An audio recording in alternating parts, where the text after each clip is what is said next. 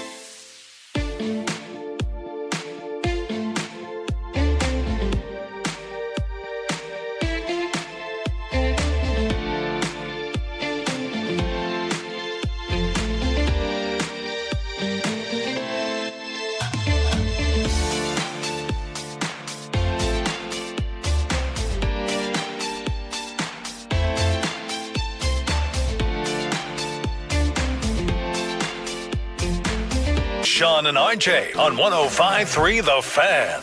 Here it is. Swinging a ball looped out into left field. McCarthy coming on, still on the run. He slides, and he makes the catch, and that's how today's game ends. The Arizona Diamondbacks rally for 4 in the top of the ninth, and the Rangers fall here today by the final of 6-4. And it was a day game, but you still hear the stunned silence of Globe Life Field in Arlington. That, unfortunately, is how we open up the Thursday edition of Sean and RJ here on 105.3 The Fan, your official home of the Cowboys and Rangers. We got Peyton and Aiden in the back live on the Fan Cam, Twitch, and YouTube with a sick Bobby Belt. Yeah, that game made him sick. That game made him sick, I'll tell you that. I went to pick up the kids. Ollie's first day kindergarten. Yeah. And I get back home, and I'm checking my phone, and I'm looking at it, and 3-2, 8th inning, and later on into it, I get back, I turn on the game, whoop! Yeah. Everything flipped upside down. Why is there a humongous bottle of liquor in here? Oh! That's from the Super Bowl. G-Bag was up here. That's when the Super Bowl. Remember Hagee had the, it was the Emmitt Smith autograph bottle? Yeah. And they told me to take it home or something like that because they couldn't travel with it or something. So it's for like Peace-a-thon? Yeah. Emmitt Smith Peace-a-thon. Yeah, and did they remind you to bring it in, or you're just like, all right, it's time? We were packing, and it was just this past Super Bowl? Yeah, because we didn't have Emmett on our show. No, they did. Right? Yeah, they had him on. They had him sign this bottle, and I don't remember how I got the bottle. Yeah, I don't remember what the situation was where I brought the bottle home. Everyone just knows you're the guy to go to the transport. I'm the handler, right? Goods. Yeah, I'm the travel guy. I'm the mule. Yeah, I'm the mule. You're the mule. So We were just cleaning some stuff out, getting ready for packing for the trip, and I found the ball. I was like, oh, I got to bring this in. It seems like Plus, we haven't seen Hagelin in like a month and a half. That's right. It seems like every single morning we now come in here talking about a thrilling comeback or a devastating loss. Monday was the win of the year. This is the loss of the year. And that's as simplistic as I could say it. That was a disaster. And you thought Bochy was mad after Tuesday's game. You thought he was mad after Tuesday. What the hell was he thinking after this game? Because that was, I've never seen, thankfully this game was on in the middle of the afternoon. Half the people were at work. Because that was as demoralized as I have seen this fan base on social media yesterday. Let's hear from Boch after the devastation.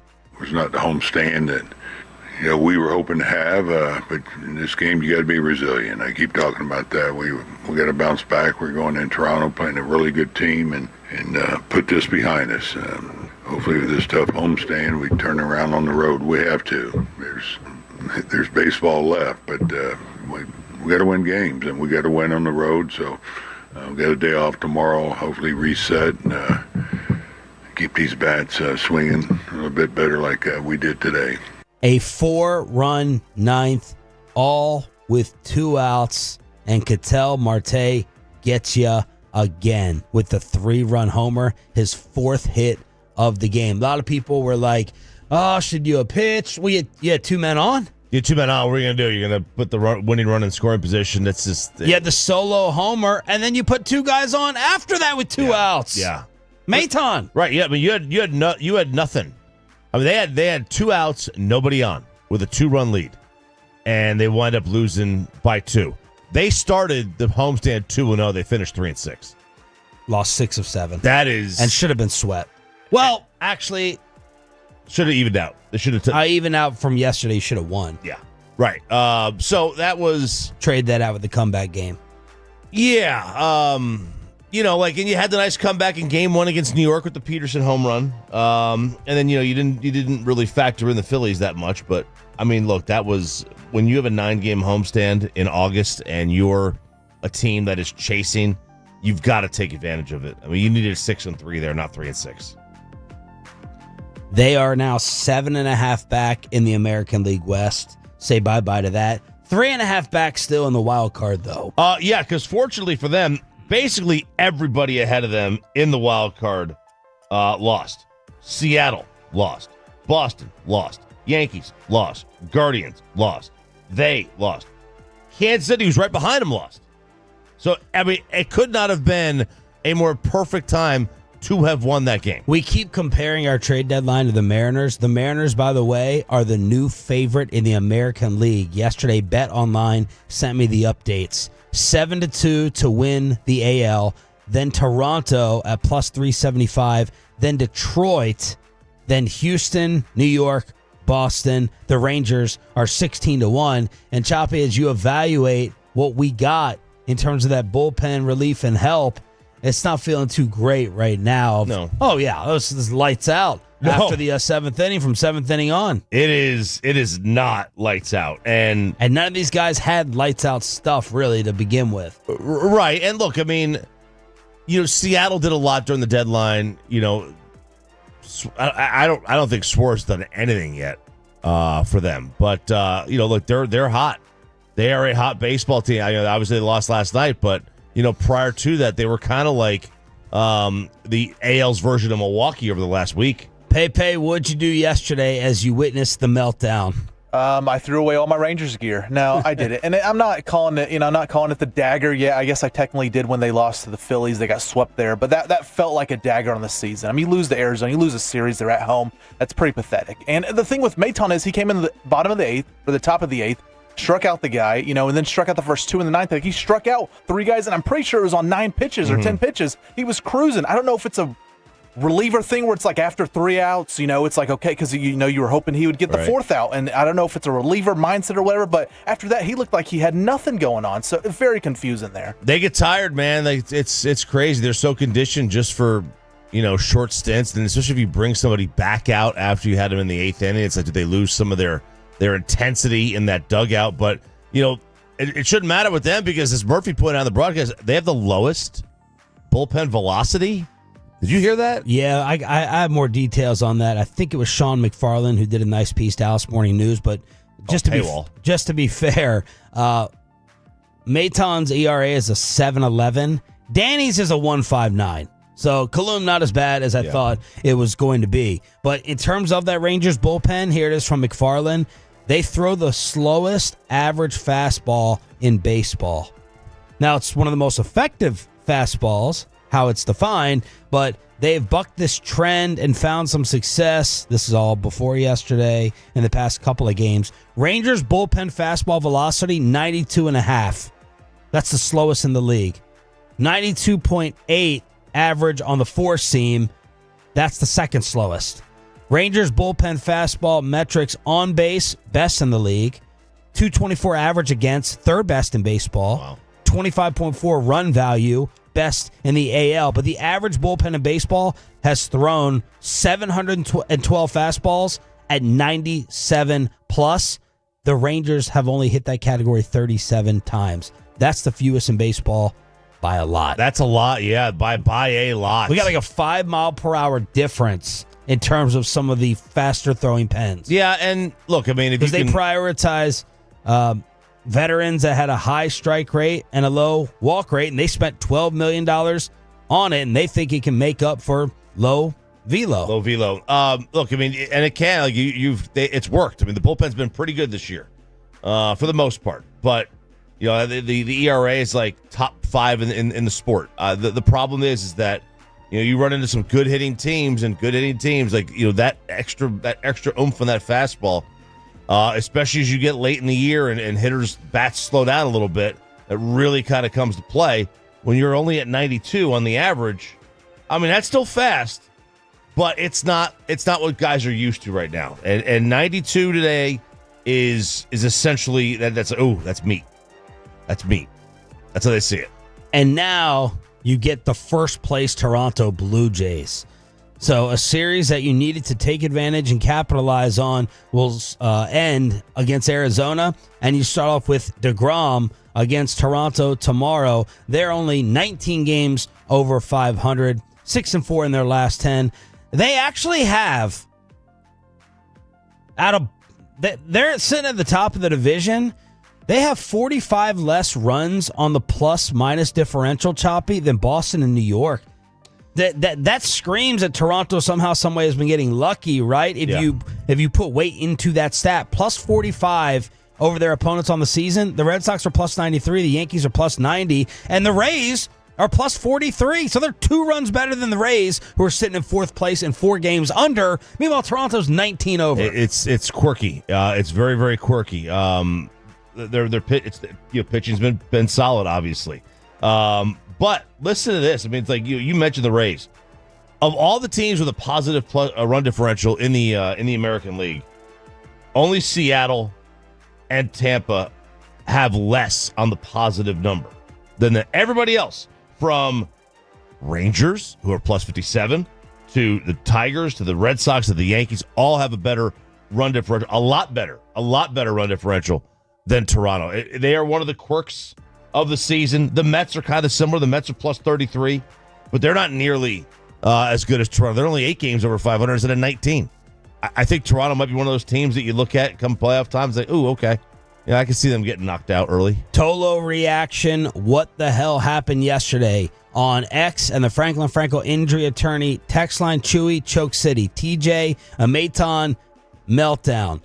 Bochy couldn't trust Garcia and left Phil out to dry. What a disgrace. Chris Young, he fooled all of us. SMH, checked the score and we were up, went back to work, finished work, and then I checked the score. Memo says they just rangered. Ketel Marte happened. Corey Seager Stan says football season. Jeremy, it's over. Curtis with a Reggie Miller choke sign. Brian McCullough, more Rangers baseball 2025, complete meltdown. And then you have a couple people sprinkling in, not Bochy's fault. Look what he has to work with.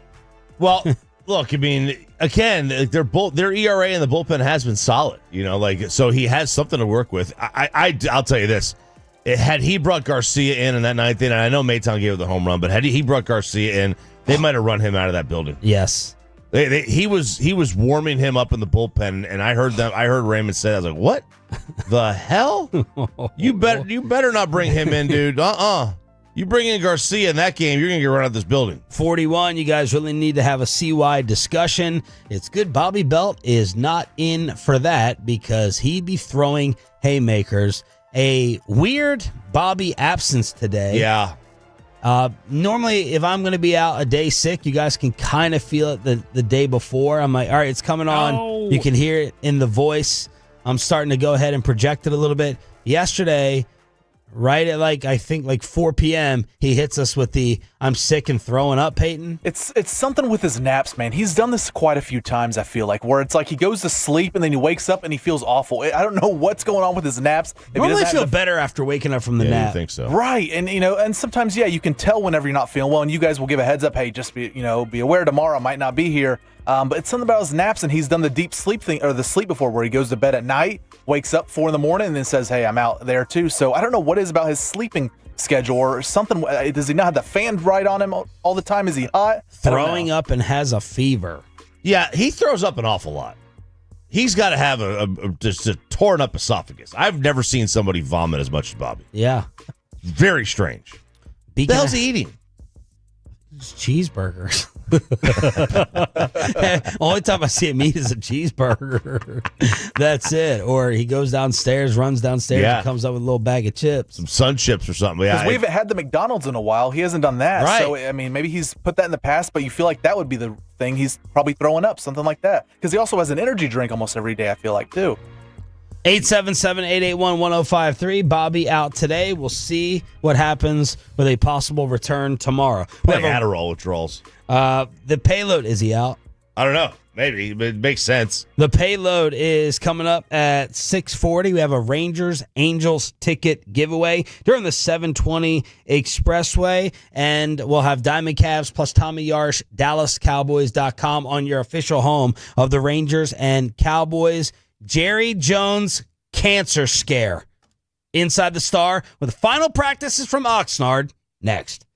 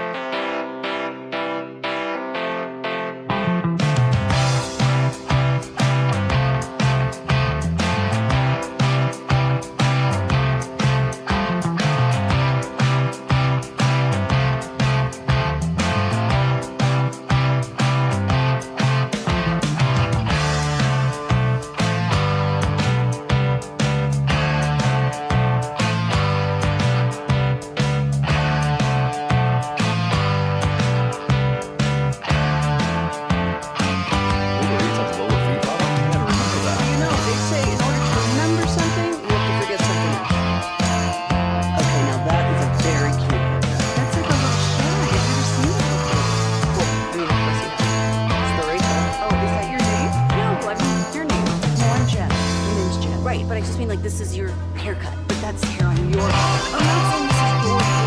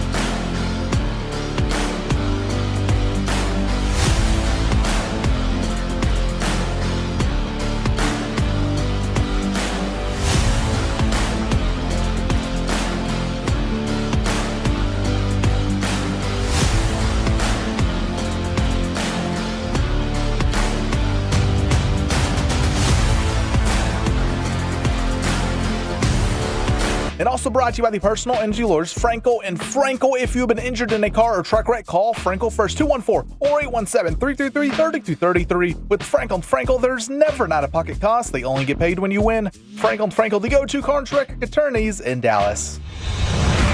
From news and notes to the coaches and players for America's team, let us go inside the stars on 105.3 The Fan. And we do it on your official home of the Dallas Cowboys. In case you are just waking up, you're not familiar with the show and the station, what do we get as official home of the Cowboys? Jerry Jones every Tuesday morning on our show, every Friday with KNC. We'll get Brian Schottenheimer, I believe, every single Friday. It will definitely be Schottenheimer, although I guess KNC could steal him like they did in Oxnard. We'll get Schottenheimer. The other shows, we'll get Stephen Jones weekly and a player show on the G-Bag Nation. So all that coming with Brad Sham hosting player shows on Monday night.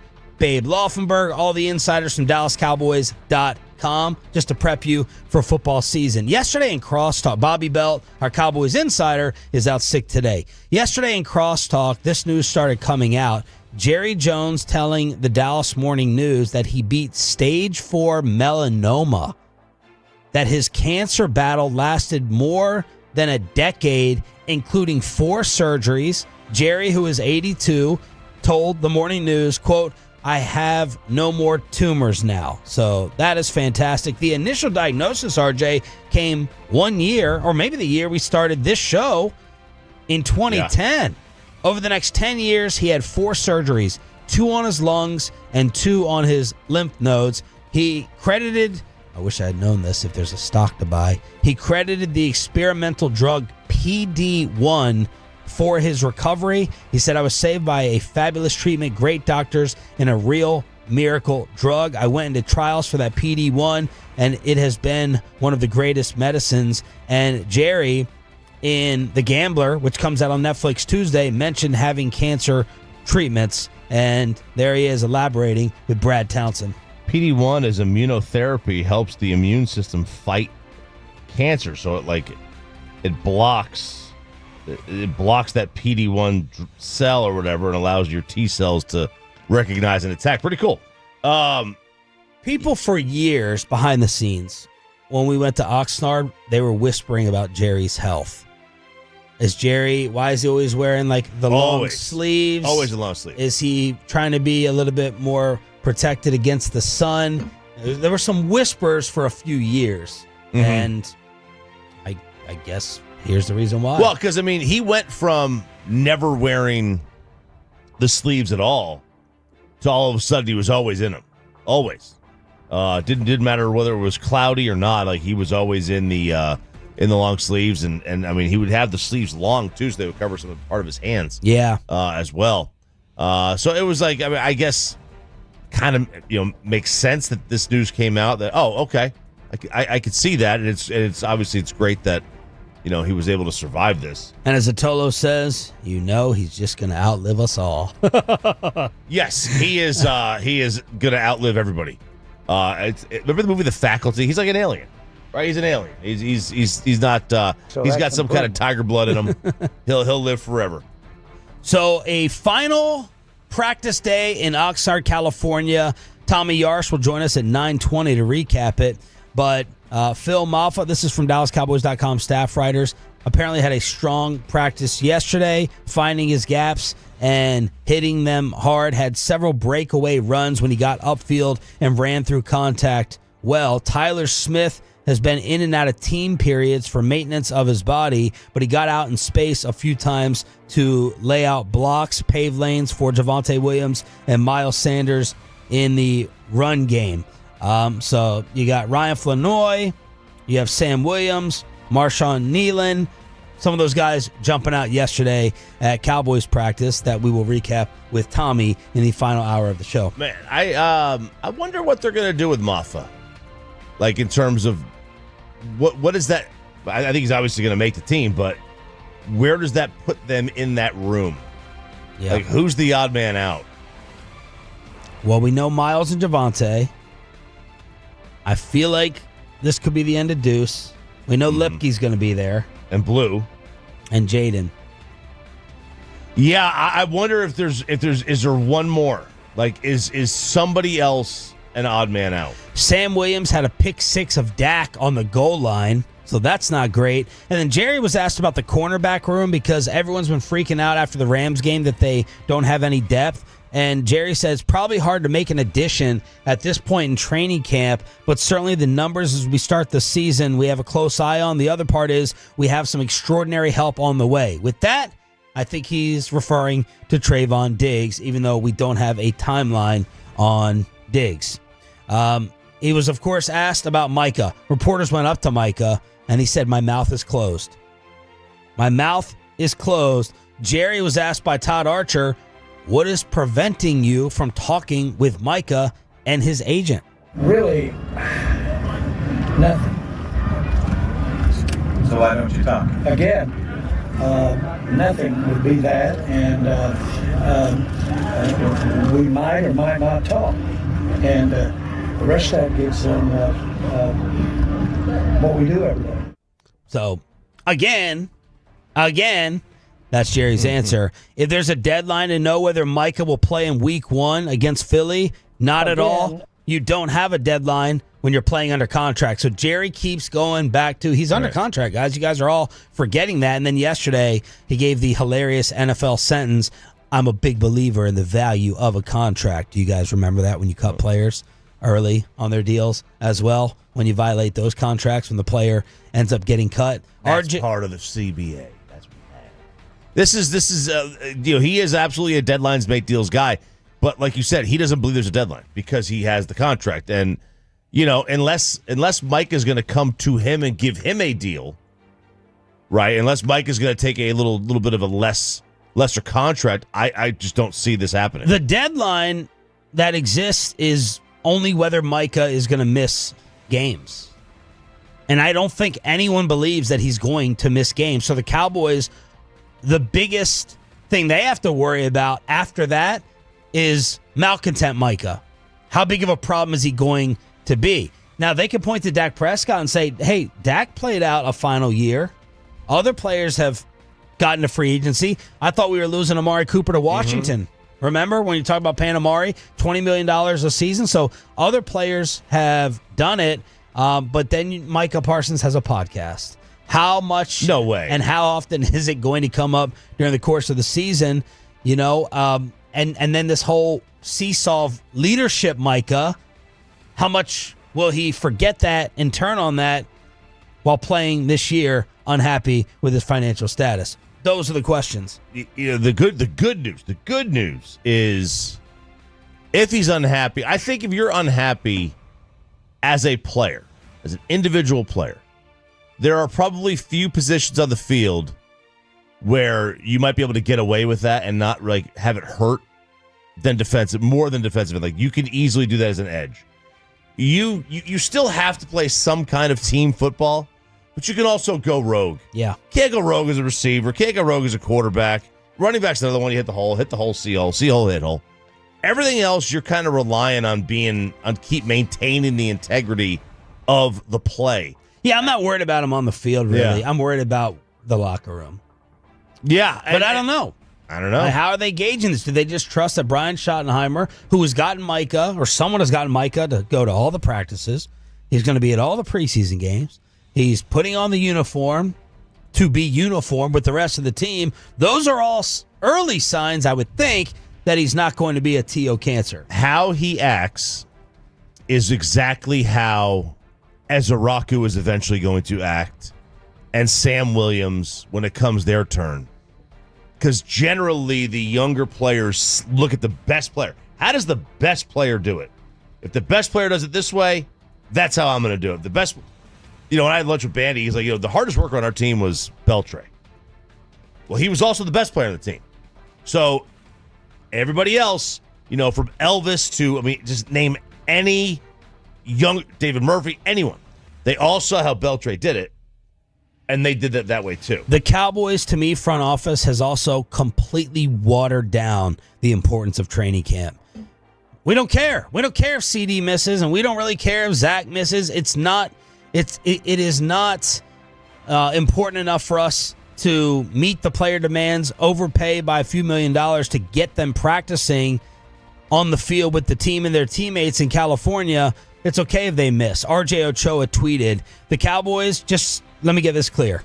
The Cowboys are going to make it through the Oxnard portion of camp with one of the very best players on the team having not participated for the second year in a row due to delayed contract negotiation drama. Football malpractice. Franklin text line. Yeah, some of the totals weighing in. 817 says, why don't you just show up and play your butt off, and maybe Jerry will give you a contract then. Oh, because he already has. 469 says, Sean, how is Jerry in the wrong for not negotiating with someone who is already making a minimum of $20 million per year? Okay, guys, we got to talk in different worlds, okay?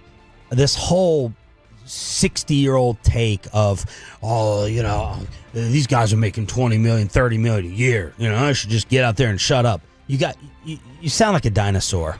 You gotta stop. You gotta talk in their terms.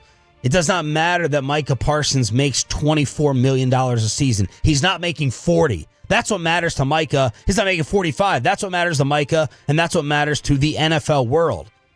You know what I mean? Like, you can't sit there and say, well, $40 million, shut your mouth and play. Come on now. Don't sound like a fossil. Look, are they all overpaid? Yeah, all athletes are overpaid. Like, we're way past that, though. That's not the point. Yeah. They're overpaid because the market dictates that they get that money. Yeah. That's the reality of it. I mean, the NFL, the Cleveland Browns, Shedeur Sanders game got 2.5 million viewers. It's on NFL Network. Highest, I think, on NFL Network for a preseason game.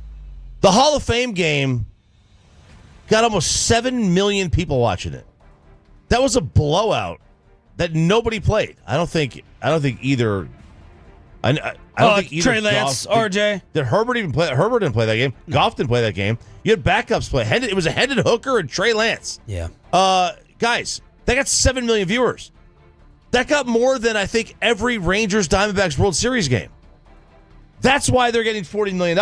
Yeah. That's the point. You got to talk about it in their terms.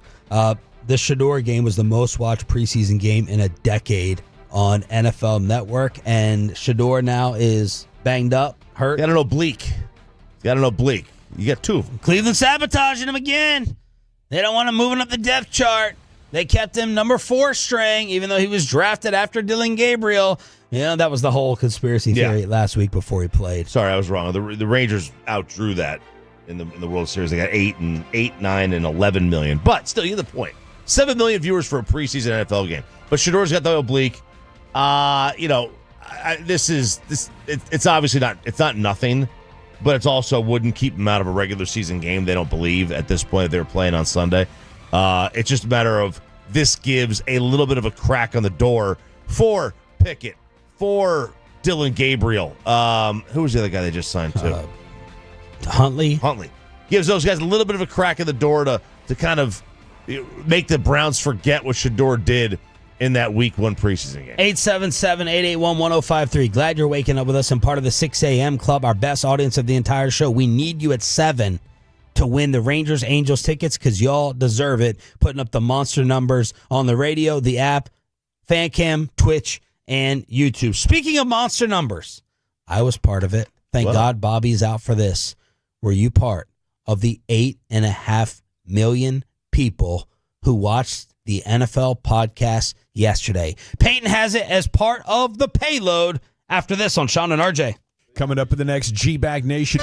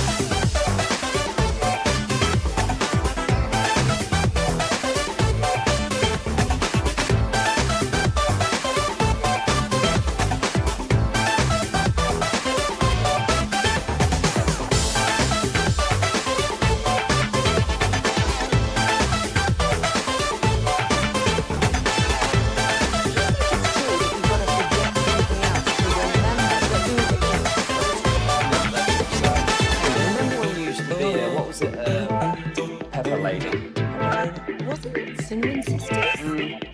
Amazing Race. Nutmeg mayonnaise. Pre-curd. No.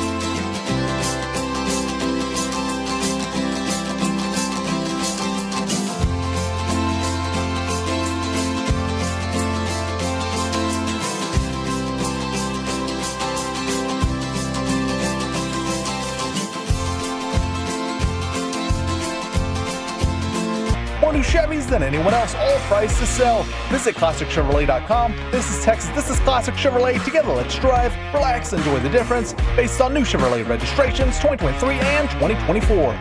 Okay, am I hearing this right? The morning show is letting Peyton Russell have his own segment? I just don't get it. We've known Peyton for years. He's horrible on the mic. I mean, gathering the foreigners, this is going to be a train wreck.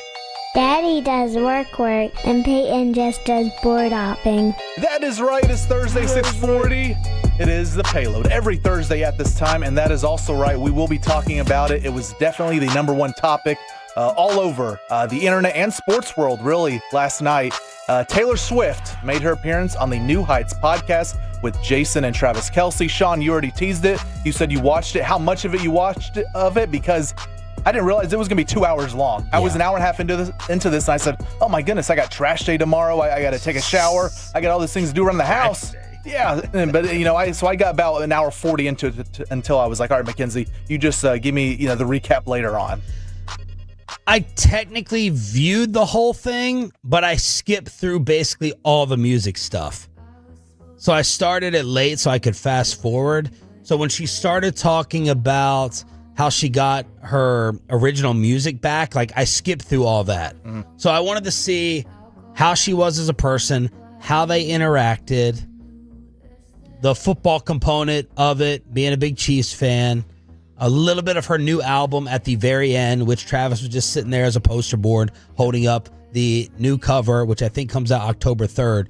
So I skipped probably a good 30 minutes of it, talking about all the music stuff and her tour. I didn't really care about any of that. I just wanted to see. Was that Scooter Braun thing? Is that the getting her music back? Was that the Scooter Braun guy? Yeah, because he owned her music, her original like music. That, yeah. This thing, I mean, at one point it was like 1.2 million live watching it, and it got even higher. And this morning, just looking, 8.6 million views.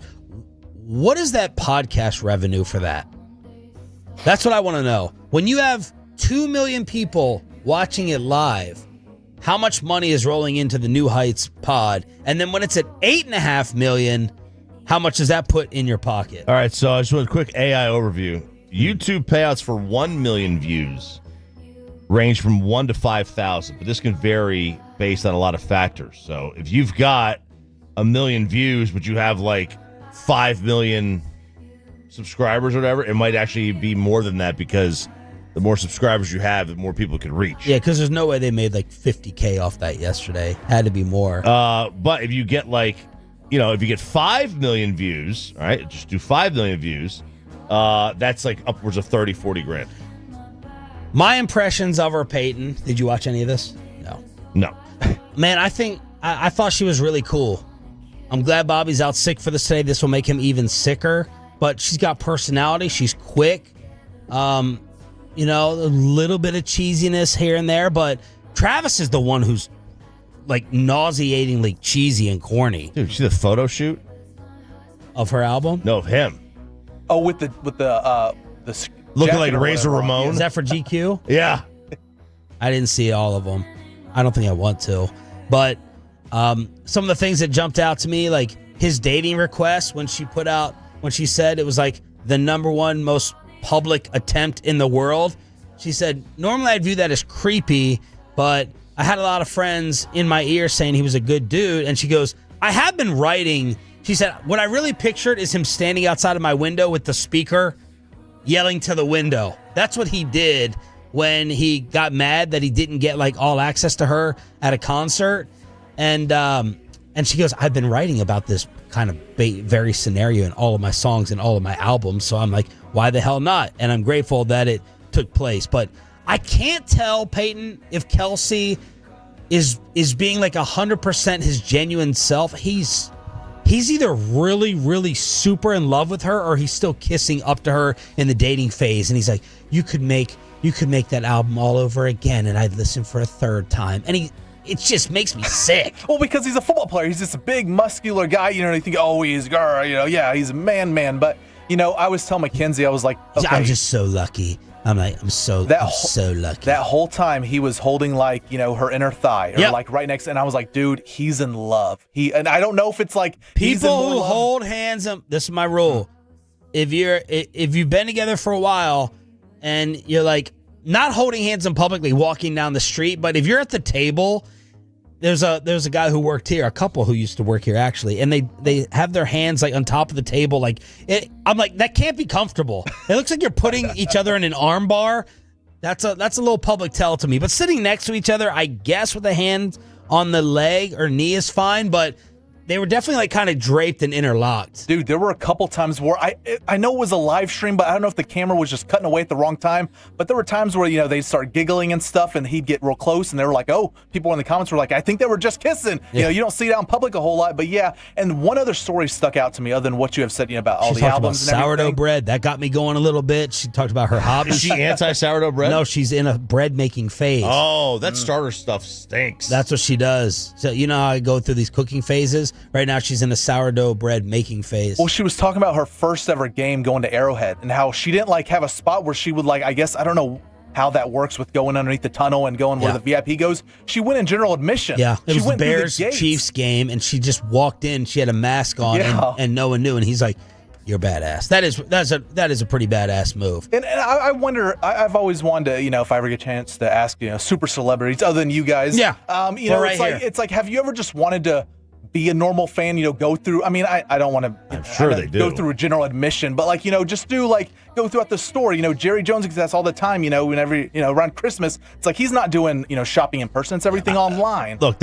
Sydney Sweeney was just talking about that. Yeah, she was like, if I knew what fame would be like, I never would have gotten famous. I'm like, wait a second, you didn't know that being an actress and you're super hot? Well, but I don't think you can ever imagine not being able to go in a grocery store. Right. Like Michael Jordan in that Last Dance scene in the hotel, he's an animal in a cage. Yeah, he is. He's being held captive, and he's like, this is all I can do. I can lay on this couch and smoke a cigar. Michael Jordan cannot walk in public. No. That would suck.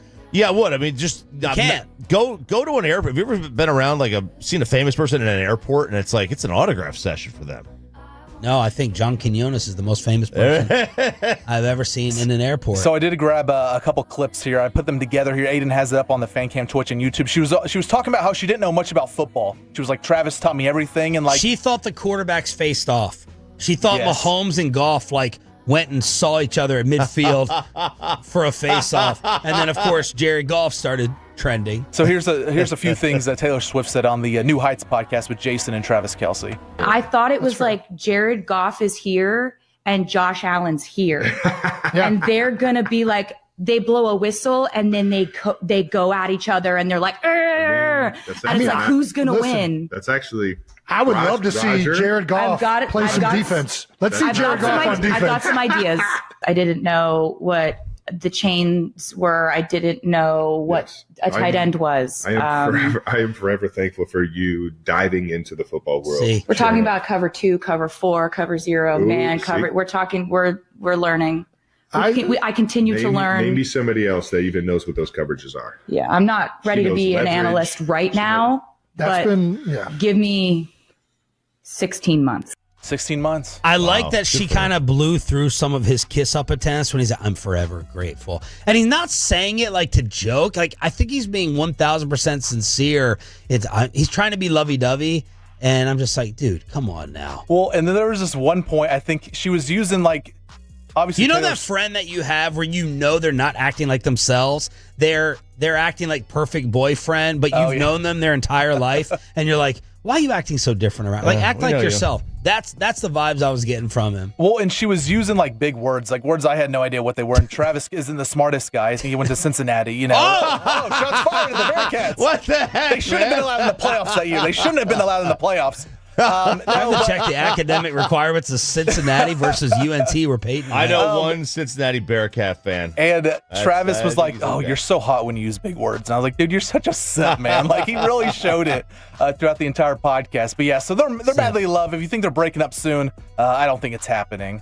But yeah, so that was Taylor Swift. No, I liked her. Yeah, I really did. Great. She was great. I liked her. She's very, very likable, and waiting for the engagement. 88% is their acceptance rate. You got a 9 out of 10 chance of flying to Cincinnati and getting in. You were right. There you go. Ring me up. You were right, Peyton.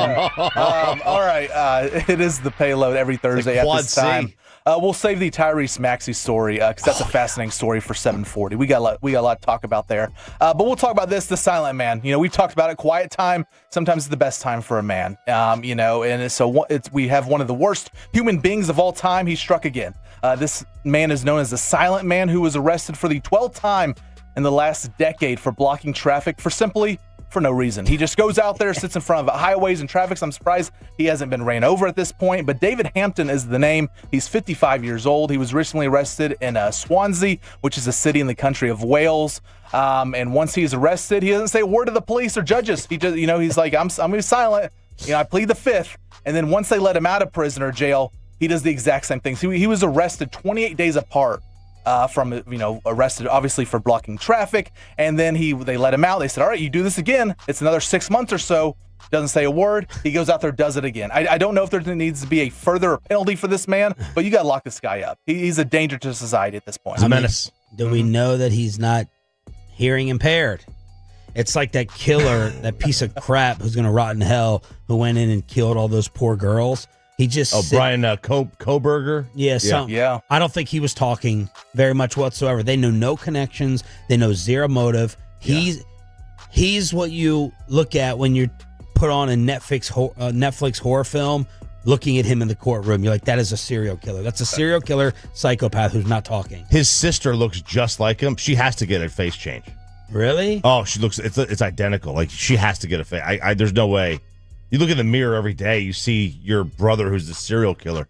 But this guy, this lunatic, I hope he gets hit. I kind of respect the bit of just not talking, but I also think that, and listen, I have no problem with protesting, but when you block traffic, I think I should be able to remove you.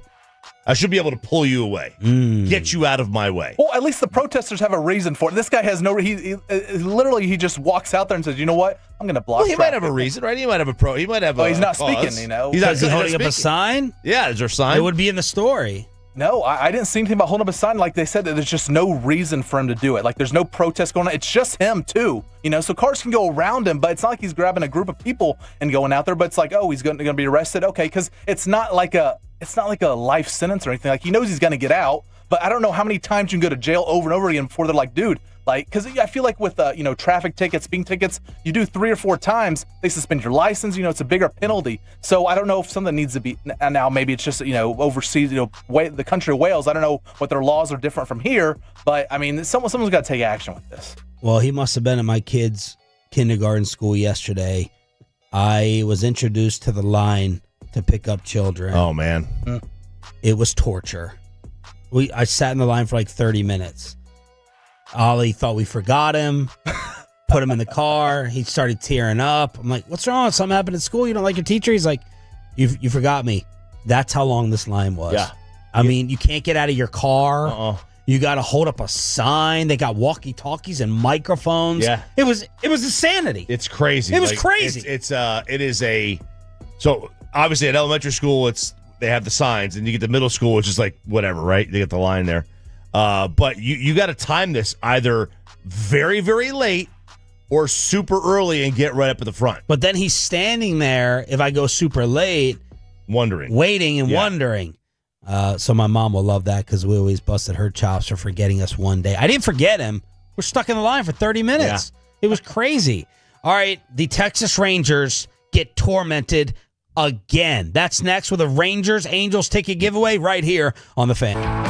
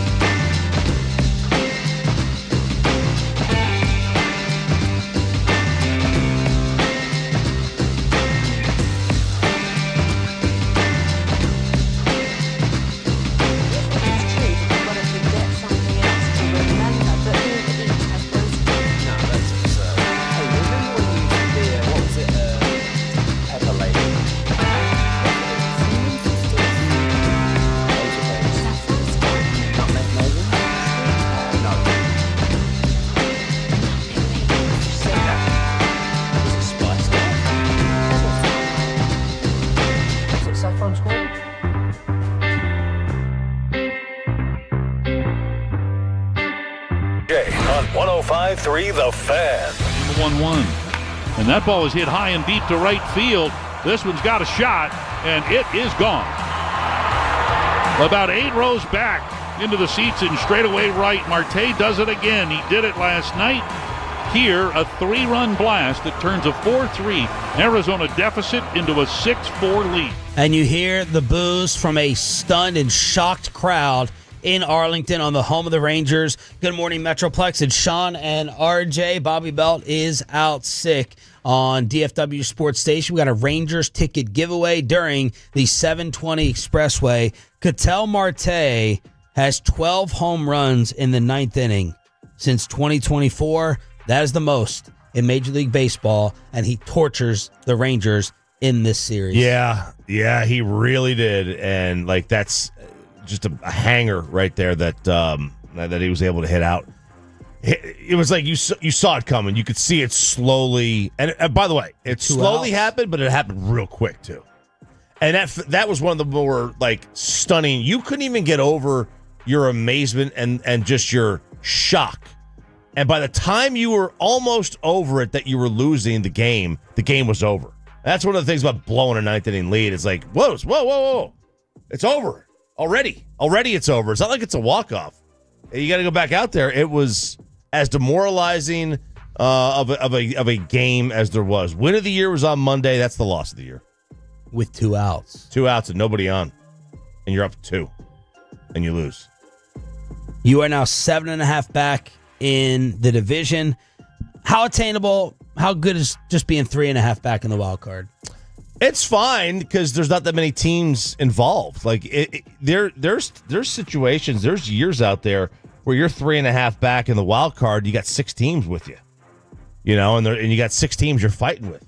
I mean, there's 4 teams ahead: Seattle, Boston, the Yankees, and Guardians. But the 3 spots, right? There's 3 spots. So let's take Seattle out of it. It's really 4 teams for 2 spots. Yeah. So you're looking at... Although you're just a half a game up on the Royals. Yeah. So say 5 teams. Say 5 teams for 2 spots then if you want to do that. Right? Because I don't really think the Angels, even though the Angels are only a game and a half back at the Rangers, I really don't think they're a threat. So let's just say 5 teams for 2 spots. Not after what Ohtani did to Trout last night. There you go. Red Sox are there, Yankees, Guardians, Rangers, and Royals. So let's just say those 5 teams, 2 spots, 3.5 back. That's not insurmountable. Now, unfortunately, you don't have any games with the Yankees left, and you don't have any games with Boston left. And I don't think they have any games with Cleveland. Yeah, they do. Yeah, Rangers finished the season with Cleveland, so they still have 6 with the Tribe still. Whatever they don't call themselves the Tribe anymore, but whatever it is. They have 6 games left of them. That's plenty of time to make up ground on Cleveland if you wanted to separate yourself. The problem is the 2 teams that you're really chasing, you don't have anything with them. All right, what about just the Rangers' overall roster? As another rankings list has come out, top 50 status in baseball this year. Yeah, and obviously they're doing the in-season one. This is middle of the year, 17 MLB experts. I was thinking, all right, I'll bite. How many Rangers are going to be on this list, and who should be the first one? So, who should be the first one? It's their performance within this season, like the best players in the sport as of today. That's what they say. Yeah. Like they say it's their performance. Yeah. Based on this year, because I would have. They do have Cal Raleigh as number 4 in the whole sport. Yeah, I would have Evaldi as the one. I think it's probably going to be DeGrom as the one. It's Corey Seager as the one. Oh. I was a little surprised. Corey Seager has not had a better year than Nate Evaldi or Jacob DeGrom. I agree. Now, here's what it says. He ranks 2nd among qualified shortstops with a 359 weighted on base average. 17 home runs, top 10 for shortstops despite missing 33 games. They've struggled on offense. He's the lone hitter with an OPS above 727. He is at 847. From here, he's got to finish strong, reach 30 home runs for the 4th year. He has to finish strong in order to reach 30 home runs for the 4th year, despite averaging just 131 games a year in those first 3 seasons. He's got a 4.7 WAR. It's not bad. Last year was a 5, year before was a 6.9. That's pretty good. Two-time World Series MVP can thrive again and carry this offense into October if you can. Good. So what overall number is he? 36. Which means that Cowboy range, which we'll get into coming up Expressway. Yo. At number 39, it's Nathan Eovaldi. And the right up here, most outstanding season of his 15-year career. He's got a 4.0 WAR. And if it's not for his month-long stint on the IL, he'd have the requisite innings to lead the majors in ERA. Before giving up 5 runs to the Diamondbacks on Monday, he had a 0.47 ERA since the beginning of July. If they're a rally to way back into the wild card, they'll need him and his filthy splitter to remain healthy to form one of baseball's best 1-2 punches with him and DeGrom. DeGrom is at number 41. Right behind Freddie Freeman, right ahead of Pete Alonso. And what it says is after starting 9 games over the first 2 years of the Rangers contract, he's made 23 starts in 2025, his most since 2019. Perhaps reducing his fastball velo down to 97.5 and strikeout rates allowed him to stay healthy. He is among the top pitchers in the majors with 10 wins, a 2.86 ERA, and a 0.95 whip, which is walks plus hits to innings pitched. But he has thrown 100 pitches at a start only one time. Rangers lead the MLB in rotation ERA. Obviously, they're not throwing 100 pitches in a game has helped them. That's it. Those are the 3 on the list. But the starting pitchers ahead of Eovaldi and DeGrom: Logan Webb, Giants; Joe Ryan, Minnesota; Max Fried, Yankees; Fromber, Houston; Yamamoto, Dodgers. And look, Yamamoto is fine. Hunter Brown, good year, right? He's having a good, solid year. Christopher Sanchez, Philadelphia. I mean, he might win the Cy Young in the National League or come close to it. He's going to be in the running with Skeens and Wheeler and others. Obviously, Skeens is going to be on the list as well. Garrett Crochet, Zach Wheeler. But, man, I just and then Tarek Skubal. I was a little surprised Eovaldi was that low. Little bit surprised he was down in the late 30s. 39. 877-881-1053 for a devastating Rangers recap. And that's the number to win the Rangers tickets against the Angels, who are real close behind them in the wild card race. You can go and see Mike Trout with a 720 commercial-free Expressway giveaway. And you know Trout's going to play in this game because I don't have tickets for it. That's right. You're the jinx. If I had tickets for this game, he would have gotten hurt. So that's just the thing. You know he's going to play.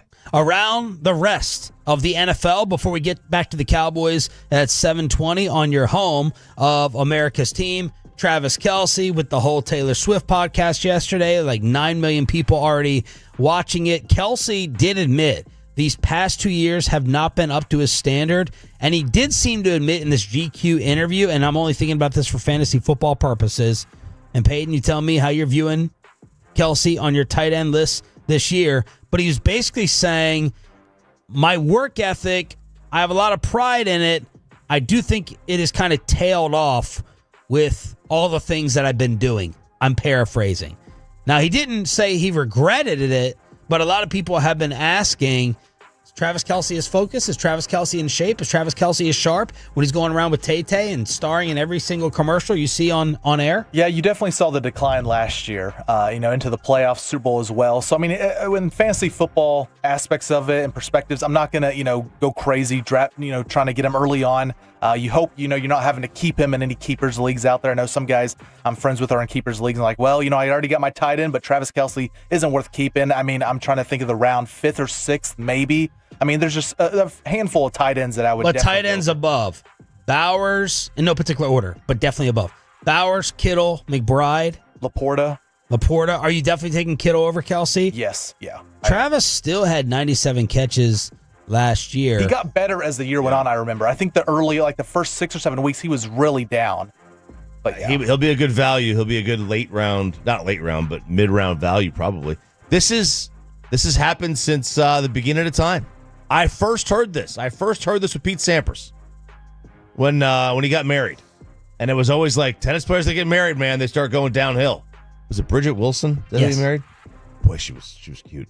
But yeah, like as soon as you get married, it's like, hey, priorities change, and It's not a coincidence, and he's my favorite golfer. But the moment Brooks Koepka became a dad, you can go look at his timeline of when that baby was born to when he was like last great in a major, and there is a correlation. You can also live in there too.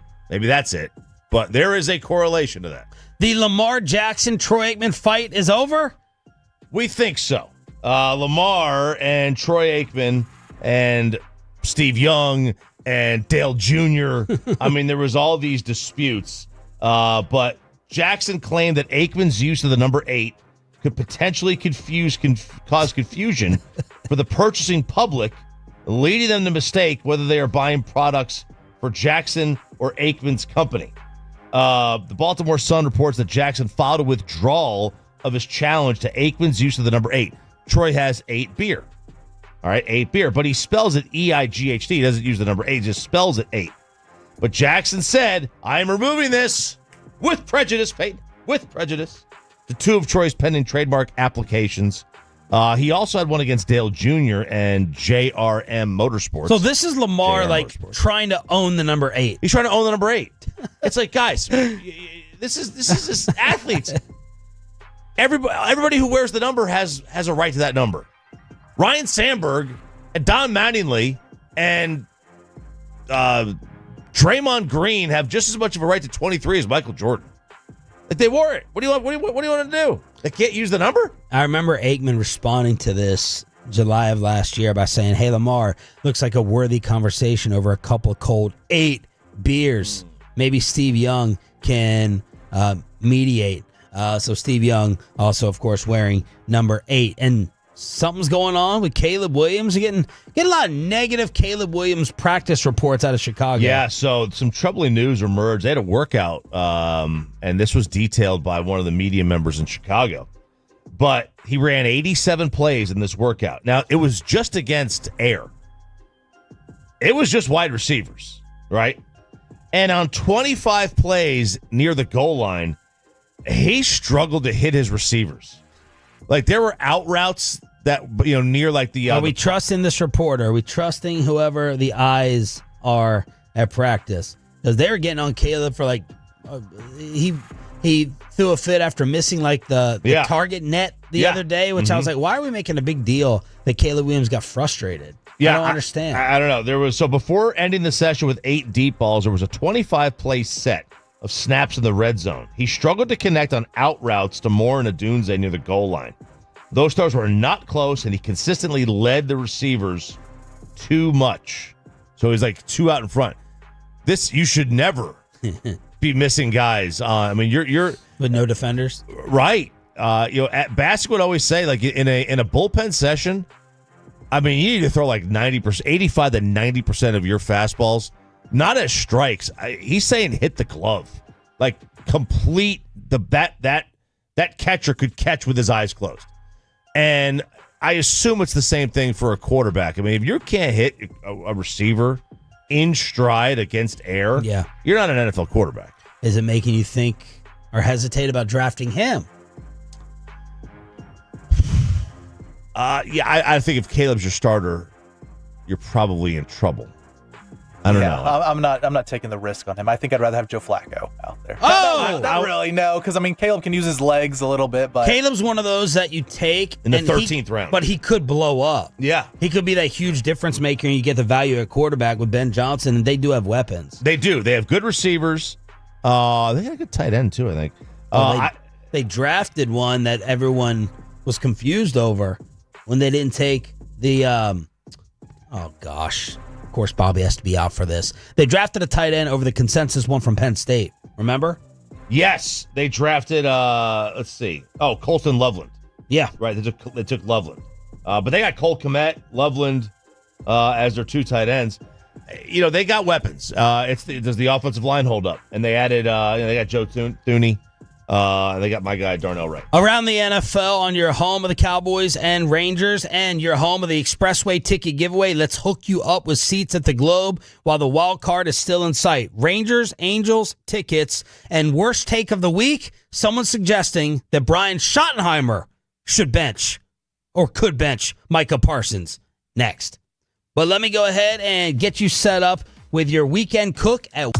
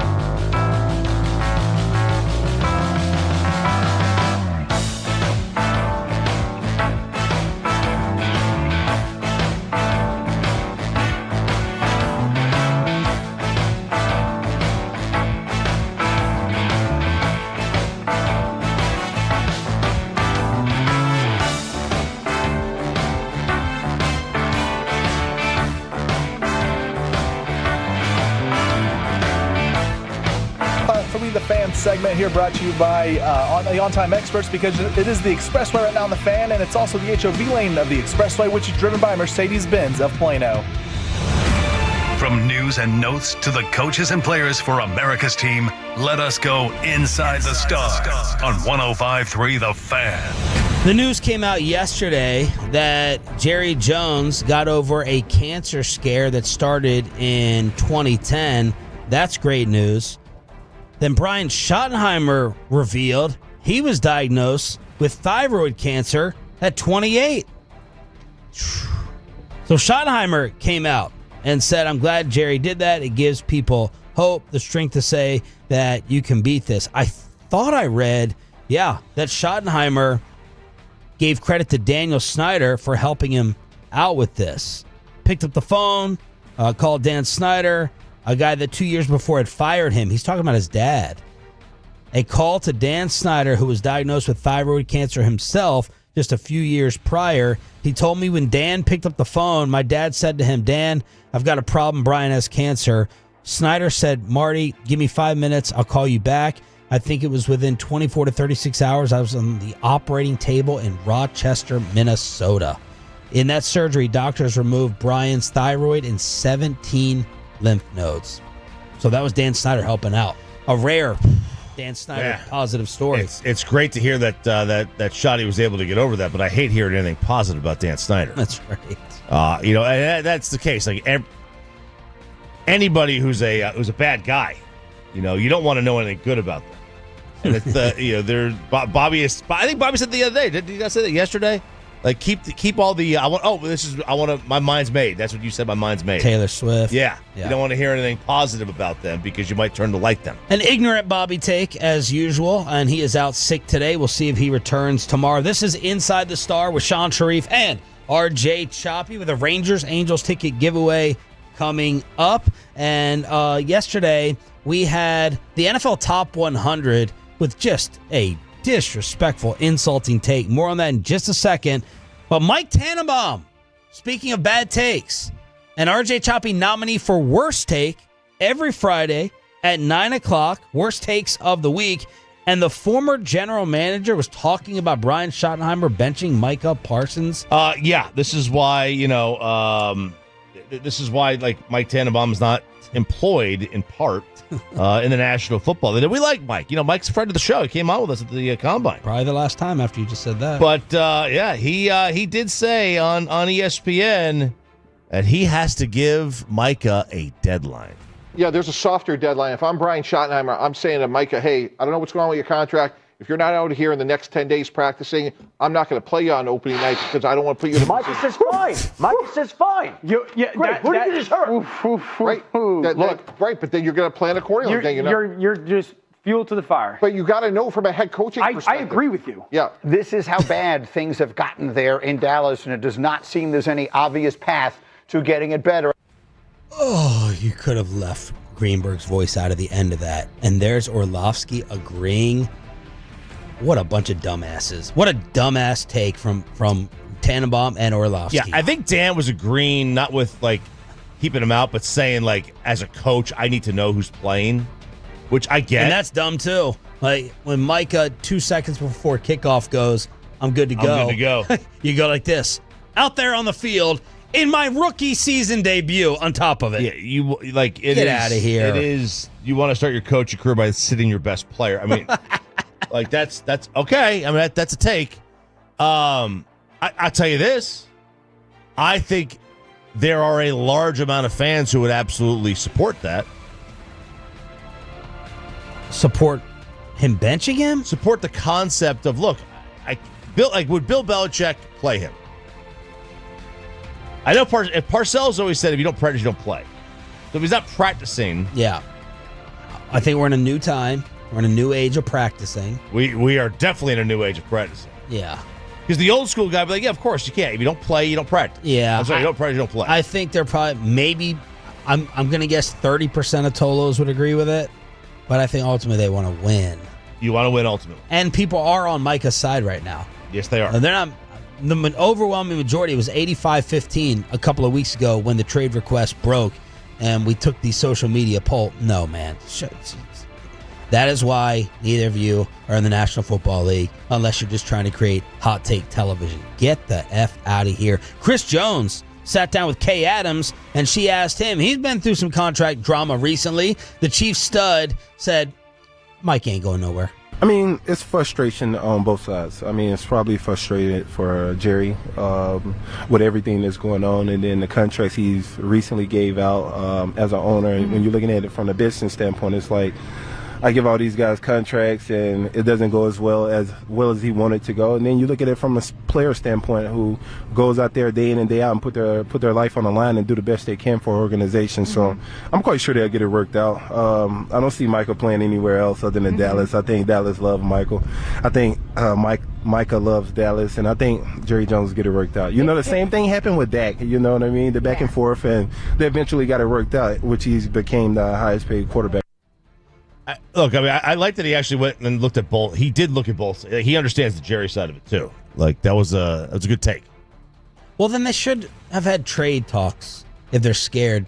This whole scarring thing, right? It's like the person you know in life who had the 3 bad relationships, and they're like, not even marriages, relationships. I'm never dating again. I'm never going to trust anyone for the rest of my life. I sit there and we tell the sister-in-law, get on the apps. Go out there. And she's like, nah, bad relationship. Not happening for a while.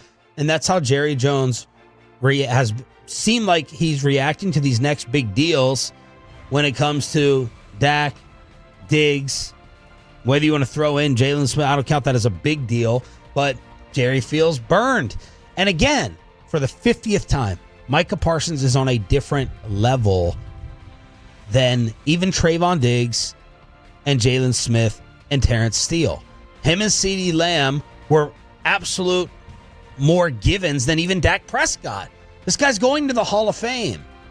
So when he insults him by saying, need to see more, what about that leadership? It's burned us in the past. Yo, man, we're talking about different categories of players.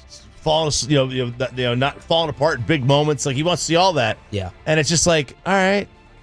No, this is the only organization that needs to check off all these boxes. For Micah Parsons. Yeah. I get it for some of the other players. But maybe Jerry would point to this list and say, see, you guys have overrated him. He's not worth $45 million. As yesterday, towards the end of the show, the NFL Top 100 updated their list with Micah Parsons at 36. I thought that may be what made Bobby sick. He looked physically ill when Micah was named number 36 on the list. Here's the audio. He's an unstoppable force on the edge. He can wreck a game anytime he wants. One of the fastest get-offs in the NFL. A player like Parsons, it's a long week for the tackles. Be times where, he's rushing against a tackle, then all of a sudden now he's on the left guard. So it's hard for offensive linemen to get the rhythm of what he wants to do. He's going to get wrapped up by Parsons. A high motor, game record, man. You just able to put him anywhere and he's going to make a play happen. Parsons coming and getting there. Micah Parsons sacks Jaden Daniels. I'm going to say I got my bachelor's in Russian. I'm looking to get my PhD. I'm going to link up with Miles and I'm going to get my doctorate. You get a doctorate when you hit that 100 sacks. There's classes, right? I got the half of the 100 mark. So I got my bachelor's. I graduated. Many have come through that haven't reached 100. Shout out to those guys who've done that and accomplished that. It at least hope for guys like me. Having your PhD in top 100 means being great, even when your team is not. He told us this week, he said, I said to the guys, what you put on tape this week and for the rest of this year is for the rest of your life. Do it for each other. Do it for your family because you might be out of the race, but this still matters deeply. We knew basketball was going to happen. It's on us. Shine bright. Show that light. Be that light. Be the light. Be the light, Demo. This is a 19-spot drop for Micah compared to last year. He was number 17 in the league. From 17 to 36. Do you know who was 36 last year? No. Guess. How am I going to guess? It's 400 players. Give me a division. AFC East. Rodgers. Tua. Tua. So Micah is as good as Tua. DeRon Bland was 31 last year. Dude. I am thrown by this. For those of you who text this, and more importantly, for those who need to have this argument yourself, when people go, why are you talking about sports? These guys play. Why are you sitting there talking about it on your fat rear end? This is voted on by the players, y'all. The players voted Micah Parsons 36. I don't care what side of the contract agreement you're on. You know that is too low. And then, adding the injury to insult, CeeDee Lamb comes in at number 35. You really gotta put a lot of focus into stopping him, and it's kind of like one of those games where you're like, let's let the rest of the team beat us. Let's not let this guy beat us. Man, I say all the time, he's the best player I've ever seen in person. You're really my favorite player. Come on, bro. You're really my favorite player. He's one of the more physically gifted, receivers in our league. He's tough, he's strong, he's 200 plus pounds, he's 6'2". He has great ball skills. He can wiggle like a little guy. Oh, CeeDee Lamb, one-handed catch, makes a move, and another. That ability to move in and out, even though being that tall, he's able to slim his body down to be like a short receiver and still be able to be fast, be quick. Who said that he's the best player he's ever seen in his life? Micah Parsons. CeeDee was 13 last year. From 13 to 35, and he had 100 catches for 1,200 yards with basically Cooper Rush. He had Cooper Rush for half the season. 35? Yeah, that's low. Now listen, I also think you cannot. I can't see a world where you put CeeDee ahead of Micah. I just can't. I don't. I'm not blown away by it. You're blown away by it? Yeah. Micah, you can make a case as the best edge rusher in the NFL. You cannot make a case that CeeDee Lamb is the best wide receiver in the NFL. You can't make a case that he's the second best wide receiver in the NFL. The highest you can get him is 3. Yeah, I think, and you may hate this, tomorrow if it's the Super Bowl. I mean, CeeDee would have a better chance of being the MVP. Yeah, CeeDee, I count on CeeDee in much bigger moments than Micah. Well, okay, that's fair. Yeah. That's fair. But I know Micah Parsons is going to the Hall of Fame. I think CeeDee Lamb. I'm not as the convicted. way wide receivers don't get in, I don't know, right? Yeah. Torrey Holt can't sniff it. So there's a 1-spot difference. Dak Prescott last year was 16. Last year, CeeDee was 13. Now he's 35. Micah Parsons was 36 this year. Last year, he was 17. Add John Gruden's ass to the unemployment line, too, with Orlovsky, who wanted the coach at one point in time, and Mike Tannenbaum. We're not going to play this, but Bobby sent this while apparently puking with a fever. Gruden was on some YouTube. He was asked for his top 10 receivers, and they put up CeeDee Lamb's face when Gruden had paused, and he goes, oh. He looked like he had actual disgust, and he goes, he's not my top 10. I mean, maybe it was top 5.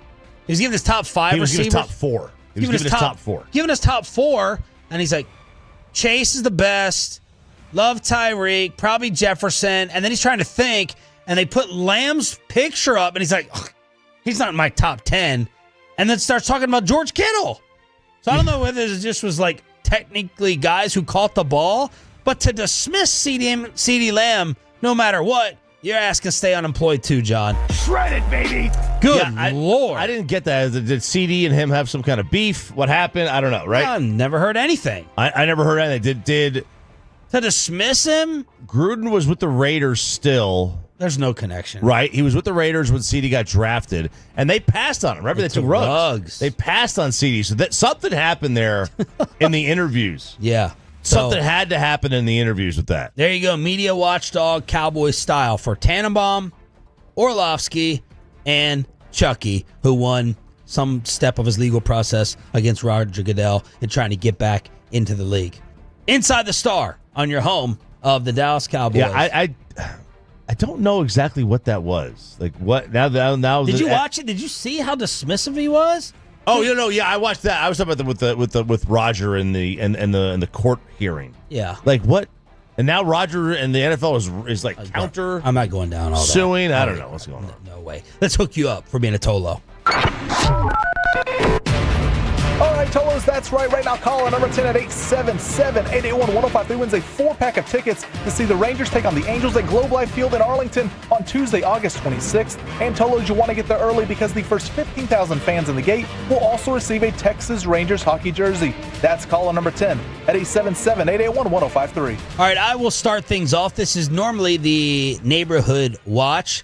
I already kind of talked about my local story with I don't understand why my son has to be at kindergarten at 7:20. I thought my school started at 8:30. 7:20 drop-off, and then the pickup line 30 minutes yesterday, and you cannot get out of your car to go get him. We, elementary school, we started at 9 a.m.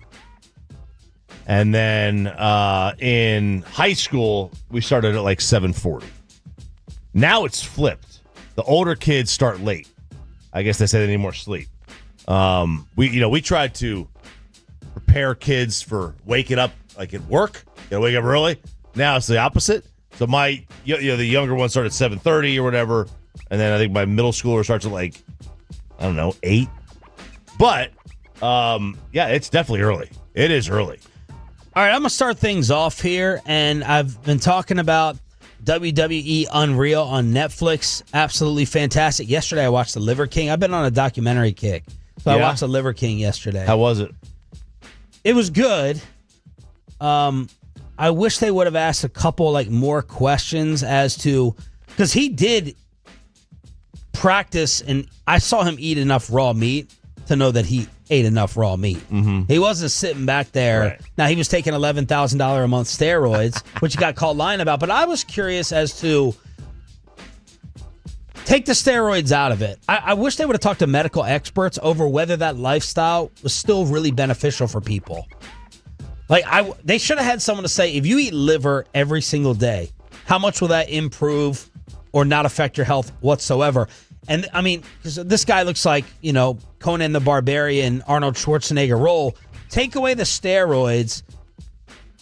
I still think he was trying to promote, he was definitely trying to promote a healthier lifestyle. Right. But should that wipe him off the map based upon the medical benefits, even if he wasn't juicing? I wish they would have asked those types of questions. Listen, TikTok. Because people, I still think at last check, were buying his liver and organ pills. Yeah. So there's enough people who are I buy into this, the 9 tenets or whatever. I bought grass-fed beef liver pills.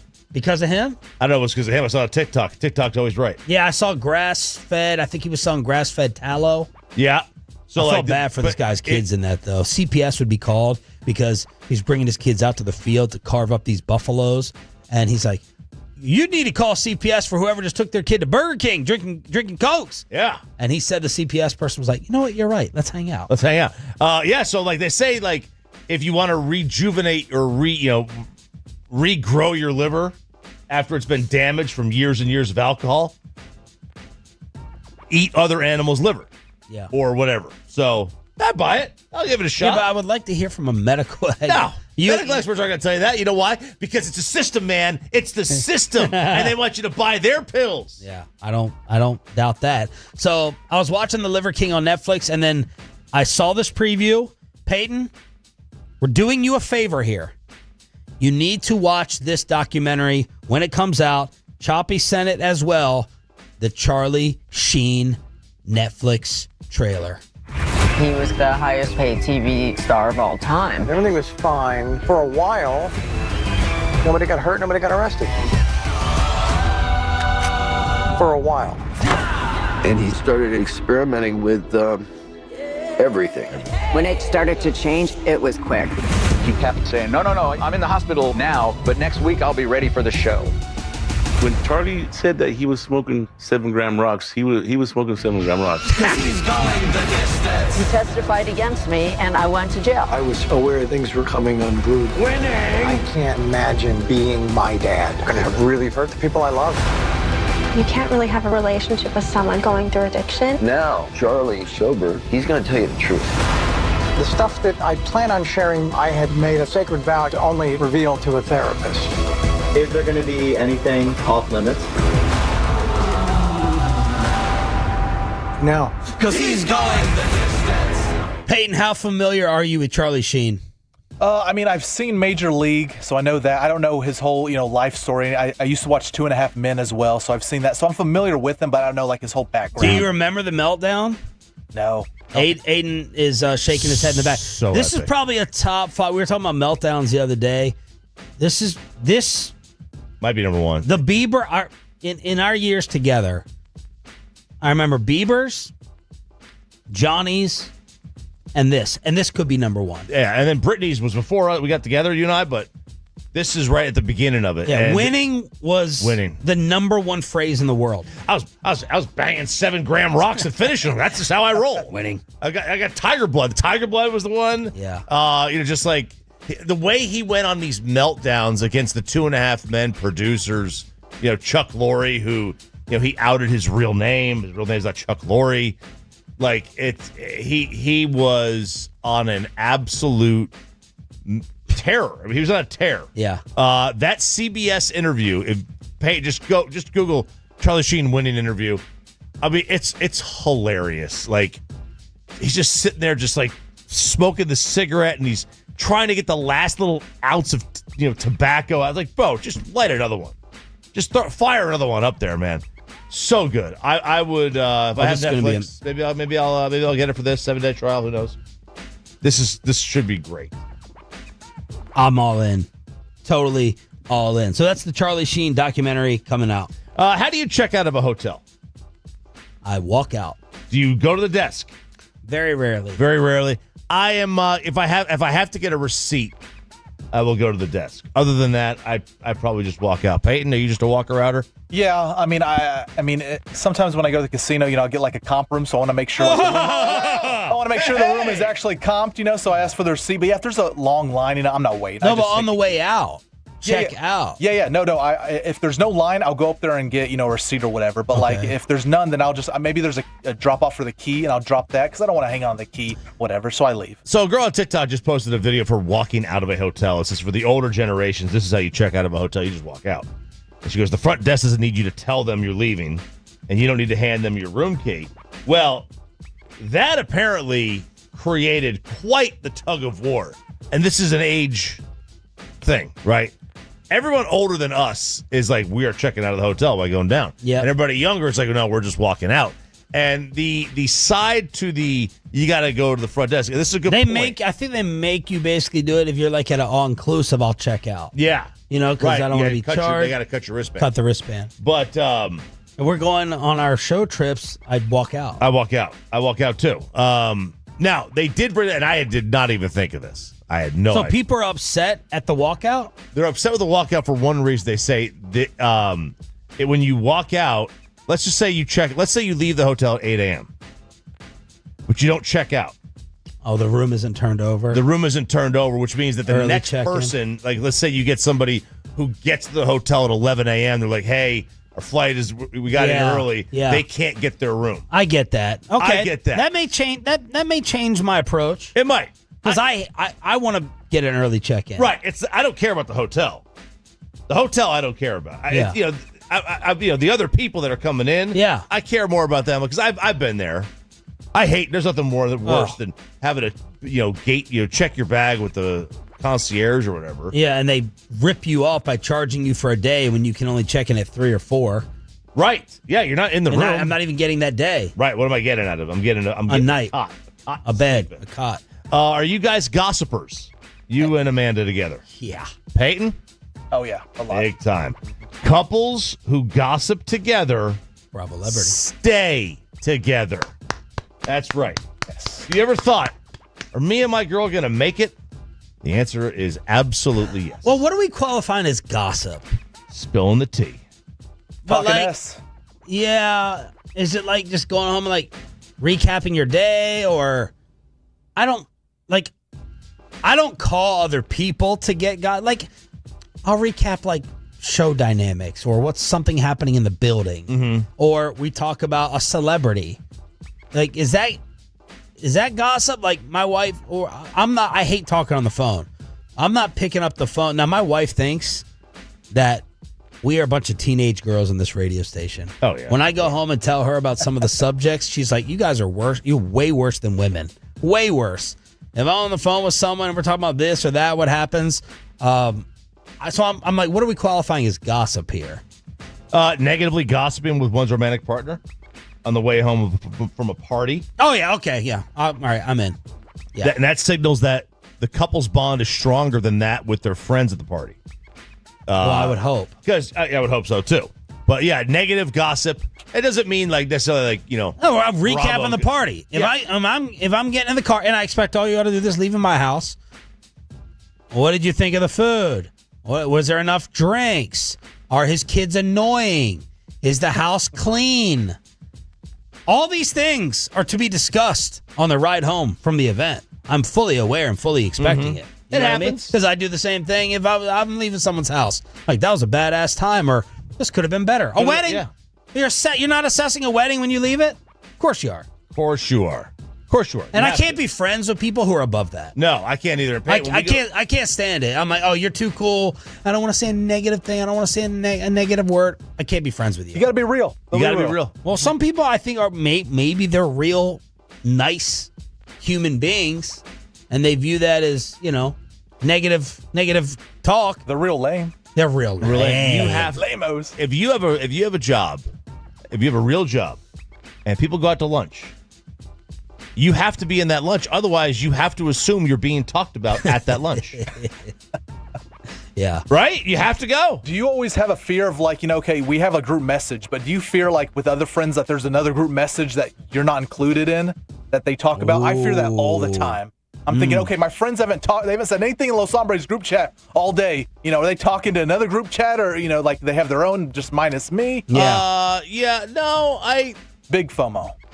One of the things I think I assume it happens. It may not be another group chat. So you think your neighborhood has another group chat without you in it? No. I think that, subsets in the neighborhood may have one or two together. Right. I know because I do. Right, I know I do. Yeah. I have, so I know that people would in all group chats. All right, Pepe, take us to the kitchen. I'm in love with these stories. All right, Tyrese Maxey of the 76ers, who's a local product here in DFW. We've talked about before. He went to South Garland High School, and he will be made fun of for a long time because of this recent video on his Instagram Live of him trying to use a can opener in the kitchen and completely failing at using it. We have the audio here of a little bit of the video, and Aiden has it up on the FanCam Twitch and YouTube. I'm only on here for one reason. I don't even get on live, but I need y'all help. Watch I need to feed my dogs. Watch this. And normally, Chef helps me use the can opener for my dogs. Tell me what I need to do. Somebody on here, help me out. Show me how to work this thing.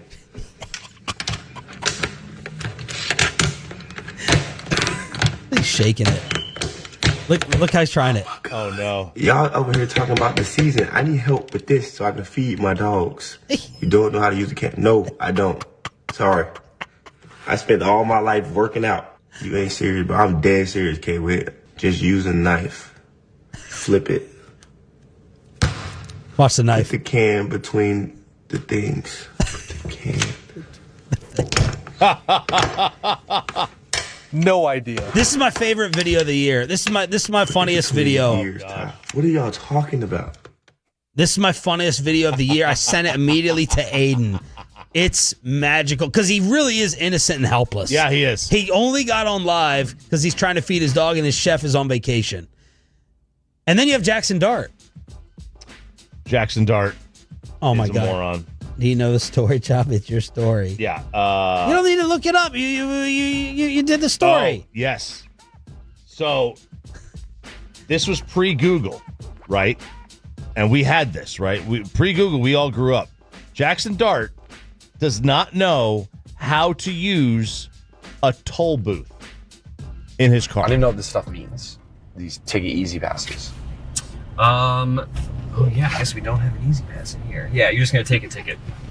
I don't even know that. I just drive by it every time. I'm like, what does this even mean? So in New Jersey, they have this thing called Easy Pass. They don't use toll tag, they have Easy Pass. Let me tell you something about Easy Pass. Easy Pass is not easy. Okay? You either have a tag and you drive through, and if you don't have a tag, you have to stop and take a ticket like you do at DFW Airport. It's the dumbest thing ever. This is a highway. Just the highways. Just have people fly through and just bill them. That's all you got to do. But they don't have the technology, apparently, up there. Jackson Dart had no idea about this. So he is just driving through these things. He is getting ticket and fine after fine after fine. He's a moron. This guy can never be the quarterback.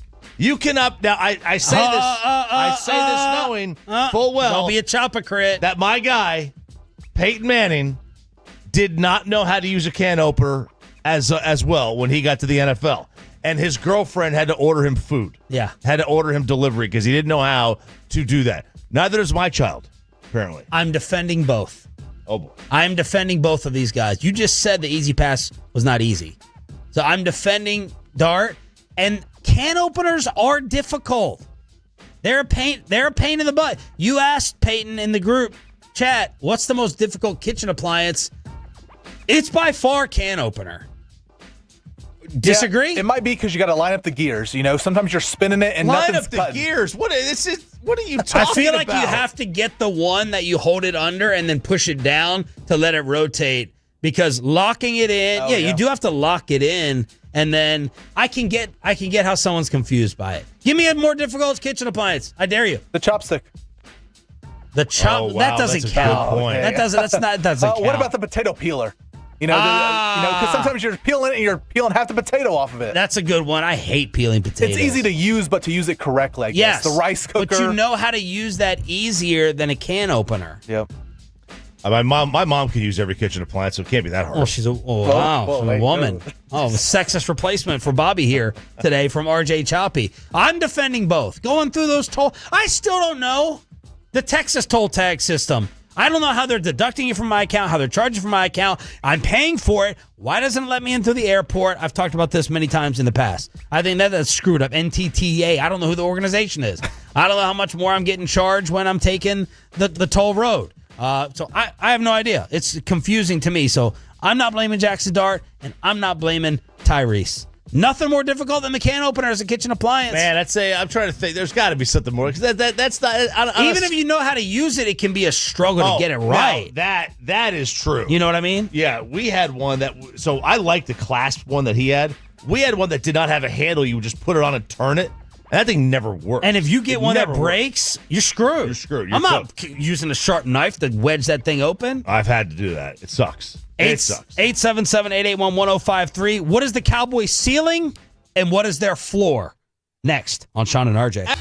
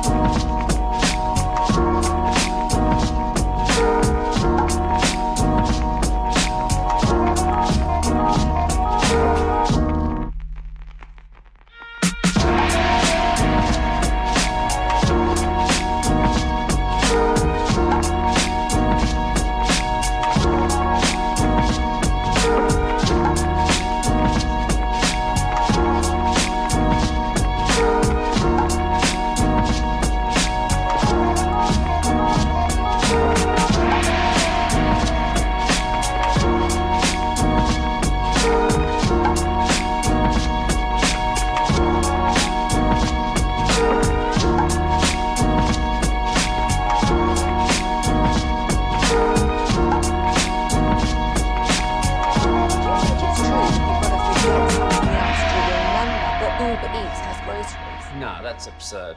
Hey, remember when you used to be a, what was it, Pepper Lady? Pepper Lady? Wasn't it Cinnamon Sisters? Basil Not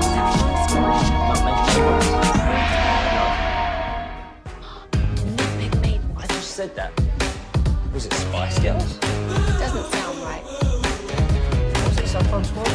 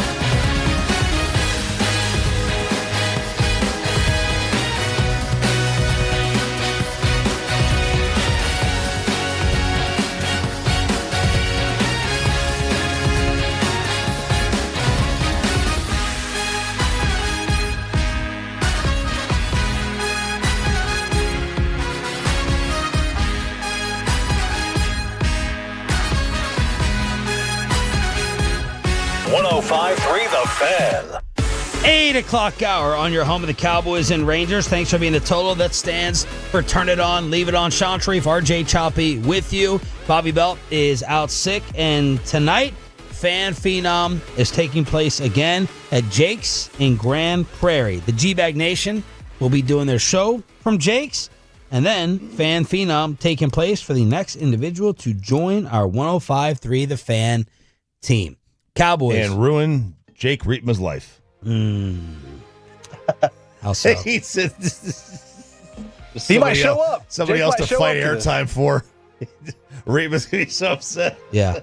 He's down to do every shift. Yeah, he is. Every shift. Kid Muse is saying you should have put in Rietma in place of Bobby. He's getting his eye black out. And he's like, call me. I don't care. I'm ready. All a G-Bag has to take off for soccer practice. Just call me in. Let's talk hockey. Let's go ahead. So there's the Jake Rietma fan club. Fan Phenom taking place tonight. The ceiling and the floor for this year's Cowboys. I had a problem with some of this. So ESPN did ceilings and floors for all 32 NFL teams. And it says 11-6 is the ceiling and 5-12 is the floor. 11-6 is the ceiling, 5-12 for the Cowboys. Yeah, and I don't agree with either one. Neither do I. I think the floor is higher than that. Now again, injuries aside, it's like I assume when they're doing the ceiling and floor thing, yeah, everybody's healthy. Yep. To me, when everybody in the whole league, there's not a single injury, there's not a single game missed in the entire NFL when you're doing these ceilings and floors. Yep. If Dak is healthy, they're winning way more than 5 games. They're probably winning double that. That's just the reality of it. Dak's floor himself was like 8. Worst case scenario, every fumble goes the other way. Every tip ball goes the other way. Do you think if he goes to any team, he's good enough to have their floor be at 8? Not any team. This is still a good team. You know, if he goes to, who's the worst roster in the league? If he goes to New Orleans, yeah, I don't think they're a 10-win team. Kellen. Bobby would have Kellen. Kellen. It's an automatic 8 wins with Kellen Moore. But, their floor when they're healthy, I think is just 8 wins. And that's their floor. And we've seen their ceiling. Their ceiling's probably 12. We've seen it. I had ceiling 13-4 or 12-5. And the way I'm coming to that, I'm splitting against Philadelphia. I'm sweeping the Giants. I'm sweeping Washington. I'm beating Green Bay at home, which in a realistic world, again, this best case, but in a realistic world, probably is not happening. I win at Denver. I beat Arizona, who has been a house of horrors for you in your own building.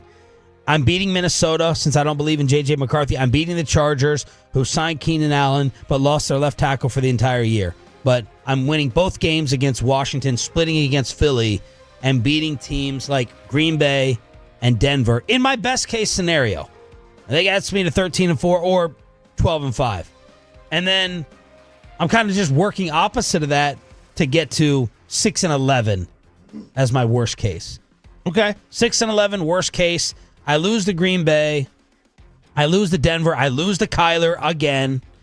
I lose to the Vikings. I lose to the Chargers. And I get swept by Philadelphia. Tough schedule. And I kind of split with Washington. Yeah, tough schedule. I could see 6-11. I don't think so. Yeah, I can't really see it.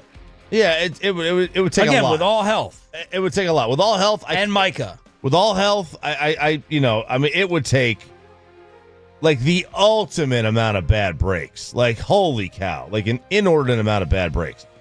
But this list was just way off the mark to me anyway. I think they're way too high on Washington. They had Washington's floor at 7-10. They had 5 wins last year that were coin flips. And we all know those generally go the other way. Let me finish with the Cowboy write-up from Archer. X Factor Brian Schottenheimer. How ready is Schottenheimer for his first head coaching job? He saw his father, Marty, coach 4 teams, has been an assistant for more than 20 years. Players like the culture he has built so far in the spring and summer, but he'll be counted on to make split-second decisions that will impact winning and losing, which ultimately will be how he is judged. The Cowboys are not a typical team, given the attention they receive on an hourly basis. So that's their write-up. What was the Washington ceiling? The Washington ceiling was 12-5, which is what they were last year. Listen, I don't think ESPN knows what a ceiling is. Like Michael Jordan? They had the ceiling for the NFC was Philadelphia at 13-4. That's the ceiling. No. Detroit just won 15 games last year. Everyone's terrified to say someone can have 15 wins. They are. It's so scary. They're so scared about it. If you go around the rest of the NFC, so it was obviously Cowboys ceiling's 11-6. The Giants ceiling was 9-8. Their floor is 4-13. Philadelphia ceiling 13 and floor is 8 wins. Washington is 12 wins ceiling, 7-win floor. Bears 11, floor is 6. Detroit, their ceiling is 12-5. No, it's not. They just won 15 games. They return everybody. That's their ceiling. The floor is 7. Oh, they don't have the coaches. Yeah, their floor is 7-10. I think that's too low. They won 15 games last year. They're going to win less than half their games this year. Less than half the amount of games they won. I think it's entirely too low. Green Bay, their floor is at 6. I think that's way too low. I don't see how Green Bay's floor is 6. The same with Minnesota. I've been reading and hearing some anti-Green Bay stuff in this offseason. Whether it's Love turning it over, Love with the little surgery. I don't know. I feel like that hype factor for Green Bay is not there like I was expecting at the end of last season. Just something to keep in mind. It just doesn't make sense. Like the ceilings were just too low on some of these teams, and I think the floor on some of these they were way off the mark on some. What are the Tolos saying about Cowboys ceiling and floor based on the schedule, Peyton? So from the 3-2-5, ceiling is 10-7. Floor is 5-12. And you have a couple in here that are the ceiling is 9-8. Floor is 8-9. How so is right around 500. But how is the ceiling 9 or 10 wins when you've been a 12-win team? Right. You've been 12-5. Different head coach, maybe, if that makes that big of a difference. Well, yeah, but I don't think anyone would think no one would say it's a tremendous drop. You can argue easily it's not an upgrade. On paper, it's not an upgrade. But I don't think you can say, this is tremendous drop-off to have you lose 3 games from McCarthy to Schottenheimer. Okay, I'm not here to pump up Brian Schottenheimer when he's done nothing as a head coach, but to me, the difference between the two doesn't make up for 3 wins. They've been a 12-5 team, so how is the ceiling 9 wins? What's the difference? It's not coaching. I guarantee the Tolos aren't saying it's because of coaching. Yeah, I don't see them winning only 9. Like, I don't know how you go from 12 to 9. Now look, there's with everybody healthy. There's offensive line questions, there's cornerback questions, there's stopping the run questions, and there's running back questions. There are questions. 214 brings up Dak's health was a major issue for sure. We're not okay. That's fine, but we're doing this with Dak playing all the games. That's the exercise. Unless you're telling me this article says different. Look, no, it doesn't.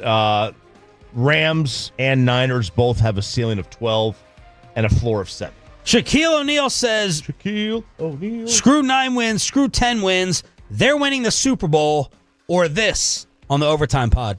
You recently said in a podcast that if the Cowboys don't win this year, I'll wear that Charles Barkley dress on the strip of Las Vegas. Why did you say that? Did you hear me say that? Yeah. You sure it was me? Pretty sure you said it. I think it was AI. You think the Cowboys have a real good shot this year? We have a shot every year. We're going to win the Super Bowl this year. And if not, I'll walk a New York City block butt naked. Booty buck naked. Now, I'm starting to put Shaq in the Chris Russo category of not living up to his word. I'm not going to do the bikini. I'm not going to do bikini. What are we doing? I think Shaq he didn't follow through with another Cowboys promise that he lost, so I'm not putting a lot of stock in that, but I wasn't aware Shaq was this big Dallas Cowboy fan. I did not know that.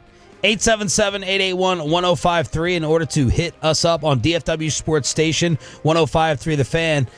Some other NFL notes. Landon Dickerson, the Eagles Pro Bowl guard who suffered the injury, he is going to be in question for the opener. So this is an automatic Pro Bowler. So the Cowboys may be facing a compromised Eagles O-line. Brandon Ayuk scheduled to return week 6 for San Francisco. They're having some injuries mount. In case you missed it, Jordan Addison for your fantasy draft, he's suspended for the first 3 games for the dynamic duo there in Minnesota. That could be more targets for Justin Jefferson or double teams with Jordan Addison gone for the first 3 games for violating their substance abuse policy. I got to say, this is like, I am not interested in fantasy football yet. Are you? Well, you better be. You better be soon. Are we doing one this year? Did Carter send out the email? No, he renewed the league or whatever, but I haven't got an email yet. I'll talk to him today or something about it, but it should be soon, unless you don't want to join. Are you thinking about not participating? I don't know. I'm not doing any other leagues. I haven't decided yet. We got to replace Will as well. I told Jake Reitma maybe he can be, Well, Reitma's definitely in. Reitman's got to be in. He's got to be in. Well, I think it's one of those where you got to lose one to then gain one, or else you just keep adding people, and then you got a 20-team league. I think we're at 14 right now. Oh, that's too many. Ooh. All right, who played? I'll cancel the people right now. I'm the defending champion, in case you didn't hear. So Sean will be back. I'll be back. Sandler, Josh Clark. See, Sandler, we could get Jared could be on the he's really good, too, so we might need to kick him out. Josh Clark, web guy. Who else? Medford. Okay. You have Wolchuk and Eric. Corey, he checks out every other year. Yeah. If you asked him, hey, do you want to play? It's not a big deal if you don't. Like, you throw in there, hey. Corey's one of those you have to make him play. Yeah. So Corey could be out. Who else? That's what I want you guys to make me want to play. Make me feel wanted. Make me feel wanted. No, you're an easy mark. Yeah. You're an automatic win. Larry, I want you in. Oh, Larry can go. Yeah, Larry. Is Larry even work here anymore? He works one day a week. I love. Does Flores still work here? He does. I love every Larry. Every 3 weeks he's up there. I love Larry. He's number 1 on the chopping block. Who else? You had Will Chambers. He's gone, though, so I kind of want Will still I in like it. Will. I love Will. And Will always comes to the parties and brings We owe Will, too, because we screwed him on that trade. We screwed him on the Laporta trade that 1 year. And I'm sorry, Peyton, who else? Carter, I believe, is the last one. Yeah, we get rid of him. Well, Carter's the commissioner, so he ain't going nowhere. All right, so that's where things stand. Fine, I'll play. I like the draft. You could. I mean, you. I'm could a good drafter, and I don't pay attention to the team. Yeah, the draft is fun. The amount of times that I start a team with 4 buys that week. How fun would it be if I just had the draft at my house in the upstairs room after the pool party, a live draft right there? That'd be a freaking chaotic mess. It would be nuts. And I'm not going to even have the kids in the house. I don't have to worry about waking them up. A live draft is so fun. Have everyone on the couch with the TV and the wall. Or your kid's not going to be there at all. Nope. Out of the zip code, baby. All right. Even Chiafalo. That's why I told Chiafalo 3 weeks early to find someone to babysit his 14 kids. Yeah. Yeah. You know, I may bring my kids. They can draft for me. Or what if we had the wives draft for you? Like for us. Your kid doesn't even, like, your kid's so unaware I wouldn't trust him. He called you again during the show this morning. Yeah, that was the older one. Yeah. What? He needed an address. A text would have worked. To his grandmother. To his grandmother. He doesn't know his grandma's address. Doesn't know the address. Doesn't know my address. 877-881-1053 to hit us up on the Franco and Franco Injury Attorney text line. They have already screwed up my all-time favorite sports show, and this is not good news. We'll bring it to you after this.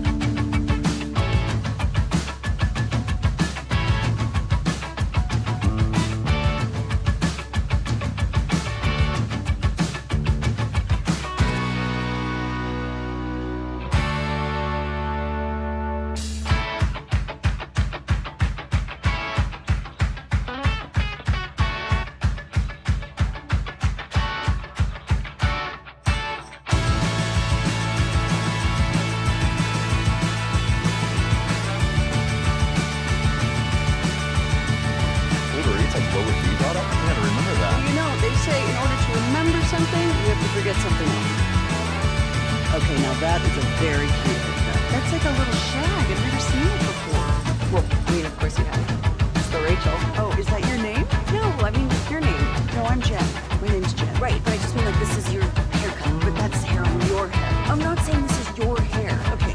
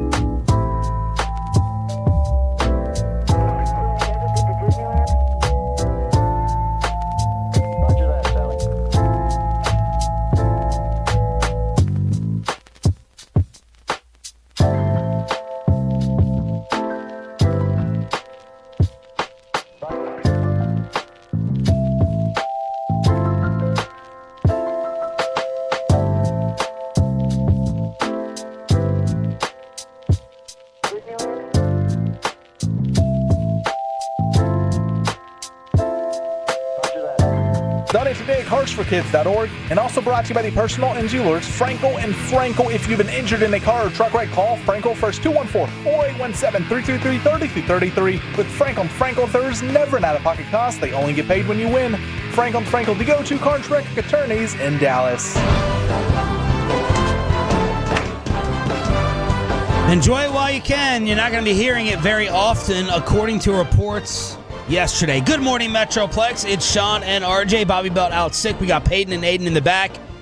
The Rangers' devastation coming up at 9 o'clock in Diamond Cavs on your home of the Rangers. Final Cowboy practice from Oxnard. Recap by Tommy Yarch, DallasCowboys.com at 9:20. They're already messing up and maybe screwed up inside the NBA. So, obviously, with the new TV contract that goes into effect this fall, ESPN, NBC, Peacock, Amazon, basically everybody but TNT is going to have NBA games. Well, what happens to inside the NBA? Well, it's going over to ESPN.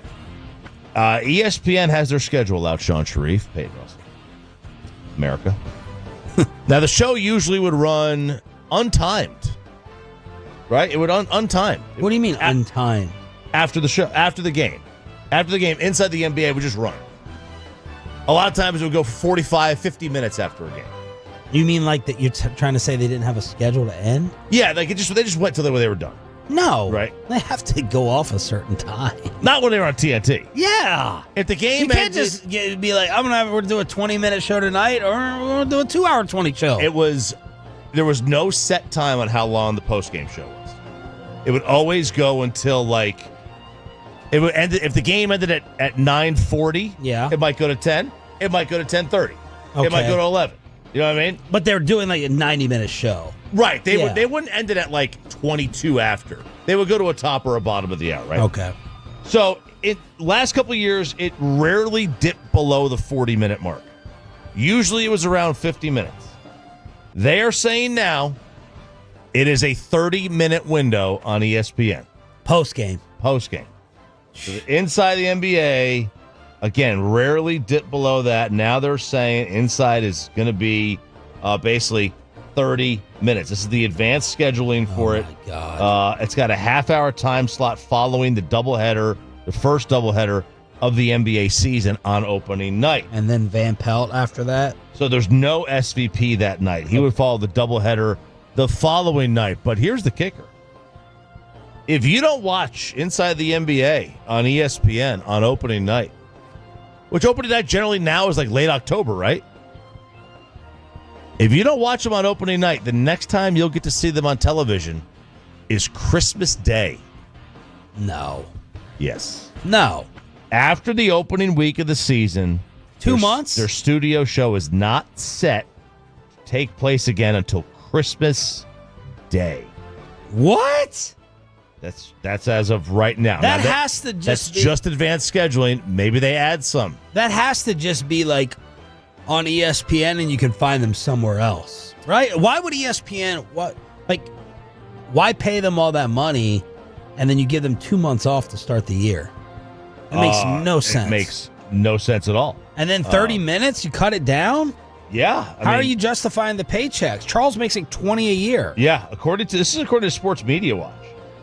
They're currently scheduled in a 30-minute time slot following the first doubleheader of the season.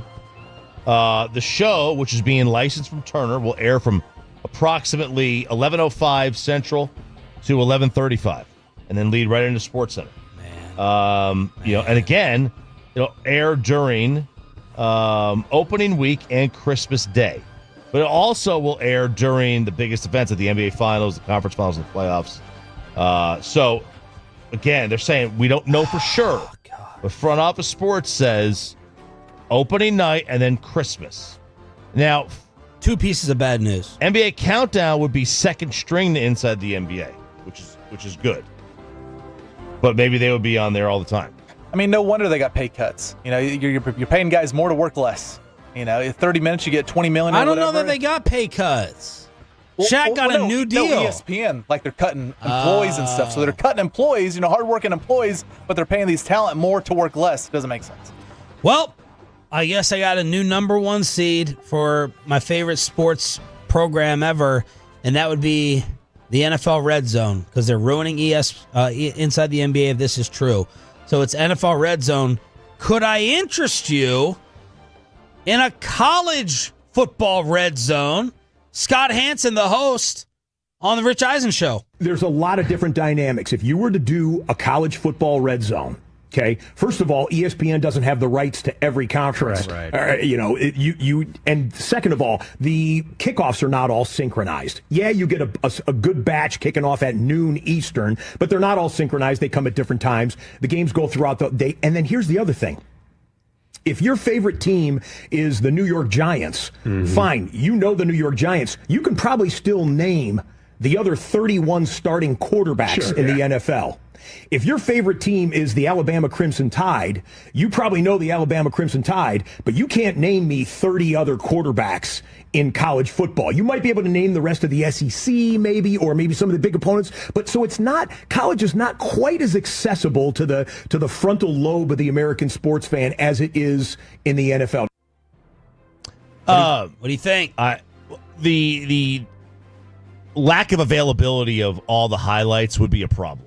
If let's just say ESPN has this, they would have no Big Ten games because the Big Noon, no Big 12, right? Because they've got FS1 or whatever that doesn't make any sense. I'm still totally in. I'm totally in on it as well. There's way too many college football Saturday lulls. There's way too many times where you're just stuck with these terrible beatdown blowout games, and I'm waiting for the 3:00 SEC game or the night game on ESPN. Give me all the crap together and let me get educated more. I would this would educate me more on the other people I can't name in college football. Yeah, and because I'd see their highlights. You don't need to know the names, right? You know which teams are good.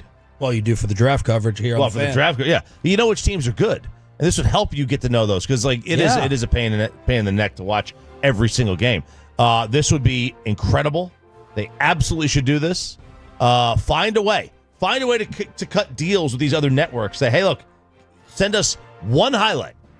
Now the problem is ESPN. If let's say ESPN did this, ESPN would have they would never want to say, hey, leave our show here and go watch this game on Fox. Right. That's why. But if you have the Red Zone, if you do it on ESPN, I'm guessing that more people would come to the Red Zone than you're worried about viewers of that game on the other station, unless it's a monster game. Unless it's a monster game.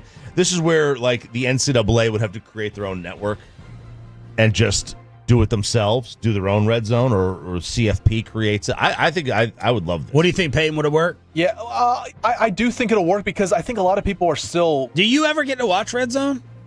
Yes, because even though I'm here at the station, Wolchuk has a login, so we just put it up on the computers here. So we go through there and watch it. Do you love it? I like it a lot. I mean, I can't hear anything. I can't hear Scott Hansen. It's been a few years since I've actually heard him do it, but so you're getting the best of both worlds. Yeah, I watch it, and then you put the live games on the TVs, in the corners here in the studio, so you get a lot of action there, and I like it. And a lot of people, I think, prefer college football over the NFL. Like, you have all these games going on at one time. I think it would be a huge success early on. Are you not a Scott Hansen guy? I'm glad you caught that insult. I thought it passed by. I got it. I feel bad for Andrew Siciliano. My Red Zone experience was always with Andrew, and I feel like he's been treated like the Brian Dunkelman of NFL television. Peyton, who's Brian Dunkelman? TV broadcaster. Good, safe answer. I took the hint you gave me. He's the Ryan Seacrest. He's supposed to be the co-host of Ryan Seacrest of American Idol. He left. And Siciliano, on my channel, I never got Scott Hansen. Right. So I just feel like everyone talks about Scott Hansen. Scott Hansen's the king of Red Zone. Scott Hansen's the voice of Red Zone. I had Siciliano, and to me, Siciliano was a freaking beast. We interviewed him at the Super Bowl or somewhere, and it's like he's no longer doing it. I don't know if he's at NFL Network anymore, but it's only just been Scott Hansen. I don't think Scott Hansen that much better than Siciliano. When it was... Siciliano was just DirecTV. Okay. Yeah, so he only did DirecTV Red Zone. Okay.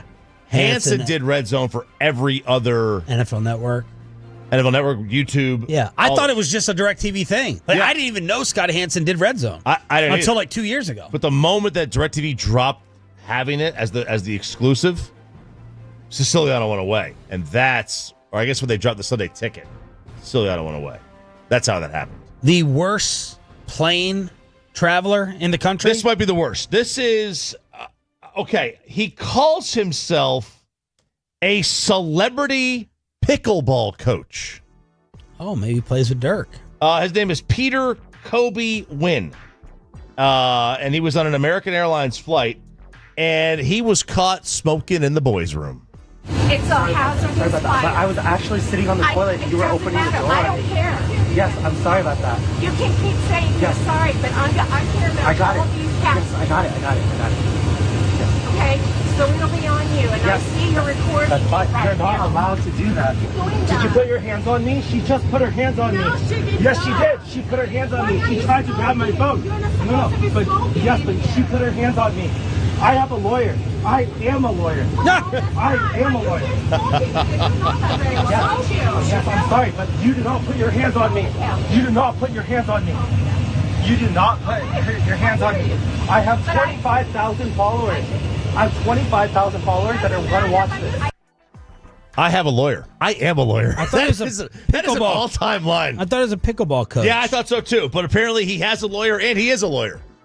Okay, so hang on. Let me get this straight. Spittle just said Siciliano's the radio voice of the Cleveland Browns. Thank you, Gavin. Was this guy, he was smoking in the bathroom and they opened the bathroom? He was vaping in the bathroom. I guess they either smelled it or the right. alarm. So the this alarm creates went off. this creates an amazing question. I didn't know you could open the door if it's locked. Well, let's just, okay. Good point. But let's just say they can, or the door was unlocked. If you know someone's smoking or vaping in there and you get the alarm going off, should the bathroom attendant be able to violate the privacy by opening the door? I would think not. I would think so. Yeah, you're violating, a huge rule there. There could be a fire in the bathroom. There could be, that's true. There could So be I a don't fire. care if you're sitting down doing your business. Like, now they're lucky that they opened the door if that's what happened, and he was vaping and got caught. And his pants were up. And no, that he was actually vaping. Yeah. But there's smoke involved. Right. I think you're allowed to open the door. Yeah, I have no idea. I don't know what the rule is. Obviously you are allowed to, because you did. Or you're able to, I should say. Yeah. You're not allowed to. Now, you better be right on this. Obviously, That was the smoke. That was my point. So then he posts like a week later. So that was like a week and a half ago. The other day he posts and what do 25,000 people want to see? You vaping? Is that for content? You can scare everyone else smelling smoke on the plane? It was like a social media threat. Yeah, you know? social media threat because Douchebag. he said that she put his hands on him. Okay, and they should be allowed to do that too if you're not cooperating and you're sitting there breaking the rules, having to do with smoke. So he said something. This is a post he wrote. Something happened to me that I never imagined I have to go through, especially at a commercial flight. My privacy and dignity were violated in ways that left me shaken, humiliated, and hurt. I can't delete this. It's already on the internet. He told that to the flight attendant. She put her hands on me, but he is saying that Too bad, dude. he is doubling down. Don't smoke on the plane, dumbass, you freaking loser. And then 25,000. he also said, I'm not just the CEO and nonprofit founder. I'm a Hollywood producer. Oh! And the reputational harm from this incident has been devastating to my Shut career. up. Yeah, you and your lawsuit. So pickleball director and Hollywood producer, it's all on record. How Vegas is telling you that the Cowboys have already lost a lot of fans. That's next in B-Lo without Bobby. Hey.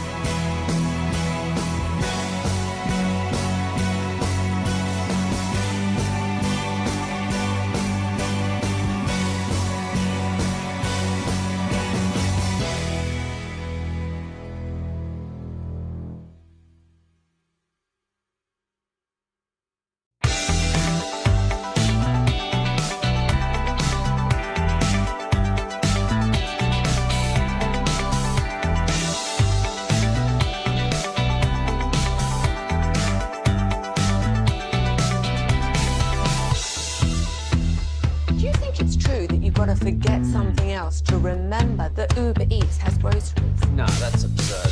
Hey, remember when you used to be a, what was it, Pepper Lady? Pepper Lady? Wasn't it Cinnamon Sisters? Basil Baby. Saffron Squad? Nutmeg Maidens? Paprika? No, Nutmeg Maiden. I just said that. Was it Spice Girls? Doesn't sound right. Was it Saffron Squad?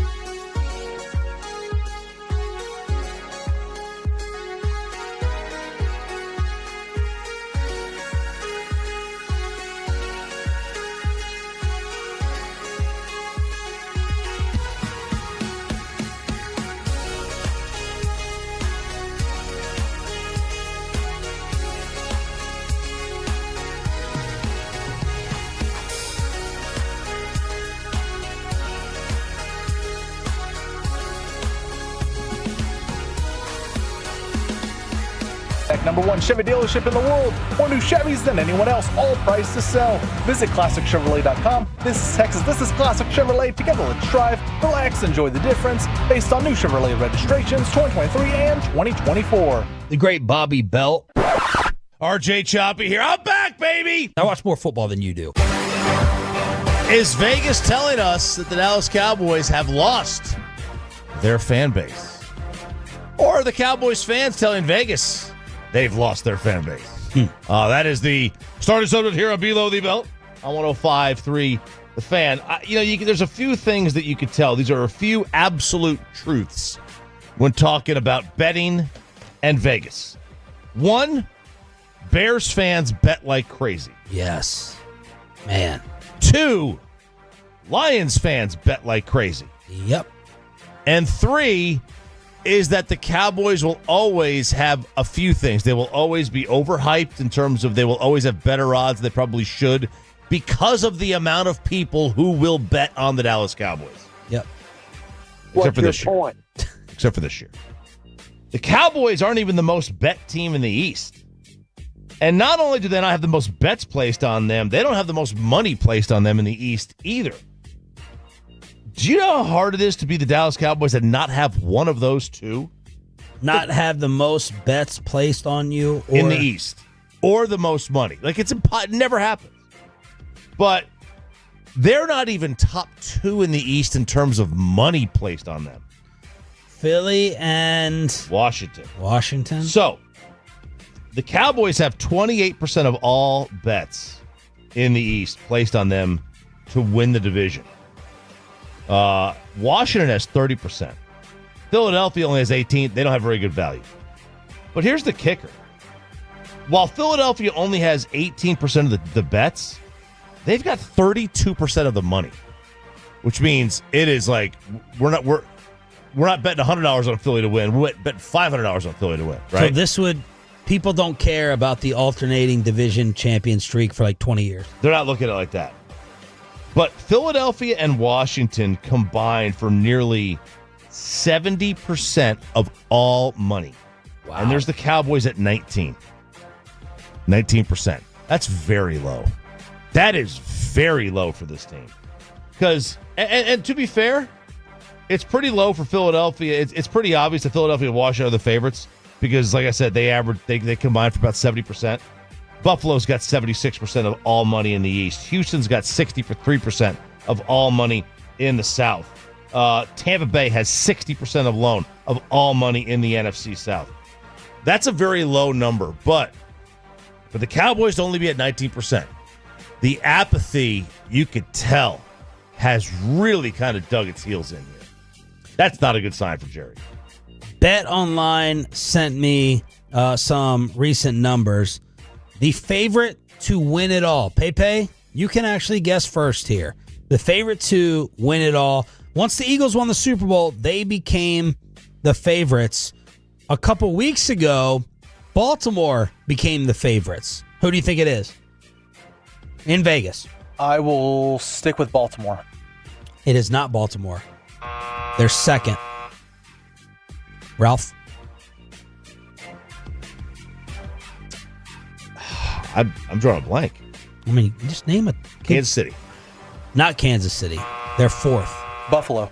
Buffalo is the new favorite, at least from Bet Online, due to liabilities in the market. 5-1. Bills winning it all. Then Baltimore. Then Philly plus 725. You can get Kansas City at plus 850. Wow. Then Detroit 11-1. I want to see how many more teams you can name till we get to the Cowboys. Lions are 11-1. Bengals. Bengals are above them at 22-1. Green Bay. I won't even make you go in order. Green Bay was actually the next one in order. Well done. 18-1. They're tied with someone else in the NFC. Rams. Good job. Tied with someone else in the NFC. 49ers. Good job. Nice. Next. Tampa. Tampa is above the Cowboys. You chuckled like that's a joke? You think it's a joke? No. No, Mr. Jones, I don't. If they play each other tomorrow on a neutral field, I mean, You're not definitely saying the Cowboys No. are winning, are you? Nope. No. I'm Houston. not. Houston is above the Cowboys. One spot ahead, 33-1. Washington. Washington is 20-1 above. Seattle. Seattle is not. Chargers.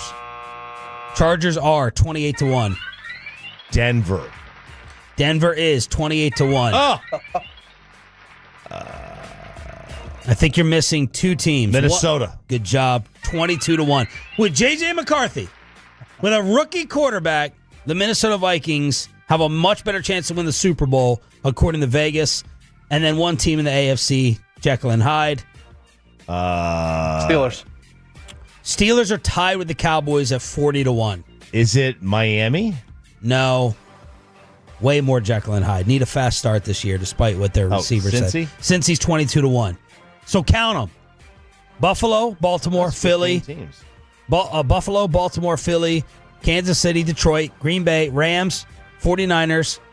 Do we even name the 49ers? Yeah. Yes. Washington, Cincy, Minnesota, Denver, Chargers, Tampa, Houston, all above the Cowboys. 15 teams. The Cowboys are tied with the Steelers 40-1. Then I'll Chicago. Get somebody else to ask these questions. Then Chicago 45-1. Wow. Holy cow. That's troubling. And I got Hard Rock sent me who's the most bet in the league. Cowboys are the 8th most bet team to win the Super Bowl, bringing in 5% of the wagers, roughly. It's a little bit below that.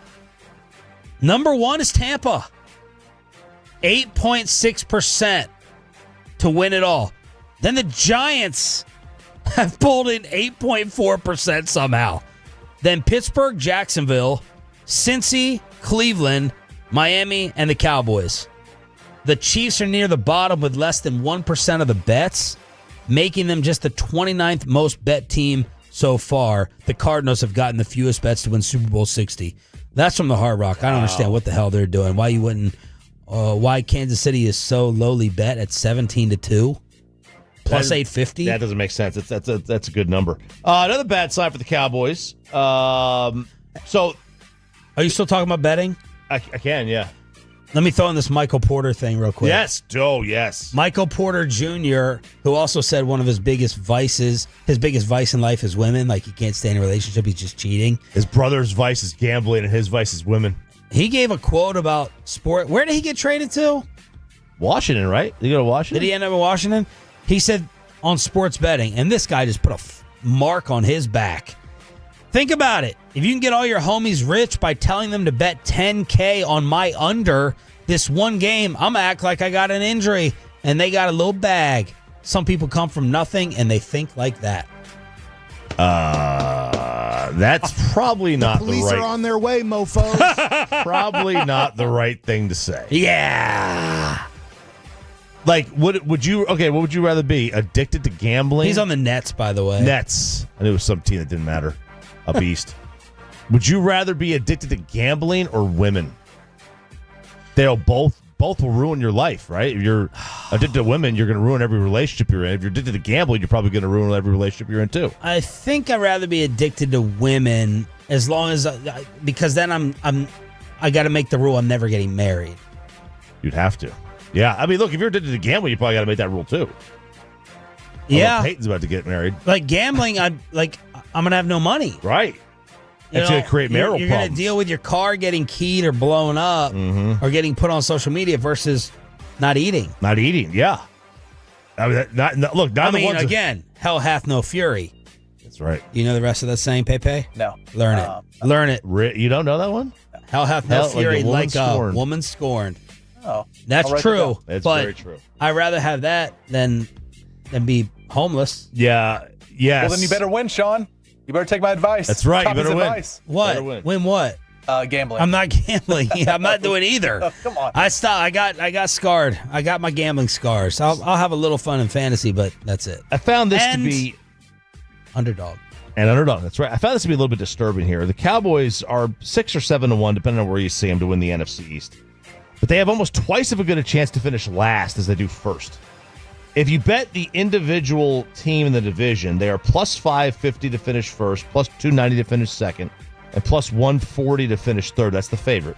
And they're plus 280 to finish fourth.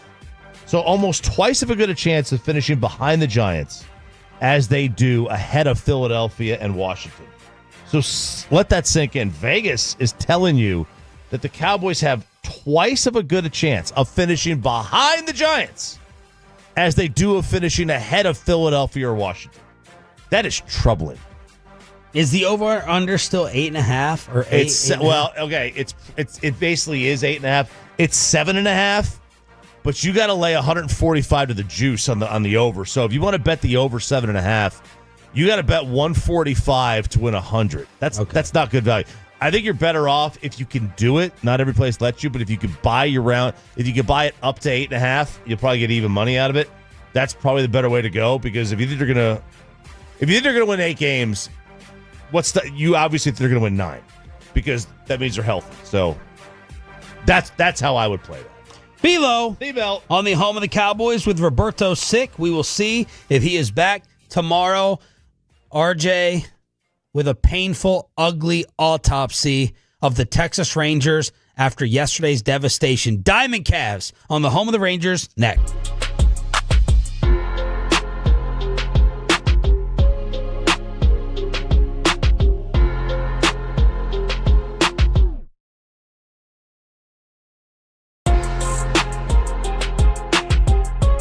Uber Eats has lower fee products? I gotta remember that. You know, they say in order to remember something, you have to forget something else. Okay, now that is a very cute haircut. That's like a little shag. I've never seen it before.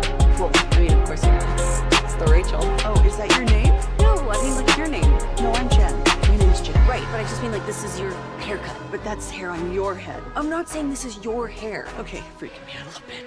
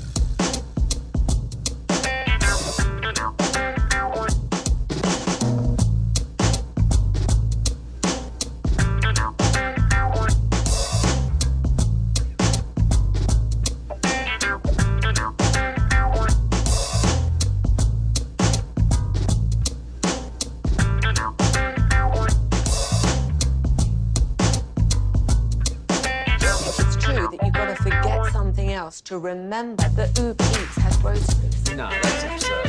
Hey, remember when you used to be what was it, Pepper Lady? Pepper Lady? What? Cinnamon Sisters? Those are those. Saffron Squad? Nutmeg Maidens? Pre-curd? No. I just said that.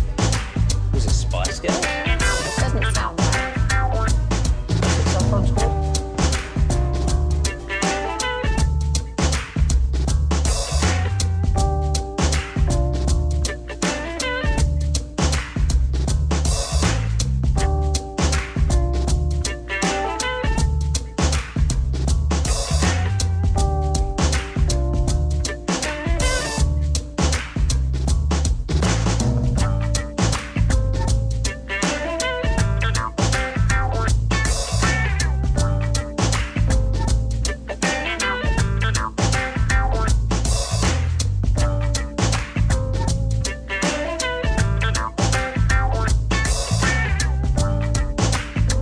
This is Sean and RJ on 105.3 The Fan. Here it is. Swing and a ball looped out into left field. McCarthy coming on, still on the run. He slides and he makes the catch, and that's how today's game ends. The Arizona Diamondbacks rally for 4 in the top of the ninth, and the Rangers fall here today by the final of 6-4. You're an idiot and you don't know baseball. Ranger fans, you're not dreaming. How can you not be romantic about baseball? Not a whole lot to be romantic about. It's funny, the first clip of that is you're an idiot, you don't know baseball, and I think that's what people said. I can't believe I'm saying this. People thought Bochy was an idiot and doesn't know baseball after this. Like after they were getting on him in this game and then the previous game for bringing in Garcia. If he brought Garcia in, I thought for sure that was going to happen. But you thought what a great job by the boys. You thought he blacked out with having Garcia, having him warm up. I was like, yeah, dude, are you? I think he was just stunned. Are you unwell? Are you unwell? Were you? It's like, are you told to put him in? Because that was as demoralized of a loss as there was. You were in control from the fourth inning on, and when they closed in on the game, like they got to within one run, you had an attack-on run. You had an extra run in, and then you give up the home run. A couple of guys you hit a batter on an 0-2 pitch, and then another guy gets on. And all of a sudden, 3-run homer, 3-run Jimmy Jack. That's the way baseball goes. No, it doesn't go like that. No, it doesn't. This was devastation. Yeah, Bochy was like, I thought he was lost when he was getting Garcia up, but I'm convinced, and I think I saw this on social media too, Maton, he is an Astros Trojan horse, destroying us from inside. He is destroying the organization from the inside. That's exactly what he is. You'll never convince me that Maton is not an Astros Trojan horse sent here to kill us. He is sent here to kill us. Because that was the loss of the year. Loss of the year. He's got a 7.11 ERA. I mean, Danny's is good. Danny's in the one. Yep, that is. Kalum, Maton. Yep. That was a nice start from Merrill Kelly. They need more of that. DeGrom struggled in 2 previous outings, and Valdi did not have a great one the other day. But but Kelly kept them at bay, and that's a team that he knows. I mean, that he threw inter-squad games against them, all during spring training. In the beginning part of spring training. So maybe they don't know him very well. Like they haven't seen him all that much outside of those inter-squad games. But that was that sucked. That I don't know any other way to say it other than that game sucked. And it felt like it was like it was quick. It was like a 2-run lead and then immediate deficit and then ball game over. It has a lot of fans getting to that. I've seen, hey, they got us to training camp, mission accomplished. That's dismissing the Rangers, which I understand what you're saying. And then you have others just saying, this is over and done with. Just put us out of our misery and just get us farther than 3.5 out of the wild card race. I understand you saying that. Obviously, you don't want that in reality. You want to still try to make it as a wild card team. Obviously, the division, that's not happening now. You are 7.5 back, and now the Seattle Mariners are the new Vegas favorite to win the American League, not the American League West, ladies and gentlemen, to win the American League at 7-2, followed by the team that you're getting next tomorrow with DeGrom on the mound, the Toronto Blue Jays. So that's not getting easier. No. Because obviously Arizona's a team you needed to take advantage of. Yeah. The Rangers have 29 bullpen losses this year. That's according to Buster Olney this morning. 29 bullpen losses. Only the White Sox have more. Okay, but then how are we saying the bullpen has had a nice year? It's very strange. Because you've said it, Bobby said it, Bruce Bochy said, hey, because I think their bullpen ERA numbers are okay. It's like they're like top 5 in the league in Maybe bullpen ERA. Just those moments. It's what it is yes, the offense is not helping. Right? So when the offense is scoring 2 runs, yep. The bullpen, what are they going to do? They could give up 1 run, have a low ERA, but they're still going to lose the game. Yeah. And that's what kind of stinks about this entire situation here. Because, look, that offense yesterday, Berger, if you take the Berger home run out of it. Yeah, fourth best team ERA behind San Diego, San Francisco, and Boston. In the bullpen, right? And ahead of Houston, you got a 3.40 team bullpen ERA. Zach Gallen stinks, guys. He stinks. He's got like a 5 ERA. Yeah, it's usually 3. Yeah.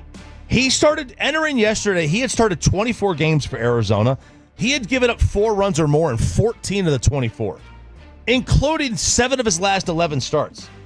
And if not for that bomb of a home run, and that was a missile, they got 1 run against him. And normally that's not that big of a deal because it happens, but the way this team hits, the chance of them stringing enough hits together to make it so they don't need to rely on the home run seem to be slim right now. Let's just say this while he's out sick. Bobby's his hot opinion of the year, it's going to be tough to top right now that the Rangers failed at the deadline because of the offense. I mean, his offensive opinion is looking right, and it's going to end up being right. Give him the props while he's not here. He's it's like complimenting your family member when they're not in the room. Yep. Don't let them know we said it. Right? Yep, he does. He does. There's no doubt about that one. Now, you were not worried, you said, after the last series. You said you weren't worried after the Phillies sweep. Right. Are you worried now? A little bit. Arizona they've quite obviously punted.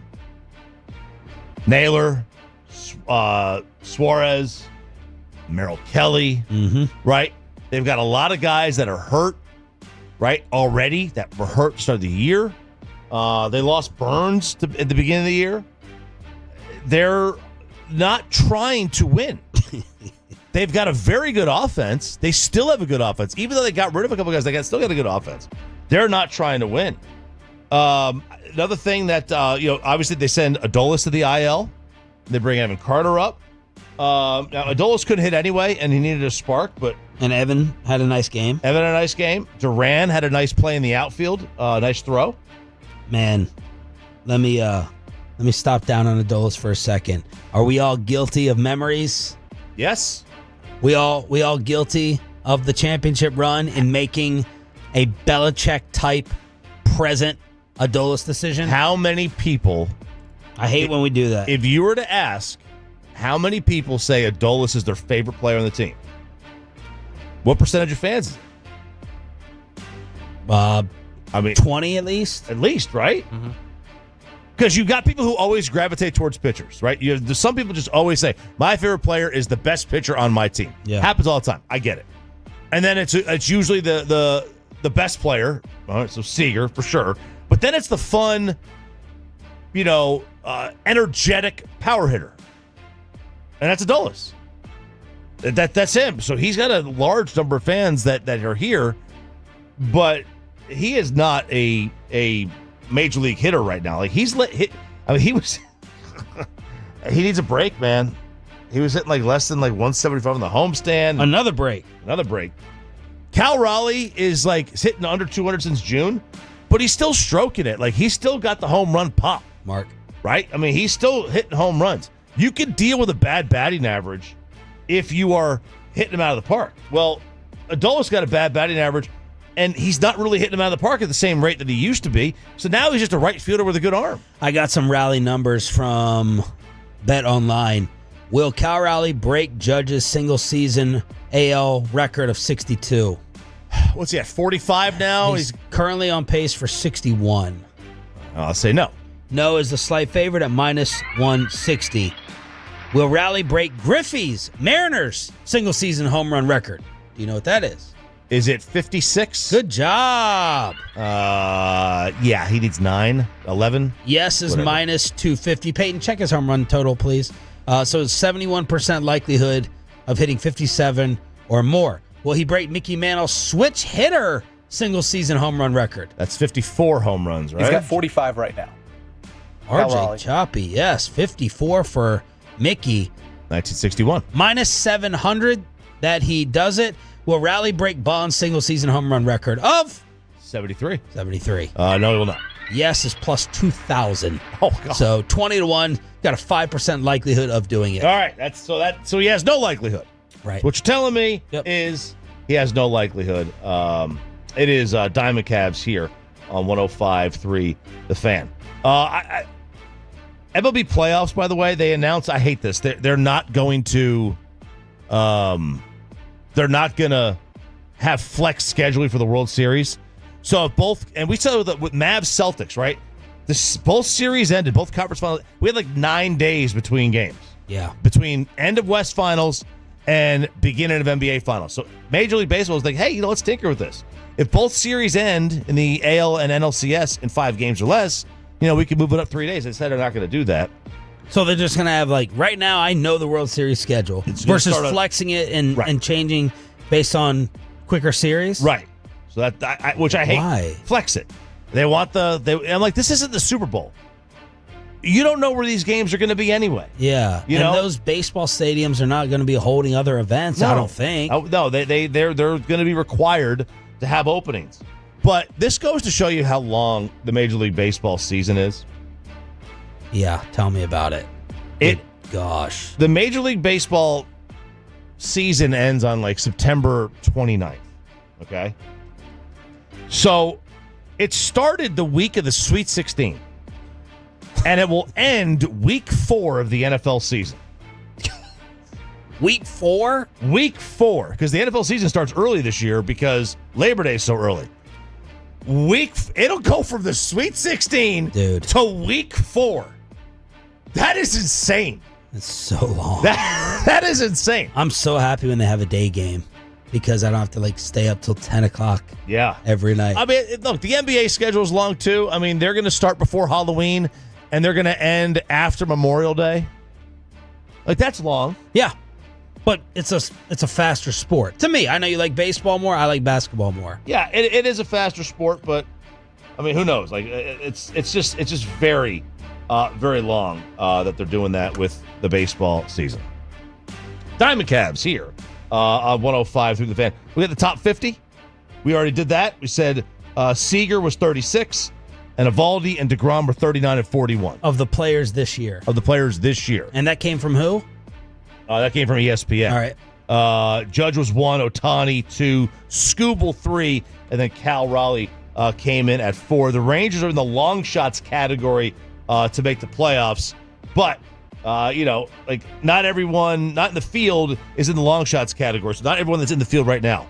So that's okay, right? The only ones that are not in the long shots category are people who are currently outside the playoffs looking in.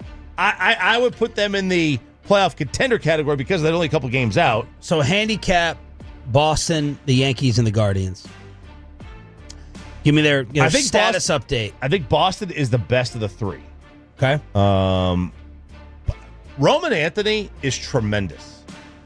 He is tremendous. And this is he's got extra base hits every game, it seems like. Problem with the Yankees is that Max Fried is kind of tailed off, and their pitching has gotten injured. Clark Schmidt's hurt. They finally got Heel back. I think they're better than Cleveland. I don't think Cleveland's got a whole lot. Cleveland wasn't this. I mean, they've been hot. They got a minus 27 run differential. They are the only team of the top 5. Cleveland does? Yep. Minus 27. They're the only team in the top 5, including us, with a negative run differential. I think I thought I read somewhere that Cleveland has picked up 10 games. They're 7-3 in their last 10. They've picked up 10 games on Detroit in a month. It's some crazy amount. Jake says you're right. Is that what it is? They picked up 10 games in a month? I can't see back there with the Undertaker in the dark. Oh, he's back here. Oh, he's back there. Oh, he's back there. That room's dark too. Yeah, they picked up like 10 games in Detroit in like a month. Detroit can't buy a win right now. I mean, You said they were fraudulent. They are. They're frauds. Skubal has hit a bit of a bump. He's still the best pitcher in the game, but that'll be interesting what happens there. But I think the Guardians are clearly the third of those three teams. It's just a matter of, are the Yankees going to stay healthy enough? Is Boston going to have a fall off? And do the Rangers get hot, which they don't appear to be. Diamond Cavs on the home of the Texas Rangers. Day off today, DeGrom Day tomorrow against the first place Toronto Blue Jays on this radio station here. That is also your home of the Dallas Cowboys. The final practice from Oxnard, and was Tommy Yarish one of the ones that went up to Micah and Jerry yesterday. Let's wrap up training camp in California with Tommy Yarish, DallasCowboys.com after this.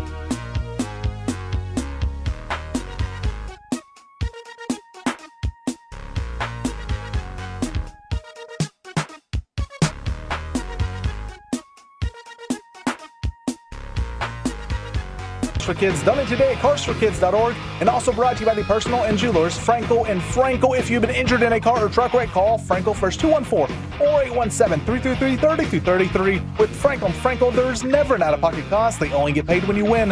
Frankel and Frankel, the go-to car and truck wreck attorneys in Dallas. Crosstalk with the KNC Masterpiece is coming up at 9:40.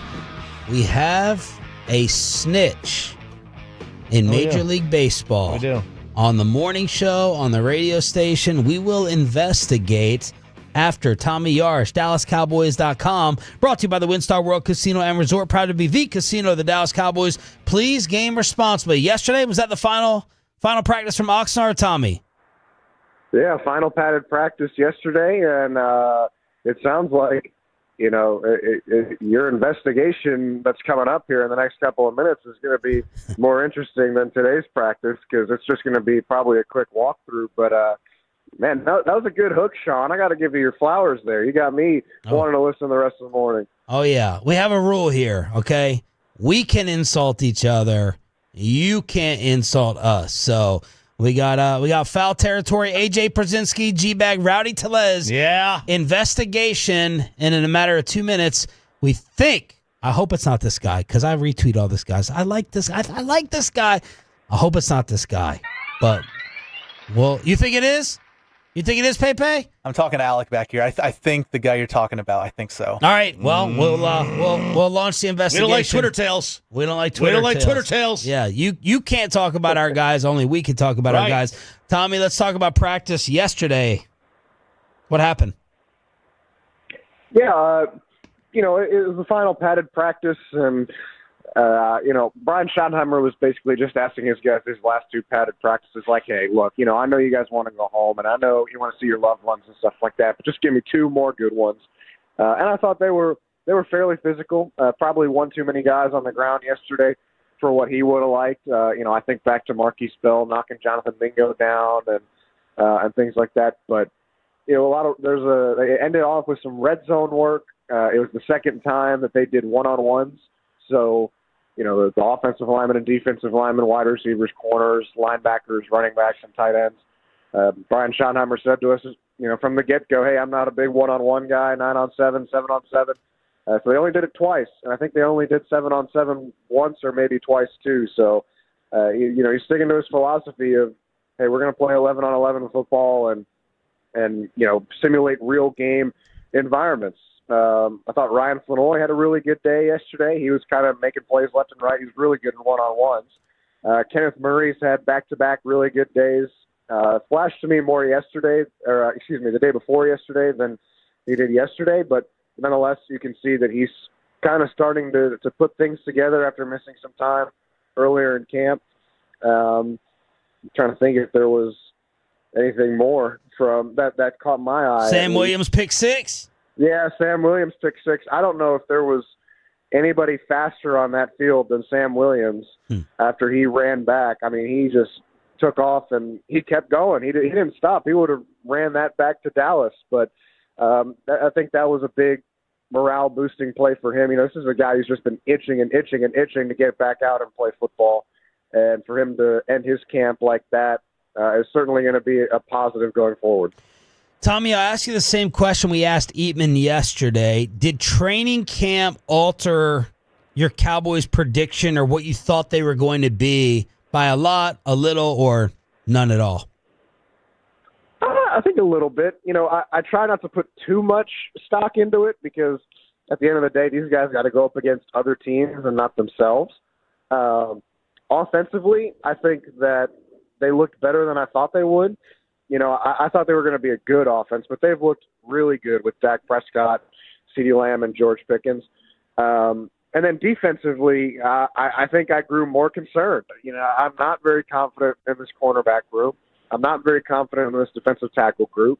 And so, I feel like this defense is going to have to show something, and Matt Eberflus is going to really have to work some magic because until, their top corners get back healthy, Trayvon Diggs, and we'll see what Savone Revel is, they might have some trouble covering the passing game. And then, if teams decide to run the ball on them, I don't know if they're necessarily deep enough in the middle of the defensive line to be able to put up much of a fight, it's going to be on those linebackers to step up and make the plays at the second level. So offensively, I think they were better than I thought they were. Defensively, I'm growing in concern. But overall, it hasn't shifted too much. It was more or less what I expected, and you just kind of learn about different guys as you go along. So what win range did you have them originally, roughly? I was looking at 8 to 9. I think I'm still there. You know, I think if they've got a really good year, they can knock on the door of 10, 11. But I'm looking right at 8, 9, 7, 8, 9. One of those three. Tommy Yarsh, Cowboys Insider, join us here at 105 through the Fan. You would be happy if the defense ranked where in terms of like points per game?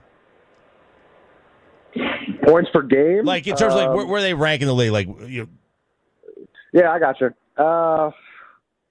Man, if they are literally like they don't need to be a great defense. They don't need to be an over the top elite defense. Like I think you look at some of the defenses of the past when the Cowboys have been 12-5 and things like that, and they were good. They were turning the ball over and things like that, but against the run, they don't really find ways to stop it.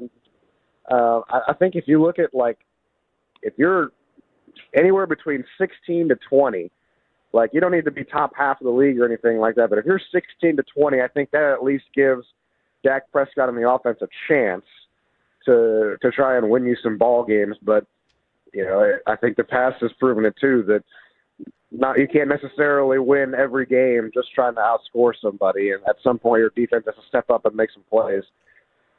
Tommy, what do you think the starter playing time plan is going to be for Baltimore? I think you're going to see a couple more guys play. I don't think you're going to see, and this is just my intuition, not anything that I've heard. I don't think you see Dak Prescott play. If he does, it'll be a drive or two. You're not going to see CD and Pickens more than likely. Tyler Booker, frankly, needs to play. I would be floored if Tyler Booker didn't play in this game, and I thought he should have played last week too. And then I think you'll probably see some of the guys who only got 10, 15 reps maybe get bumped up to 20 or so this coming week, like Donovan Ezeraku and things like that. I'd like to see Kyer Elam play in this game. I think he needs to play. It's obviously a good sign that Dallas thought enough of him to sit him the first preseason game, but he's got to get ramped up if he's going to be their outside corner, for the first couple of weeks of the season, depending on when Trayvon Diggs gets back. I think Nate Thomas needs to play a little bit more, and so overall, you'll probably see 5 to 7 maybe more guys that didn't play in the opener play in this game.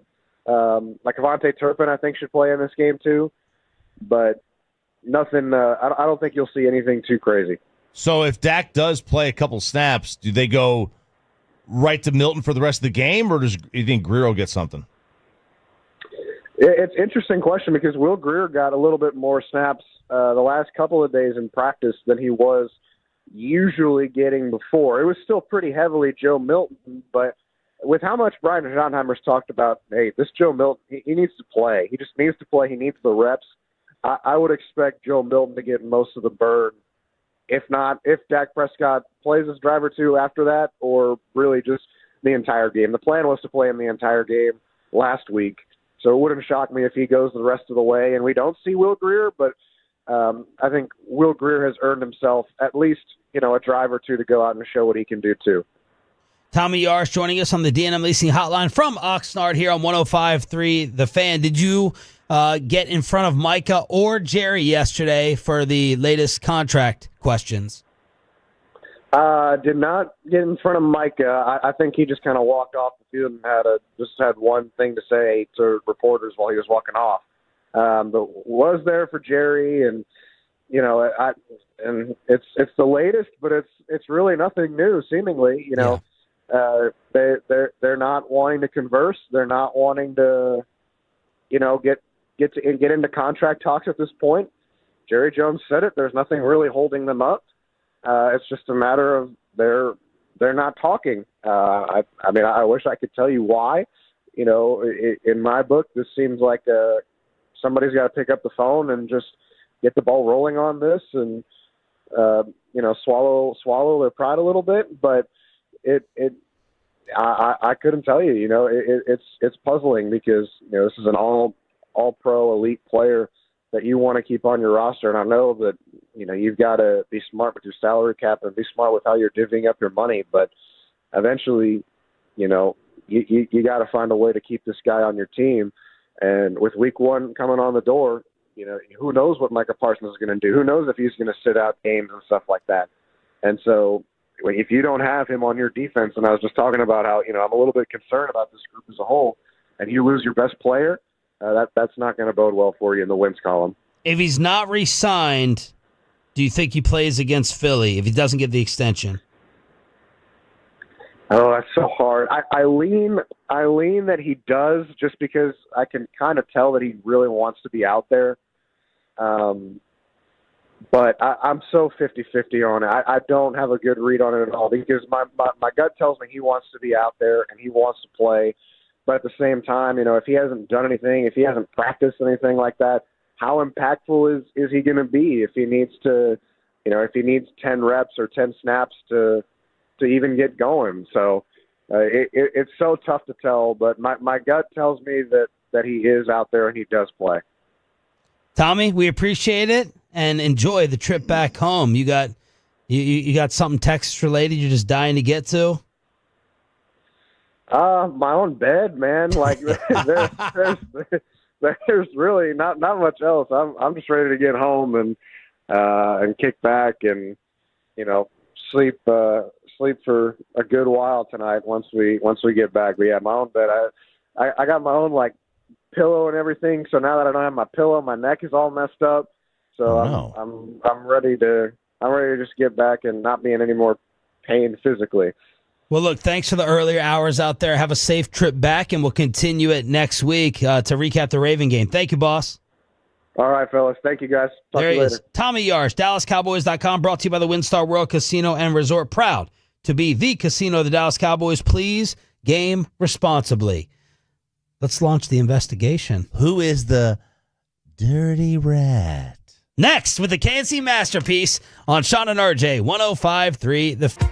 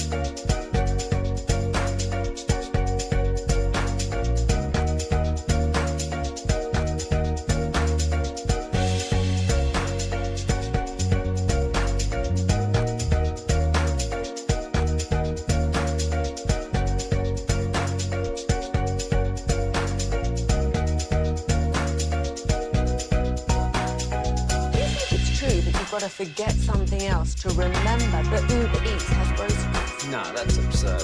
Hey, remember when you used to be what was it, Pepper Lady? Was it Cinnamon Sisters? Hazel Babes. Saffron Squad? Nutmeg Maidens? Tree Curd? No. Nutmeg Maidens. I just said that. Was it Spice Girls? Doesn't sound right. Was it Saffron Squad?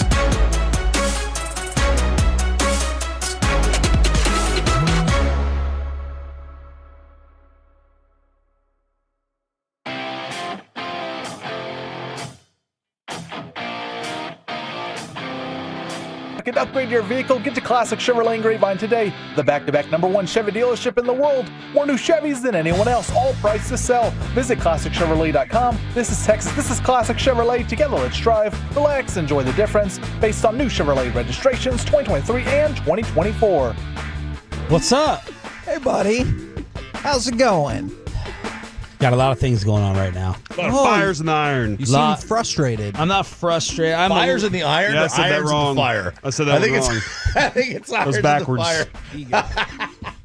My brother has landed at the airport, so I'm trying to coordinate a ride share for him to pick him up correctly.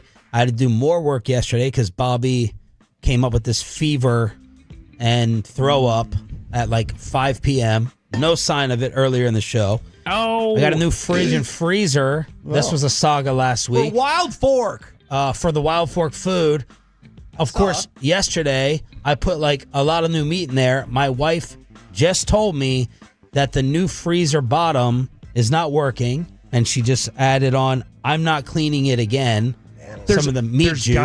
There's got to be a piece of tape you forgot to peel off. There's got to be somewhere in that freezer. There's a piece of tape that goes over a vent somewhere, because that happened to me once. Oh my god! Hopefully that's it. Well, that makes me even more upset because they dropped off the freezer and like they installed.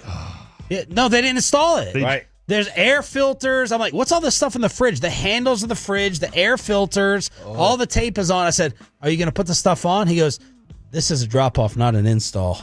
And I was like, oh, so I now have to figure out all this crap. And it sounds like I may not have, if I go home and there's a tape. Oh, my God. This happened to me. Meat juice with my brother arriving from Maryland simultaneously. Hold on, if he gets picked up from the airport, which right now is not happening. I got a question about that. Could you pick him up from the airport? No, but why doesn't he get an Uber? He can't do it himself? Well, look, man, in Maryland, Eastern Shore of Maryland, there's no Ubers and Lyfts. So he doesn't have the app. I'm trying, he already got on me. He goes, you get Alba Limo from mom and dad. Oh, man. Am I getting the fancy limousine pickup? So I felt a little bad. Alba Limo. I know. I felt a little bad. I don't like to abuse it with Hector, Special Hector's occasions. awesome, man. Love him. And my parents, they don't know how to. I'm not going to have them walk to the zone drop off, communicate with the person. Right. I know Alba Limo, it's easy. With my brother, I'm like, I'll call it, I'll pay for it. So I was trying to time things out. He landed at 9:20. You tell me what you would do. Okay. He landed at Checking a bag? He checked. That's another thing. He checked the bag. He's leaving Sunday. What? It's just him? I said, what do you, Did you ask him to bring you like a grill from Maryland or something? Should have asked for a fridge. Apparently. He's got to have his entire toothpaste tube or something like that. That one thing. I don't know what it is. He can't carry on. I don't know what it is. A tube of toothpaste. All right, I'm getting an update. That should buy you some time. This is more than 3 ounces, sir. So if he lands at 9:20, taxi, baggage claim, I could go get him, but I'd get there at 10:30. So that's He's already got his bag. Oh, he does? Yeah, he landed at 9:20. Oh, yeah, good for him. Wow, that was quick. DFW? No, but I actually scheduled to land 9:20, landed at 9:10. Still, he's already got the bag. Yeah, that's pretty good. 35 minutes? It's good timing. I mean, from landing to taxi to getting off the plane. Yeah. Do they still have regular taxis? He could just like grab a cab, hop in, and tell them the I address? feel like those are all ripoffs now. I haven't taken one Anyway, of those since my Kansas big concern, City. it's not him. It's have I lost the meat that I put in yesterday, and now I have to clean it. Right. Frustrated wife. I got Wild Fork delivery coming as we speak for the pool party. Oh, no. Yeah. 2 briskets and a pork butt. Where am I going to put that now if the freezer's not working? And then I'll want to punch myself in the face if it is a stupid piece of tape. Sean, by the way, I won't be able to be at the party the entire time. Oh, no. Yeah, I have. Did you hear all the stuff he's going through for you? I have an appearance for FC Dallas that has been Wow. scheduled. So What time I'll is be it? there for. What time is the party starting? Name me one player. 1? I'll show up at 11. All right, and I'll help with stuff too. Not really Whatever you welcome need help before with. that, Oh, but- just trust me. Okay. I show up with. That was Choppy's plan to come in and take over. He wants to take over the pool television instead of Texas, Ohio State for Syracuse, Tennessee. I was like, you can come at 11. Well, that doesn't surprise me. That would be your selection. That would be my selection. And I respect being extra glued to it, but aren't there some games that your team is playing to where you're like, I know I need to watch the game of the weekend? Yeah, if we're playing like East Tennessee. Okay. Or So you do not UTEP. think Syracuse qualifies as Syracuse a Power 4. Power 4 opponent. What's the spread? 12.5 is the last I checked. Okay. All right. We had a lot of unknowns. We got a new quarterback. By the way, smart guy, Logan Farrington from FC Dallas is joining the show today at 1:30. 1:30. Hopefully you've been listening every week when we've had FC Dallas people on. They're great. Like Martin Paz. Dude, last week was fantastic. He was awesome. Pause new like kid. RAR or He's pause the like goalie let's too. stop? PAAS. And he's yeah. the goalie. Yeah. Corey, what else is coming up? Bruce Bochy will join us at 10:20 today. So we've been working with scheduling him. You think he's pumped for that interview? I bet that dude's fuming still. He was already mad the other night. Yeah. And then yesterday, the way that thing wrapped up, I'm sure that he's not happy. So hopefully we get this thing back on track, though. All right, that's the grand hope as we turn things around starting tomorrow night. Do you think the first question we ask him should be, should we have traded for Ketel Marte? Nope.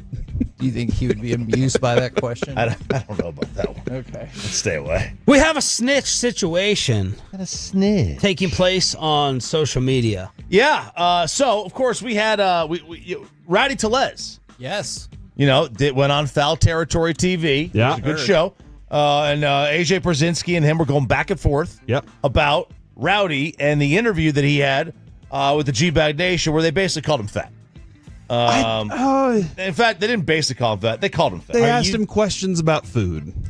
They asked him and then called him a nickname. They called him a nickname. My nickname. I came up with the nickname. Mine. Is that what you're most offended about in this situation? Is that he didn't love Girthquake? Yeah, basically. 'Cause that's a good nickname. Speaking of big guys. Sorry, Rowdy. That's a good nickname. That's an objectively funny nickname. Lean into the bit. I'm giving it to you.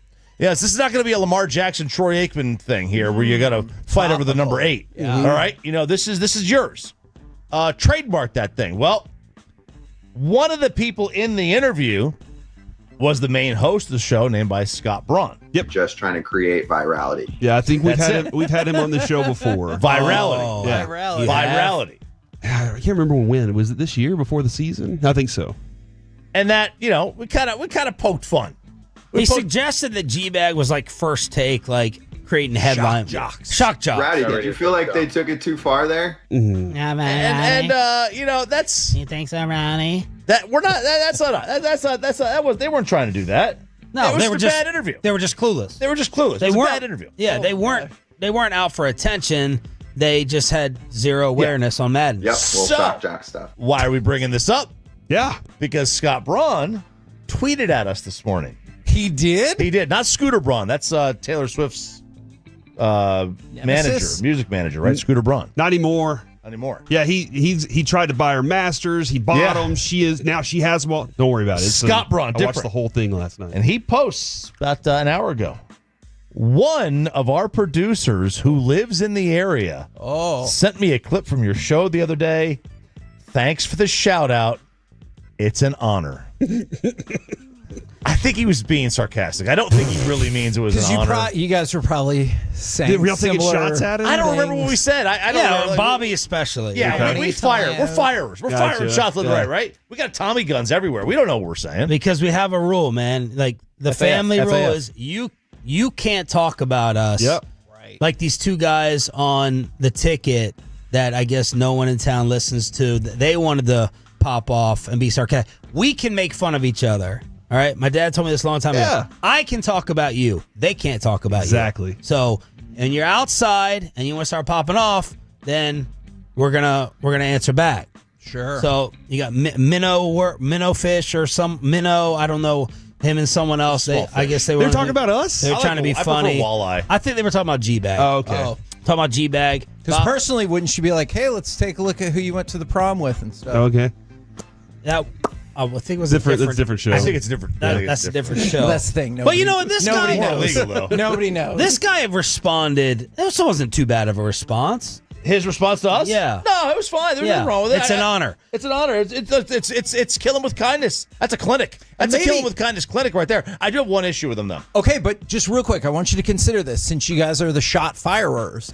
Maybe he really meant it was an honor because, like, maybe you got your shot fired at you. Right by now, the shot I will say I have one issue with this post from Scott. Scott is a no capitals guy. Yeah.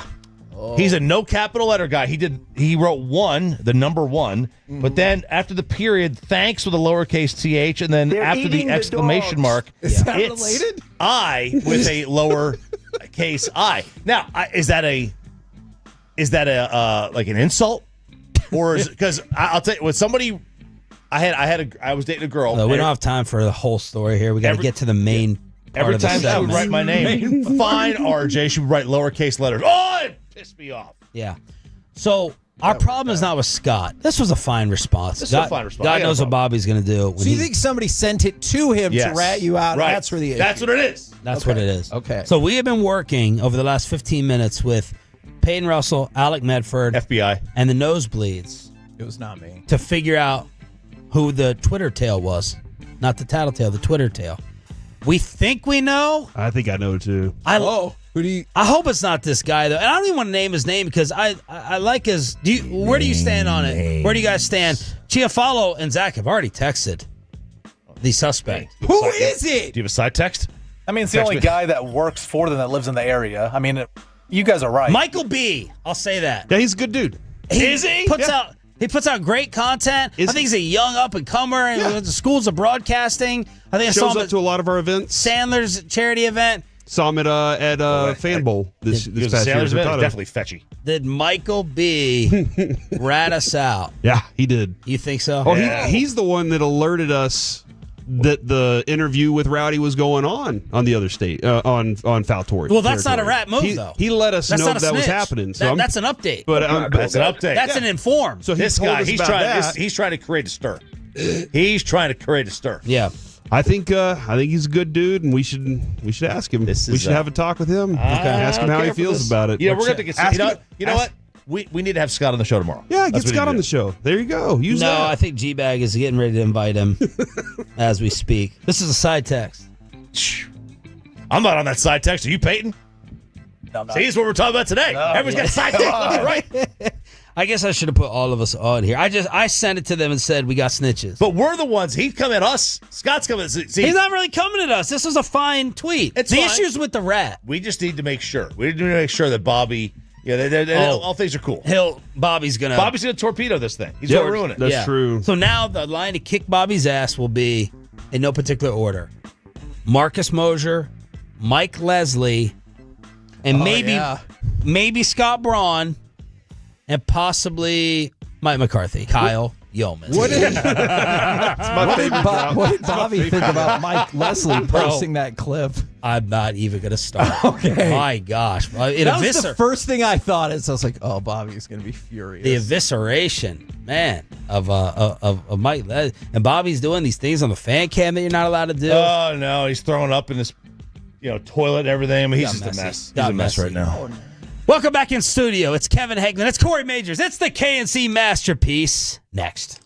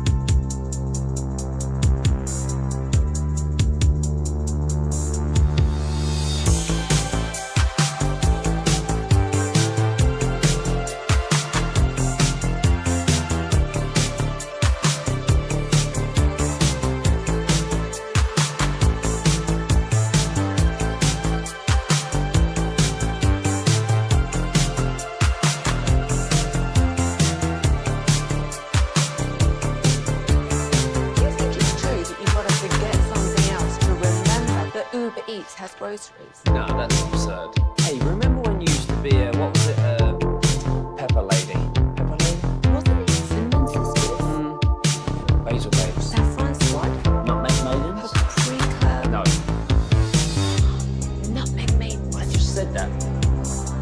Spice Girls? Doesn't sound right. What's it, Saffron Squad?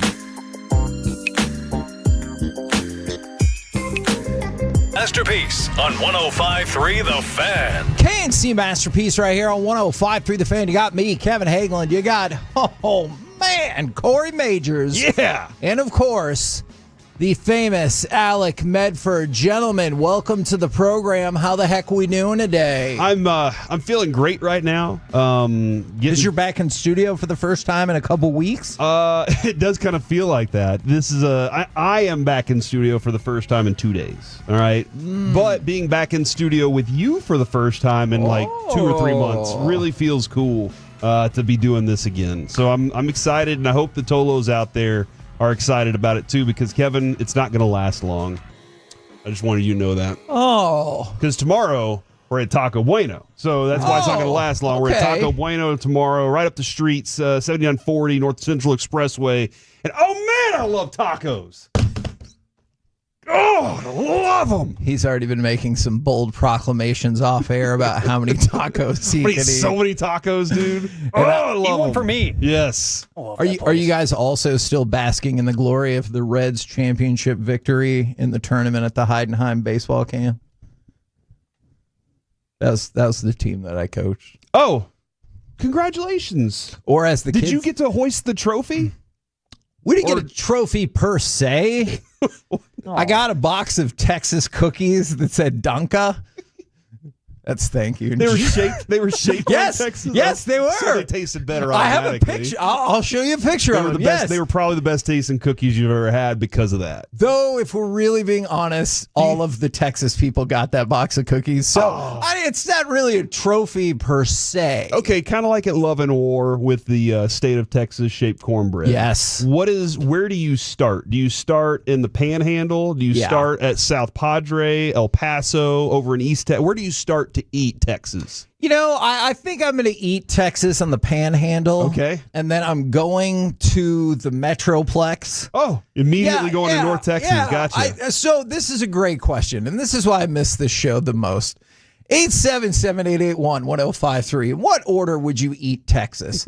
Because I'm starting with the Panhandle. I'm going to the Metroplex. Then you got a tough decision to make. It is very tough. Are you going down south? Mm-hmm. Are you going to the west? Good question. Is there enough left in Central Texas to just take? Because the magical thing about dessert foods is there's that middle part that's gooey. That if you don't love the edges, it's pure. Oh, it's so free good. territory. Oh, yeah, so it's nice. is this a pure middle part of the cookie in Central Texas that you can take a bite out of before you move on to whether you're going down Houston ways or you're going towards El Paso, whatever your direction is? Yeah, I'm starting at South Padre, working my way up through El Paso, hitting the Panhandle. I go around the edge, all right, and before I get into the middle. Sure. And then I get over to, Nacogdoches and run my way through. That's how I'm going to rock this. Yeah. The people in Nacogdoches have definitely... Never mind. Alec, stay focused. What order would you eat the cookie? And you do see the appeal of eating the edge pieces, the edge parts, and leaving nothing but the middle, right? Oh, absolutely. I'm starting with the Panhandle, and I'm going around the border.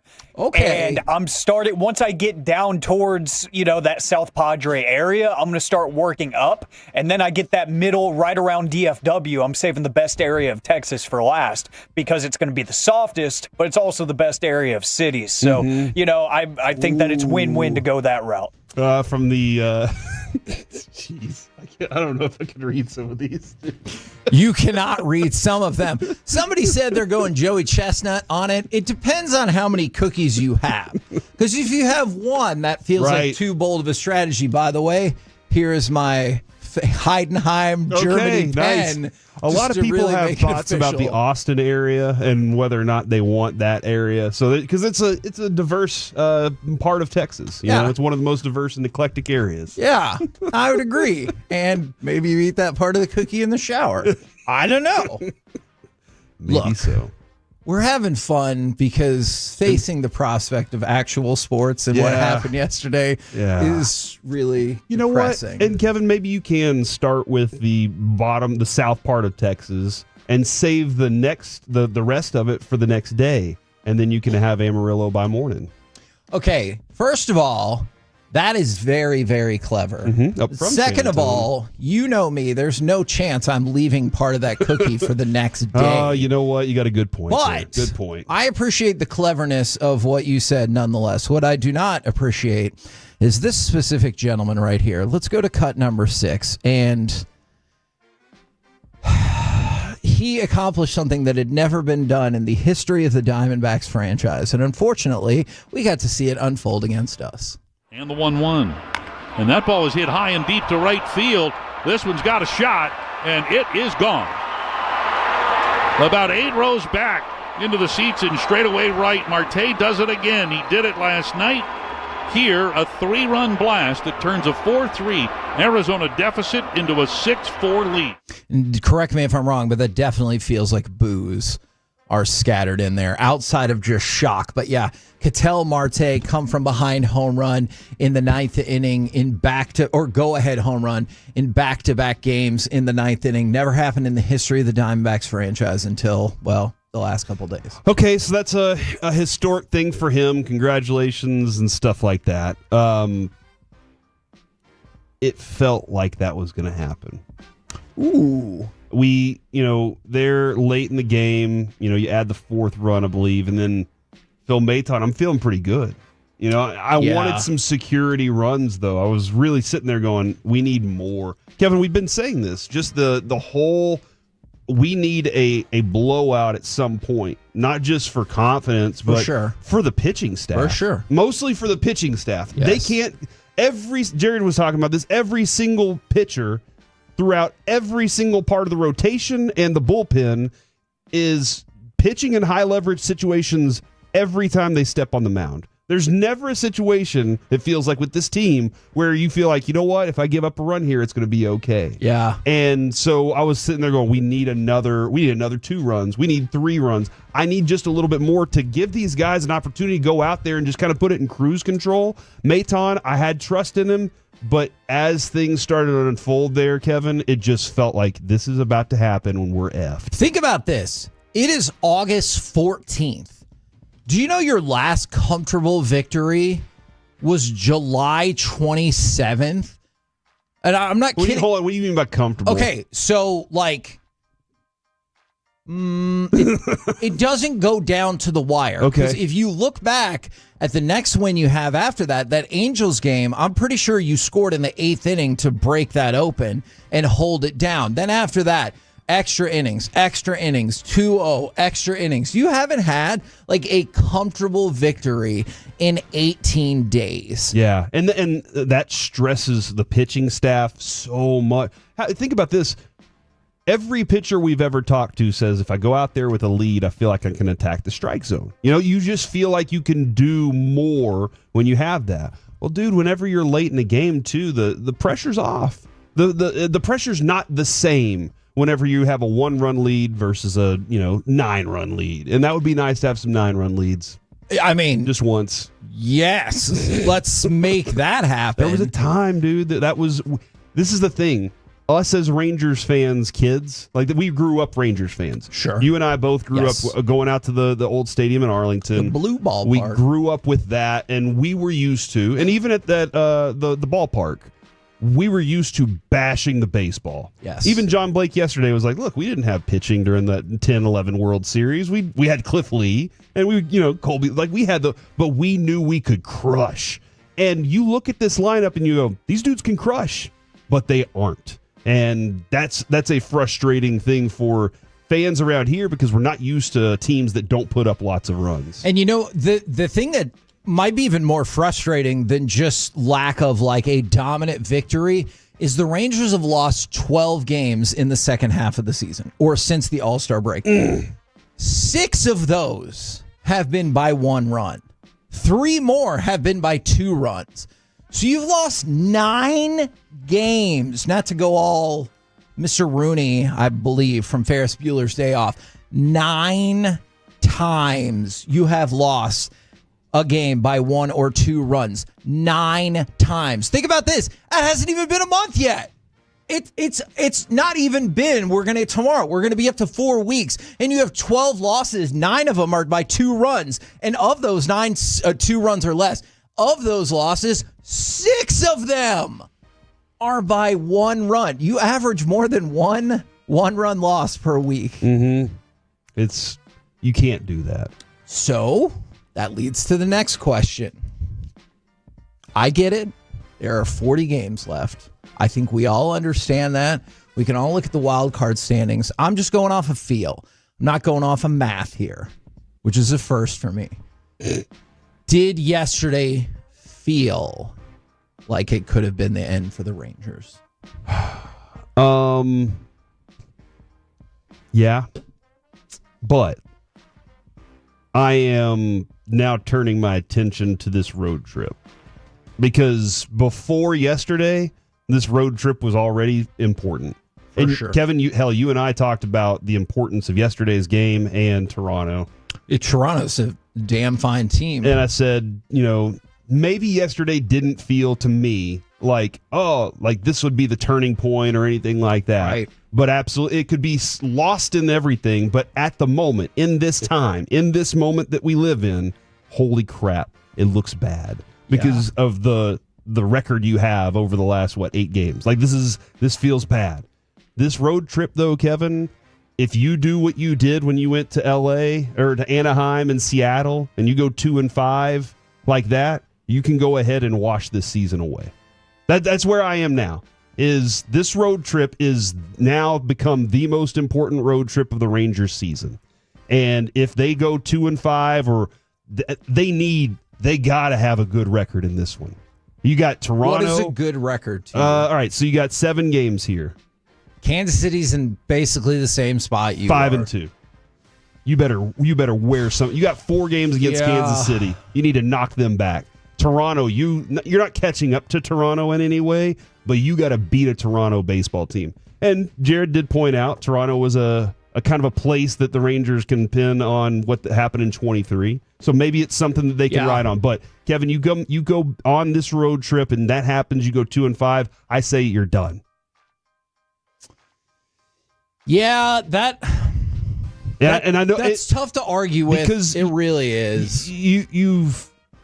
I don't think you have enough time to make up the ground after that. Okay, can I counterpoint and agree with you all in one? And you need to be able to go on the road and then come back home and say, we played hot baseball on the road. We're going to play hot baseball home, and we can take this back out on the road against the A's and the Diamondbacks next time. Okay, I definitely agree with that. I still think you would have enough time, but to the last thing that you just said, you'd have no reason to think that was imminent, right? Because you're 1-6 in your last 7. So to your point, if you go 2-5, you'd still have theoretically enough time, but you're also rocking through with a 3-11 record. And at that point, what in the world would lead you to believe that turnaround is exactly. And besides hope, if you go 3-4, I know this sounds weird. It's only 1 game difference from what I said about the 2-5 thing. But if you go 3-4 or you go 4-3, there's still kind of this sense of we're still hanging in this weird place. But 2-5, Kevin, I would say you've lost clubhouse desire. The clubhouse doesn't believe anymore.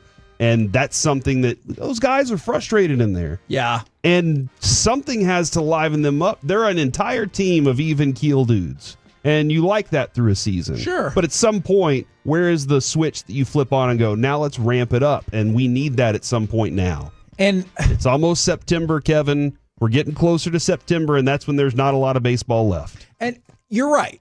We're to as Jerry would say, we're almost to the meat of the schedule. From the 2-5-4, it's just so hard to not think we have a chance when we only sit 3.5 games back of the wild card.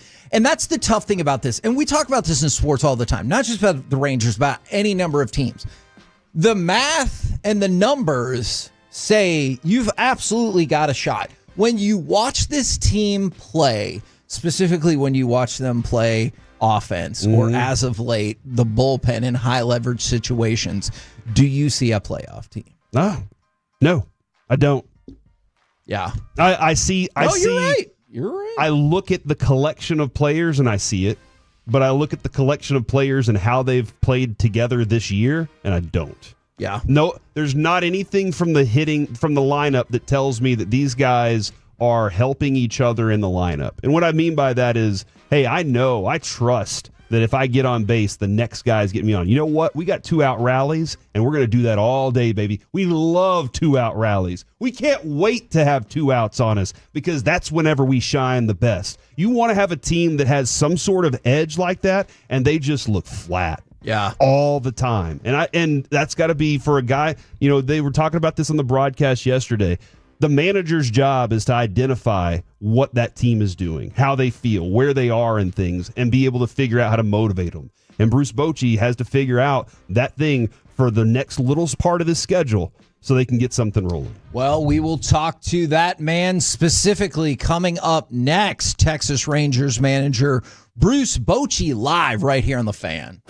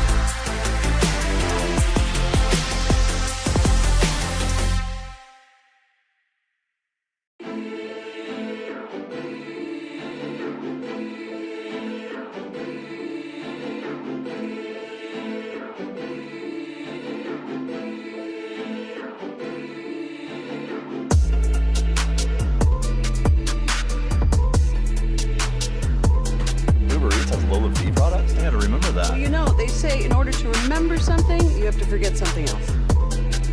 Okay, now that is a very cute haircut. That's like a little shag. I've never seen it before. Well, I mean, of course you have. So Rachel. Oh, is that your name? No, I mean like your name. No, I'm Jen. My name's Jen. Right, but I just mean like this is your haircut. But that's hair on your head. I'm not saying this is your hair. Okay, freaking me out a little bit.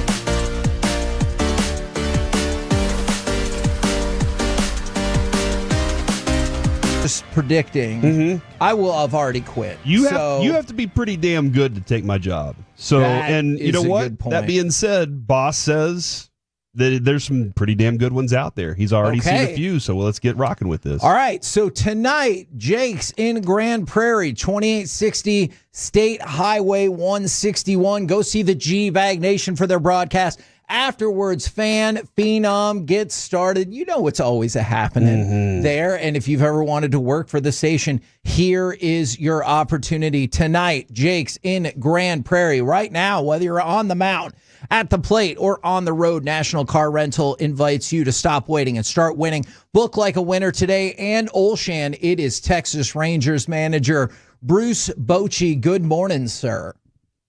Good morning, fellas. So I know you've told us before, like, it's a long season and there are plenty of ups and downs, and you're used to this. You've seen things like this before.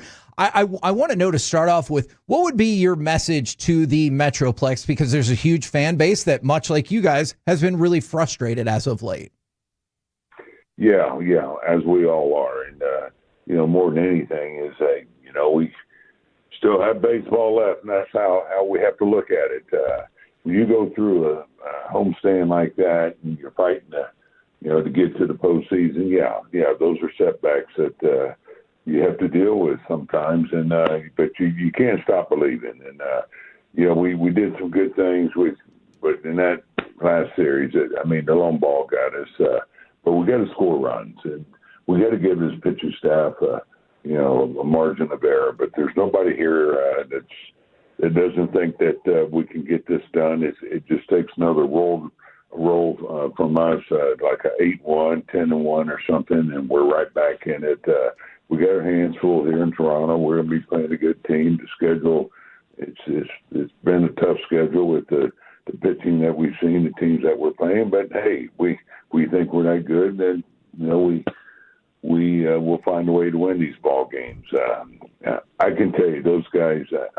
Yesterday they did a lot of good things after coming off another tough loss. So that's what I like about what I'm seeing to this point is the tough losses. They're bouncing back and winning the next day. But to lose one like we did yesterday, that's one that really hurt. It stings, but you got to put it behind you. I think the day off came at a good time. The guys will get a little bit of break, and hopefully we'll reset. And with the losses at home, hopefully we'll find a way to make up those games here on the road. We got Toronto and Kansas City, and DeGrom going tomorrow, and I just think this team still has it in them to get on the roll where we can win 8, 9, 10 in a row here. We have the pitching that can do it.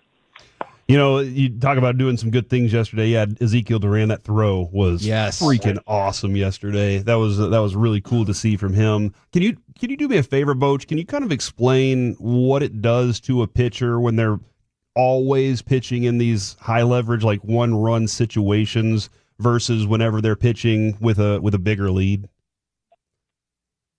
Yeah, well, I talk about margin of error. So, you can attack the hitters a lot easier and challenge them probably a little bit more in the middle of the plate when you do have, some room to work with, especially with that lineup that we saw. But the long ball got us. We gave up 9 home runs in that series, and we got to a point where I know Phil felt like he just had to get that breaking ball over, but the guy that beat us, for the last 2 games of that series, he killed us. He was 4 for 5 yesterday, and he's a really good hitter. He had home runs on both sides, and you look at his OPS, and Carroll behind him. The top of their order. They did a lot of damage, and that's what we have to have happen for us.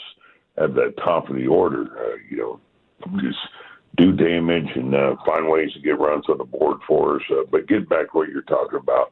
Yeah, I think it's good that they have pitched in so many games, so that experience is invaluable. But at the same time, you would like to have a little breathing room where, they don't feel like they have to make a perfect pitch, late in the ball game on every pitch.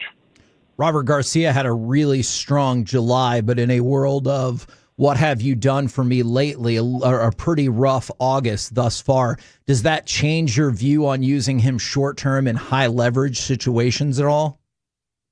No, I tell you, he's thrown the ball well the last 2 or 3 outings. I mean, he shot himself in the foot by not handling the ball hit back to him. A pitcher's fielding practice that we go through so many times that we call it PFP.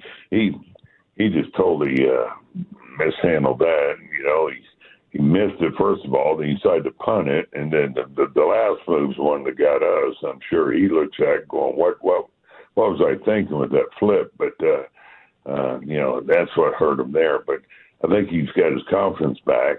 He's got that swagger that he had earlier, which he lost after giving up the low ball. So he's still in the mix. In those, because we have 3 left-handers now. I can't use them every day. So you know, these 3 were kind of, you know, mixing it up so we can give them a break. And you know, Milner was a guy yesterday, and because you know Danny and I was trying to give you know, Robert another day because he did work hard the day before. You know, on yesterday's game. Now, you talk about swagger, and we're moving over to the right-handed side of the bullpen. Cole Winn, somebody who, you know, a couple days ago gave up the, I believe it was a leadoff double and then strikeout. He seems like somebody who has really found his way. Is there anything you think he discovered or maybe tweaked that has made him very effective this year? I think more than anything, it's the confidence that he's showing now. He's had this stuff. The guy throws 96, 97 with 4 pitches. He's got that split for the lefties. He's got the cutter for them, and he's got the curveball. So he's tough on both lefties and righties. And when you have velo and a good changeup, that works up here. But the most important thing is throwing strikes, and that's what he has learned to harness is his command, his control in the strike zone. And so I've always, I think, not I, but we've always thought this guy can be a major league pitcher in the bullpen or maybe even start. But you know, right now he's a reliever. He's a guy that is going to help us late in the ball game. Rangers manager Bruce Bochy joined us here on the KNC Masterpiece on 105.3 The Fan. You previously, in the last couple of games, you've had some pretty good pinch hit moments from some of these guys. You were a pretty good pinch hitter back in your time as well. Can you kind of tell me about the batter's mentality in a pinch hit situation? I feel like you got to have some balls to go up there and do that. Yeah, it's an art. It really is. It takes experience sometimes with some of these guys because they're not used to doing it. I talked a little bit about it yesterday, but when you come up through the minor leagues, you're playing every day. You're not pitch hitting, and so you come up to the big leagues, you become a role player. And I was talking about my first time I had to pinch hit. I said, this is the hardest thing ever. I don't know how guys do it because you're so amped up. You're swinging at everything. Just the nerves, the adrenaline's going. And I said it's a beautiful drug when you learn to control it. And so with time, you learn to control that and let it work for you because you're getting up for one at bat. And it's amazing how when you do learn to control it, how much better it makes you. It's almost like a reliever coming in, a sprinter. I'm talking about a one-inning reliever. They come in and just let it go as hard as they can. Well, it's the same with the pinch hitter, but now he's controlling it so the bat feels so light in your hand. And so the fastball, it's easy to catch up with. And I think you learn to, to slow it down to where, you're on every pitch. And that's why some guys are better pinch hitting and playing every day because there's only one at bat they have to get themselves up for. And so it's so important for a club to have a good pinch hitter or two on the bench because those guys make a difference in your season. I have no doubt whatsoever, especially this late in the season, that a bunch of guys are really working through some things physically and they're dinged up. And so I have no doubt that Adolis needs time to heal up his ankle. But does this IL stint also give him a time to maybe reconfigure mentally a bit? Oh, I think so. I think you always have to look at it that way too. He's been out there about every day. So last year he missed a lot of games, but physically he's handled it. He wants to be out there. Days we talked about giving him a day off. He begs his way back in there. He wants to play. He's dealing with not having the success that he was hoping to have or he's accustomed to having. And so, I think it can help reset him too by sitting back, watching the game, and relaxing a little bit more and just catching your breath and realizing, hey, I got to get back to enjoying this, having fun. And I think he's been grinding too hard. And then with his departure, at least short term, the return of Evan Carter, what is the hope that he can do to spark this offense? Well, exactly what he did yesterday. Right. He gives his quality ABs. He sees pitches, gives the speed. Hits that ball. As a single for most guys, I mean, it's a double for him easily. So, he gives us just another dynamic in the lineup that we don't have a lot of, and that's guys that are comfortable seeing pitches, having longer at bats, drawing walks, things like that, but also a guy that can flat out hit. And it was good to see him have the game that he had. I was a little concerned if he had enough at bats in the minor leagues, but he only had one game, but he faced, I think, lefties 2 or 3 of those at bats, but came up, his timing was there, and so it was great to see.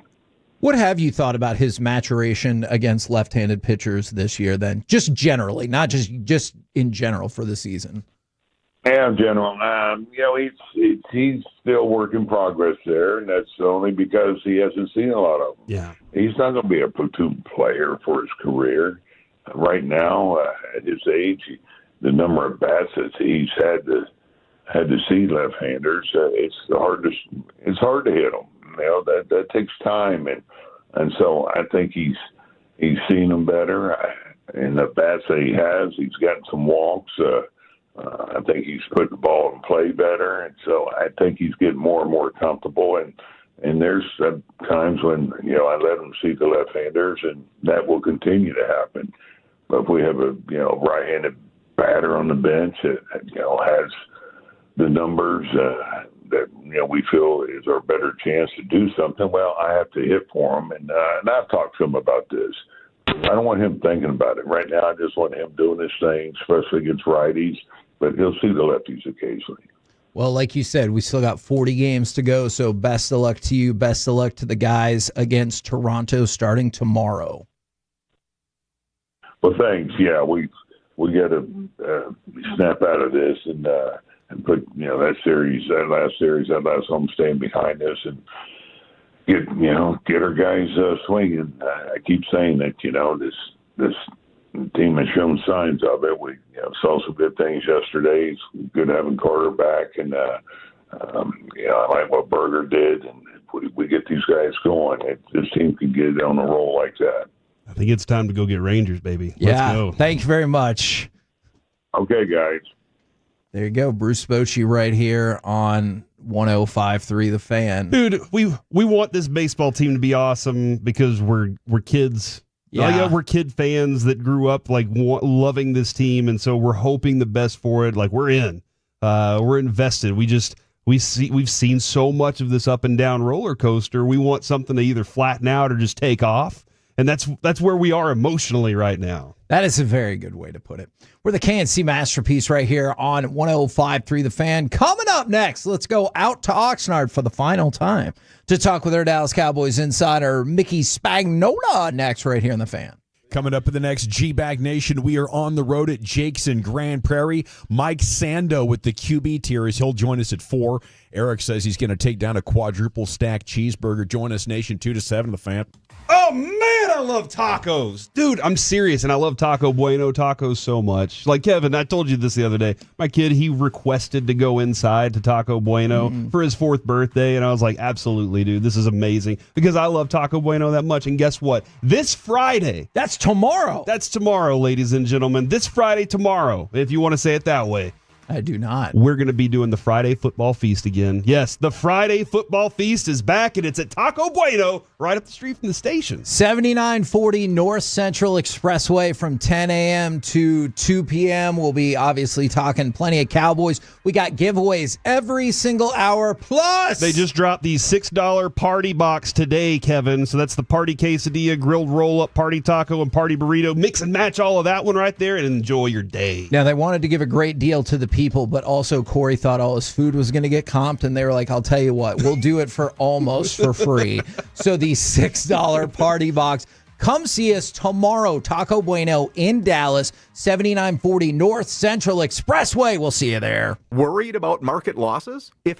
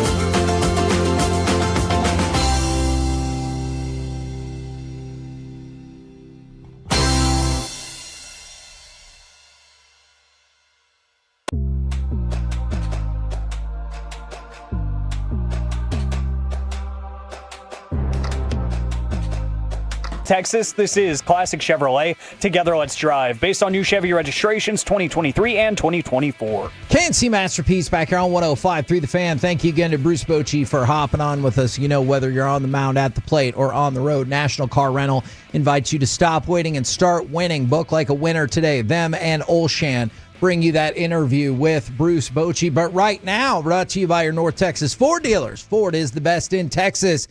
It is Mickey Spagnola. It is a walkthrough and a travel day for you, yes? It is, but before all that, there's a practice at 9 o'clock, and just as you brought me on, they started the music out here on the practice field. So we're going to have to make... Can you hear it? Yes. Can you hear it? Is Yeah. my phone picking it up? Just a little bit. Probably too loud. Yeah, if you hear a bad word, will you just yell dump into the phone so we can make sure to drop that off of the air? Is there any particular player, and I know this is just phase kind of 1.5 of training camp, but is there any particular player whose stock you thought really went up or perhaps fell a little bit in these Oxnard practices? Well, I think going up, it has to be Nate Thomas getting the opportunity to play with the first team at left tackle. I mean, we're talking about a guy that hadn't played football since 2023, was on IR all last year, and has done kind of a very good job considering the situation of a 7th-round draft choice, a guy that hadn't played in a real game. I don't know how much he did in preseason last year at exactly when he got hurt. But yeah, and I think they've been somewhat impressed by him. So I don't know if Tyler Guyton needs to hurry up and get back or what, but I got a feeling that, the way things go with rehab, that he's probably your starter in the season opener in Philadelphia. Is that, I know we don't usually talk about the positivity of injuries, but is that the one bright spot you can sometimes see in injuries? You can get a better idea for the depth or development that you have on your team. Yeah, because guys, what happens when someone gets injured, somebody else gets an opportunity that they may not, have gotten previously. So, kind of happens, kind of all the time. I think that, one guy that's gotten a really good opportunity is the undrafted tight end, Tyler Neville. We've talked about him and his story and all the surgeries he had growing up. And, for a couple days there, Princeton Fant was out. John Stevens just getting back after not playing football for 2 years. And then Brevin Spann Ford suffers the foot injury, ankle injury. So he's gotten opportunities that he might not have had as an undrafted rookie. And I think he's taken advantage of it to the point where, and this may not sound like, much of a victory, but I think he's on the practice squad. And what they pay the practice squad players now, you can make a $250,000 if you're on the practice squad for 18 weeks. So yeah, guys like that got opportunities when, injuries kind of help them out, unfortunately, for the team, though. A guy that could be practice squad, or he could have another opportunity with this team or maybe somewhere else. How did the coaches feel about Maffa's outing this week, and what their plan is with him going forward here? Yeah, I think that they're going to keep 3 running backs along with Hunter Lepke as the fullback, kind of Swiss Army knife. And, Miles Sanders missed a lot of time. Blue ended up missing time. And all of a sudden, Marfa's getting, reps in a preseason game. And I would imagine he's going to, and he got, more reps this week and probably on Saturday too. So I think that, and he's taken advantage of his opportunity. Blue hasn't gotten back into practice yet. When you were kind of looking at this, when we first got here, it was Javonte Williams, Miles Sanders, and Jaden Blue. Well, that might have gotten changed here. And again, if you look at the draft choices and you look at the money, Miles Sanders is just making a veteran minimum. So that'll be an interesting decision that they have when it gets to cutting to the 53. Because I think Marfa's, and I say this, and I think every team probably has a Marfa on their squad, and you're sitting there going, gosh, can I release him and then sign him back to the practice squad? And I think that's going to be the decision they have to make with him here. Can they, if they don't keep him on the 53, can he get through waivers and then get back on the practice squad? Because you have to release these guys and then sign them back the next day. I think we feel the same way you did, but it sounded like you pretty emphatically feel confident that Hunter Lipke is on this team. Is that a correct interpretation? Yeah, absolutely. Okay. The way that, and you would have known that by watching practice here. If if you're here the whole time and seeing how they're using them in practice, I mean, he's in a one-back situation. He's in a fullback situation. They've used him like a offset tight end. And a one-back in first nickel, by the way, in some of the alignments that they have. So, he's on this team, especially all that, and then his special teams help too.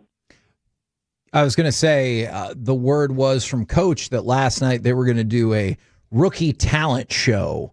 Have you heard of any of the exploits from this rookie talent show? No, I haven't. I did hear Savon Revel was talking to some people about the things that they were planning. He didn't really reveal much, but he was talking about how hard they were working on whatever production he was involved in. So, I guess we'll maybe hear a little bit more about that today when they finish this. I think it's like an hour of practice here that's supposed to start 9:00 our time. And then Corey and I were talking about this. We were reading an article, and I know you're familiar with this idea, the strategy of organizing an NFL locker room. Can you walk us through maybe, especially past coaches, what some of their goals were when they strategically set up their locker room? You mean like whose lockers where? Yeah. And I know didn't Jimmy like change the locker room whenever he got there? It used to be divided. The configuration when Jimmy got here, and it had been like this since they moved into Valley Ranch in '85. They had it sectioned off into quadrants. So there was like a quadrant of, I don't know, maybe 8-10 guys, and then you had to walk down across the hallway, there was a hallway, not a hallway, a walkway through the middle, and then there was one over to the right, and then if you walked straight, there were two more, one on each side. And I don't know how they divided it up. The one where Dorsett was and Walls, and I'm trying to remember who Diassi was over there. They used to call that the slums, right? Oh, and it was the black guys, think they were funny, right? Okay. But they used to, and then down the way, I remember Dutton and Randy White were in the same place. Too Tall Jones. Maybe they did it by skill or whatever, quarterbacks in one other one. And then when he got there, he couldn't believe he could walk into his locker room and not see everybody at the same time.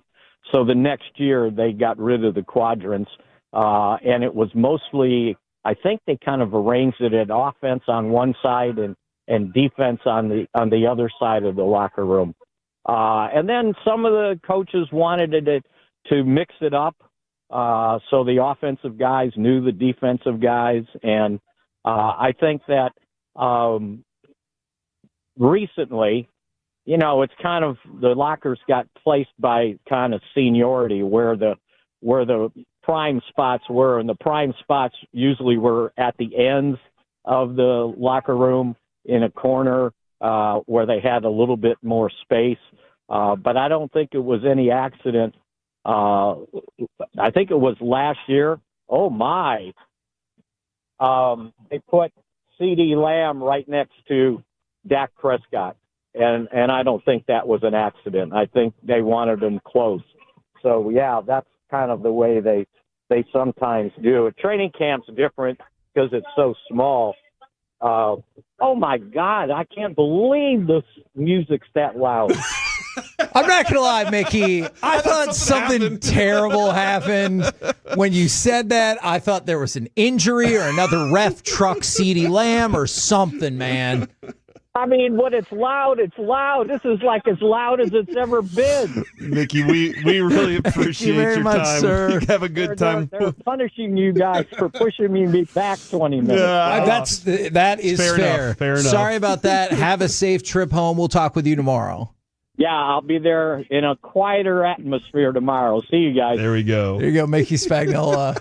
I was terrified, dude. I really was. I seriously thought like something terrible had just happened. Oh, my. Something. Man, that's our new competition.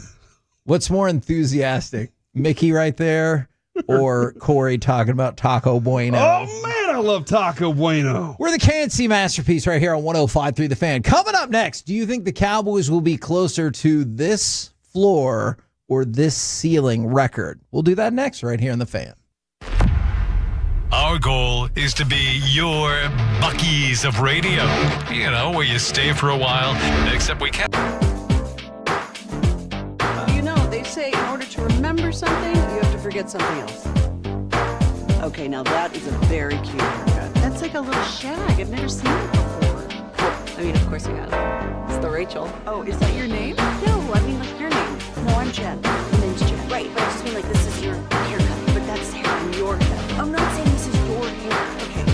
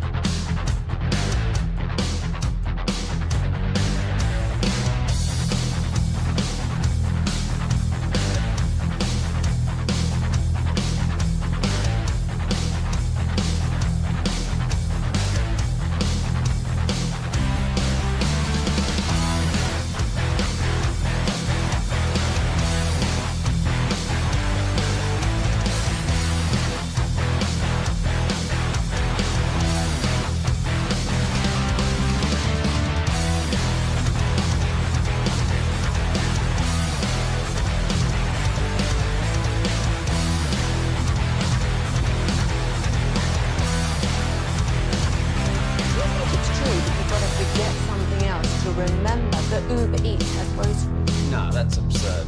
Hey, remember when you used to be what was it, Pepper Lady? Pepper Lady? Wasn't it Cinnamon Sisters? Basil Baby. Saffron Squad? Nutmeg Maidens? Pre-curb? No. Nutmeg Maidens. I just said that. Was it Spice Girls? Doesn't sound right. Was it Saffron Squad?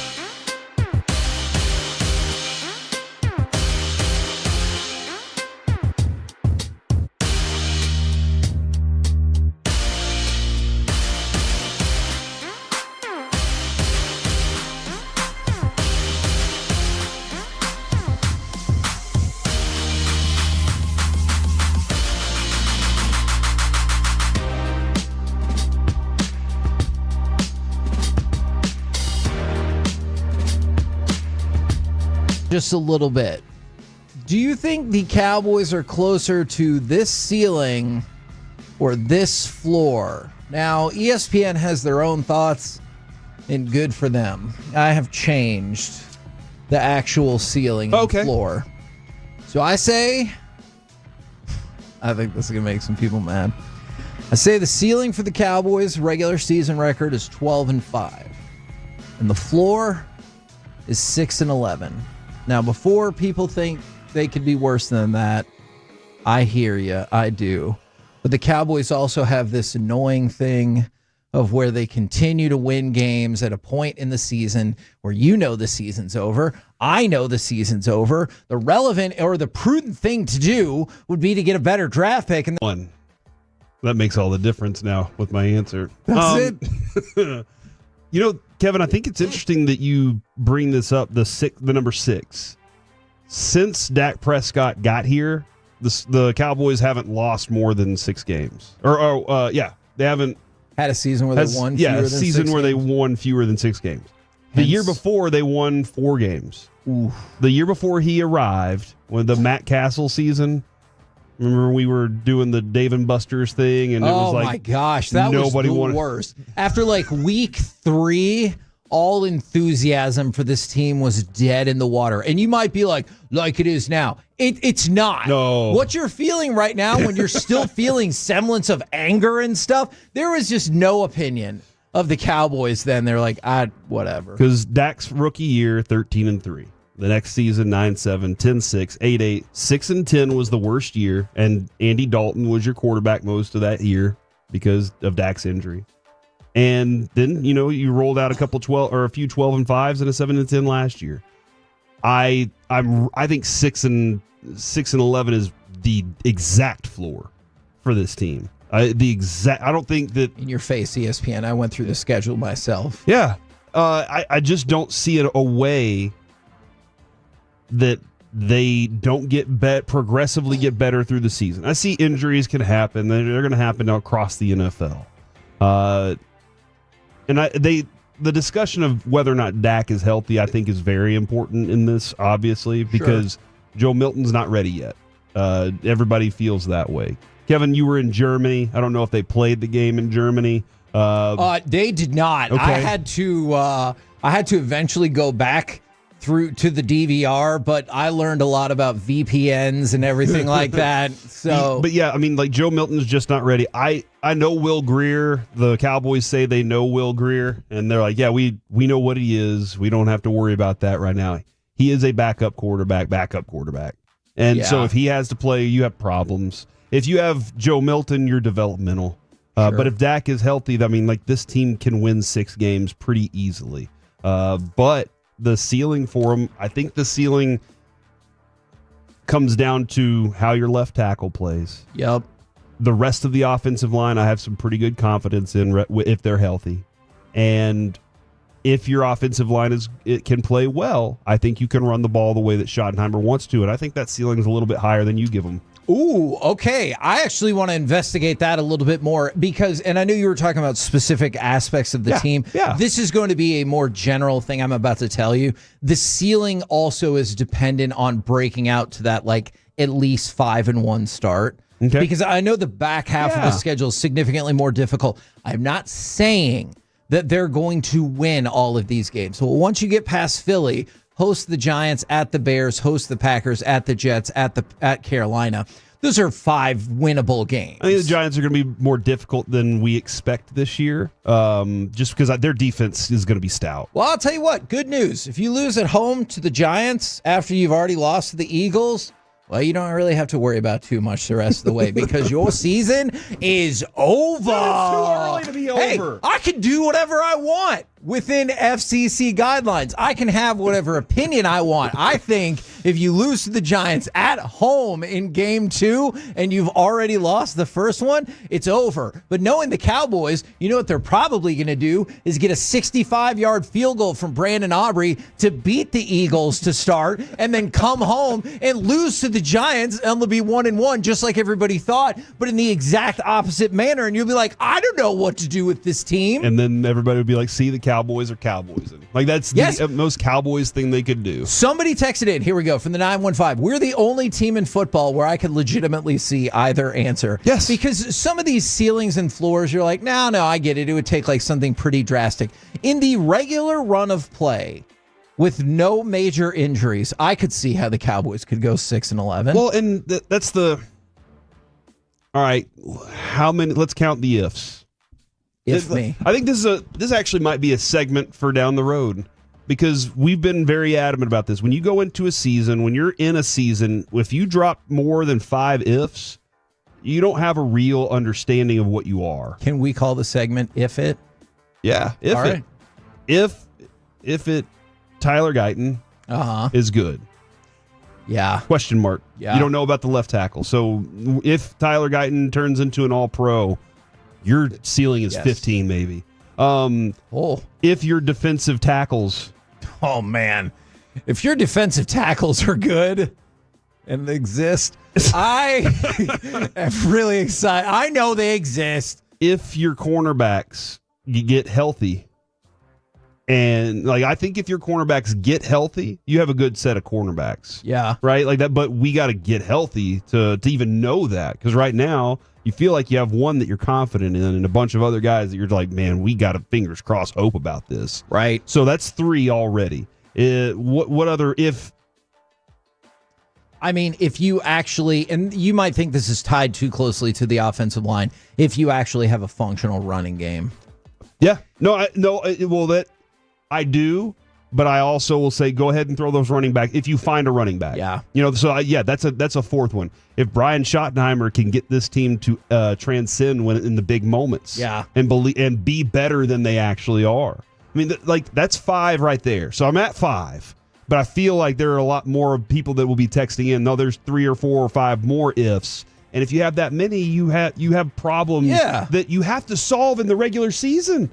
Like, I don't know that you can solve all of those before the season starts against Philadelphia. So that's where that's where my whole model of where they land is. I have a lot of ifs, and that's why I regress away from the ceiling to the median more than anything else. And that's why I think this is interesting, because, Alec, I want to get your take on ceiling versus floor as well, because, like, let's just say, so the ceiling I say is 12-5. Floor I say is 6-11. Well, guess what would be smack dab in the middle of that? 9-8. And I feel like that's where a lot of people are probably like, yeah, I could see that. And that's why I thought it was a good spot to sit as well and make a decision. All right, Alec, if there can be only one, like the Highlander, do you think the Cowboys are more likely to reach their ceiling or their floor this season?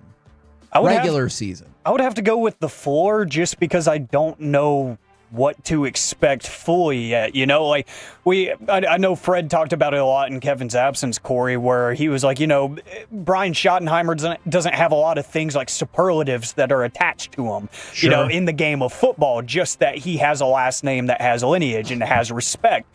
He doesn't have any kind of like titles of, you know, like the Kyle Shanahan offensive guru genius. He doesn't have any of that. So, and I heard him talking about it, I think with Jesse Hawley yesterday, where he was like, the beauty of it is I don't have to show anything. And this is the one season of my tenure as the Cowboys head coach where nobody knows. Nobody knows what we are yet. And he likes that. But it makes our jobs harder because I don't know what to expect. So I would lean floor just because it could go bad. They could experiment a little too much and get a little too cute. But then, like your point, and we've talked about it for years now, they could be one NFL record-breaking field goal away from completely changing my expectations. Yeah, it is as usually is the case in these scenarios, it is a perplexing team. By the way, ESPN said to Alec's point right there that the X factor was Brian Schottenheimer.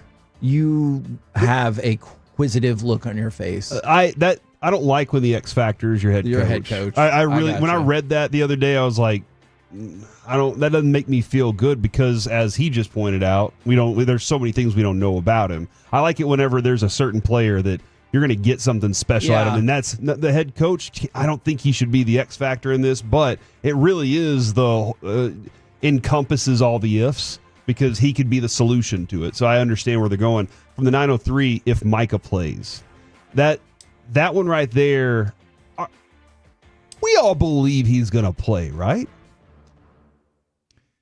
Oh, no. Hold on. Okay. 877-881-1053. I really do want to get a gauge on where everybody is here. We all believe that Micah's going to play, right? If your question is in week 1, I do not necessarily believe that. Oh, my. Okay. Wow. That was so fast. Good job, Alec. All right. So there's a couple of things, and I'm going to make a plea to Micah Parsons if I can, real quick. All right. Here's what I want everyone to think about. He'll eventually play because if he doesn't, then his contract will just roll over, and then the rookie option will be you'll be able to do that next year, and that will get him no closer to his goals. Yes. You have to play or at least be ready, eligible to play half the season. I know injuries could work in that and everything like that. So I eventually think he will play. Whether or not he plays week 1, I don't know if this could be like a Chris Jones kind of scenario that you saw with the Chiefs, but here's my plea to Micah Parsons. Hey, Micah. Thanks for being so good at football. You're awesome, bro. I want to just list off a few names to you, whether it's Dak Prescott, Jalen Smith, Michael Gallup. Go out there. Reggie White. Not Reggie White. Right. You're not risking anything. People keep saying, oh, he could get hurt and not get a contract. What is that based on? The Dallas Cowboys said it was all on the line for Dak Prescott. He got hurt. They gave him a contract. Michael Gallup got hurt at the end of the season. He got a contract. Jalen Smith had a plethora of injury concerns because of that bowl game. He showed one flash of a good season. They paid him. The Dallas Cowboys will pay you even if you get hurt. So whenever they're like, well, he needs leverage in case he gets hurt, I disagree with that so much. What in the world makes you think that the Cowboys will go, now's the time that we will use an injury against somebody in negotiations? Look, any of their players on the roster, they could get hit by a car tomorrow. Kevin, that's what I got told. I appreciate what you're saying. I really do, because I completely agree. But I know that David Mulligetta is not sitting there thinking that. You know, like he's a smart agent. Fair. And he's the one that's going, no, we're using everything we possibly can. Yeah. But okay, all right. I mean, without Micah, I still think you might be in the middle. I don't think it's that much of a difference. He can help you a little bit. Okay. But I don't think it's that much of a difference. I'm going to go back to this time and again. This is a conversation for another day. If you feel that way, if the organization feels that way, you need to move. You need to move off of him. Or any player that being you said, feel there that is way. statistical facts that when Micah's on the field, this team is 90% better. Okay, So that's what I just said is kind of dumb. That's at least in the regular season. Yeah. With a KNC masterpiece right here on 105.3 The Fan. Coming up next, I do believe it's about time for AM on the FM. We got the question of the day, plus some of the crazy science behind NFL practices next on The Fan.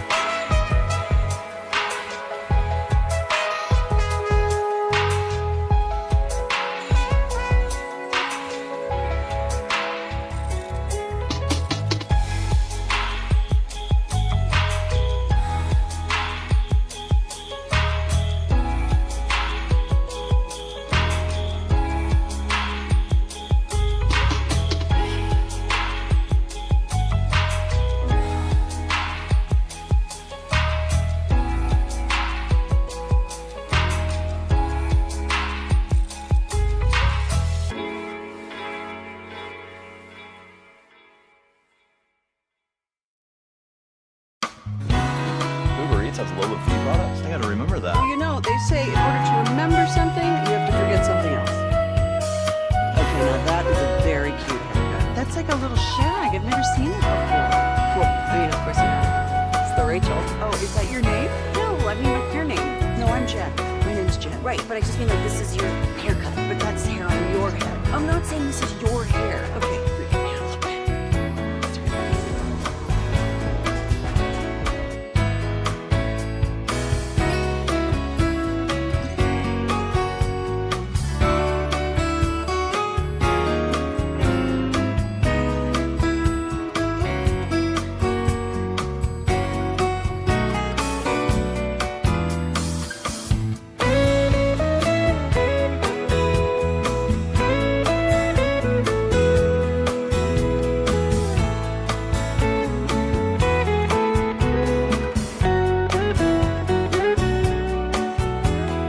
Texas heat can wreak havoc on your foundation cracks, sticking doors, uneven floors. Call PermaPure, serving DFW for 30-plus years. Get a free evaluation at permapure.com. That's PERMAPIER.com. When shift happens, choose PermaPure.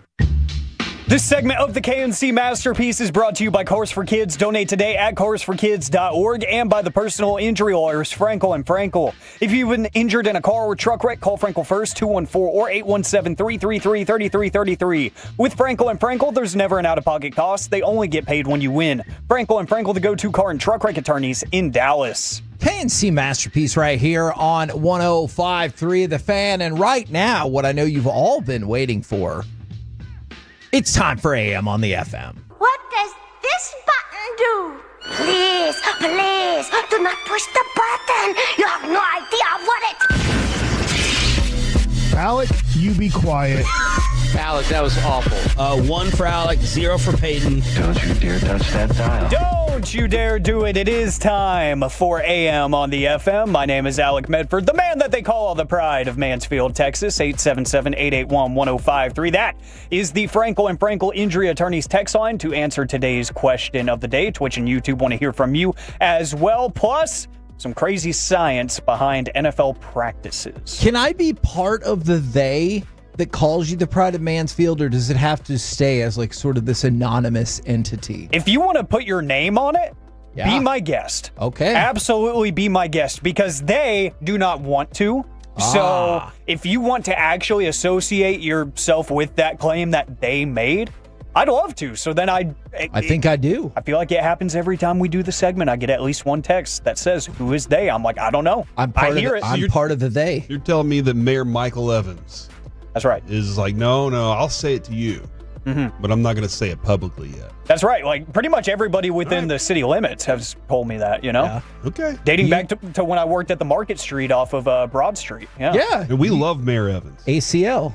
Alex City Limits. That's exactly what it's always been, yeah. I love that. And the reason business is booming out there. What do you think? Because they got a homegrown budding star now, as they say. But we'll get to the question of the day. And I'm actually pivoting based off of Mickey Spagnola's reaction to the loud PA music at practice. It got me thinking, what is something that makes you unnecessarily upset? 877-881-1053. A pet peeve, an action, something lately that gets on your nerves. Because here lately for me, it's been people not using their blinker/turn signal. Ooh. I don't know why. Like, I've always been like, hey, you should probably use that. That's kind of like rule of thumb. But here lately, just in the Dallas traffic and whatnot, once the floodgates kind of open and everybody starts being able to move, and you think, okay, I've got space to work with, somebody cuts you off. Are you to the point where you can see in advance sometimes the person who's not going to use their turn signal? Yes. Like they're in front of you, maybe they're like, car pace ahead of you to the right side on the highway, and you're like, I can see it. I know you want to get over there. Just put your blinker on and we'll make it happen. And I'm the type of person that will flash the lights. I'm the type of person that will like at least give a good little stare down, if I get even with you. I'm not going to freak out or anything, but it does irritate me because it's like, just have some decency. I'm not going to like jump in front of you and not let you get over. I'm not one of those people. If you just put on your turn signal, I'll let you move. I know you got places to be. So do I. I respect the hustle. It's okay. I'm trying to help you get there safe. I'm trying to help not be an issue. I'm trying to get out of your way, if anything, because I don't trust people on the road. So whether it's going back to our trip to California or the bounce over to Germany, what I now have decided really annoys me unreasonably is the people who still have sometimes lots of things in their pockets, even though they were just asked by the person before going through the scanner if you have anything in your pockets. And sometimes, like, you take out a little something you forgot. Okay, I can live with that. I saw somebody at the airport take 5 things out of their pockets after they were asked, do you have anything in your pockets? I was like, what? How did we miss that? It never fails, does it? It's unbelievable. Feels like it happens every time I go to the AAC.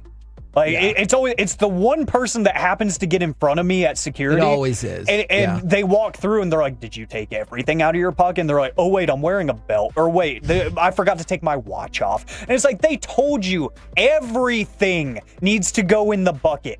Everything. What are we doing? Getting worked up. Guys. If you say something like you don't get mad anymore, I'm going to get mad at that. I will too. You know what? Now that I know that. It's somebody texted this in and it's loud noises. When my son whistles around the house, you just made a face like, that's ridiculous. Yeah, I know. No, it was more of a confused / intrigued. He whistles so damn loud. And I'm just like, and it's not like he's doing the hey, I'm trying to get your attention whistle. He's just whistling while he works. And it's just irritating. The finger whistle. Then he's got his headphones on playing video games so he can't hear how loud it is. Yeah. And it's just all over the house. That and my daughter and her friend, they FaceTime each other. And this is awesome. I love that she has a friendship like this. They call each other bestie and they talk all the time, and that's awesome. That's nice. But it's nice. She has the volume up so damn loud on her iPad that I basically feel like I'm sitting next to this little girl in her house. And I'm like, hey, turn it down. And she's like, no. And I'm like, oh, the attitude now. And so, yeah, loud noises. There's just something about the volume on the TV being too loud. I think I'm at a point now, sensory overload. Okay. Maybe it's just because I'm old. But I don't want a lot of different noises happening all at the same time. Yeah, I think I'm picking that up from my dad because he's always been anti-loud noise guy. Unless he's the one making the loud noise, then it's perfectly okay. Whenever he watches a new show that comes out or a new movie that he got on digital, man, the volume is up at minimum to 85. Wow. And the walls are shaking. I am trying to maybe listen to a podcast, listen to this station. I'm trying to watch a game, and I can't hear anything. I cannot hear anything. And then the paintings and all the stuff on my wall starts shaking. I'm like, why are we having an earthquake? Oh, yeah, a new movie came out. That's why. I've kind of picked up on that because there's a dude in the neighborhood that has a super modded motorcycle that my dad has despised him since we moved in. And I've picked that up because it's usually when I wake up because Corey, I forgot to tell you this week, I've made the transition to being a morning gym person. I saw that on Twitter the other day. And it has changed my life it's for working, the better. You got a better energy, huh? Yeah, and I've noticed this dude gets on his motorcycle to go to wherever he works at like 6 a.m. And it is just so, it literally shakes my window. And he's like 4 houses away. I'm like, how? How is your motorcycle that loud? Especially at 6 a.m. What are we doing here? So I gave him a good old, I'm going to watch you leave the neighborhood while I'm standing next to my car. I'm acting like I'm some 60-year-old man, get off my lawn. But here I am in like a tank top and, shorts ready to go lift weights. I'm staring at this dude like I'm some, raggedy old man. And I'm just like, wow, I'm getting old. This is bad. This is very bad. This is happening too quick. Old people in that statement, right? Yeah, I feel like I'm aging too fast, and I don't like it sometimes. I had one of those moments. I was scrolling TikTok the other day, and it was some sort of like construction festival. I don't know what it was, and they were showing off the newest, latest innovations in like construction materials, and this dude was showing off a 24-point use ladder that has like 4 ladders built inside of a ladder. And I was like amazed. And I was like, I need one of these. Why would I use it? I don't know, but I need one of these. But if you used it too much, are you afraid you'd get a ladder infection? Damn it. You really messed that one up, Kevin.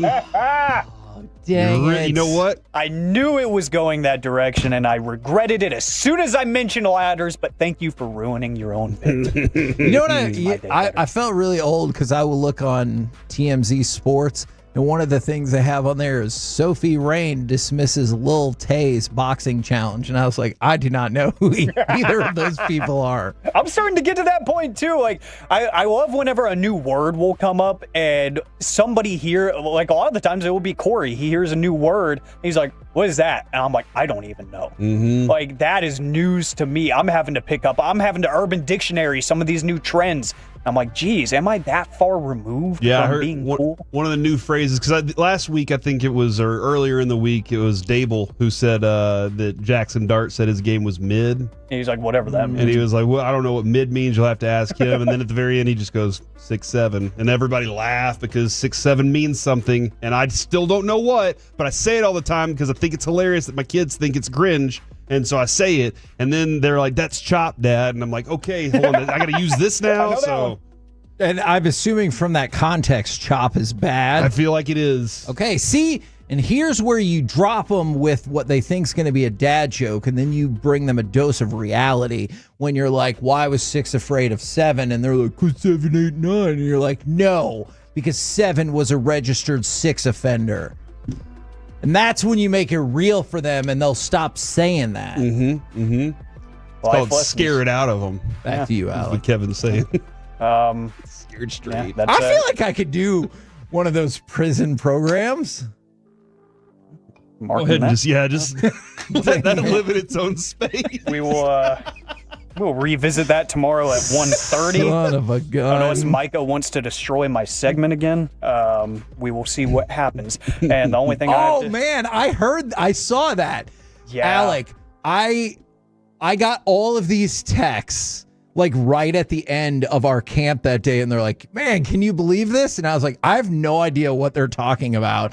And so then like I went on to Twitter and I saw Corey and Fred and Alec live react to Micah's trade request, and I was like, what? Man, I think my favorite thing to come out of that was I had somebody send me the fan cam reactions. Like, I checked my phone because I got a text that was like, hey, this is happening. And you could see me holding my phone reading it, and about 5 seconds later, you can see my face just in my hands, like, what is happening? And then that's when I told Corey, hey, check your phone, buddy. This is kind of crazy. 877-881-1053, things that unnecessarily annoy you in honor of Mickey Spagnola getting annoyed by the music at Cowboys practice earlier today. If you missed that, hit the rewind button. I see this one from the 214 is great, stopping on the entrance ramp to the highway rather than blending in with the traffic. Dude, that's the worst. Bobby asked, was it yesterday or 2 days ago, like, what's the thing that gives you natural dopamine? And it is a lane shift where I am getting over and the other car in front of me or behind me is getting over to the lane I was in, and we do it perfectly. And that's one of those moments where I'm like, look, we just communicated without even talking. Yeah. You know, we just did this together. Look at us. Because you asked the question to Stephen Jones once, is driving a race or is it cooperative or individual? Yeah. And I've always been like, you know what? I think we got to work together on these streets. Absolutely. Look, we've talked about this all the time, Alec. If you're trying to go back towards like Garland and Rockwall and everything when we leave our office, is you're trying to break off into this spot where you're not really on 75, but just for a second, like the 345 part to connect to 30. Yeah. And all these people are trying to block you out from getting over. And I'm like, no, I'm trying to get out of your way. Yep. If you just let me in, I will move immediately away. And they're like, you can't take my spot. And I'm like, I don't want your spot. I'm not breaking into downtown.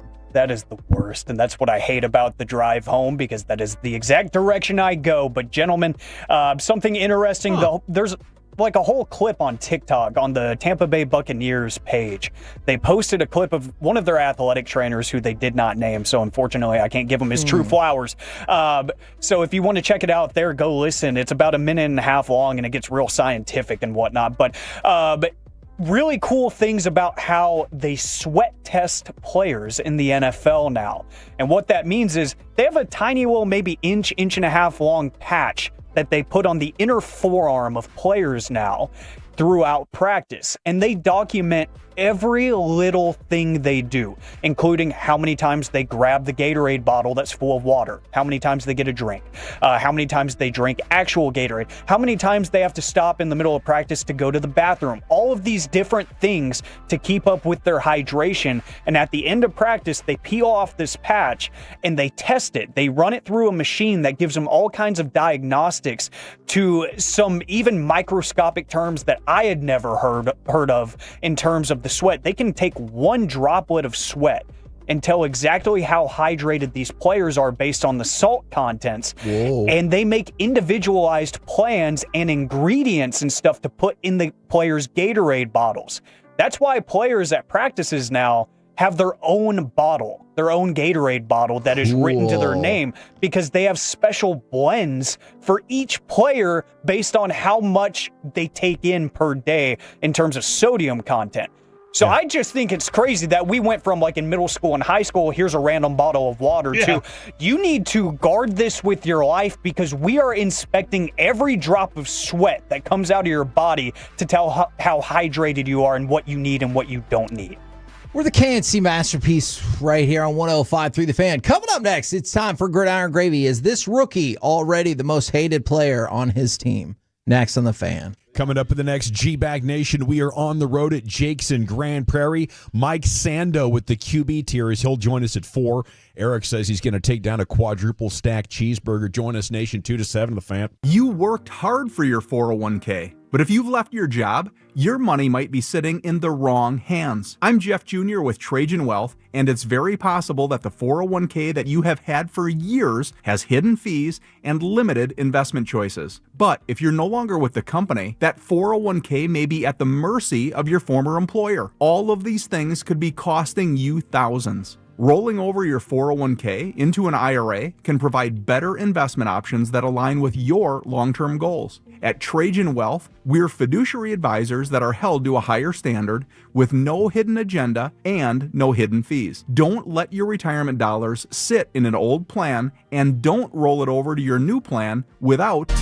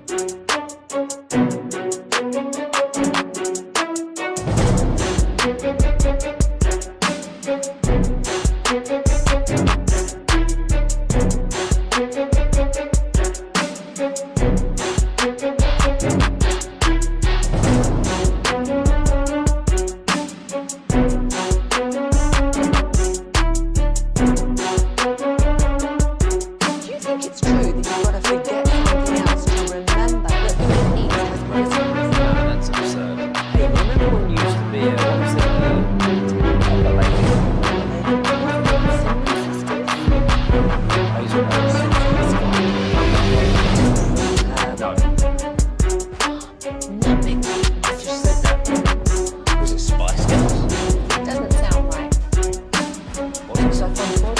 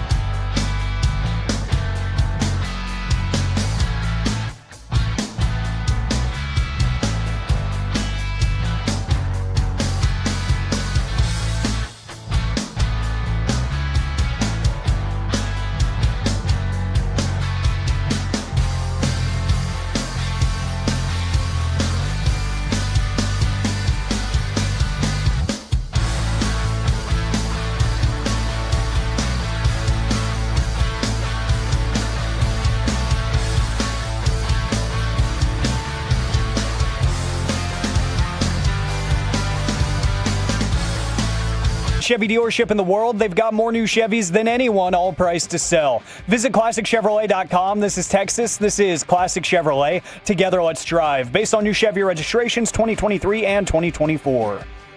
Texas A&M territory. Bazelak in trouble. Down he goes. Shamar Stewart on the sack. Loss of 9. K&C Masterpiece right here on 105.3 The Fan right now. Time to go around the entire NFL and dip into some gridiron gravy.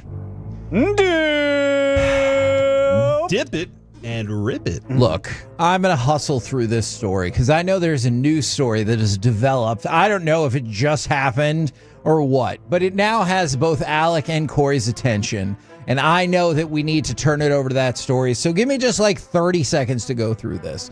So Shamar Stewart, after holding out throughout a good chunk of training camp, because I thought he held out for good reason, but he's there. I agree. Okay. And now he ran into Joe Burrow and a fight broke out. And he hasn't been there that long, but do you think Shamar Stewart is already maybe kind of disliked in Bengals training camp? Probably. By the way, he had to catch his balance with his left arm, or else it really looked like, because he had been sort of knocked off a little bit, it really looked like he might have taken out Joe Burrow's legs. Ooh. And then I feel like that could have potentially been catastrophic. But it started a scuffle. I'm curious, and I haven't seen a quote on this. What was his reasoning for it being okay? You know, if the offensive lineman or if his teammates were like, dude, what are you doing? And they're going after him and it starts the scuffle. Yeah. Then why was he fighting back other than just trying to defend himself? Like, dude, you did something wrong. It's the quarterback. He's wearing a red jersey for a reason. That's a good question, because I have seen multiple players who are like, dude, you got to be better than that. And one of his teammates says, something's transpired that warranted a response. Yeah. And so I just think that's really interesting. But I'm going to use a story that I was going to bring up to transition to the story you guys really want to talk about. Michael Penix was also involved in a scuffle during the Falcons practice against the Titans. Oh, no. But something tells me you save your fake oh-nos. Something tells me that is not the Michael Penix story that we're going to talk about. No, it's not. And I do just want to remind everybody of Kevin Hagelin's stance a few weeks ago. My name is Michael Penix. That's okay, right. Now that we got Kevin that out of the way. said that many times. Pat Timlin, a sports anchor in Chicago, posted a picture from WTOC 11, the Southeast sports leader, a local news station that was picking up the Michael Penix Jr. press conference.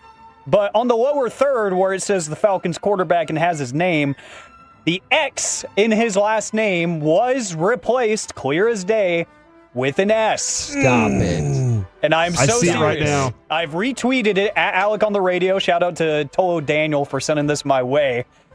But They yes, put up for his presser Michael Penis Jr. You got to be kidding me. Here it is, dude. I'm trying my best. Is that real? I'm trying my best to see. This does not look. It doesn't look photoshopped.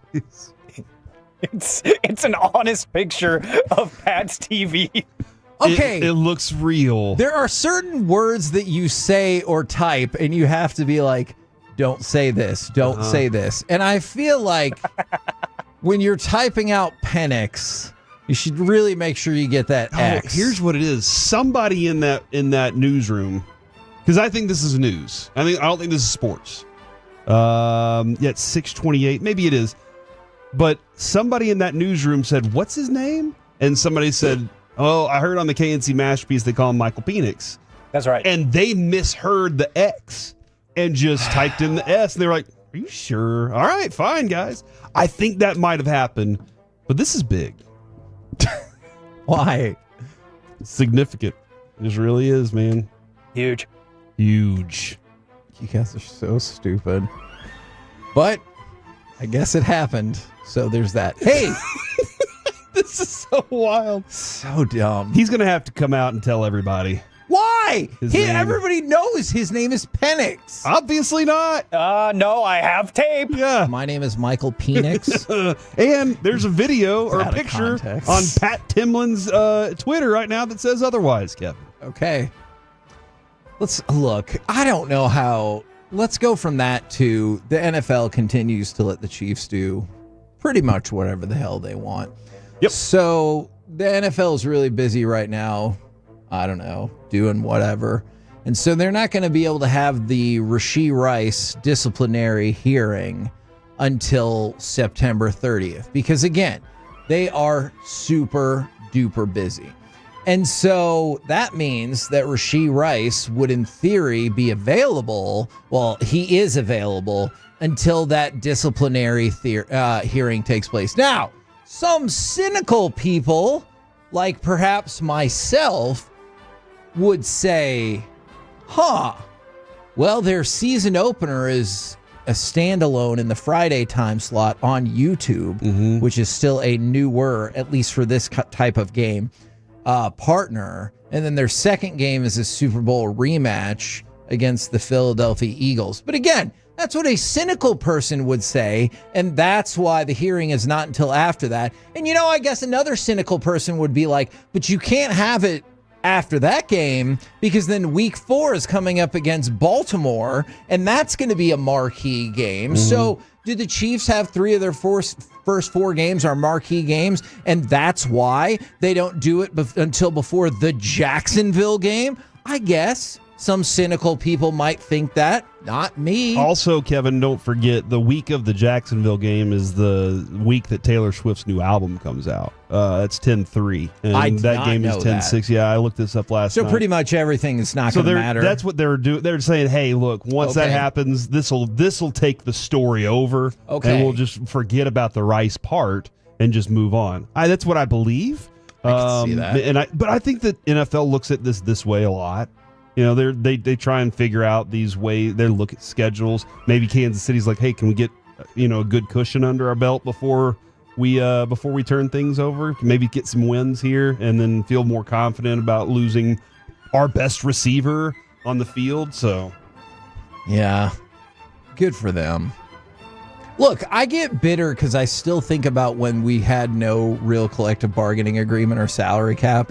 And so the Cowboys were like, all right, let's sign some people. And they're like, retroactively. Yeah, that was still ridiculous. Yeah, I hate that. All right, Shedeur Sanders. We talked yesterday about the oblique strain. Now it looks like he's unlikely to play this weekend against the Philadelphia Eagles. I know that's disappointing just because, like, if you're looking for things to watch in the preseason, I know Shedeur has jumped to the top of a lot of people's lists. This morning I heard one of the sports minutes, and they were like, look, man, this could set him back significantly. And I was like, okay, maybe. But then he said, but if he's truly meant to be great, he'll find his way. I agree. You agree with that? Baker Mayfield's actually one of those guys that I look at and go, that's a really good story about that. Yeah. He ended up in a trash place and was okay, and then bad, and you could blame a lot of that on that. And then he found his way because he actually is a really good quarterback. And I just wonder, though, like, do we believe that really good talent has always found its way to the top, or do you think there's some people out there that just it never worked out for them and they still have the talent for it? I'm not going to say it's 100%. I think that would be foolish to be like 100%. Cream always rises to the top, to quote the late great Macho Man.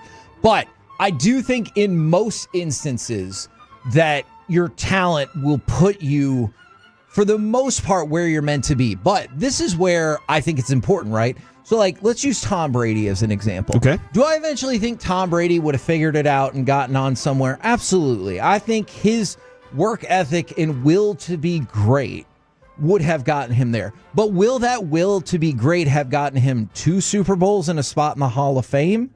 Versus, which is great. Yeah. Versus, you're probably, a lot of people would say, not me, of course, the greatest of all time. And so this is one of the instances where, does this slow down the process and mean that Shedeur could maybe be a starter in year 2? Right. Versus maybe somebody got hurt for Cleveland and that's their first sub in week 4 or 5, whatever the case might be. Dead on. Yeah. So, yeah, I am also curious to see how that plays out. But it's the same thing we talked about with Tyler Guyton. It's missing the time and the practice for players that need it. Like, Micah Parsons is not practicing right now. Oh, no. I wonder if he'll know what to do. Like, I have no doubt about that. But for players like that, man, that time is really, really valuable. By the way, we didn't mention it yesterday. In case you care, the Cowboys, once again, the most expensive or highest valued franchise in all of professional football per Sportico, $12.8 million. That is more billion. What a world that we would have lived in. 12.8 billion. And the second on the list is the Rams at 10.4 billion. Just think about that for a second. 12.8 to 10.4 billion difference. Where the that's improvement. Yes, that is improvement. Agreed. We're the KNC masterpiece right here. Don't worry about that part. On 105.3 The Fan. Coming up next, let's do some NFL overreaction or reality next on The Fan. Our goal is to have you winning every sports debate with your buds. We'll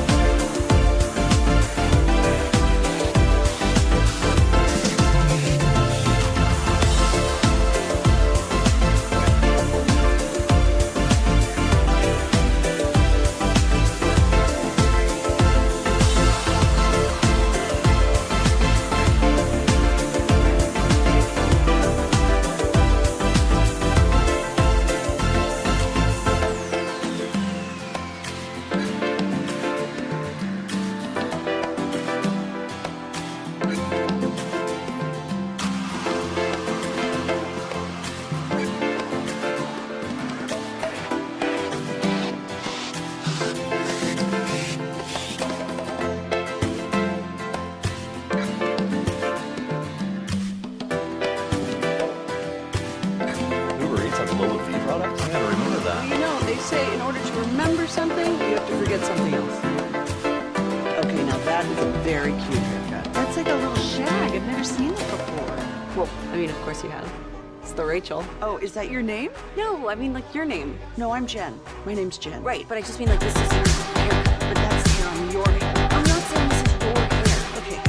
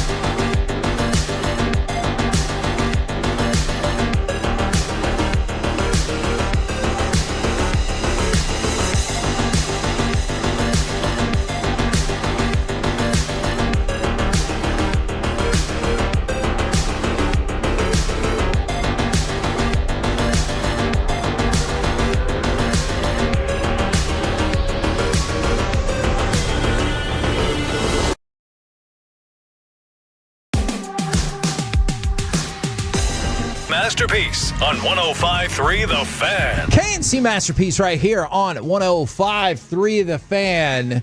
And it's been a minute since I've been able to do this segment. Do you guys want some NFL overreaction or reality? Heck yeah. Okay. I didn't want to overreact there. Ooh, I like that. Yeah. You know what?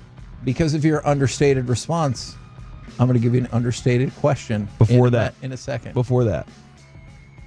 Kevin, Alec has also he also sent me video over from that Michael Penix situation. That is real. So it's not a fake thing. It's real. There was video. So I thought you were about to say video of me from Germany spiking my notebook into the ground right in front of the kid. And I was like, whoa. Holding a Bible, spiking the clipboard. I was about to say it worked. We won. But I guess the whole point was it worked. We talked about Jesus. There you go. Is what I meant to say. And forgiveness. All right. Yeah, that's right. Hey, here's the question you guys get as punishment. NFL overreaction or reality. The Colts really believe it when they say they hope their quarterback competition makes both Anthony Richardson and Daniel Jones better. Yes. Because they don't have anything else to hang their hopes Better on. than what? Exactly. Like they don't have anything. Daniel Jones is not a good quarterback. He made a couple good throws. He's still bad at quarterback. Anthony Richardson just looks unaware. Yes. And I kind of go back to he looks like a guy who coaches just went, he's the best athlete on the field. Let him do what he needs to do. Send all the guys and then let him run if he needs to. And nobody ever really worked with him on the quarterback position. Right. The decision making, reading defenses, seeing those things. So yeah, man, I think that they are being very honest when they say that they hope that it makes them better because they don't know how to make either one of them better. All right, Alec, I'm not going to put you through that question. I'll start you with a better question. Ooh. NFL overreaction or reality? You 100% want to see John Gruden get his day in court against the NFL. Reality for a few different reasons. Oh, yeah. I'm with you. I think my main reason, number one, is actually something that's recently happened is with the whole NFL media going over to ESPN. I want to see how ESPN covers this. Ooh, that's an interesting question. I want to see how honest we're going to be. I want to see how linear the information is presented to us, because I'm sure that Roger Goodell does not want some of these things that will get aired out in court public, but the way the court of law works, that stuff is going to become public, and he's probably going to be telling people, I want this to be presented in a specific manner. Whether that actually happens or not, to be determined. But I also do want to see just how it ends. I want to see what kind of response we get from the league, because at least on paper, it looks like they have a lot of explaining to do. I cannot imagine, Corey, same question for you. I cannot imagine a scenario in where the NFL actually lets this go like to court, where all of this can be on display. Yeah, it doesn't seem like at the last minute there's going to be some way that they come up with something that blocks certain parts of things, or that's just how it winds up. Again, there are very good lawyers on both sides here, and they know how to work the system very well. NFL overreaction or reality? The Cowboys have had a bad offseason. Now, I'm going to tell you why I asked this question. I get it. The national shows need something to talk about, and I want to make fun of them for that. In fact, by the way, here's a sneak preview for tomorrow. SportsCenter is doing their 50 states, 50 days, and they listed the top 10 athletic moments, sports moments in Texas history. Making the top 10, the Baylor women's basketball team going 40-0. Not making the top 10 anywhere, a Cowboys Super Bowl win. Oh. They talked about that pass from Troy Aikman to Alvin Harper in the NFC Championship game as being on the list, but none of the Super Bowl wins. Just left it that way? For Roger Staubach or anybody, none of those were as important as 40-0 is a big deal, dude. It is a big deal. But also winning any of your 5 Super Bowls is a big deal. It was a long time ago. You'd think one of them would have made it. It was a long time ago. Okay, well, guess what? They had older things on the list than that. All right. I forgot. Oh, yeah. So one of the things that they were talking about is the Cowboys have had a bad or disastrous offseason because of this Micah Parsons stuff. And I think that's absurd. Yeah. So I think it's an overreaction. I do not think they've had a bad offseason. I agree with you. It's, for some reason, this seems more contentious, which the national media loves. For sure. I would too. Like the Dak one, it just seemed very cordial of, we're going to get a deal done, we're just working it out, and it's going to take its time. CeeDee Lamb's deal, kind of same thing of, hey, he posted maybe one thing on Twitter, right? Where he posted a picture. Other than that, it just seemed cordial, and this one has kind of had a little spiciness back and forth. And so, thank you very much, Carter, for fixing my camera. Now that all the Tolos can see my face is what we're looking for here. Appreciate that. So I don't think it's been that much of a terror, because they did some really good things in the offseason. Sure. They didn't have a draft that made you jump out of your chair, but they had a good draft. And they added some pieces in the offseason. Those are the offseason things. This one thing right here is just part of the soap opera that Jerry loves. Now, Alec, I'm going to combine this with another question, because this question is now my opinion. Which might be shocking. All right. Overreaction or reality? You no longer care if Micah signs a contract extension this offseason. Reality. Because that's where I'm at. Because I think he could miss a game or two, but he's gonna play, because if you don't play for the season, obviously that stalls out the entire process. He's gonna play. I think whether or not he gets hurt, the Cowboys are gonna still offer him an extension, probably at the same money, because that's what their track record says. So overreaction or reality? You no longer care if Micah Parsons signs his contract extension this offseason. I'm gonna go overreaction. Ooh.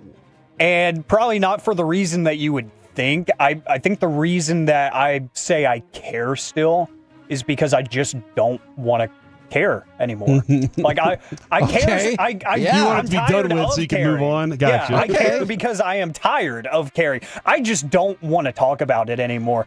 And the thing is, we talked about it with the Dak contract the last offseason, is if they did put a hard deadline on an extension, we're still going to talk about it after. It's still going to get brought up if it doesn't happen. and whether or not they do go under the table and figure something out, it's still going to get brought up in conversation. I'm tired of the soap opera part of it. Either get it done or you don't. But the conversation goes away totally if you get it done. Just get it done. That's why I care. Yeah, I think that's a good take on it. I think it's a reality just because I'm at that point, and I was at that point before when we first started making its way. I was like, Kevin, I know you love math, all right, and you love talking about the numbers and everything. And guess what, dude? I love listening to you talk about it, and I love engaging in conversation with you. I do not like talking about contracts. I just never have. I didn't go to the contract school. I grew up watching sports, and so that's where my interest is. And this doesn't feel like sports. It feels business, and it's all right, I guess, for them. NFL overreaction to reality. Matthew Stafford's back issue is going to sink the Rams season. Now, he wasn't through Jimmy Garoppolo. I don't know if you know, but he's a Super Bowl contender before in his career. Mm-hmm. He went to a Super Bowl. Hey, better than we can say. Mm-hmm. And so, Matthew Stafford didn't participate in what they called the jog through yesterday, and the expectation was he'd be back and ready to roll on Monday. And it might not end up being a big deal, but he is an older player. Yeah. I think he's going to find his way out on the field. I think this is one of those ways that they keep him from having to do anything dumb in the preseason because he could get hit by a car. You never know. That's true. So I think that's one of the things. But he's an older player that last year I was like the Rams are done because I thought his arm was going to fall off, and then he showed up looking pretty damn good. Yeah. I think it's a reality though. It could be a very severe problem for them this year. Alec, what say you? I'm going to go with overreaction just because Corey hit the nail on the head. Every time I think Stafford is done, he's not. Yeah. He finds some sort of breath of fresh air, and he's just back looking like himself again. So I don't want to bet against him, but I know Reggie always said it, that, trick backs don't stop tricking. And that is very true, especially with the quarterback position. We dealt with it here in Dallas before with Tony Romo. I think it could be an issue, but I do think Stafford proves me wrong that every time I think he should retire, he's just one of the better quarterbacks in the NFL, and I got to deal with it. From the 972, there would be further scrutiny on this, but if Micah missed 10 games because of an injury, that will count towards your progress in terms of if you didn't play the entire year, was it Le'Veon Bell who didn't play the entire year? Yes. Then they can just carry your contract over and you'd be sitting in this spot again and again. But if he really were hurt or that was what the agreed upon decision was, then yes, that would count as playing out your season. Okay. All right.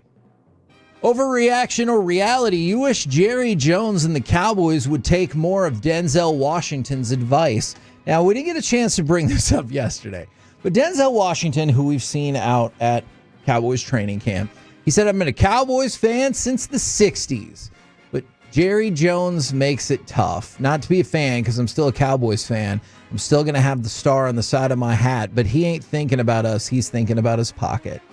So, do you wish? Your point? Well, my point, Jerry, is Denzel Washington has 2 Academy Awards.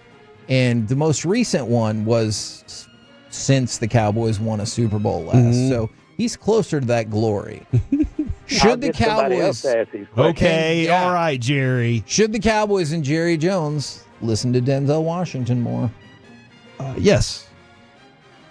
But look, dude, this is he's doing it his way, the gambler's way. He's gonna take off the hat of GM and put on the hat of owner and put on the hat of marketer and put on the hat of businessman. And because he doesn't have somebody specifically committed to football team, that's what's going to end up happening is he gets caught up in too many of these other things, and Denzel saying it won't matter to him. I think that there are so many things about I appreciate what you just said. Yeah, there are so many parts about this situation that annoy me, but I think maybe at the top of the list is that he values all of those things the same. 2 things I think of note coming out of camp right now, Kevin. Schottenheimer has said Joe Milton will start on Saturday. That makes sense. And Tyler Booker will make his preseason debut. Woo-hoo! So we get to see our rookie as they, pitch count and the play roll along kind of stuff. Yeah. No, I like us. I like it. Oh man. I don't know if you guys have seen this. Overreaction to reality. Jerry Jones is upset about the King of the Hill episode from the new season where a character poops on his desk. Oh my gosh, that's gross. That actually is a real thing. It happened? Which episode is it? In the cartoon. I think it's episode 7. Okay. New season. Very good, by the way. Yeah? Yes. Do I have to go back and watch all the seasons beforehand to watch this season? I don't look. Hank is pretty conservative. Him and Bobby are different. Bobby used to be in love with Connie. Look, you're all pretty much caught up. Look. Not a lot happens in Arlen. If you've seen the show, the characters don't just radically change. Damn it, Bobby. Yeah. See? There you go. All right. Can I ask one more? Yes? No? Maybe? Yes. Okay. Overreaction to reality. Outside of an injury, what happens in preseason games has little impact on how you feel about your team. No, I think that's an overreaction. Okay. Because I think that there are players that you're trying to figure out that like could make the team and how things go. And if they look crisp, you have some confidence that they can look crisp starting the season. And that's where I feel like, oh man, it's like I can see the excitement. Now, I understand you also have to go into it understanding what the opponent is doing. So Sure. you have to take everything with a little bit of salt, if that's the way to say it. Grain of salt. Yeah, you have to kind of understand what you're dealing with. But I think it can definitely, if you see your team like on the, you know what, we're starting our starters. We're starting our starters for 2 drives. How'd they look? Oh man, they look fantastic. You're going to have some confidence about it. Crispy. Alec? It's an overreaction for me because it's totally dependent on your team and what their situation is, because I care about this preseason this year and probably this year only in the Schottenheimer era because of the unknown and because of all the new names. I like the running back room. I want to know who's starting. And like if I had my way, Phil Maffa would be the next greatest thing in the NFL. Like I want him to succeed. I want his stock to go all the way to the moon. So like I have things I do want and need to figure out before the season starts. But if it's like the Kansas City Chiefs, I don't care. I know what's going to happen. They're probably going to make that AFC championship and we're all going to be like, dang, they did it again. All right, there's NFL overreaction for today. Perhaps we will do that again tomorrow. How dare you? Okay, coming up next, we move into the expressway, which means we catch up on some baseball nuggets we didn't get to do earlier, but also, who is your favorite fictional baseball player of all time? 877-881-1053, Frankel and Frankel Injury Attorney text line. We'll do it next right here on The Fan. What are...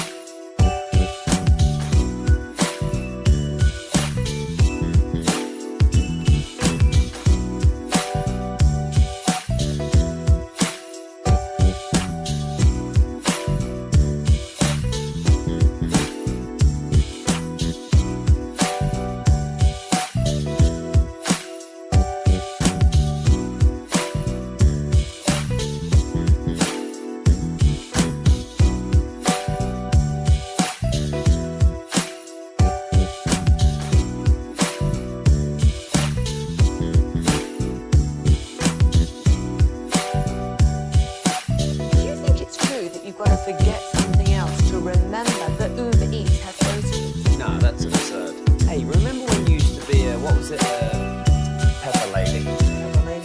Wasn't it Cinnamon Sisters? Basil Babes. Saffron Squad? Nutmeg Maidens? Pre-Club? No. Nutmeg Maidens. I just said that. Was it Spice Girls? Doesn't sound right. Was it Saffron Squad?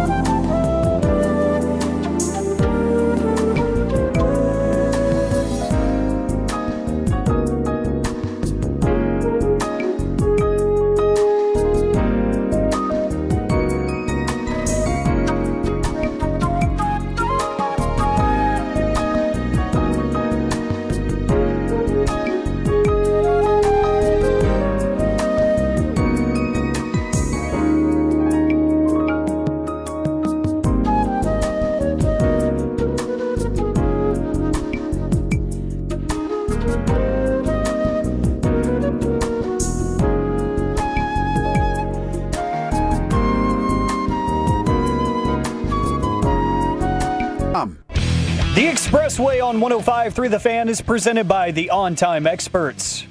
Line drive, base hit. Ortiz is in. Frelick's in. Contreras to third. The Brewers have hung a dozen on Pittsburgh. K&C Masterpiece back here on 105.3 The Fan. We move into the Expressway, and it's going to be a fun one today. Oh, yes! We've got baseball nuggets because we had to move it with Boch earlier, but then also, if you want to start considering or sending in your vote, we talked about why don't we show the Sandlot there. Oh, man. But also, I want to let you know, Love that movie. One of the questions was, who holds the record for most home runs in a season? Mm-hmm. And one of my players, shout out Sophia, who does not particularly speak English, said Shohei Ohtani. Uh-huh. And I was like, no, but that's a good shot. But a lot of them knew who won the 2023 World Series, including one of my players, Tim. He had his Reds jersey on, but underneath that, he had a Rangers World Series. I'm sorry. Tim was wearing a Reds jersey? Because that was our team. That's amazing to me because our friend Tim played for the Reds. Yes. Our boss That's Tim. right. Yeah. So I think amazing to me. Tim with two M's on Okay, this all one. right, all I right, think different. But when we asked the question of the day, he lifted up his jersey and had his Rangers championship. And I was like, hey, Tim, good job. Let's not show everybody the answer just quite yet. All right. So for baseball nuggets, I feel like, well, first of all, I know that Baseball Nuggets is brought to you by Reliant Air Conditioning, gimmick-free AC repair and replacement. So nice. I'm going to say it twice because you know what? You might be in a tough spot with your AC right now. Reliant Air Conditioning, gimmick-free AC repair and replacement. Let's start with the Milwaukee Brewers. They won their 12th straight game yesterday. And this is an astonishing stat to me. According to ESPN's Jesse Rogers, the Brewers are the second team in the last 80 seasons to have a winning streak of at least 12 games while scoring at least 100 runs. Right? Huh. The only other team to do so was the 2004 Houston Astros. So, it's not great company to be in. But at least there's only two of you. Astros are garbage. Exactly. Sorry. That's how they won. Never forget. You know what I didn't see in Germany? Any Astros fans. Now. Why would you? Exactly. That's a big deal right there. But let's add another thing. From the 806. There are Germans named Tim. Boring. So, by the way. You have a boring name. Okay. Germany. I'm going to see if... All right, I'll tell you what. I want you guys to keep count of this real quick. This is baseball. I'm sure that kid was great, I'm going to try to remember all my team's players. All right. I will say it how I was told to say it. All right. You tell me how many, count in your head how many sound like German names and how many don't. All right? This is a tough start. Tim, Sophia, Lara. Oh, man, I feel like I need to help you out here. Giannis. Nikita. Kyle Yeomans. No, not Kyle Yeomans. That definitely doesn't sound... Johan. Now we're talking, right? We're cooking right now. Marta. All right. Rafael. Instead of Raphael. All right. Joshua. I was specifically told it is not Joshua, if that's what you think. Tobias, again, specifically told it is not Tobias, all right? It is Tobias. How many of those sound? I got 6 out of 10. Okay. That sounded close. Like, because you said Lara, and I was like, Lara. That could be Laura, but whatever. So I rocked with it. I could knock her over to the other side, though. It's 5-5. I don't. 5-5 there. I don't know if 972. How many Hans did Kevin meet? Did you meet a single Hans? No, the guy who ran the camp though was named Ralph, but it was like I think it was like ROWLF maybe. It wasn't Ralph. It was Rolf. And isn't that a Muppet? Was it? Yeah, Rolf. I'm sorry, I'm kind of having a panic attack over here because I definitely forgot one of my players. Oh, no, hey, they're not gonna know. Are they listening? Do you think that they're like, you know what? Now that we know he's a famous radio host worldwide. A little bit, because I have to tell you about the things I've added to my phone because of that. So I'd never used Whatnot in my life before this. He was using Whatnot. Dadgummit, I wish I'd have known. We would have communicated better. WhatsApp. I'm sorry. Oh, okay. WhatsApp. Yeah, that's what I meant. Yeah. I never used it in my life before I went there. Fred kept saying, he's got to have WhatsApp. Yes, and I was do. Like, probably. I do. But then also one of the kids' parents said he can't have WhatsApp, so asked me if I would download Signal to communicate. Do you know? Signal plays a big part in the show The Hunting Wives. Okay. Just saying. So now I have By the way, WhatsApp you haven't heard my takes on that. and Signal on my phone so I can talk with Tim and Johan. I'll put it to you this way. At one point, one of the girls goes, "Why do you have Signal on your phone?" So be careful with that one, bro. Okay. Well, my answer to be so I can talk to Johan. You know what, Alec, what I'm going to need you to do is when I remember that other player's name, and I feel really bad about it right now, I'm going to need you to edit that together so it sounds like I knew them all straight away. Going to send them a 15-minute file. Was it Alwyn? No. Klaus? Son of a gun. Hold on. Friedrich? Friedrich. Ooh, hold on. Adele? Otto? Was it Otto? It was definitely Otto. I have my German phrases in here, but I don't have the kids' names. Louis? No, stop saying names. I'm never going to remember it now. Dieter? Isn't that Dieter? Okay. It's not how it's spelled, but whatever. All right. It's spelled like Dieter. The Milwaukee area restaurant chain George Webb Wolfgang has had a long-standing promotion to give away free burgers if the Brewers win 12 games in a row. Okay. Previously, this has been accomplished in 1987 and 2018. So now, free burgers available for everybody once again. Woohoo! Is that just free burgers at the stadium, or is that with a... I think it's at the establishment. Okay, all right, let's go, baby. I like that. Dude, free burgers are amazing. I love hamburgers. I really do. I love hamburgers and tacos. Those are two things y'all know I love. Yes. By the way, shout out to Jake's. That's where G-Bag's going to be today. Speaking of hamburgers, Kevin, G-Bag's going to be out there today. Fan Phenom's going down. And also would like to say thanks to Jake's. They're hooking it up. I get to do my fantasy football draft at Jake's this year. So yeah, I'm really excited about this. I love what they've done with the place, man. It's more than just a little burger spot now. You know, it's so much more. I like it.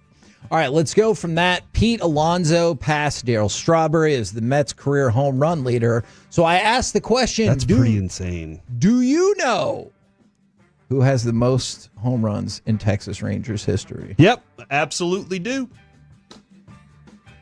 I swear if you say Johan or something. It's Juan Gonzalez. That is correct. Would you like to take 9,420? That is too many. I was going to say an educated guess. All right. I will give you a hint. The number you said is way too many. 456. All right. Alec, do you think Juan Gonzalez has more or less than 456 home runs? If you saw Corey's face, you know the confidence level is not high on this answer. I would say lower. 372 home runs with the Texas Rangers. He hit 434 in his career. Okay. He hit 35 with Cleveland, 22 with Detroit, and 5 with the Royals. That's pretty cool. He was on the Royals? That's what it says. Whoa. Right before Yeah. It was the last 2 years of his career. He was with the Royals and then Cleveland again. 34 and 35 years old. Okay. Played one game with Cleveland that last year, Kevin. Oh, good for him. Probably got a hangnail and it was like, can't make it. All right, let's go from that to the Dodgers. These pants don't fit. Stop what you're doing. Shohei Ohtani pitched into the fifth. He was fine. The Dodgers got swept. They are now second in the National League West. This is the first time they have not had a share of first place since April 27th. Really? So it has been more than 3 months since they found themselves in second place. Yeah, they've been rolling, man. They had been on a roll, but here they are. And this. Do you expect that they're going to get out of this thing? I do. And like whenever playoff time comes around, they're just going to be like, no, we're a different team. Is that going to here. be annoying to you if they just snap and all of a sudden they just crush everybody in the playoffs. Because like right now, the 12-game win streak for the Brewers, you got to be happy about it, right? Sure. But then you get to the playoffs and you've now disappeared, and some other team that was just kind of floating around, they were good because they were the super team, and then all of a sudden they kind of just, what happened to them? And they just turn it back on. That's very frustrating. And then you're sitting there trying to tread water, figuring out how do we get back to that 12-game win streak while they're doing what they're doing. And then in the meantime, another team that's struggling, obviously, are Texas Rangers. Where would you have them in the power rankings? Because ESPN released theirs this morning. Middle of the pack. Okay. Probably somewhere around 16. Okay. Alec, does that sound right to you? 18. They are 15. Ooh. They were 13th, and they have only slid down to 15. And the thing that is in that mention that I feel like every time we talk about the Rangers is always in there, the very last part. The Rangers are running out of time to showcase the consistent baseball they still believe they're capable of. When we talked to Boch a couple hours ago, he made it clear they still believe that they are capable of that. You know, and that's interesting. That's you don't really have to be consistent for 162 games. For sure. You really just, what do all coaches have always told us? We just got to get hot at the right time. Right. Now, the practice of that leads you to that. And with the Rangers specifically, isn't it all about the work? Why is your defense so good? Oh, it's the work that they do in their like all the practice that leads you to the success. And it does feel like the practice that of the regular season should lead to postseason success. But they're a weird team that at some point, if they just get hot, buzzsaw like we've seen with Bochy teams before, they could go on a run. From the 682, I dare you to suggest more names. And then somebody else said Franz. And in the meantime, I figured it out.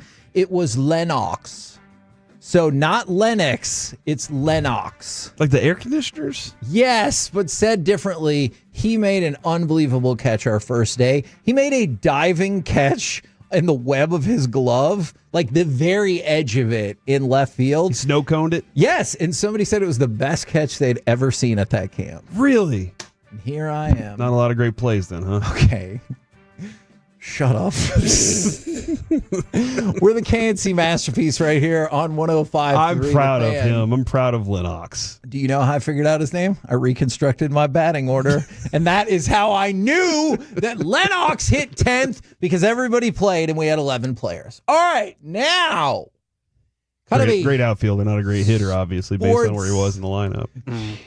All right, can I tell you a baseball story? This is your own fault. And then I promise I'll probably mostly. This is a baseball segment. That's a good point. Is Johan was mad with where I put him in the lineup because I had him 9th out of 11.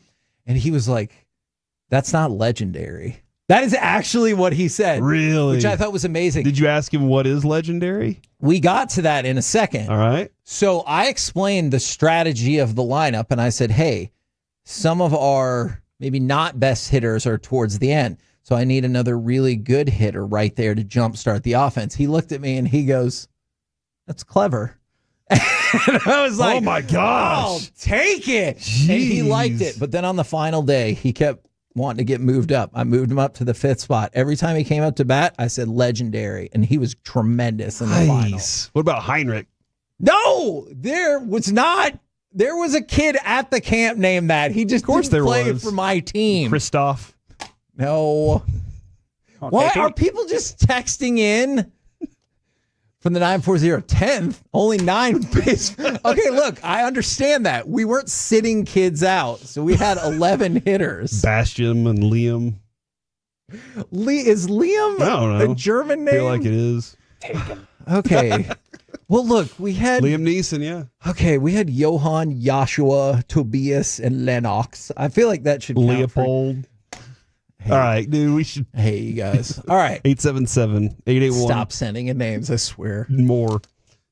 And look, show up to Taco Bueno tomorrow, 7940 North Central Expressway, but don't walk up and say Strudel Farm or something like that. Don't do that during the show. Did you have Strudel there?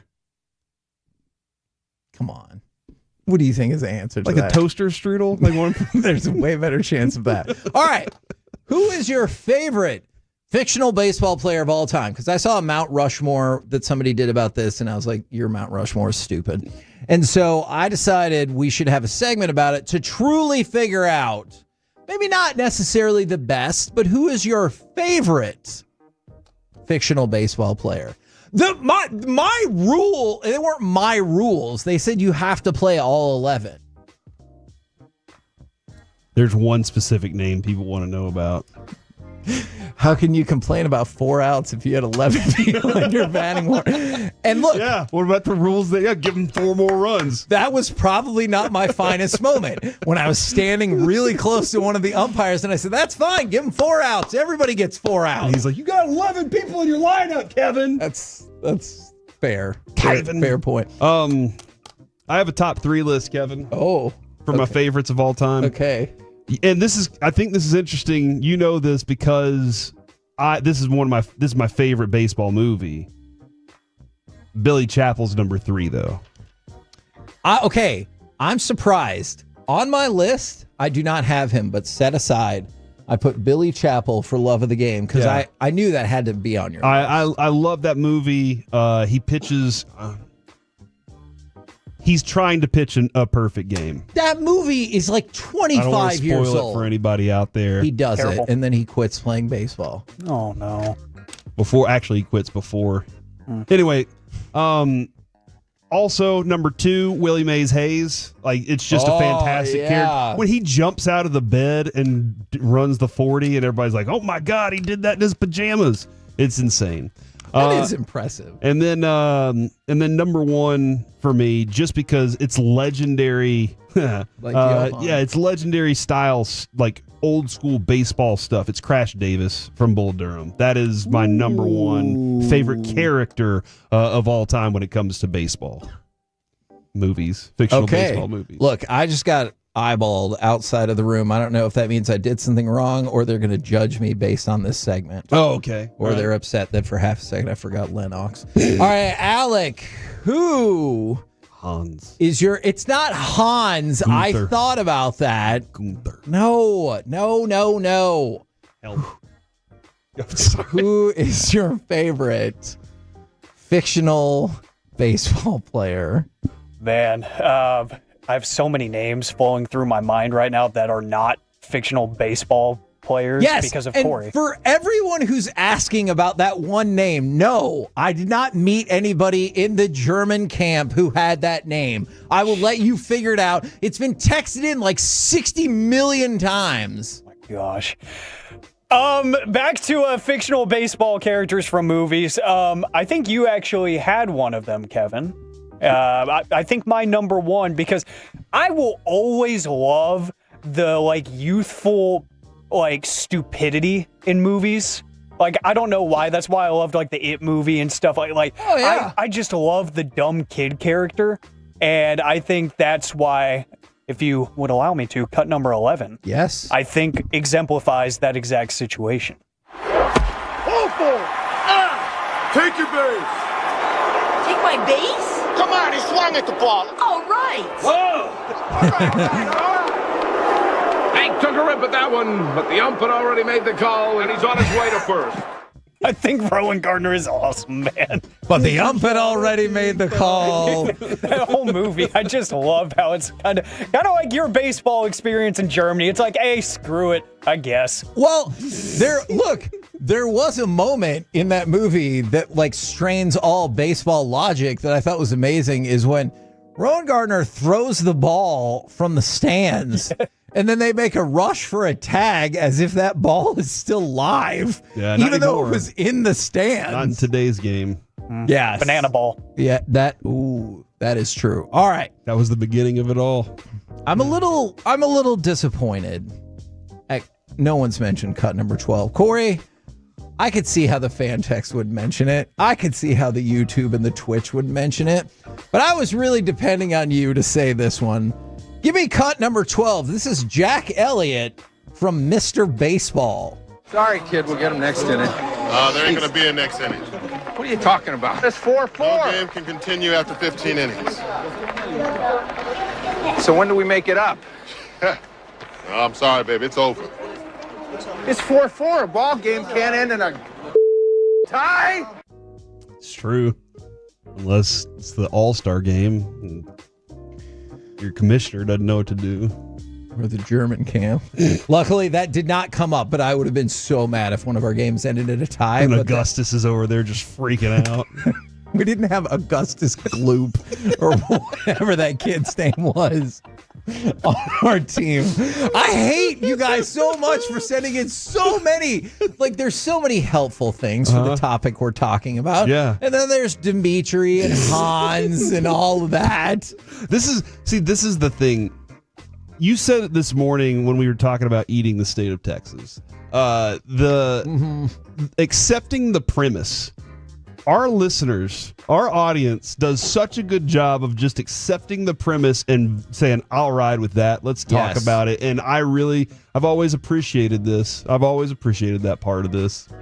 Sometimes I appreciate it. Maybe not right now. What? They're trying to help you for the future, just in case you meet some of these kids. Okay. From the 214, Roy Hobbs. From the he's based off of, isn't Roy Hobbs kind of based off of a real player but like maybe like Josh Hamilton? Okay, but like that happened later. I believe people thought the Josh Hamilton story was similar, except for Josh Hamilton's woes were self-inflicted. Right? Yeah. No, Roy Hobbs is a phenomenal character. That's a great one. For the 806, it's obviously Benny the Jet Rodriguez, because remember, he eventually made the Dodgers. So he is excellent. I have seen multiple votes for Kenny Powers. Okay. That dude, that show is hilarious. It is. Was he a great baseball player? He made it back to the major leagues, and then he quit at like part of the game. Was it steroids that got him there, or was it steroids that got him kicked out of the first place? It was love. Okay. No, it was hate speech that got him in trouble. Right, that's right, yeah. Thanks, Corey. A lot. So there's a lot of votes for Benny the Jet. I gotta go watch Eastbound and Down again. It's still funny. So weird. It's amazing that made it to air.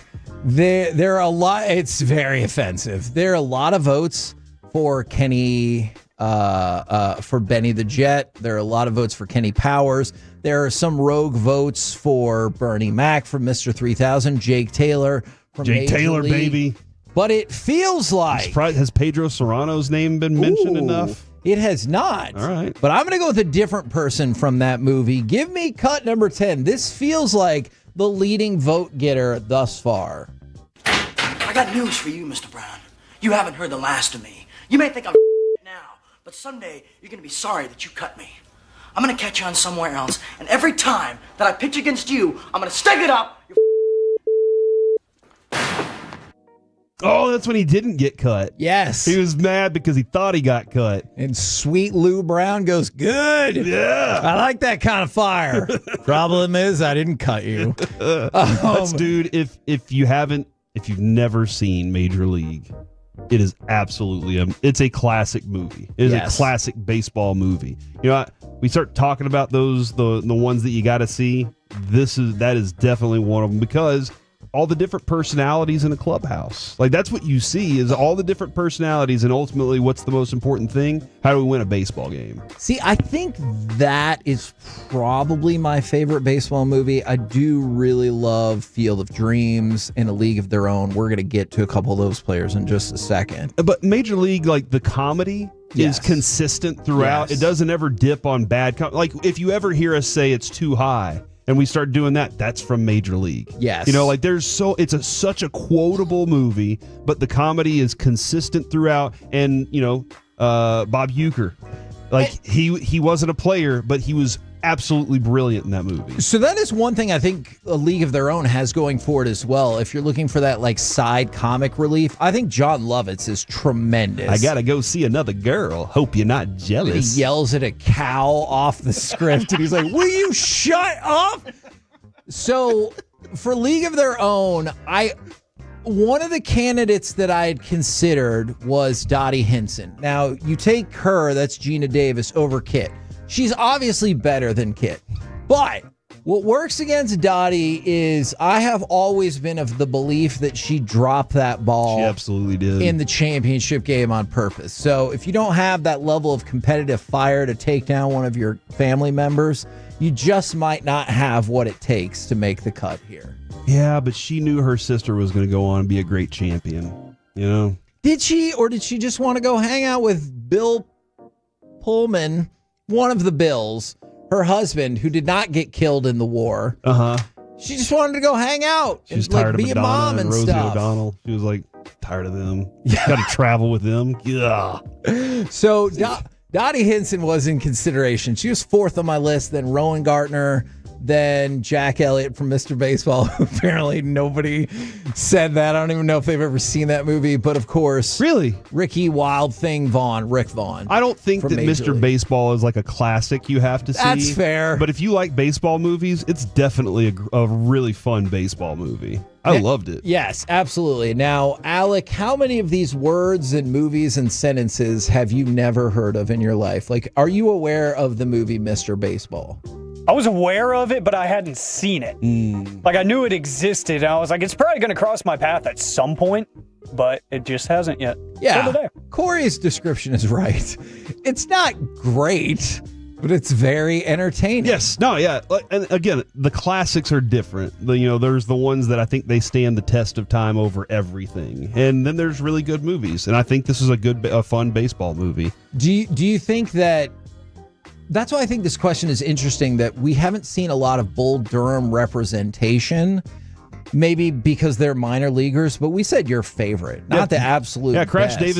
Davis is my favorite character because he saw the show and he's trying to help these other guys get to the show. It's a little tough love. But he also, he floods the field. You got all these fun things that you can do in the minor leagues, but he's also teaching lessons along the way. That's one of the reasons I just love that character. We're the KNC Masterpiece right here on 105.3 The Fan. Coming up next, it's time for the C Block starring Corey Majors. Don't take a shower. You might get disqualified. Next on The Fan.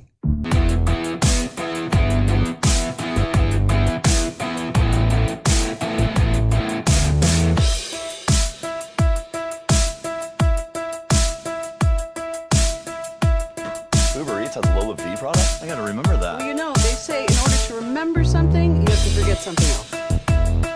Okay, now that is a very cute haircut. That's like a little shag. I've never seen it before. Well, of course you have. So, Rachel. Oh, is that your name? No, I mean, like your name. No, I'm Jen. My name's Jen. Right, but I just mean like this is your haircut. But that's hair on your head. I'm not saying this is your hair. Okay, freaking me out a little bit.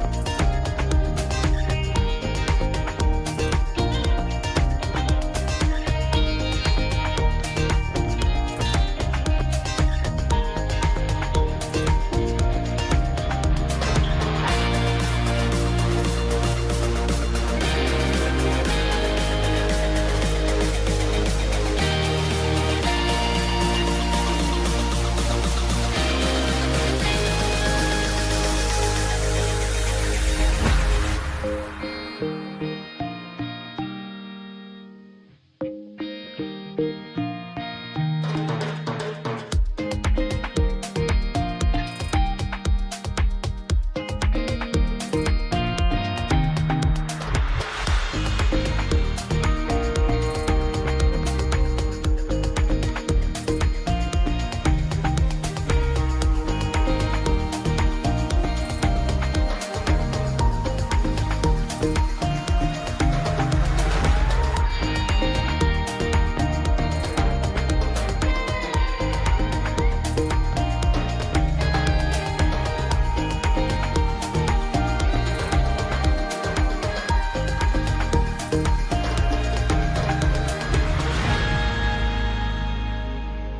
you think it's true that you've got to forget something else to remember that Uber Eats has groceries? No, that's absurd.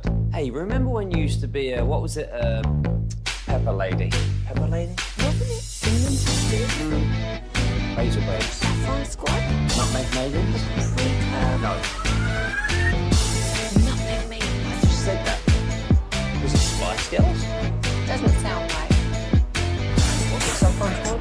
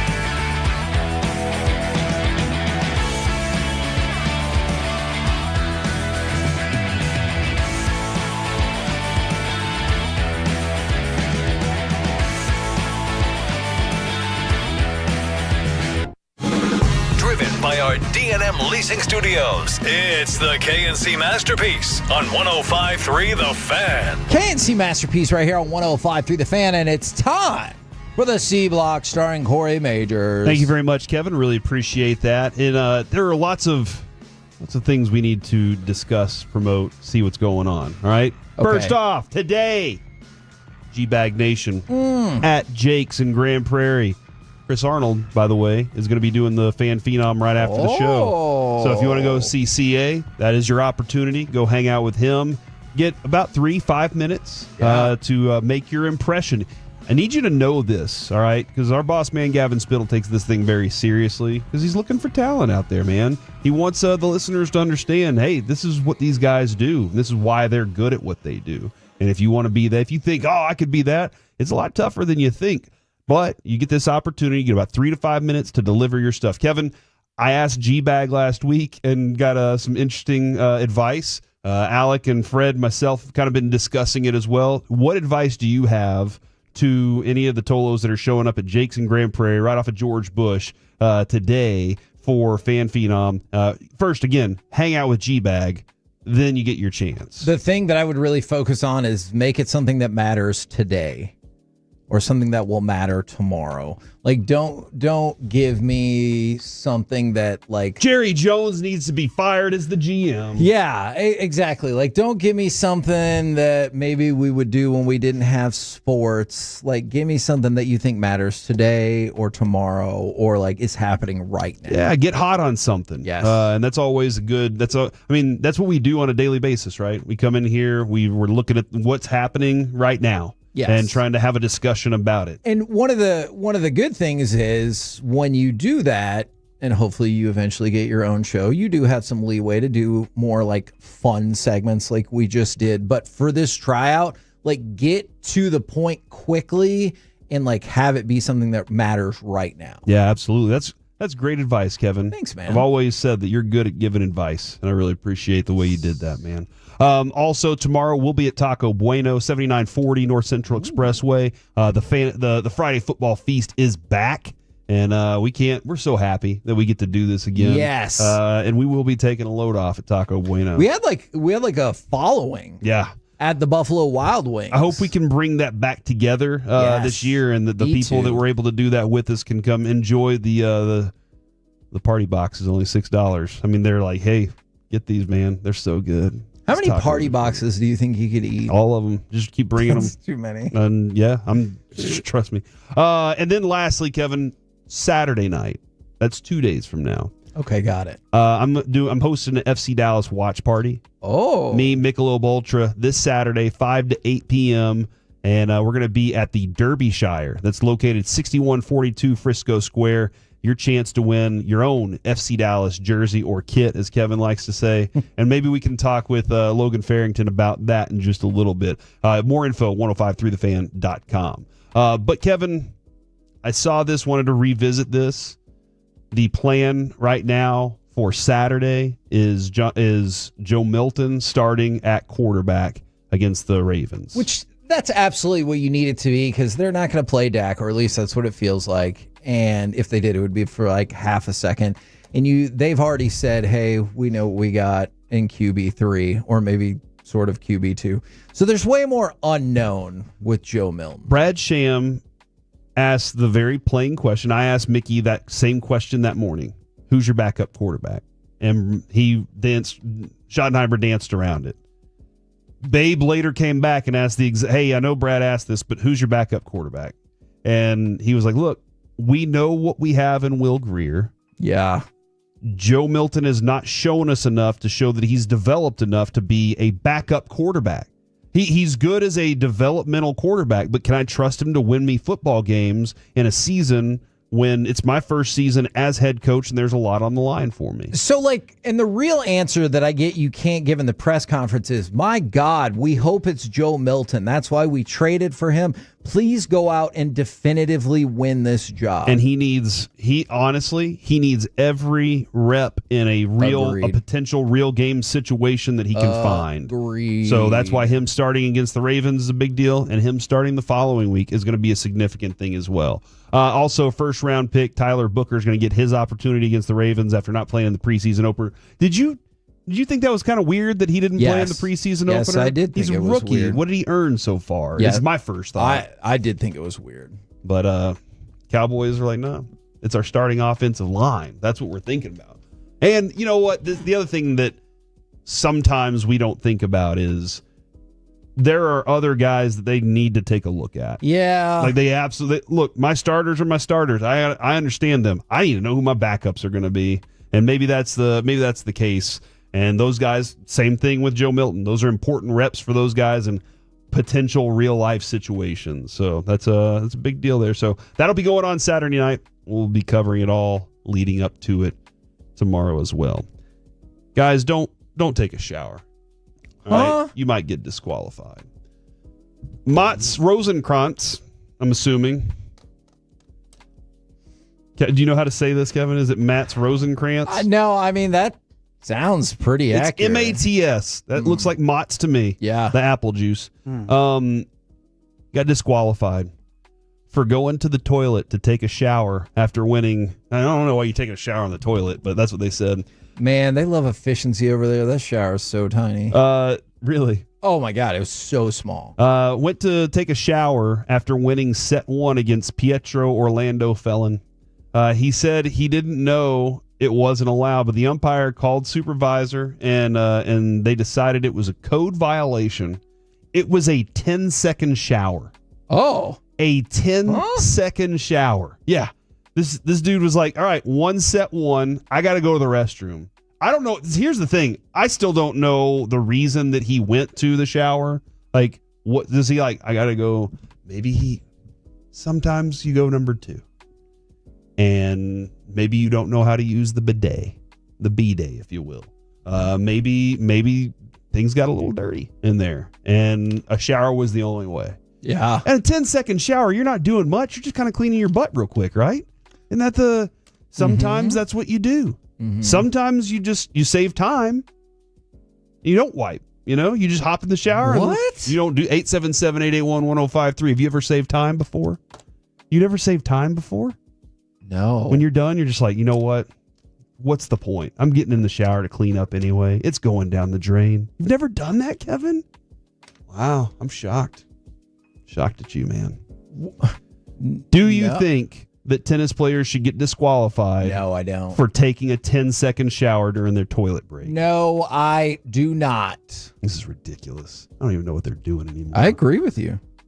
And this is where I say tennis has gotten way out of hand. It all started with John McEnroe, and it's just been downhill from there. Okay. Because of that. Okay. A hotel in China is letting guests rent dogs to stay in their rooms with them. Yeah, that's right. Did you say rent dogs? Yeah. A hotel in central China is going viral for its unusual pet sleeping accompanying service. It lets guests pay to have a dog stay with them for the night, with compensation on an offer if the pup bites. Like if the puppy bites you, you get your money back.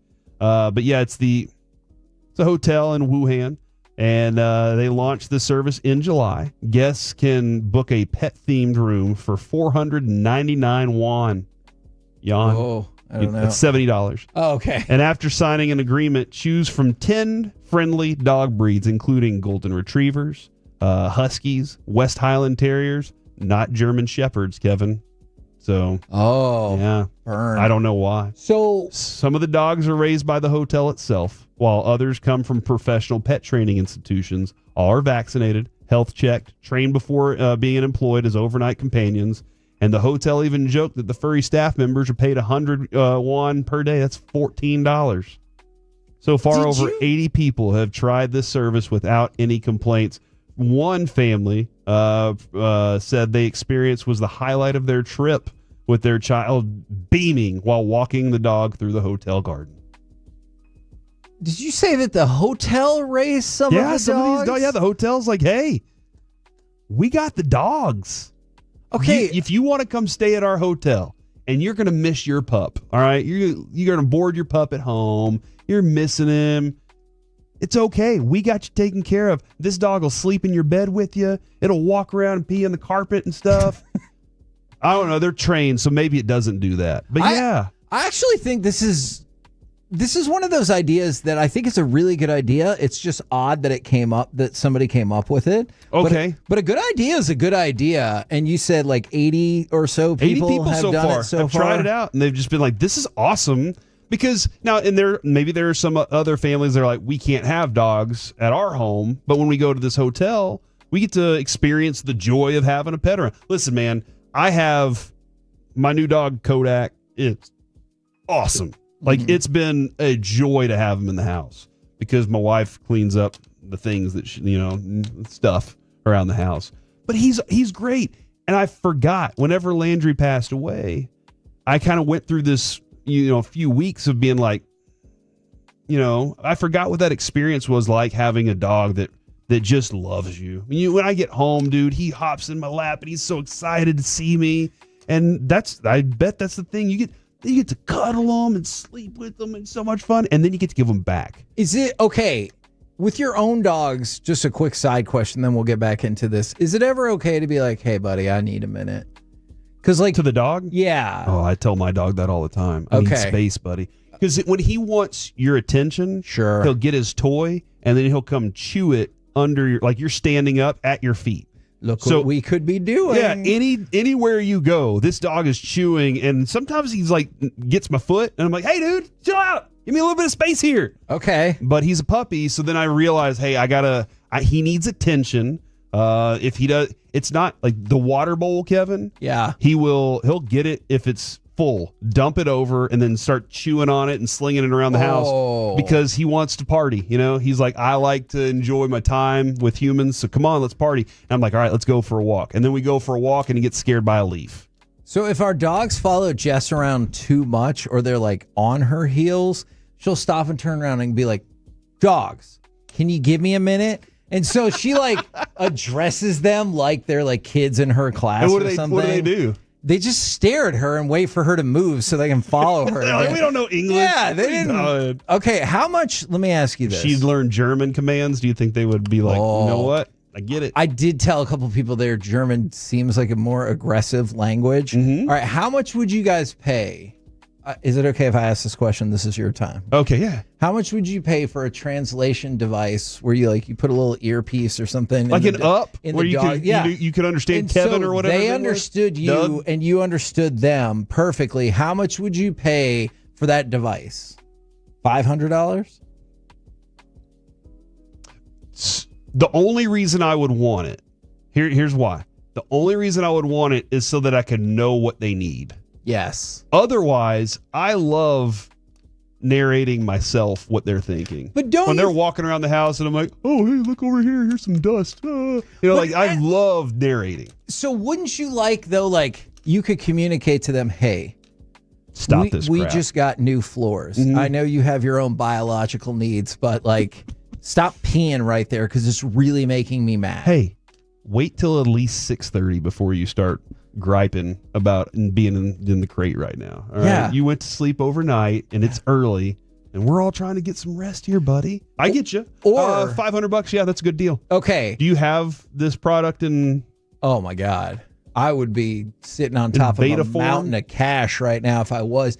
The one I want my dogs to know the most is I want them to come back inside, but I also want them to just be standing at the door so I can reward them for being nice and polite. When they bark incessantly, I wanted them to understand that I'm not trying to reward them for barking at the door. I know that you want to come in. I can see you. I just needed to grab one thing. Do you have a dog door? Nope. Dude, Landry would never use the dog door. Kodak, first, he walks in the house. First thing he did was go out the dog door, and I was like, what? And dude, I don't have to get up every 5 minutes to let the dog out and in because he just goes in and out as he pleases. And he's awesome. I love this dog.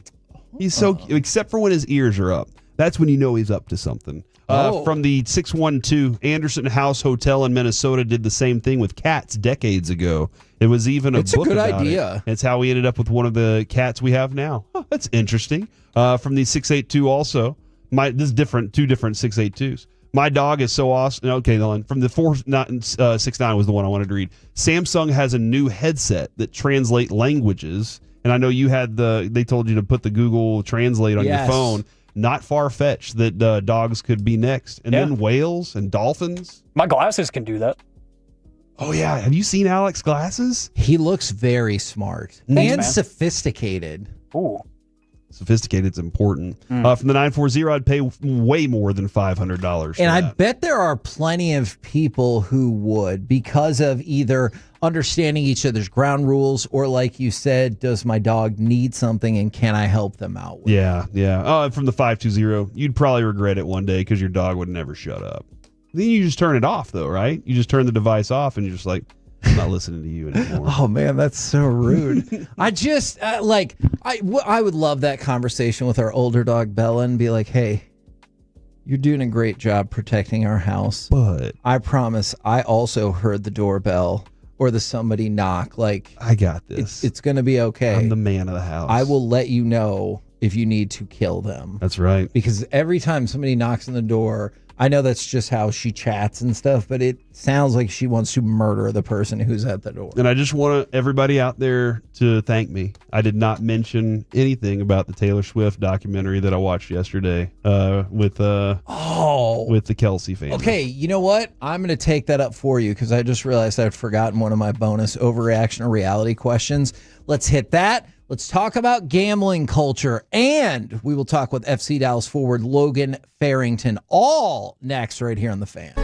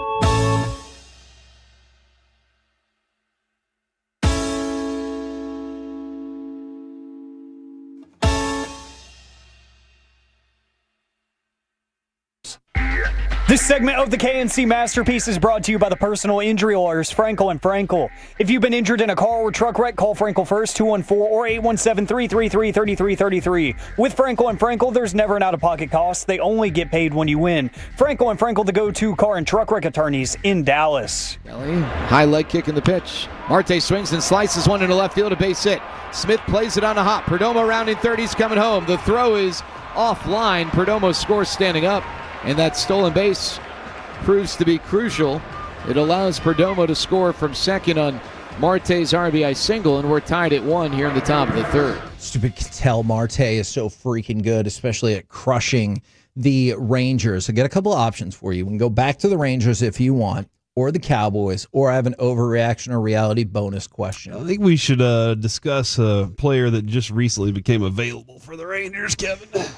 Do you want the Rangers to go get Nathaniel Lowe? He has been DFA. Why? Why has Nathaniel Lowe been DFA? Well, Corey, he hasn't been playing well. Oh. Although he does have 68 RBIs, which I know this is not factual, but doesn't that feel like that would lead the Rangers by 30? He had 4 RBI in his last game. In his last game that he played, which was on the 13th. Hold on. Yep, the Yesterday? 13th. Yeah, he had a home run, 4 RBIs, 2 walks, and 1 hit. Don't you think they probably had already kind of decided? And he was like, I better leave a lasting impression out there. Yeah, he hasn't been great in a lot of different areas. I do wonder if the Rangers would be like, you know what? We got to. I don't know how he was received in the clubhouse. You know, that's another thing, but anything to liven up this thing, maybe there's a chance. I don't know. So he's gotten worse the last few months. He has been dreadful this month. I know. Didn't he start off hot, though? Like, people kept texting in. They were like, oh, y'all see what Nathaniel Lowe's doing? And I was like, oh, well. Before yesterday, he was, I believe, 2 for 30 this month with 1 RBI. Dang. Which, again, feels like it would kind of fit in with this team. But I will tell you this. Stop. Oh, sorry. Our offense is so good. They haven't been great lately. Bruce Bochy has given a lot of leeway to players that were part of winning the World Series. So I can't say, because there's no other like particular avenue right now to go find some magical hitting. I'm not saying it would fix anything, but I could see how they might take a look. And, I mean, a right-handed bat is really still kind of what they really need the most. For sure. And he's not a power hitter. While he was here, he was a average hitter. Yeah. And occasionally he would pop a home run. He couldn't hit a fastball the last couple of years. It was only changeups he could drive. But he is a name that we know and are familiar with, and maybe he could bring some liveliness to the clubhouse. Yeah, I don't know if they'll take a look, but I think that is a fascinating question. I swear I'm not going draft day on this. But did you think it's a big deal, or do you think it's cool when I saw Nick Harris tweeted out that all the Cowboys defensive linemen and linebackers were there last night, I believe it was last night, to celebrate Osa and Overshown's birthday? Yeah, that is cool, man. That is really awesome. I think we learned from the movie Draft Day. That no, I said I'm not going draft day on this. If they show up to your birthday, then they care about you. And I think that's important. Look, man, those teams, I'm dead serious. I think the things when teammates get together outside of the field and go through things together, experiences, share, get to know each other's grannies, like those kinds of things. Mm-hmm. I think those are important deals, because I really do think that that's whenever you become accountable to somebody else, because you understand their why. You understand what they're doing and why they're doing it, and so you can help them. Now, I know you definitely deserve credit for not bringing up Taylor Swift. Thank you. So I'm going to do it for you. Okay. So in the New Heights podcast, I know a lot of people got caught up in the fact that Taylor Swift said she was running around saying, oh, we drafted Xavier Worthy, and was super pumped about that. And then she was doing it in a playful manner. She said maybe in 16 months, because she's still learning, she could be an NFL analyst. Again, playful. Much like I thought Paul Feinbaum, when he was like, if the SEC doesn't win the national championship, I'm leaving the country. Because he was like, I don't want to hear from these Big Ten fans. Again, I thought that was a playful nature. But my question for y'all is, let's say this Taylor Swift is one of the best at what she does. Let's say she has an amazing aptitude to pick up anything there is out there. And over the next 16 months, she became a football savant. Mm-hmm. Would people give her a fair shake as an analyst or commentator or whatever? I think this is a unique question. Thank you. The reason it is because you're asking if current football fans would give Correct. her that. She's bringing other football fans. Agreed. New football fans. Agreed. So that's something different there. I mean, if you checked it out last night, they're immediately at 1.8 million or 1.3 million, something crazy like that watching the stream. And Adrian was like, I wonder what their other numbers are. You know, I went and looked at their numbers. The highest, one of the highest ones, 500 or actually it was 5 million with Julian Edelman. But a lot of them were in the 500,000 area, 200,000 area. And I was like, that's interesting. And then, bam, her, because it spikes because she's of interest. That's just who she is. Sure. I think people would want to see the show. And people would want to be, I would give her that. I would definitely do that because I like her. You know, I think she's a fun entertainer. And this thing, honestly, the doing this podcast made her very personable, very human. Rather than being somebody on a stage doing something. Kind of cold. She's just her. You know, she's just unique. You're like, oh, she's like my wife that likes to cook sourdough bread. You know, like it's different. And so, but I do think that there are fans out there that would be like, all right, let's see it. Let's see this. I'll give you a chance. And if you impress me, I'll give you another chance. And I absolutely think that people would do that. Yeah, But a lot of times, I think we've seen this. Audiences just for some reason don't like hearing the female voice on their broadcast. And that's just, we've seen that over time. And so I wonder how much that would be a problem. I think stand in the way and be an obstacle. To your point, I think she would have to be perfect for some people, not for me, but for some people in every aspect, because the first slip up, they would be like, oh, see, she can't do it. Like, I can't remember her name, and I apologize.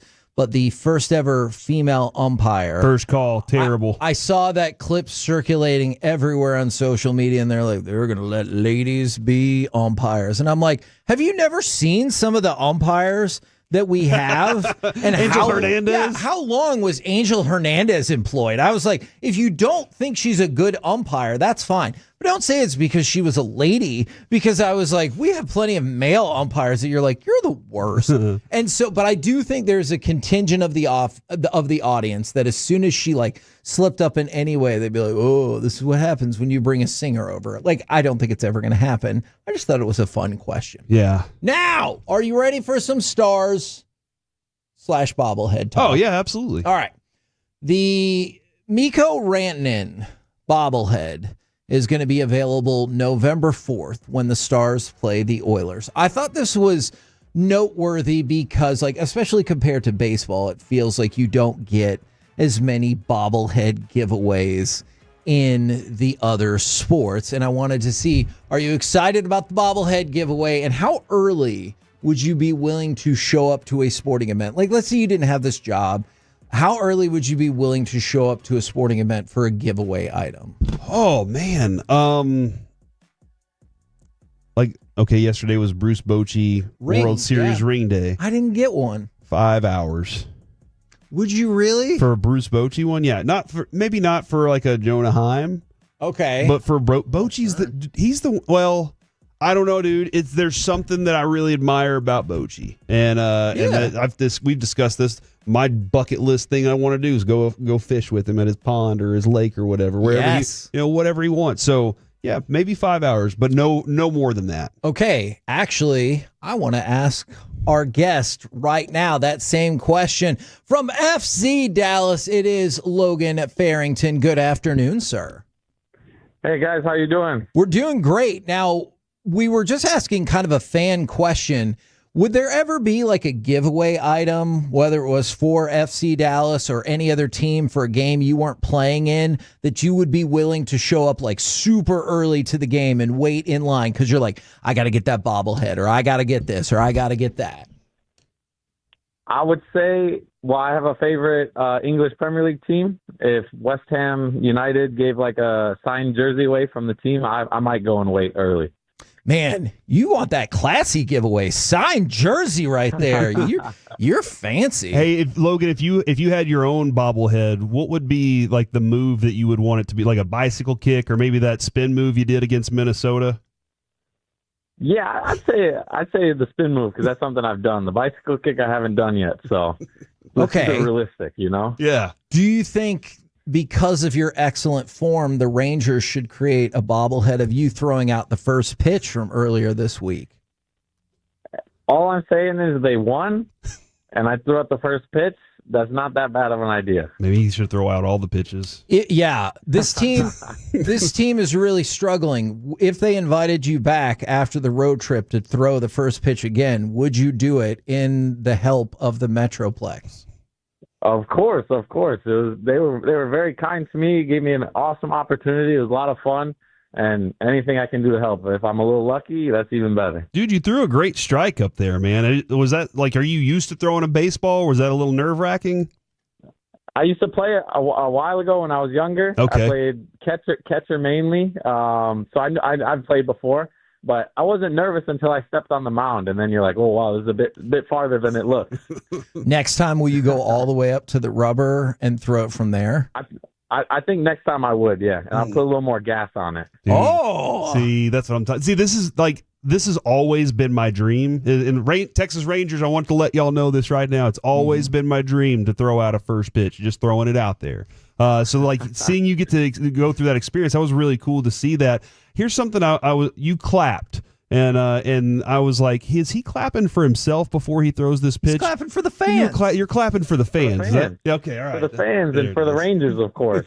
Yeah. Don't try to put him on blast. That's a fancy soccer clap. I love that soccer clap. Now, you guys, you talked about the Rangers got the win. Y'all got the win against Portland. How important is it to try to build on that? Because this, unfortunately, has been a season where 3 points after 3 points after 3 points has been really tough to come across. Yeah, it's been very difficult for us to string together I don't even think we put 3 wins back to back to back. And at this time of the season, there's only a few games left, about 8 or 9, I think. So it's super important if we can string together 2-3 wins in a row. That changes the momentum. And as you guys know, momentum in sports is a crazy thing. So getting that momentum going in to claiming a spot in playoffs would be huge for us. What would you say to one of our friends who now hosts a sports radio show in Houston who says momentum in sports is not a real thing? That, in my opinion, that's ridiculous because I've been a part of teams where momentum changes everything. Momentum is honestly as important, almost important to me as like your mentality and your talent sometimes, because you could have the most talented team in the world and they'll get sometimes beat by a team that has more momentum and a little bit more luck on their side on that given day. So pretty much what I'm hearing you say is in your face, Reggie. That's what I heard. Okay, good. You can tell him that. Okay. In your face, Reggie. I definitely will. Now, my co-host Corey is going to try to help the cause against Austin because he is hosting a watch party. That's right. Do you have any suggestions for him to get the people fired up and get himself fired up? Oh, like, what do you mean suggestions? Suggestions for the watch party? Yeah. I'll clap for them. That's something I can do. So some clap, maybe get some music in there. I don't know. Yeah. I know all the sports fans love some beer, so that's always a go-to. Yes, I'm all about that. Yes, I'll be at the Derbyshire right over there in Frisco, so I'll be hosting that party on Saturday. A watch party for FC Dallas. We'll be rocking for you. That's funny you said the Derbyshire. I was just in there. Nice. That's my go-to place to watch games and stuff like that with my dad. What should I order? What's the thing I need to eat while I'm there? The fish and chips are fantastic. There you go. That's what I was going My after favorite anyway. place for that. Logan knows. Are they fantastic, or are you just watching soccer and getting carried away with like this foreign feel? Actually, they are very good. I'm English. My dad's English, so there you go. We've been to a lot of the pubs around Frisco and this area, and I can say their fish and chips are my favorite. Yes, I'm looking forward to it, man. Saturday, 5 to 8. All right. He's looking forward to the watch party. What have you guys been working on, or can you tell us anything about training leading into that Austin match to build off of the Portland one? Yeah, I would say consistency is the biggest thing for us, kind of like we mentioned earlier, stringing together those wins. I don't think, like, we're at a lack of talent or a lack of heart or anything like that.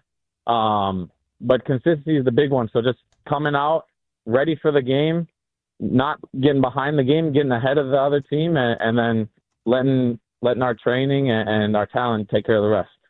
Well, we're excited that now could be the time to start stacking up 3 points, 3 points, 3 points. And we really appreciate you taking the time to jump on with us, man. Yeah, no problem. Thank you guys for having me again. It's always a pleasure. Yes, absolutely. Sir. There you go. Logan Farrington right here on 105.3 The Fan. Oh, man. I forgot to ask him about Brisket Sando. Oh, and I forgot to ask him about the appeal of handball. Yeah. Dang it. I was told that's Germany's second most popular sport. You know, we'll just have to have him on again and when chat him up with those things. Okay, but only if you lead the team to a win at your watch party. That sounds like a deal. Okay. I think we can do this. How's Excellent. Austin doing this? We're the KNC Masterpiece right here on 105.3 The Fan. Coming up next, let's take you out to Jake's in Grand Prairie to chit-chat with those fellas from the G-Bag Nation. That's also the side of Fan Phenom tonight, so stick around. We'll do that next right here on The Fan.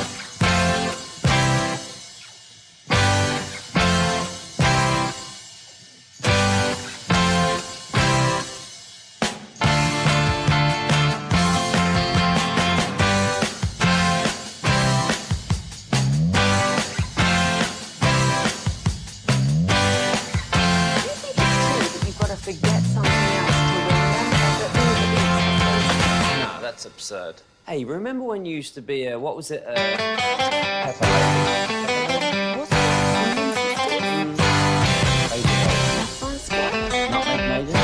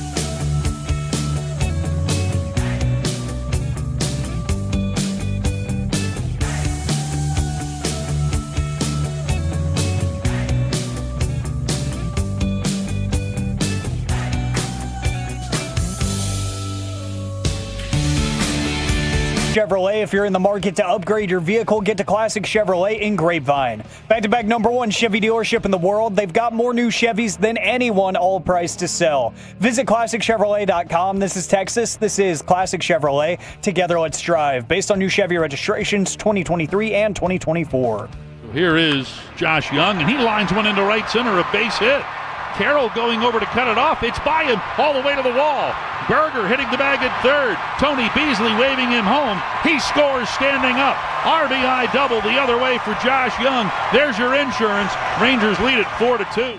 Should have got better insurance as the Rangers will go on to lose that game. They are 1-6 in their last 7. That's the bad news. The good news is we take you out to Jake's to chit-chat with those fellas from the G-Bag Nation, courtesy of D&M Leasing. Gentlemen, how is you today? Doing good. I believe that play-by-play cut was right before Sandler cursed him, actually jinxed him by saying Maton was about to get a 4-out save. Oh, no. And obviously that was not meant to be. So you hate to see it, but, Sandler's known for those kind of things. How the hell you doing, Hagee? Man, I am fantastic. Can you tell everybody again where are you guys at and what's happening right after your show today? Yeah, we're at Jake's in Grand Prairie. Now, Wolchuk found out there's 2 of them. So this is the one just off Bush. Bush and 20 , basically. Yeah. And how far away was it? It was a 20-minute difference. Okay. But we got Fan Phenom coming up at 7 o'clock. Your chance to, be the next fan host. If we started this whole thing over, who would you put your money on in all of the talents at the Fan to go win Fan Phenom? Ooh, I like that. Blake Elliott. Ooh. He's already won it once, so yeah. That makes a lot of sense. Fan Phenom I like winners. My odds, man. He did a great job. That's true. He's got the experience. Yeah, he knows how to try out. Yeah, that's a good one. He's been through the grind. He knows what it's all about. That is a great answer. Yeah. See, in your face, Kevin. I'd support that answer. Anybody else got a guess or a thought? Hagee, I think you would dominate this. Oh, now I'm going to say you, Chiafalo. Thank you for that. But you would come in second place. Oh, you didn't let me finish. Yeah. Oh, okay. Sorry about that. That's okay. We've taken second place people before, so it's fine. It's absolutely fine. Like him. He's just unlikable. yeah. You crush the competition. There's just something about you I don't like. This guy's just too smart. I get it. What I'd like to do, I'd like to vote. And nothing against CA or Zach or Eric who are hosted. I want Fred to interview these people. He did a little bit last week. Because if you can handle the Fred experience, you can think on your feet. If they can work with Fred and his, are you kidding me? Are you going to say that?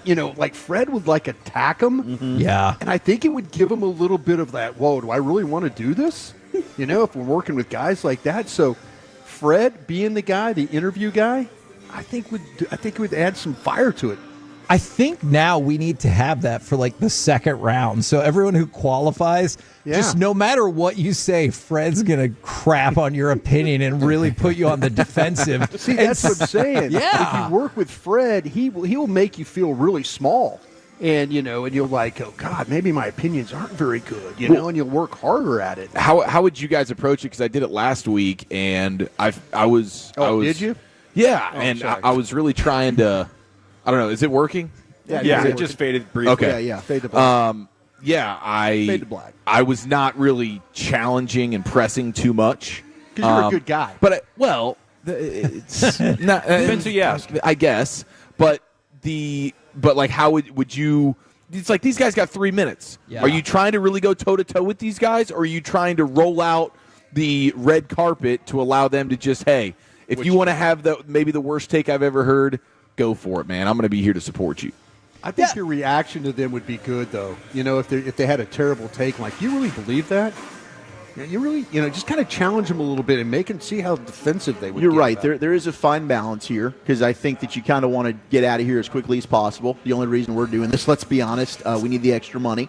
Otherwise, we need the extra cash. I'm trying to challenge the hell out of these guys because, who are they coming into our radio station thinking you're just going to pop right on air? We got these poor guys in the bullpen that are working their ass off. It's not a combine interview for Why don't you guys try and run a board or something first before you just go ahead and host a weekend show? I would expect that from Scott Bryan, but not you, Wolchuk. I'm crusty Let's here. be a gracious host. I'm just saying though that maybe if you challenge them a little bit, they'll you kind of get a reaction like, oh, this dude could fit in well with us, or gal could fit in well with us. See, that's the other thing, and that's what I was wondering too. It's like if I do challenge them and then they rise, then that gives them a chance to really stand on. It's impressive, whatever it is, and maybe they got a couple of points, maybe a couple of stats or whatever to back up whatever it is they're saying, and now all of a sudden, because I just poked and prodded them, they just took their game to a whole other level. I think right? Dawson needs to stay around now and do this. Can they stand the heat? Yeah, exactly. Can they? You can't. Okay. Fight or flight. Stand tall in the pocket. If you're going to give them the full experience, then do you need to pretend that you're also the fan text? And if you say the Rangers can still make the playoffs and they disagree, you tell them they're an idiot and hope they go die or something like that. Like, do you want to give them that? Oh, no, absolutely. Oh, yeah. You got to have the fan text open, see how they react to that. Oh, that you don't belong on the air. I can't believe Odyssey employs you. That kind of feedback while you're trying to maintain confidence and deliver a take. That'll make a man out of you you right guys are there. better men than me doing this because I don't look at that crap. It's an You're adjustment. not ruining my day. Yeah.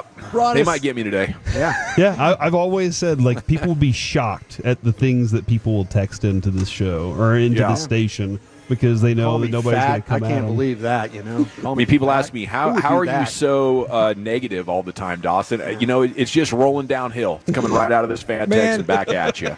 So blame it on them.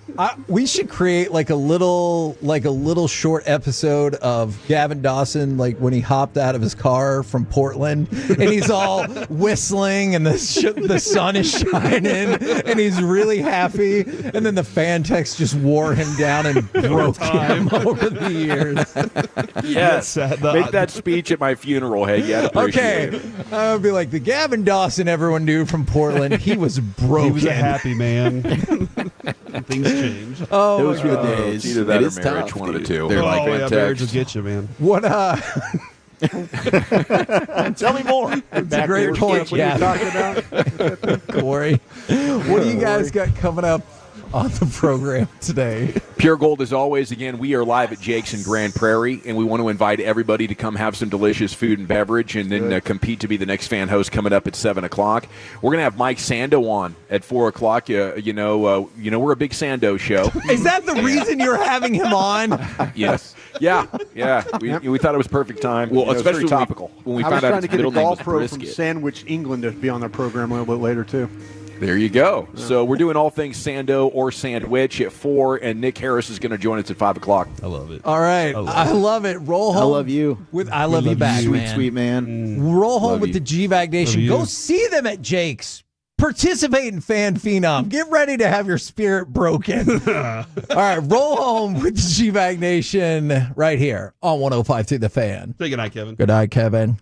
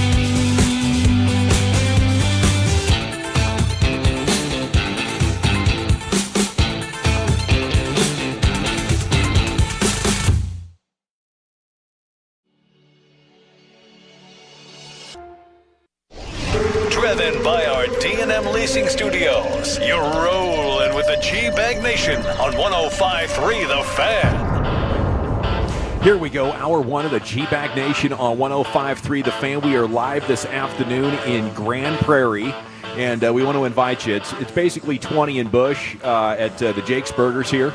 And you know Jake's Burgers, outstanding. But you also know Fan Phenom, and your chance to be the next 105.3 The Fan host is coming up at 7 o'clock tonight. So at some point in the next 5 hours or so, get here. Our boss, Gavin Spittle's going to be here to evaluate the talent. If you got what it takes, then who knows? You might just have a new career coming your way. General at your service. If you see me, bear me. NA, okay? It's non-alcoholic. Coming up actually on 10 years, September 9th. Unbelievable. I need a beer bad. Okay, let's just be honest. What would be it? What would cut through the stress right now? What's that? What would be the beer? I think I would go with, I got 3 in my mind. I love the Sierra Nevada Pale Ale. Yeah. That was my craft beer. I love the Shiner, and I love Coors Light. So if I could line up all 3 of those, I think like a Stella, that goblet, too. I think that gentleman over there has a goblet of Shiner right now. It looks perfect. Yeah. You have ice crystals forming on the glass. The goblets are My badass. goodness. Go for about 18 of those right now, as a matter of fact. Oh, yeah. Okay, so let's That'd rock, be though. light work, huh? There's Broadus, the former Cowboy scout, the Super Bowl champion. Lucius Alexander is back home in the Pimp Cup Master Control there, 75 and fits you. He's fixing to go 5 flawless. Wolchuk and Chiafalo were here. Of course, Ruben Portillo is here, remote engineering, keeping us on air, live at Jake's Burgers. Looks like the champ Ramon Cruz is in the house as well. The champ. So a lot of good stuff going on here on 105.3 The Fan, all right? Let's start with some baseball. Evan Grant, Morning News, says it's go time. It is really looking bleak as they fall back to 500 for the first time in about 3 weeks. I held the line for us through the All-Star break, through the trade deadline. Does anybody feel like they can jump in and take over for me right now as far as confidence, optimism in this team? Is there any reason to believe that this is just going to play out? We'll be about 500, and then we'll be talking about a winter meeting rebuild here in the not-too-distant future. That's what the next 6 weeks of sports looks like for me when it comes to the Rangers. Week 1 Cowboys cannot get here soon enough. The dam has broken, boys. The dam is broken, and now negativity water is it's flowing downstream. I can't do it anymore. I can't do it. That got me. It did feel like it was a Mortal Kombat finishing move yesterday, where you just get your spleen ripped out. Yeah. And it's death. It's bloody. It's gory. It did feel that way. I'm leaking a lot of confidence. Okay. But just when I'm out, they find a way to pull me back in. So if we need somebody, I'll take I'm it in over too, for you. Chuck. I'm in. Let's do it. I'm in. I think they're going to take 2 of Stepping 3 against Toronto. You know what? They're going to play up to the competition. Sorry. That would be amazing. Dump Yes. that, Lucius. Jared was Don't let that get out. Jared on was so record. positive. He was trying to rally his guys on TV and radio yesterday. Yeah. I think he rallied me. He got you. He got me. You know, he sees it. He sees something in this team. He really does believe. It's Ben Crenshaw at the Ryder Cup saying, "Don't sleep on this team. Don't sleep on these players I'm about to put out there tomorrow. Don't sleep on this team." And they end up winning that Ryder Cup. I think it was last time. I heard the same speech. My BS meter was just flying off the hook. It was like one of those Geiger counters Was at it ground Jared's zero. speech or Ben Crenshaw's speech? Jared's. Yeah. You know. Okay, but if it was like was Dave just- it was Raymond rolling giving off the your speech, back. It was just rolling. You just would that have changed Was things? it the messenger? Maybe, it's hard to tell sometimes, but I heard Homer, who didn't have any other option to play. There's no other card to play. Oh, you think he played the Homer card? Raymond's bummed. He's bummed. So I think Sands just tried to balance it by, going a little Homer, which is part of the job description, being a network guy. You got to do that sometimes. That's him being a pro. I'm going with him. I think it's okay because I didn't think this team would hit. Yeah, and the they Yankees hit. are They're bad hitting. right now, Yeah. and the Guardians have gone on an unbelievable run. I don't think that's sustainable. So you're 3.5 back, and you've really just got to find a way to pass those two. I know, Kansas City's kind of hanging around. I don't believe in the Angels. So I think you can get the final spot. I don't see you really chasing down Seattle or Boston. But you can find a way because you got some series against Cleveland coming up at home. Yeah. You got to take care of business. That's probably the one that you circle. Like, if you cannot go ahead and win that series against Cleveland, then it might be time to wave the white flag. 7 teams in the wild card era, which goes back to 95, have qualified for the playoffs after the same or worse record through the first 122 games. Rangers are sitting here at 61-61 with 40 games to go. And yeah, there are a number of teams now between you and that wild card spot. But I mean, this has changed so quickly. Just a week and a half ago, quite optimistic. So now they got to go on another one of these stretches where they've won, 5 in a row and 7 of 8 or something like that to open this thing back up. And I suppose you could, but I guess I'm just looking at everything that's happened really since the beginning of 2023. And it's a 500 team, isn't it? At 877-881-1053. There's no denying it. No. There's 40 games to go, and CY has his first rebuild post-championship that he's got to be looking at. Not a full total tear down and rebuild, but you got to find at least a third of a new lineup, maybe more. Okay, now the nice thing about this is projected payroll next year is going to start at 77 below the tax threshold. And if they stay under that apron, they would reset to just a 20% tax. And there's a lot of good free agents coming up. Pete Alonso's on the market. How about that, Mr. Big Bopper Polar first bear. baseman? Yeah, that's some. Mets all-time leader in homers. That's some testosterone. You like some Kyle clubhouse. Tucker? I can't hear you guys, but apparently we're still on. Here's a funny one: Alex Bregman. Well, hey. he's going to be a free agent. I know I'm not that ecstatic about Josh Young long term. I'll say that. Obviously, Alex Bregman would be quite. I'm gonna awkward. let you go with the Josh Young stuff. I am. I can't. I've got to be able to go home at night. And my family is so hardcore family. Josh Young fans, my in-laws. And I do love Josh as well, but the health and the consistency is a question. I think it's absolutely fair to wonder about, how good will Josh Young end up being. I don't know that he's going to live up to the expectations that we had after his 2023 campaign. But you can't. But I'm not jumping ship on him, no. And that ship with a P. Okay. I think especially with college guys, 2-3 years into a career, if it's not ascending, then I think you're just going to be a hot and cold player. 682, even if the Rangers get into the playoffs, what the hell are they going to do with those crippled bats? See, I think if you could get in, things get really interesting in a hurry because you can win 2-1 games. Yeah. And you got DeGrom and Evaldi you played going. a ton of them already. You're going to be out, I can't say confirmed outstanding, but I know you would be the team that nobody would want to face. Crap, we got to go DeGrom, Evaldi, and day 3 is not going to be that much. I mean, nice start yesterday. I think Merrill was okay yesterday. Yeah, he was yeah, all right. yeah. Two runs, 6 innings, something like that. I mean, they would be a real pain in the ass, and their bullpen, it's good. Okay, 817 says the core of this team started in 22. There are 7 players on the squad that were on that team. That's the first year of Seager and Simeon. That's the start of this core. That's Chris from Fan Phenom. Good luck to you tonight. If you competed last week, maybe you learned some things. Yeah. Maybe you thought, man, I could do a lot better than that. Come back out tonight. I'd recommend you. Yeah. I bet like every time the reps are so important. So do it as many times as you can. I mean, it's literally like the difference of talking to your wife the first time you met her and now. Yeah. That's what you're trying to get to the point where you are now, where you're totally calm, you got all your faculties about you, and you're not fumbling around trying to think, how do I get comfortable in this situation? Mm-hmm. She's so damn hot. I'm crazy for talking to her. What am I even thinking? Like, those ideas are going to be running through your head tonight, but it's going to be, I can't believe I'm auditioning to be on 105.3 The Fan. What do I even say right now? Boom. If you're in that mindset, you're probably toast. Right? Yeah. So how many reps do you need to get over that sort of jitters? Yeah. And I'd say date 5 or 6. Easily. Yeah. And the hot girl you're staring at tonight is a 3-time Hall of Famer. It's going to be Chris Arnold. Yes. Right? Look into those eyes. Now, he's a man that'll make you feel comfortable, for sure. Yeah, he will. He will really help you bring that blood pressure down, that heart rate down a little bit. But, yeah, the reps matter, and you got 4 opportunities. We got some cool Dallas Stars stuff. They're lacing up their skates for hockey season with Fox 4, official broadcast partner. You're going to watch 15 regular season games and 2 preseason games on Fox 4 and KDFI More 27. And they're also going to be on the Victory Plus app, those games as well. And, man, the puck's dropping October 9th. We're just less than 2 months out now here from hockey season and basketball season right around the corner as well, so that's going to be pretty cool. Okay, college football did something fun, guys.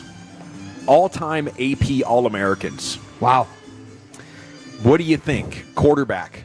Are you going Joe Burrow? If you had to have one quarterback all time, it's hard to say because his receivers were just insane. All time. Who's your QB? They went with Tim Tebow.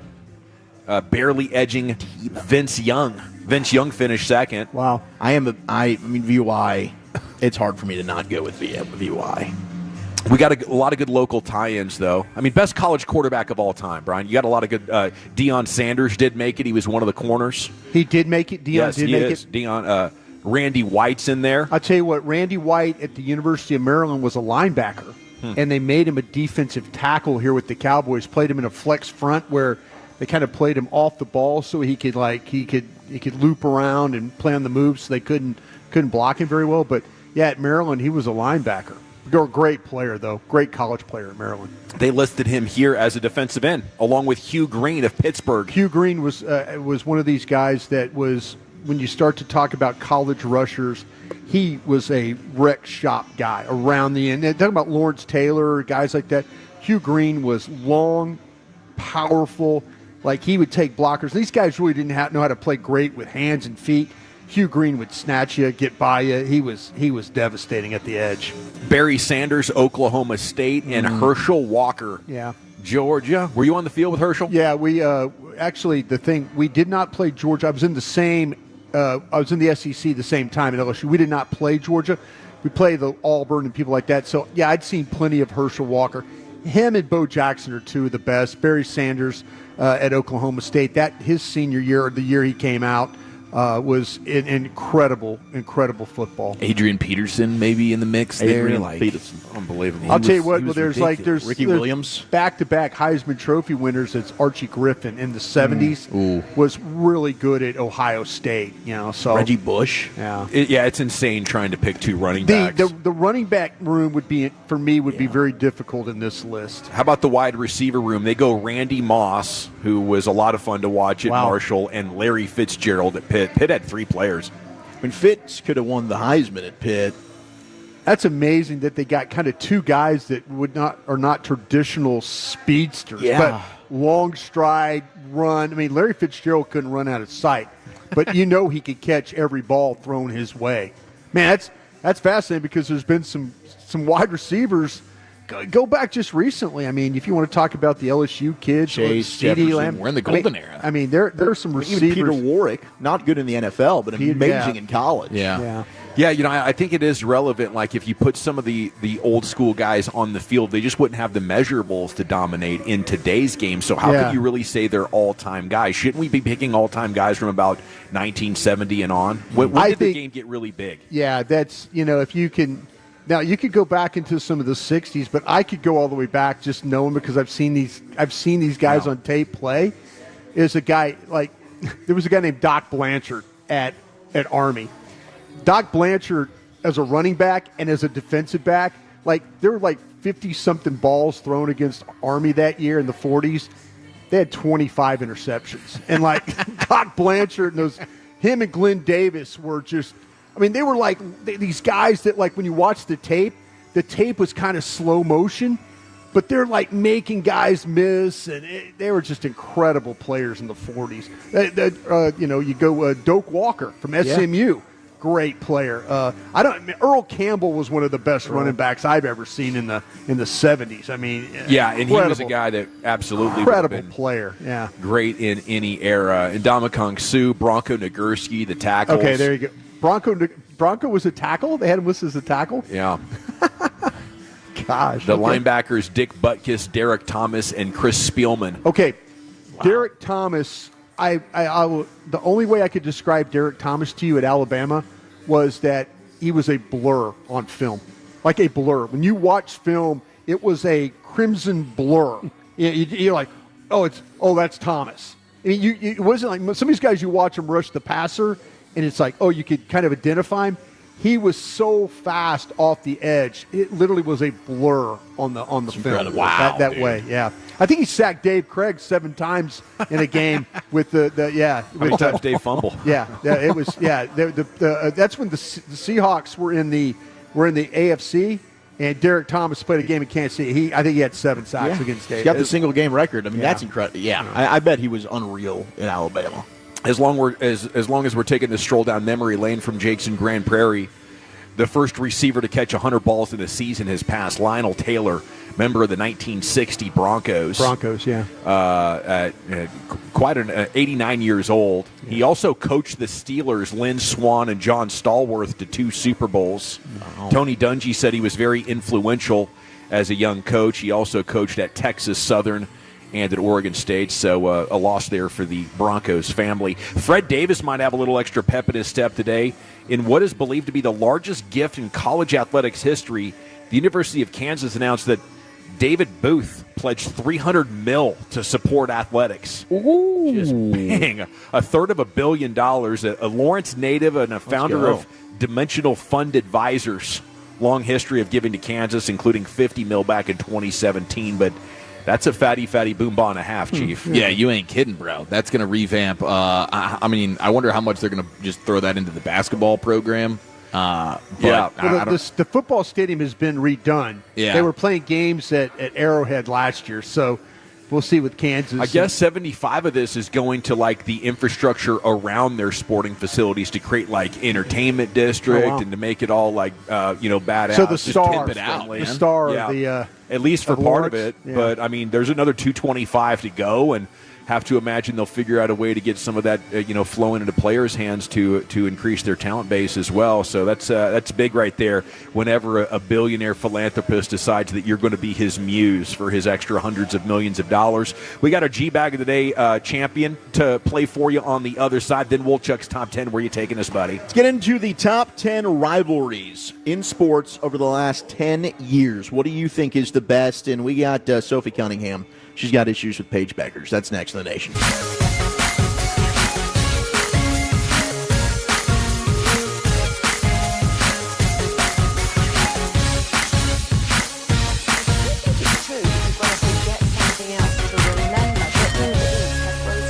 that's absurd. Hey, remember when you used to be a, what was it, Pepper Lady? Wasn't it Cinnamon Sisters? Razorback. Front Squad? Nutmeg Maidens? No. I just said that. Was it Spice Girls? Doesn't sound right. Was it Saffron Squad?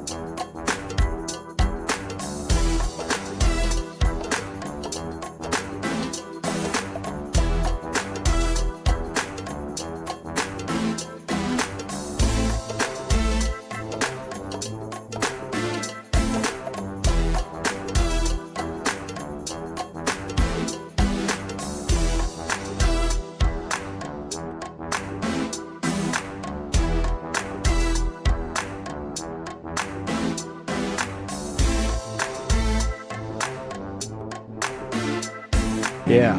All right, welcome back. Ball sack or not, we got a G-Bag of the Day jam. I think it was a ball sack. We got a top 10 coming up here in just a second. Segments brought to you by the Frangles. If you've been injured in your car, truck, wreck, call the Frangles first, 214 or 817-333-3333. There's never an out-of-pocket cost. They only get paid when you win. The Frangles, they go to car and truck wreck attorneys in Dallas.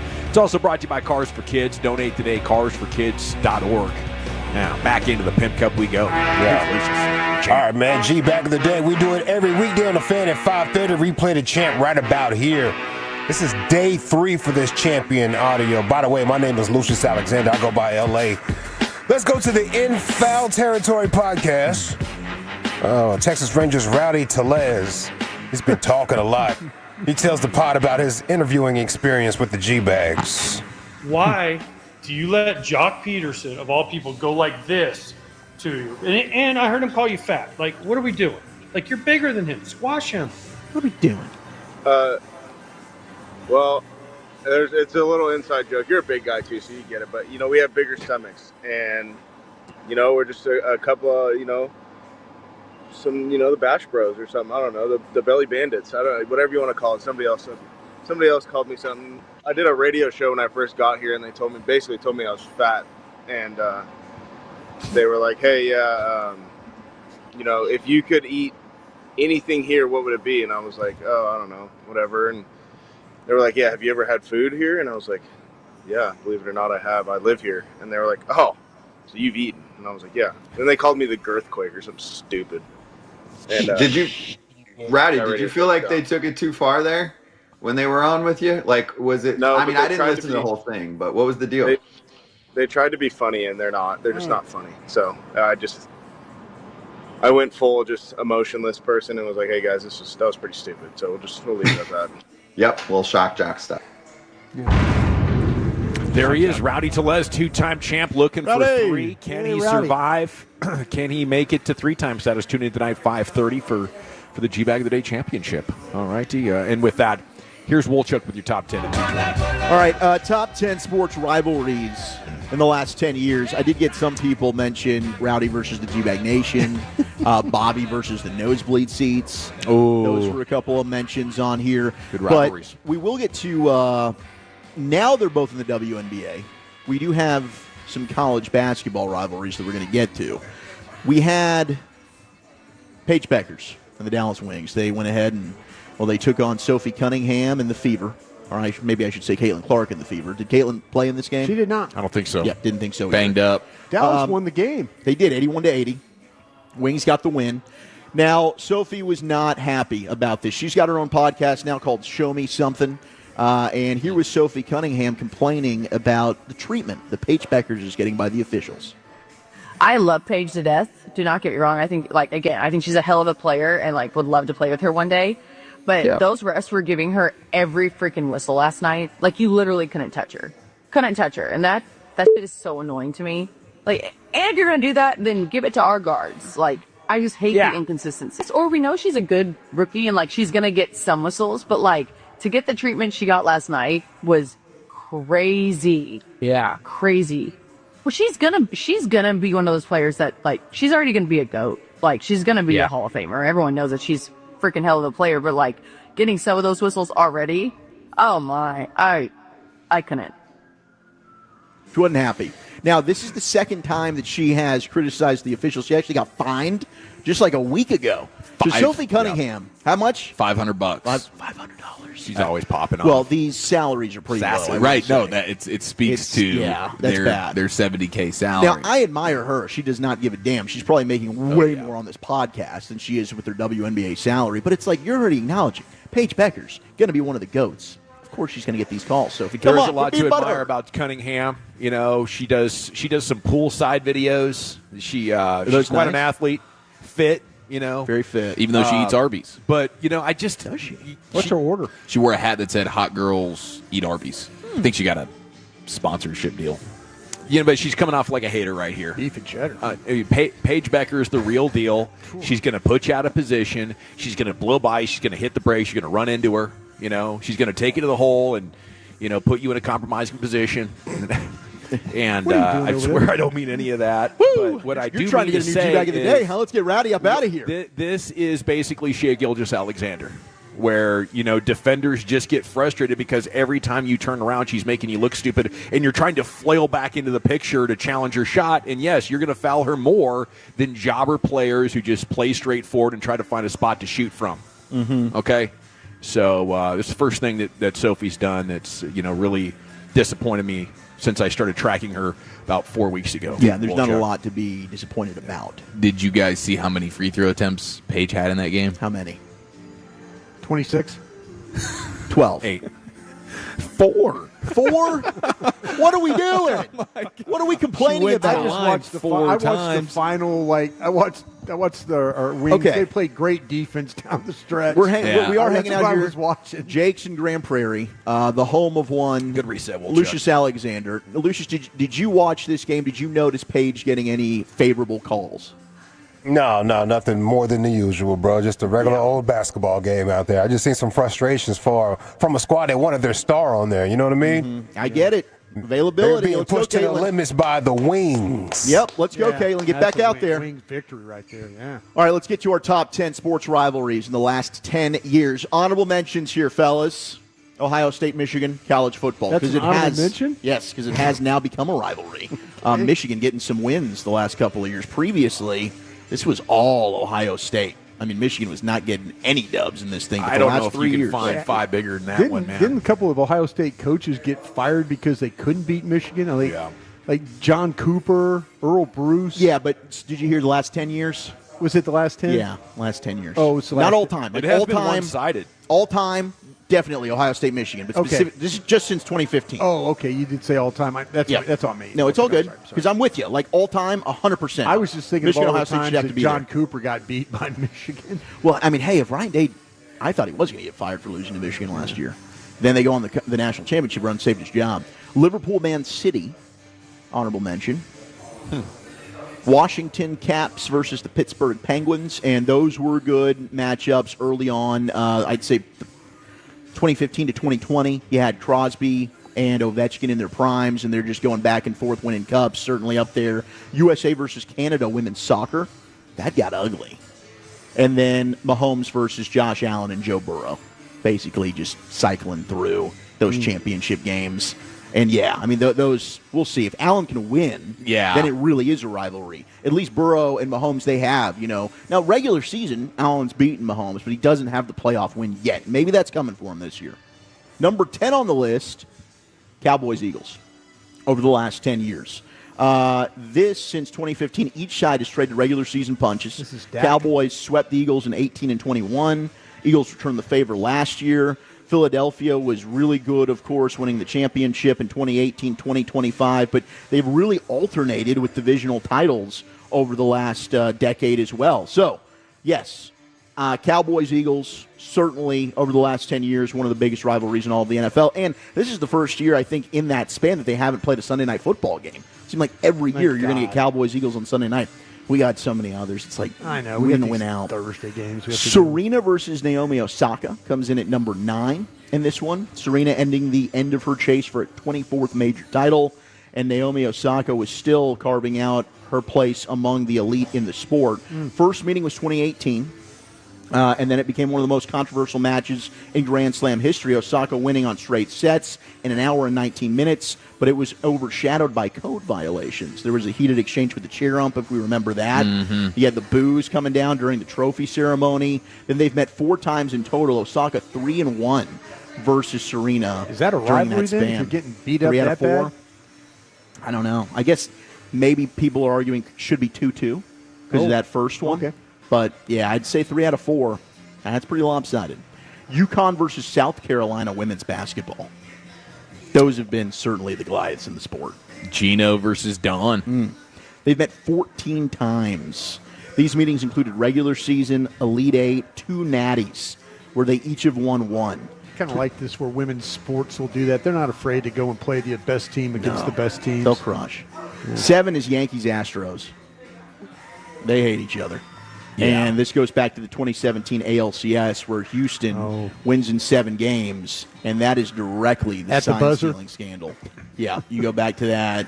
They feel as though they were robbed. I would agree. Astros 13-5 against the Yankees in the postseason until the Yankees ended up reversing that and getting that win to go to the World Series. But, just F you, Houston. Max Verstappen versus Lewis Hamilton comes in at number 6. Back in the day, that was pretty good. Ferrari can't find a way to get that guy up front. 2014 to 2020. Yeah. Mercedes was unreal. And then you had Verstappen in Red Bull. That race at Abu Dhabi was Take unbelievable. over. Yeah. It's craziness. Top 5 greatest rivalries since 2010. 817's coming in with Texas OU. Like the last 10 years, we have had some upsets where Texas has won some years where they shouldn't have, and maybe vice versa. Like a couple of years ago after the big blowout, you had OU win. Last year, Texas came back, absolutely beat the crap out of them. 214 saying Serena was complaining. Naomi Osaka started crying. Yeah, you're right. We can count Thursday as a Sunday Night Football game, 214. It will be on NBC. So it'll be the same crew essentially doing that game with the season opener. Wilder versus Fury getting a vote in the 214. How about Draymond Green versus Jordan Poole? That got pretty aggressive. Well, that seemed pretty lopsided. Yeah, that didn't seem like Jordan Poole's done much ever since.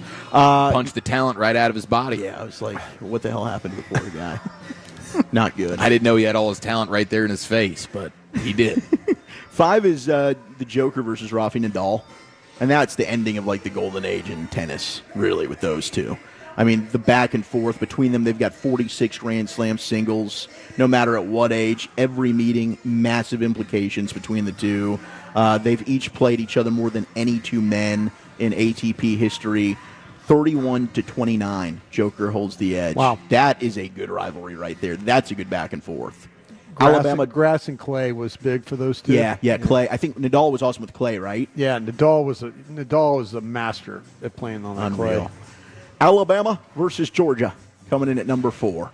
Greatest rivalry of the last 10 years. I mean, look, 2018 Natty, that overtime thriller. Yeah. Since 2015, they've met 8 times. You also had the 2022 title game. Georgia returned the favor. Georgia's finished in the top 5 in the college football playoff ranking 7 of the last 8 years, while Alabama's finished top 5 6 times in that same stretch. They've been the class of college football over the last decade. It's just nothing but NFL talent all over the place when you watch those games. And Kirby, I mean, going from Alabama to Georgia, the coaching aspect of that too. Number 3 is Caitlin Clark versus Angel Reese. Oh, yeah. And, wow, the 2023 NCAA title game, LSU beats Iowa.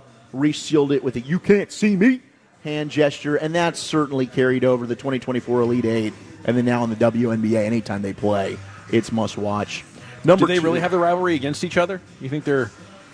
I think that I think it's probably more so of a media-driven thing, but there definitely is emotion whenever they play each other. Something seems to pop off. I mean, Angel did go after Caitlin, the last time they played. Yeah. She kind of had to be held back. Now, I do think Caitlin at times can be a little bit of an instigator. She seems like when we talked about the training camp fights, like the little guy starts it, then turns away and walks off so everyone else. Like Caitlin's got a little bit of that in her. Like she's gonna stir it up, and then she's gonna back off, and here comes Sophie Cunningham to kind of fight the battle there. But hey, stir the pot. I'm into that. Go ahead. Number 2, Golden State versus Cleveland. And this was every year, 2015 to 2018 in the finals, 4 times over. But 2016, coming back from 3-1 down, or else this would not have been a rivalry. But my gosh, that was one of the best series we'll ever see. The LeBron chase down block. I mean, the deli was open. That was an incredible series. Kyrie with the game winner. That was awesome. Yes. It was the end of the dynasty era in basketball. We didn't realize we were seeing it, but the last time we've had a repeat champion. Yeah. Once you had Golden State being that dominant, and then still just in free agency being able to add a talent like Kevin Durant, the NBA was like, all right, we gotta shake something up here. This is ridiculous. We got some votes for Dawson versus Mickey, OBJ versus Josh Norman coming in here. How many years ago was that? See you in Oxnard, or was that? Does it make the cut? 2018, maybe. Okay, so we're still make it since 2015. Mavs fans versus Nico, Jerry versus Cowboy fans getting texted in here. LeBron versus Jordan. I mean, I guess we've debated it. Bears-Packers getting texted in. But number one, best rivalry over the last 10 years in sports. Tell me if you agree, Dawson. Messi versus Ronaldo. Oh, yeah, sure. Absolutely. I could definitely see that. Thank you, Wolchuk. Another top 10 is in the books. We're live from Jake's in Grand Prairie here, just north of I-20 and right on the Bush Service Road. It was very easy to find for me coming out from Sunnyvale. I think I took like 3 turns and I was here. So coming up at 3 o'clock, I will have some chicken soup for your Ranger Soul. I know you might need that here. They got a day off, and we're hoping they're figuring out a way to fortify themselves and make a run for the ages. Become maybe just the 8th team in big league history after 122 games with 40 games to go to still make the playoffs. At just 500 at this current juncture. So, well, maybe you need that. And I'll get you some chicken soup for your Ranger Soul coming up at 3. But what would it take for you to suddenly get optimistic about these Cowboys? I have an idea for them. That's coming up next year, G-Back Nation, the Fan.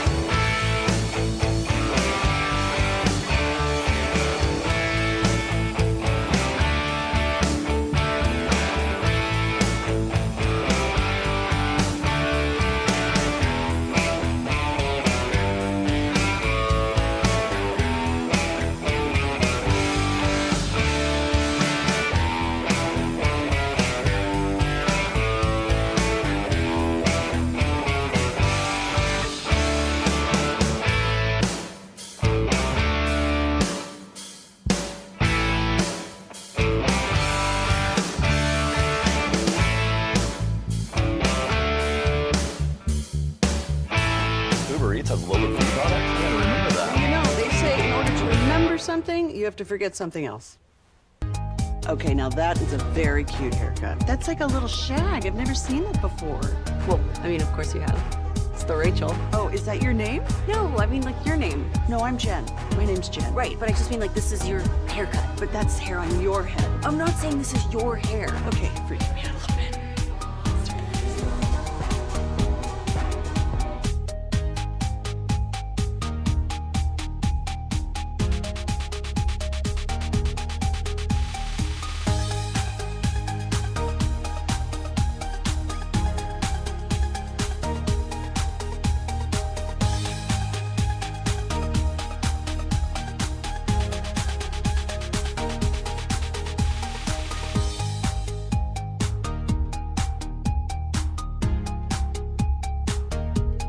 Do you think it's true that you've got to forget something else to remember that Uber Eats has groceries? No, that's absurd. Hey, remember when you used to be a, what was it, Pepper Lady?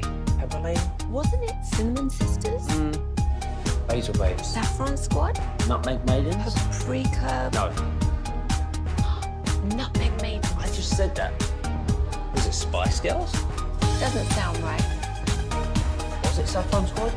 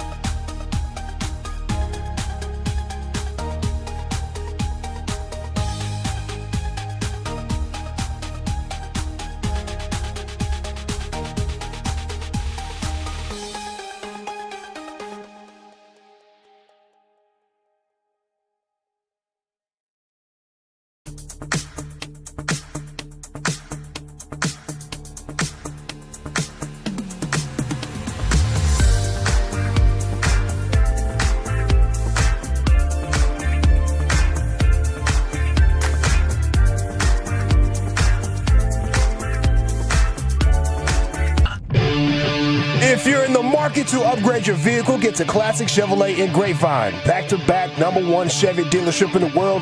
They've got more new Chevys than anyone in their all-prices sale. Silverados, Tahoes, Blazers, Malibus, Equinox, and more. Visit ClassicChevrolet.com. This is Texas. This is Classic Chevrolet. Together, let's drive, relax, and enjoy the difference. Based on new Chevrolet registrations 2023 and 2024. Thank you very much, Lucius. It's the G-Bag Nation. We're live at Jake's Burger in Grand Prairie, and Fan Phenom is tonight. Chief just ordered a burger. What'd you go, triple stack, quad stack? What'd we do? We actually did the old Cinco stacker. We did go 5. We went with the 5 patty. Let's go. That's my guy. 5 patty. We had a nice probably conversation in the restroom. I was like, man, these patties are pretty thin. I think you can do 5. He said, you're damn right I can. Let's go. Yeah, I'm very That's going to confident. be a thing of beauty. Pretty too. hungry. If they do the cheese right on I know. it's going to be. And they're delicious. They got What that are those, knife third-pound burgers? So third good. pound patties? Yeah, we should ask. I don't know. How much poundage is this? I would guess this is a quarter pound. Okay. If you finish it, can we call you the Girthquake? You could absolutely. I would be honored, and that's part of the reason why I know for a fact I'm going to tear this thing up. I know you are. Is because I can't wait for this. having the honor of the Girthquake would be special. Did you get a side with that? Did you get fries or anything like that? I would like to think fries come with it, but we'll see. Fries came with my chicken strips. They were amazing. Yeah, and that's what I love about Jake's in Grand Prairie. It's all about easy, especially on Sundays. Big patio and fries done just right. They got a nice patio with a lot of patio is shade nice. out there, too. And the bar is a pretty sexy bar over there, too. Been cooling down as well. Might be a perfect night to come here. Of course, no Rangers game tonight. We'll be back in action tomorrow against Toronto. I have the text open right now at 877-881-1053. If you'd like to leave your name and city you're texting from, we'll make you famous here in the G-Bag Nation. What would it take for you to believe in this Cowboys team? Just a couple of weeks to go. What are we, 3 weeks out right now? 3 weeks out till the Eagles game. And 3 weeks from tonight, right? Yeah. Is there anything You know, maybe you feel like they got to add 3 players. I'll start just with Breece Hall. You know, I think right now, after watching camp in the first preseason game, I don't think they have a difference-making running back on the roster. I think they got a collection of role players. And if they could have a running back good enough that I would feel like this can keep the chains moving, this can hold the ball for 8 or 9 minutes. You know, and I think there's evidence to believe that a star running back could dramatically shift the dynamics. Last year with Rico Dowdle, they had the 6th best run play success rate. They had the 3rd worst EPA per run because they couldn't make any house calls. He couldn't make linebackers or anybody miss on the second level. So, but Rico Dowdle was like more successful, if you just define it by like, was that run a success or not, than flipping Saquon Barkley. So you had something going with your blocking schemes. And then Warren Sharp did today best short yardage running back teams. And the Cowboys are actually top 10 in that as well. So there's reason to believe you were getting it kind of blocked up. And while I don't think this offensive line is any better than average, I think they could be considered better if you had the right runner in there. So that's where I would start. How about you at 877-881-1053? What's it going to take for you right now? Yeah, that's a good question. I mean, I think Breece Hall would definitely be a boost. And what he does in the passing game as well is pretty dang impressive. So, that would help things quite a bit. And this is to feel confident that maybe they could be a playoff team? Is that kind of where we're going with this? Yes, because I'm thinking 8 wins right now. Yeah, and it's kind of like the Rangers at the deadline. You know that your hitting is your biggest problem, but do you want to just add to a strength? Can you really do much to fix your lineup at the deadline? Probably not. Can you do much to fix the defense right now that I think is going to be a giant problem? Probably not. I mean, there's going to be cut down dudes that are way better than some of the corners you got out there right now. You know, I would say you'll be able to get better at corner, and there's probably a big defensive tackle out there, a big heavy guy. You just need to kind of find a way to get you to the guys that are hurt. You know, if you can get the thing with Carson bothers me. He's coming back quicker than, say, Butler, quicker than Diggs, quicker than Ravel. That's the problem. I mean, you're going to try and have to gauge, you know, how long are we going to have to go and play with these guys? Is it 5 weeks, 6 weeks? You know, that's the things you're going to have to worry about right now. I think really the thing is it's going to be a corner opposite Elam because I think they're going to end up playing Bland in the slot. That's just me. Okay. I think they're going to have to find a right corner. I just do. I would love it if they did because, I think Bland is incredible as a slot player. So you would just need to get another. I mean, can they get creative with trades? I just don't believe the Cowboys will. You know, we've discussed it. Like Jalen Tolbert to me is a guy that has done something in the NFL that I think other teams would look at and say, like, hey, 7 touchdowns last year? That can be an improvement on my depth chart. And I think you've got young receivers to where you can feel good about moving Jalen Tolbert and saying, okay, now I don't have to cut possibly Holden or Flanoy or Brooks, whomever they want, and can I get a corner? Like we've talked about the Pittsburgh stuff. The Steelers are a team that have depth at corner. Do you look at one of their guys? Maybe it's Corey Trice, who I loved in the draft a couple of years ago. Now, he's been a hurt guy too. So do you want to take that on? I could understand if you say no, but Beanie Bishop's a guy who's played in the slot. Like, I'd love for them to get creative with trades that actually would help the roster instead of just we're swapping Kelvin Joseph for Noah Igbenogany, or we're swapping Deshaun Wright for Andrew Booth Jr. We're just swapping guys that can't play, that aren't really going to help us. Let's try and do something where we got a guy that's going to be a free agent. Maybe another team values him. How high are you willing to go? I know you don't want to give up your 1. You willing to give up your 2? For what? For a corner that can play. I'm talking about giving up Tolbert, not draft picks. Okay, they're not going to take Tolbert. I'm trying to gauge your interest of how you want to play this draft if somebody wants a pick from us. Because you've already moved your 3 because of Pickens. Right. So I'm trying to gauge how committed are you to fixing this cornerback room? Because if you give something like a 6th or 7th, that's what you're going to get back. You're going to get back you maybe get back a player of that kind of that you're currently playing with. But how committed are you to going to get in a corner? I really don't want to give up draft capital. I'd rather go sign. Is it Asante Samuel or one of the other free agents that's available? Hilton. But I think that because Dak is where he is and you have Pickens for this year and you have such a great pass rush, you should be thinking, we'll give a 4, we'll give a 2 for the right player. See, we'll that's go what I'm spend saying. $12 million. Like, there should be a very aggressive appetite for if you're willing to give it 2, I think you could play, and I think you can go get you somebody. I think you can legitimately go and say, hey, listen, we realize we're going to take your fourth corner right here, or we're going to take your third corner right here. But the further back you give compensation, that's the kind of player. I think when you get to like 5th, 6th round, you're kind of talking about players that you currently have right now. 469 says, Brees Hall, we need a true ball carrier and sign Micah, pay him what he's owed, best player on the team. Yeah, I don't think signing Micah or not signing Micah would change my opinion of what this team is capable of. But, I think it's not only for this year, but it's the long-term future. Like, you've got a lot of holes that you need to solve. And, we did not see them approaching this thing in a way that there is an end in sight. They're hoping to draft themselves out of this below average football roster that they've had right now. And I just think that, that is, it's not very exciting at all. Did the Cowboys think that they're going to get everybody worked up by adding George Pickens? I think they saved a totally boring offseason. They at least gave you something fun to look at. But a really discerning, objective eye is going to look at this roster and say, you're not even close. I think to me, when I look at this team, the thing that gives me the most hope is the offense, and it's throwing the football. Sure, that's where I don't see this thing. Maybe they can find a way to get the running stuff going. Maybe one of these backs will step up. That's with Blue and these guys. I think they have to figure that all out. But where this team is going to win games is throwing the football.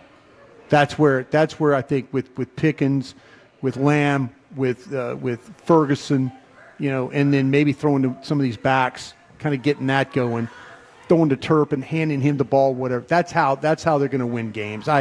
This offense is going to be under pressure every week to have to score points, because I think there's going to be problems with the defense, as you mentioned, Chief. Probably being a lot of shootout games that they're going to have to deal with, and that's kind of where I think if they're really fortunate, they can win 10 or 11 games. If not, it's probably 8 or 7, which you're talking about, Dawson, if they just can't get anything on defense. Yeah, I think actually I went backwards during training camp. And maybe the hope is kind of what Shoddy was talking about in his final press conference, is just that they're saving so much because this is their one opportunity to try to catch a team off guard before they have tape on them. Yeah. Like, I think that's maybe the development that we really need to hope for, that they have been so generic in their competitive moments that they're actually much closer to the team that we see when they're practicing against one another than what the Rams showed. I guess if the Rams are the best team in the NFC, right, then you're like, okay, well, maybe it wasn't that bad, and against more normal competition with a full playbook, maybe there's a surprise to be had, but man, it's hard to see it right now. Okay, top stories at 3 coming up. We have chicken soup for your Cowboys soul, but there's a report that there is legitimate trade interest coming in for number 11, and we need to talk about that before we do anything else. Live, Jake's in Grand Prairie, and we're back in the Fan. Our goal is to be your Buckies of radio. Where you stay for a while. Except we can't promise our bathrooms are going to be clean with these guys. Stick around. More laughs and sports ahead right here on The Fan, the Odyssey app, the iHeartRadio app, and TuneIn app. This Odyssey Sports Minute is brought to you by Bosch Power Tools. The more you Bosch, the more you feel like a Bosch. This is Bill Ryder with an Odyssey Sports Minute, sponsored by WeatherGuard Truck and Van Equipment. They're just as driven as the hard-working pros they serve. So Shedeur Sanders has an oblique injury. It's a setback. It could certainly cost him the opportunity to not just win a position with the Browns, but stay on that team. It's also the Browns' fault. This is what happens when you don't have a plan, when you draft 2 quarterbacks with 3rd and 5th round picks, when you don't know what you're doing. I feel bad for Shedeur, and I'm Bill Ryder. Drinking and driving will change your whole world. The next time you're out with friends, consider what would happen if you got pulled over after drinking, like the legal fees or the time in court, or a DUI on your record. Your decision to drink and drive could change someone else's world too, if you hurt or even kill them in a crash. Instead, what if a decision to call a sober ride changed your world for the better? Drive sober or get pulled over. Paid for by NHTSA. Hey, hello. Listen to my voice talking to you about the new Old Spice NFL collection at Walmart. Now listen to my smell. I smell like NFL stars Jared Goff, CeeDee Lamb, Saquon Barkley, CJ Stroud, and George Kittle. I smell like greatness. Why? Because I'm wearing Old Spice's new NFL collection. How can you put the greatness of the NFL into a smell, you ask? You can't. But Old Spice can, and they did. Smell like Suntal and Speed, Driftwood and Drive, Sea Ties and Toughness with the Old Spice NFL collection available at Walmart. Smell like the greatest smell in the NFL with Old Spice. The IRS finally caught up with Louie. I hadn't paid my taxes in 8 years. I owe the IRS a lot of money. Louie was in deep trouble. We're going to take your house, put a lien on your bank account, garnish your pay. They don't care. They're going to take your paycheck. Louie found out about Optima Tax Relief, the leading tax resolution firm. A-plus rated by the Better Business Bureau, they've resolved over $1 billion for their clients. Optima Tax, they help me. They calm me down. They make me feel comfortable, and I trust them. Louie has a lot to be thankful for. I don't owe the IRS anymore, and I'm able to live a comfortable life, a lot better life. It was because of Optima Tax. For tax help you can trust, call Optima now for a free consultation. Take it from Louie. If you owe the IRS, don't go it alone. Give Optima Tax a call. They can help you. Call 800-809-5833. 800-809-5833. 800-809-5833. Optima Tax Relief. Testimonial from an actual client. Some restrictions apply. For complete details, please visit OptimaTaxRelief.com. With a Bosch 18-volt 2-in-1 impact driver, you'll be driving bolts and screws with ease. And when your work feels like sending a flying elbow from the top turnbuckle, the more you Bosch, the more you feel like a Bosch. Shop organics at Whole Foods Market. Get organic black, red, and green seedless grapes for $2.99 per pound with Prime through August 19th. Enjoy them at their best with a crisp skin and juicy center. While supplies last, shop in-store or online. Terms apply. When your reputation's on the line, you don't leave anything to chance, especially your primer. Painters trust Kills primers for a smooth start, strong adhesion, and serious stain-blocking power. And now, the full Kills lineup is available exclusively at the Home Depot. Need it fast? Get same-day or next-day delivery, or order online and pick up in-store. Kills primers. Pro results, faster. The Home Depot. If you're a pro, you know. I'm Pete Thompson with a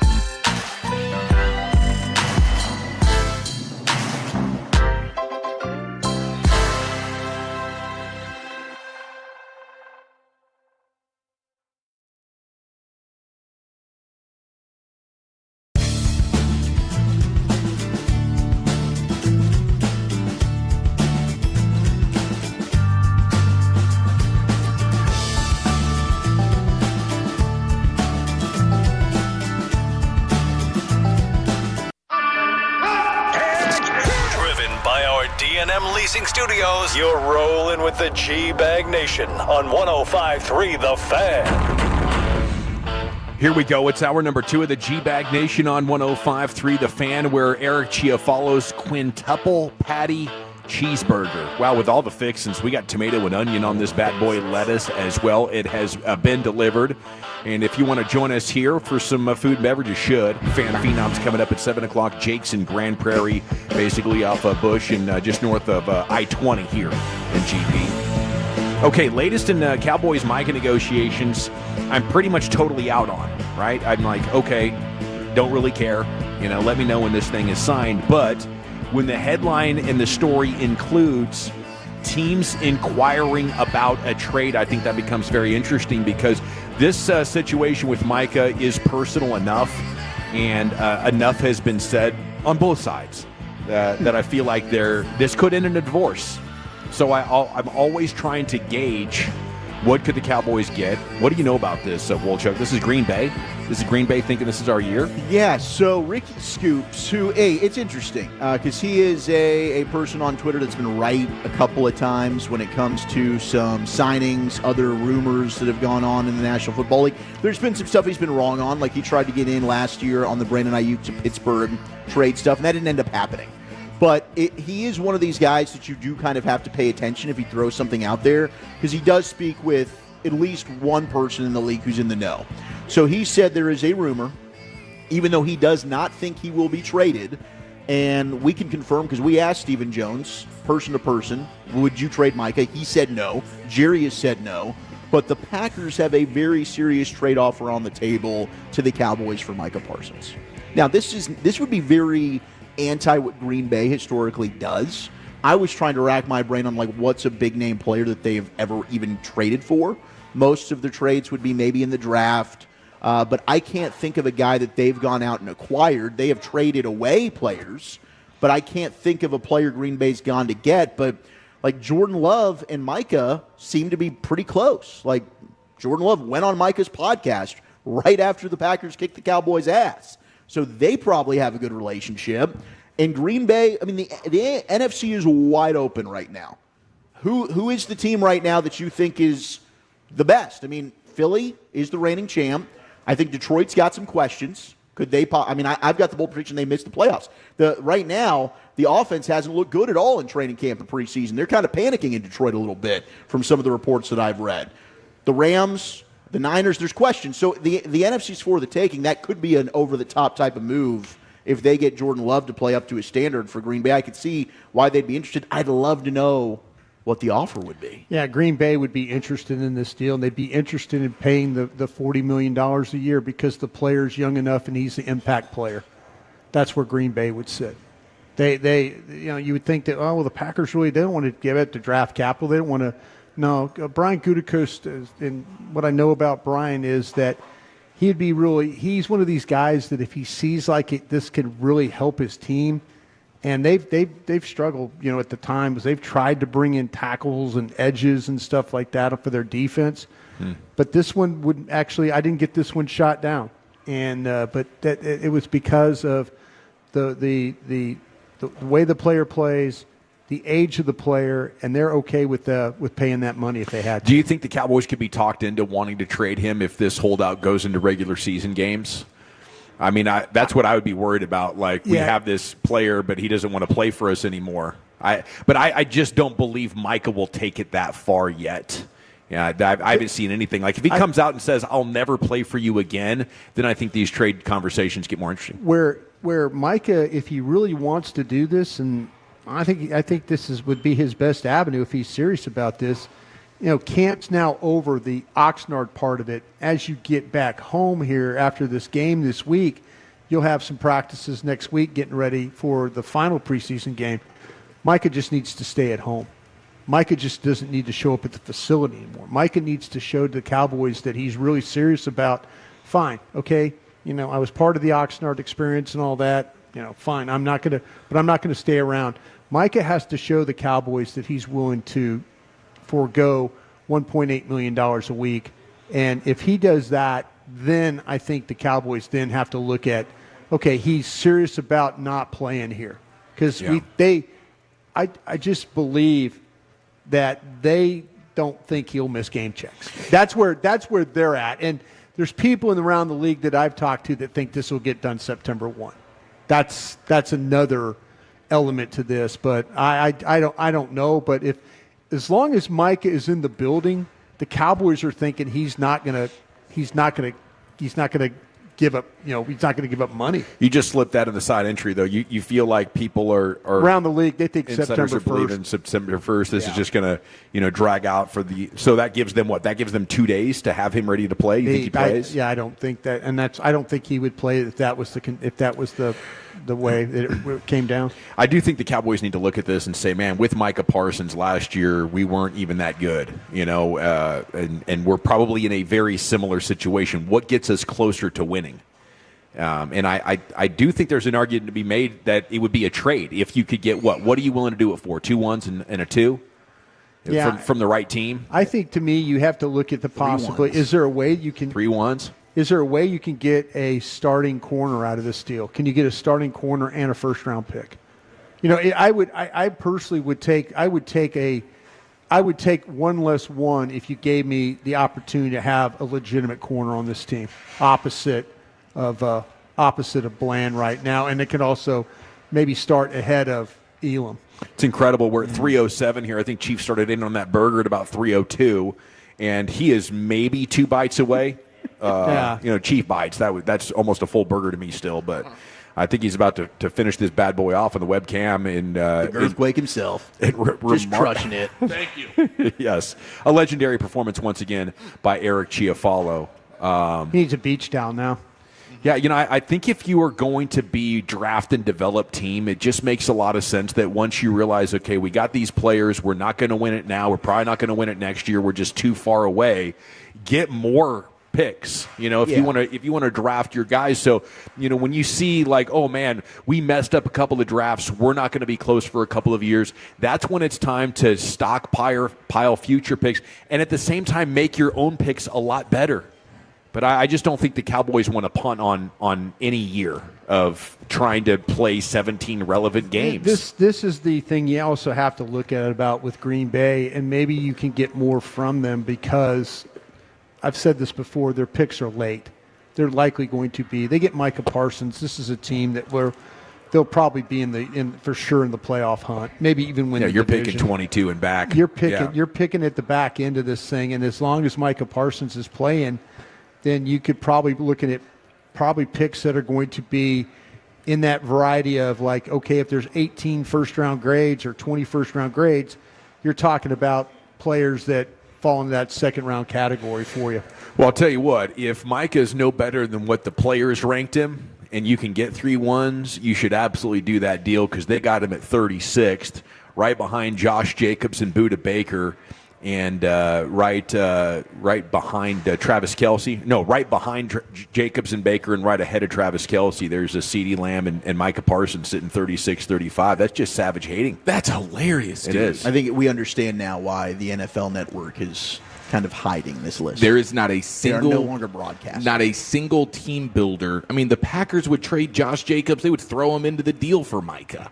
There's not a single, team builder. That's what I'd have to do. If I was into this Packer deal, I would try and get a player comparable to where that draft pick was going to be. Like I say, if his pick is going to be somewhere between 20 and say 27, I try and find that type of player. Who are you willing to part with? Green Bay doesn't want to give you a bunch of first-round picks, but they might give you a player that you like. Yeah, I think these players are on TikTok so much that they don't even know what the hell's going on in their own league anymore. How about that? Hey, dude. Well, I mean, I don't know. I don't even know how many players they've got voting on this thing. That's always been the question mark. That whole top 100's been weird. I mean, I'm just looking at the Packers' defensive roster. There's not a lot of corners. I mean, they got Bullard from Georgia that they took in the second round at safety. Like, they've listed him as a nickel back. Is he playing some slot? I'd have to go and look. Can he help you there? I don't want players back. I want to be horrible. I don't want starters back. If we're trading Micah Parsons, it's to be bad. And this is why it's like then. Yeah, but the Cowboys don't think that way, and I don't know if they're going to be bad. I mean, they still have Dak. They traded for George Pickens. Without They've got Micah? CeeDee Lamb. Yeah, I mean, even with Micah, I think it's the same conversation we're having, guys. They're going to have to outscore teams. Their offense is what's going to lead the way here. I don't know that there's a ton of a difference, big picture, in what we're talking about, how the Cowboys, they're obviously a better defense with Micah on the field. I'm not saying that whatsoever. But their keys to victory and our question marks of how this team's going to win games this year remain the same with 11 on the field and with him off of the field. I agree. The defense is going to be a problem either way. It is just annoying to... If you're actually going to move on from him, then it's like, was it really? What was the point of trading a third-round pick for George Pickens? I hear you. There's likely going to be if Micah Parsons is traded, you're going to feel very much like it's like the deal you got for Luka. You're not going to feel like you got enough in return. I don't feel like you're going to feel like you're going to get enough in return. Well, I'll tell you what, especially if that's the case, and we're sending him to Green Bay, I'm keeping him. F that. Yeah, like a team's got to blow the Cowboys away, don't you think? Like they have no reason to trade him. Yeah, he's under contract. No reason to trade him. But unless somebody comes with an offer, and again, we're talking about Dawson, and he says he's like, I don't want to be good. I want to. So if that's the case, we need to just get the picks. We don't need to get the player. I was thinking like, how do you help? I mean, you're already taking away one of your best players. Don't get me wrong, but can you make up for it if we get rid of him? We've maybe got some edge rushers. We think that's kind of the depth of our team defensively. Maybe some of these edge rushers can show up. You could piece it all together to get enough sacks to make up for the loss of Micah. But now, can you help it in the secondary? Can you get another corner that could help you in coverage or something like that. We had a fan phenom guy. His take last week was that you should be trying to trade with the Jets, send Micah to New York, and try and get Sauce Gardner back with some picks. Now, that would be fun. Yeah, if you were going to talk about getting that level of player back, who's just a different guy, but maybe fits your team needs a little bit better, but is also one of the best at his position. And he'll bring Ice Spice to town. I mean, I love Denver in a dream world. PS2. Can I try and do that with the Broncos? Your relationship with Sean Payton, would that work at all? Like if I'm trying to trade for a big-name corner? You guys already got Jahdae Barron, bro. Yeah. Like, come on. You guys are fine. You guys have an embarrassment of riches. Good. You're a Micah Parsons away, not a best, not a 99 Remember overall. Von Miller? Do you want another Von Miller? See, the thing that other teams have to look at, though, and my guys in Green Bay are saying that, the $40 million is not a problem, but to some teams, $40 million a year is going to be a problem for that defensive player. That's going to be a problem for some teams. So you have to be mindful of who could sign a guy like that. Sure. Yeah, because he's not going to go on a trade. Unless you're not going to get anybody. You're going to have to get somebody. Someone's going to say, "Listen, if we're going to trade for this guy, we want the opportunity to talk to his agent. We want to talk to Mulligetta and see if we can get a deal done." But so you guys are fine with trading him to the Packers? Like that's just. I think the Packers have to blow the Cowboys away with a deal before I'm going to do that. And honestly, anything less than what the Bears traded Khalil Mack for, which, I mean, we're going back now to 2017, whenever the hell that was. That's the only trade I can think of that's comparable. You've got a premier pass rusher in his prime. That was 2 1s, a 3, and a 6 for Khalil Mack. There you go. And I would argue Micah better, and he's a year younger. Yes. So I want at least 2 1s in this deal and a player, if that's what it's going to take.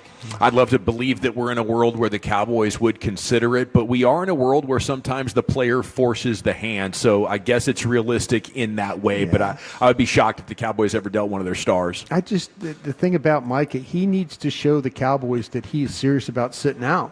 And by showing up at practice every day, he's not serious about sitting out. Yeah, but I don't even think they would take that very seriously. I think when they see guys hold out, whatever, I think it would be the ultimate card to play is like, hey, you didn't get fined $50,000 a day at training camp, and then you just didn't show up week 1. Like, go play with those guys you have against Philadelphia and watch what happens. And how much of a difference can Micah make? I mean, from a pass rush standpoint, a hell of a lot different. You want Ezeraku to have a good year? Well, play him next to Micah Parsons. You want Dante Fowler to look like he's still respectable? Put Micah Parsons in there. You want Osa to look like he's living up to the contract in a pass rush way?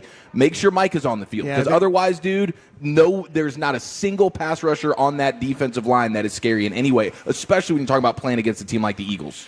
Alrighty, it's the G-Bag Nation here live at Jake's in Grand Prairie. A lot going on in baseball today, and I did promise some chicken soup for your Ranger soul. I got a couple of things here for you. Should pass along Nathaniel Lowe, DFA'd by the Nationals. He is only hitting .216. Obviously, he's got to clear waivers because you can't handle that contract. That's why you traded him for Berger. But if he does clear, I'd love to see Nathaniel Lowe back. I mean, a good defensive first baseman. If Berger or Tellez struggle down the stretch, I'd love to know that I have Nathaniel Lowe in my system somewhere, as long as it makes sense for everybody involved. I believe he still has one of the best mustaches in the game, Wolchuk. So I know how important that is to you. And I loved him. I asked a couple of people about a potential Rangers reunion with Lowe and was told that he was not super well liked. Okay. So they wouldn't vote for it, but our guy CY doesn't give 2 bleeps about that. We need a better defensive first baseman. CY might have been one of the ones. Oh, okay. All right. Well, then that'd be the end of that story. Yeah. How about we get to the chicken soup then? Cole Winn has undergone a transformation since moving to the bullpen in 2023. He leads all MLB pitchers who have pitched at least 20 innings in ERA. I was like, am I getting butt cracked on this? Yeah, but no, it's just another reason to believe that CY has done a tremendous job with drafting and developing, and a big part of that, at least with the pitchers, is a story in the morning news that Evan Grant wrote. I would highly recommend all Rangers fans read this about your guy Keith Comstock, an industry leader in rehabbing injured pitchers. And Grant actually wrote the story like the Rangers have an advantage. Like if you have Tommy John your senior year of college or whatever, or before you get drafted, the Rangers are like, sweet, just let him fall to us around later. We're going to draft this son of a gun and fix his injury. And like is starting to get to a point now where it's really starting to bear fruit. This guy Comstock, a former a journeyman big league pitcher. He's been in baseball for 50 years. He's now 70 years old. And he's putting everything together and like transforming the players. I think it's like more of like a physical therapy plus like the ideal incubator for a frustrated player. This guy's vibes are off the charts. He understands the game, and then he understands physical therapy. And this other dude who works for the organization, Napoleon Pritchardo, says, I'm a little bit biased, but we can make the argument the development that the player is going to get through the rehab process may be better than the development he would get as a healthy player because of how they build him from the ground up with the new athletic foundation, instead of sort of being the off-balance professional athlete that's just like been strengthened by his own means up to that point of becoming a professional. They would almost prefer to tear you down to zero and rebuild you from Tommy John than have a healthy player with bad habits and maybe a poor muscular foundation coming into the big leagues. But a great backstory on him. In the minors one day, he got cut. Obviously, this was like back in the 60s or something. He convinced the team to let him be the team mascot for a day before he left. So great. And he became the first baseball player to do a bit for his baseball card photo. He super glued a ball to his body, like right in his groin area, and then looked at the camera like he had misplayed the ball and it was getting on him too quick. So this is the vibes that you're talking about. Yes, this is the vibes. Yes, this is a sense of humor guy and, baseball guy, and obviously he knows a lot about the building up the athlete to pitch a ball better and not get hurt. And you look at DeGrom now. You look at a couple of the players that they just dealt at the trade deadline, they were injured guys that were prospects. They drafted them, fell into their lap because they were injured guys. They rehabbed them, put them in the minors, and the next thing you know, they're really good trade prospects getting you Colomb and Maton. Just did the same thing in this draft. Yeah. Taking 3 guys that are going to have to, get rehabbed and put back together here. So clearly this is something the Rangers are doing well. Can you rehab some of our bats? Even if they're not banged up, they just sucked. Like, can you rebuild them? What's like the Tommy John hitting equivalent? Yeah. The oblique. Yeah, that oblique is serious. That oblique. We got to But it's like, that thing out. You're not fixing us from an injury. You're fixing us from just sucking. Yes. Right? Just rebuild us. Yeah. Like, Come on. Pretend everybody's hurt. Yeah. Go see this guy. Let's get, we'll build them stronger than what they were. We got the C-Note coming up here. We're live at Jake's Burgers in Grand Prairie in the top Cowboys stories as we sit 3 weeks from Cowboys-Eagles, and we're back with that here on The Fan. I have to chat Frankels with you before we get there, though, because life's unpredictable. Accidents happen, and unfortunately, we have about 500 every day here in North Texas, 500 automobile accidents. Matter of fact, I just saw one on the way here. The highways were merging, and some car cut in front of this 18-wheeler. I don't know what exactly he was thinking, but the next thing you know, he was rear-ended. I couldn't.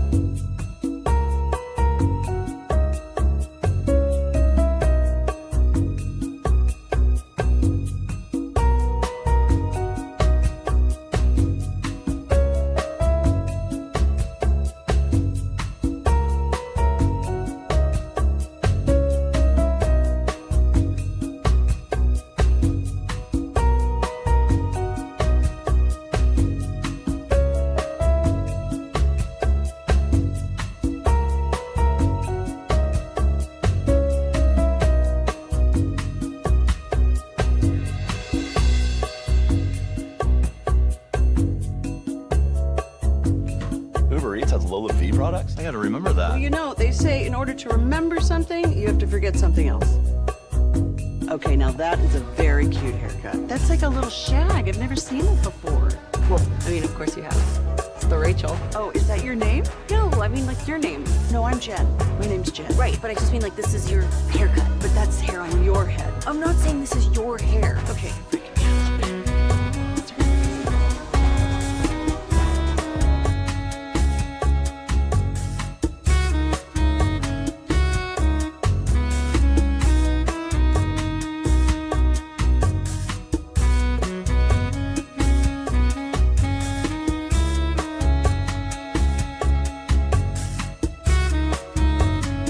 This is Colby. Shout out to all the Tolos out there. Free on-site estimates, great prices, and even better customer service. Visit TolbertGarageDoor.com to book your service today. Yeah, buddy, welcome back. It's the G-Bag Nation here. We're live. Jake's in Grand Prairie. Segments brought to you by Cars for Kids. Donate today at carsforkids.org. And it's brought to you by the Frankels. If you've been injured in a car truck wreck, call the Frankels first, 214 or 817-333-3333. There's never an out-of-pocket cost. They only get paid when you win. The Frankels, the go-to car and truck wreck attorneys in Dallas. You guys see the happy birthday video for Osa last night? That was great, wasn't it? It was. I think, obviously, the vibe culture that Shotty wanted to install is there. Looked like about 20 defensive players were hanging out in somebody's room, and Micah delivers the birthday cake. It's exactly what you're looking for, I think, when it comes to the team camaraderie department. So a happy birthday to Osa. And from there, I'm going to deliver you some fantasy questions about your Cowboys. Ooh. Okay. How you looking at these guys fantasy-wise? ESPN asked one fantasy question, and I got some of my own. Theirs was, do you expect a running back by committee approach? Yes. Are any of these guys fantasy draftable? Ooh. I mean, for dynasty leagues, for sure, if you're going for like a Jaden Blue or something like that. I would take Blue.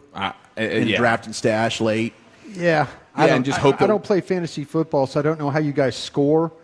But I have a feeling that they're going to find a way to get him the ball. And especially as the season goes on. I don't think week 1 through 4 you're feeling like for sure I have a Cowboys running back that I want to have in my starting lineup.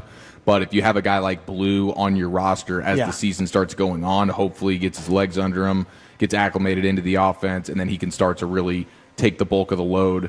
At least passing game and things like that too, because most leagues you're doing PPR, so you're getting a point per reception. And Blue's a guy that'll be catching the ball for sure. So that's like in just a one-season league, you would take Blue like late in the draft and honestly, stash him? late. Probably no Cowboy running backs in a one-season league. I mean, because you could get these guys in free agency. Like you pick them up week 2, week 3. Wait for the role to start to develop. Because you don't know. Like what if you need those what if we roster get spots. to it? You get past the Atlanta game, they go the regular season, and Blue's the starter. Does that change? Then yes, then it's like okay, now he's got value. Yeah. So you just monitor the situation. You could take him late, draft and stash, but some leagues it depends on how many bench spots you've got. You might not be able to leave him on your bench till week 6 or 7 or whatever it is. But I would definitely monitor that for free agency. How much does Pickens take production from CD Lamb? Is Lamb still going to be one of the most productive fantasy wide receivers? Yeah. I think so, absolutely. Yeah, Lamb is still a guy that's getting picked in the top 5 in most leagues, and deservedly so. I think Pickens, I mean, you have enough space for both those guys to have pretty good years. Even if it is the run game, the power run game that Shotty keeps talking about but hasn't manifested yet? Well, I just don't see how that can really sustain itself. You can talk about it as much as you want, but if your defense is going to be as bad as we think it's going to be, you're going to have to be putting up points, and you're probably going to be trailing in plenty of games. CeeDee Lamb 100% is going to get his. And then at tight end, is Jake Ferguson a starting tight end again for fantasy? He's borderline top 10. But yeah, I mean, those would be the only 3 guys I would pick. Okay. CD, Pickens, and Ferguson. What about on defense? Brandon Aubrey. Can you make a case that you could look at the Cowboys against bad offenses? Like it's a defense because of their pass rush, because of Deron Bland, that if you're going up against a definitive non-playoff team with a shoddy quarterback, this might be a sneaky play that could win you some weeks. It's the turnovers. Yeah, the turnover And that's when we've seen bad Cowboys defenses we thought did not have a lot of talent. If you go back to 2014, they were saved by turnovers. 2016, similar deal. And if you're able to turn the football over, and then if your offense is able to score points and you can play with a lead, that's when, yes, this defense has a chance to maybe play to its strengths and get after the passer with Solomon Thomas and Osa and hopefully Micah and Sam Williams and Ezeraku and whoever else you want to throw out there. How would you rate this defense without Micah as a pass rush unit? Average. Yeah, probably middle of the pack. Yeah. I don't anticipate him missing any games. I mean, I don't think he'll play the first game because if he signs late. But I just wonder, without him, I just think that this defense is going to be pretty – you're going to have to figure out a way to get those other guys home, Ezeraku and the guys. You're going to have to make up those sacks somehow, some way. Man, with how intentional Shoddy has been with we don't want to do one-on-one go balls in the first 3 weeks of practice. Like he said, he thinks that's stupid to get guys early in training camp and have them sprint. To see how gradual he's been with how much he asked Dak Prescott to run and not go 100%. I just can't imagine they'll sign Mike on a Monday and have him play on a Thursday. Oh no, I don't think there's any way that happens. The whole thing that they've played under the guys. They played under the guys that he has a back problem. I don't think he has a back problem. No, he doesn't have a back problem. I think if Micah's signed tomorrow, he would be on the practice field the next day. Well, I know Mickey's been reporting that he has been working out. Yeah. By himself, out on the field I don't think the entire team. They talk he's been about staying that, in shape. They talk about that back. I just think that's an excuse. Well, it's like, okay, you sit out week 1. You're going to be ready in week 2? Just all of a sudden, that's all you needed? That's what you got to go. I mean, you're going to have, 10 days? Because you're playing a Thursday, right? So you're going to have at least some time to get him somewhat ready. It is classic coaching staff versus front office because I can't imagine Jerry's going to want to do a big deal and then have you sitting. He doesn't want to pay players for not performing. I don't think there's a person in that building that would want him sitting. Matt Eberflus is going, really? Yeah, I think this is what we're going to do? I think he's playing. Wait, for week 1? Count. Yeah.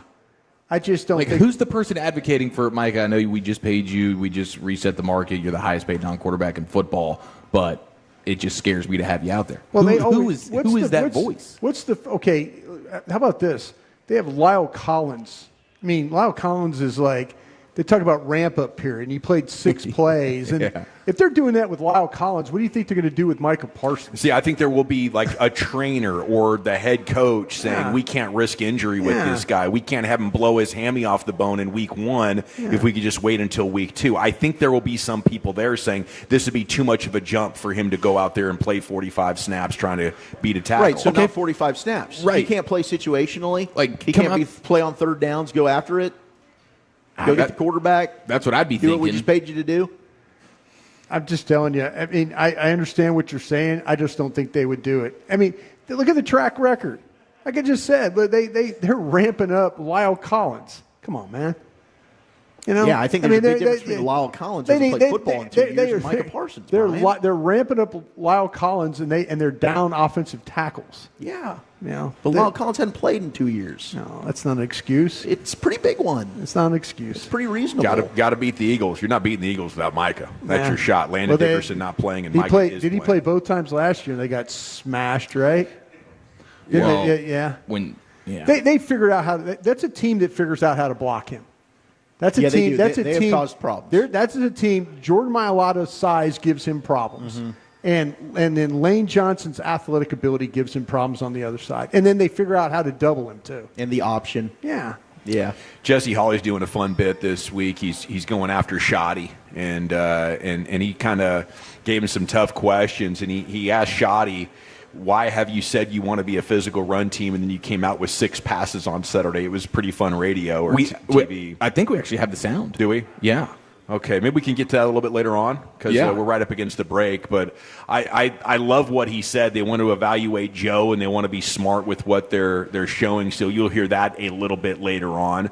Dak Prescott on his 12th place spot in the QB tiers says, I know who I am. I'm confident in who I am. It's about me just continuing to get better, healthy, grow, and make sure I'm the best player, quarterback, and leader I can be for this team. That's the list that I care about.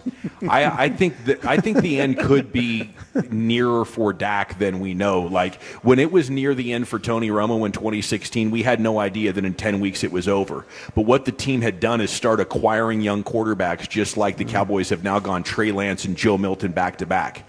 Give me an injury, give me bad performance, give me miss the playoffs and not even be entertaining. Like the first 8 weeks of last year, I think that could get him moved on from.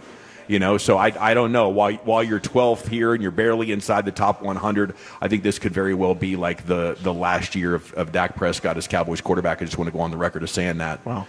So when it happens, you won't be surprised. That'll be a bombshell, though, when you consider the contract and everything.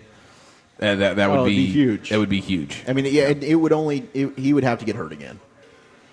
And then I think that would further complicate it. And he plays terribly. Yeah, I think that's the way that it happens for sure, because injured again, that would guarantee medically everything left on his contract. The way out is if he stays healthy but plays poorly, and then you could end it before the 5th day of the league year and void about $60 million of cap hit from the back end of that. That would be the escape route I would be looking for, considering how poorly he's played when Tyron Smith has not been available. And last year was the first full year without Tyron Smith. It was an interception a game, and the offense grounded to a halt, 6 points less than the year before. You're right back in the fire now with Nate Thomas playing left tackle. I mean, I expect sped up Dak to be inaccurate and throw turnovers. That's what I expect when we start week 1 against the Eagles, and I'll be surprised if it doesn't happen. Boots and Raggles, baby. We're live at Jake's in Grand Prairie. Short and run. Krusty's Corner's coming up next. Brian, where are you taking us? Yeah, we got the Ravens game this weekend. Who needs to show up? We'll talk about that next. But I love supporting local family-owned businesses, especially ones here in the Metroplex.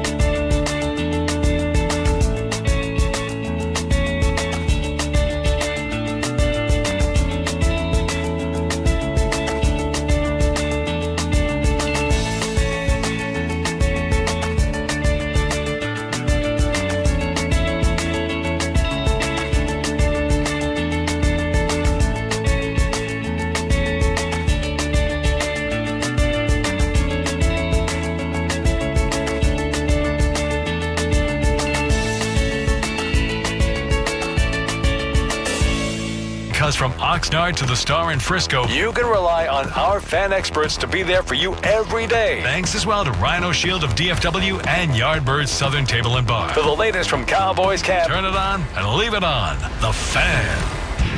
If you're in the market to upgrade your vehicle, get to Classic Chevrolet in Grapevine. Back-to-back #1 Chevy dealership in the world. They've got more new Chevys than anyone in the all prices sale. Silverados, Tahoes, Blazers, Malibus, Equinox, and more. Visit ClassicChevrolet.com. This is Texas. This is Classic Chevrolet. Together, let's drive, relax, and enjoy the difference. Based on new Chevrolet registrations 2023 and 2024. Thank you very much, Lucius. It's the G-Back Nation here on 105.3 The Fan. Time now for Krusty's Corner with Brian Broaddus, brought to you by Reliant Air Conditioning, gimmick-free AC repair and replacement. Here's the king, Brian. Thank you very much, sure. Appreciate that. Thank you as well to Reliant for being a part of that.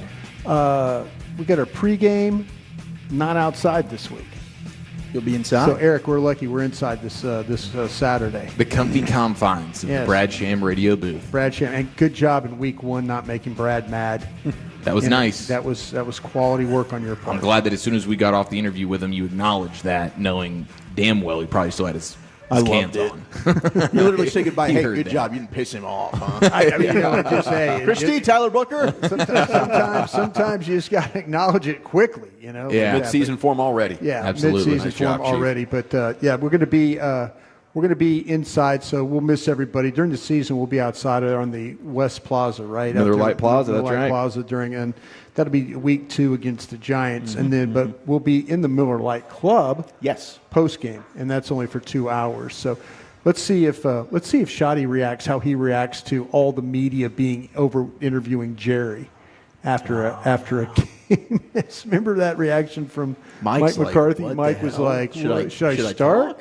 should I start here?" And like Scott Shagolnik was going, "Go ahead, just you're on. Let's go, keep going." So anyway, that was his welcome to the Cowboys moment. Yep. You know what? They had the guy from Gilmer, and then Tim Calishawn and Calvin Watkins were the 3 that were interviewing Mike, and he just kind of sat there and like, okay, I guess.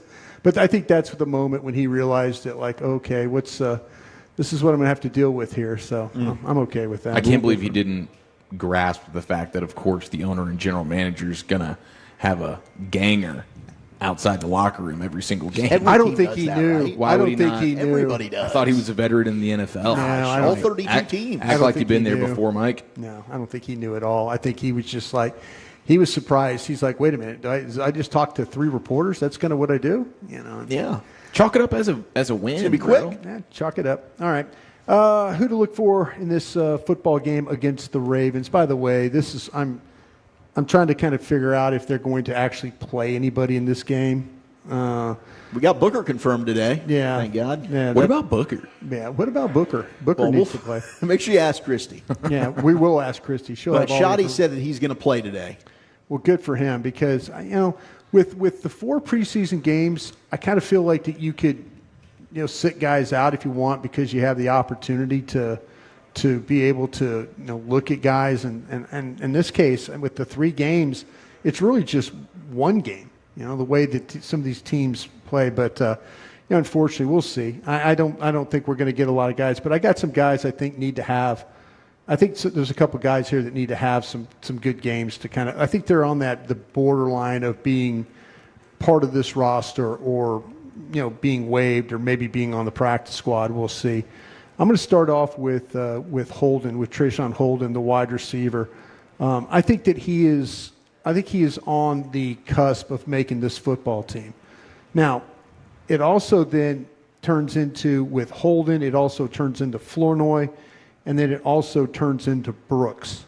One of those guys or 2 of those guys, I think, depending on if they keep 5 or they keep 6, I think this is where it's going to fall with these guys. I think the others, Mingo, I've kind of got him on the roster, but if you're talking about player 5 and player 6 at the wide receiver crew, I think it's going to come from one of these guys. So, Holden has shown up well. They like him and what they've done in practice, what he's done, how he's adapted to the NFL game, the route running. He is not the fastest nor the quickest, but he understands how to get open. If you saw some clips of him yesterday, he did a really nice job of, he gets down in the red zone and he has a feel for how to work off the defender. and then make himself get into windows and stuff to be able to make plays. We saw it in the game where he stayed wide on the sidelines and kept the safety from coming over the top. For a rookie player, that's a smart guy right there. So he understands route running. So that's one of these guys I think that he's kind of got himself in position to make this team, but he needs to have a really good game. I think, him, Flournoy, and Brooks, I mentioned those guys as well. On the offensive line side of things, I think that to me that Akeem Adeniji is a guy that kind of needs to have a better game. He's the one guy that gave up the sack in that game last week against the Rams. The technique was not where it needed to be for that play. I think overall he's been pretty good. He did a pretty good job when Steele was out playing the right tackle spot. But I wonder if now we're starting to get into they're going to maybe have to go a little short at offensive line, and can they afford to keep him? Would that mean that when you look at the other guys that are involved, like when it comes to the tackles and stuff like that with Awesome Richards, is Awesome Richards going to be the swing on the left and the right? Are they going to be able to keep 10? That's one of those things you always, when you're building your team, you're thinking about, I got to keep extra offense and defensive linemen because I can't find these guys during the year. It's hard for me to go out and maybe poach a guy off a practice squad, or people just don't put offense and defensive linemen out there. So the Cowboys might be forced to go a little short, and I think Akeem Adeniji, he needs to have the type of game where if they're thinking like, okay, we're going to only keep 9, can he be one of the 9 guys there? So I would keep an eye on that situation at tackle and how they play him. I think Luke Schoonmaker needs to have a really good game here, and I say this in the way because of the way Fairweather played last week.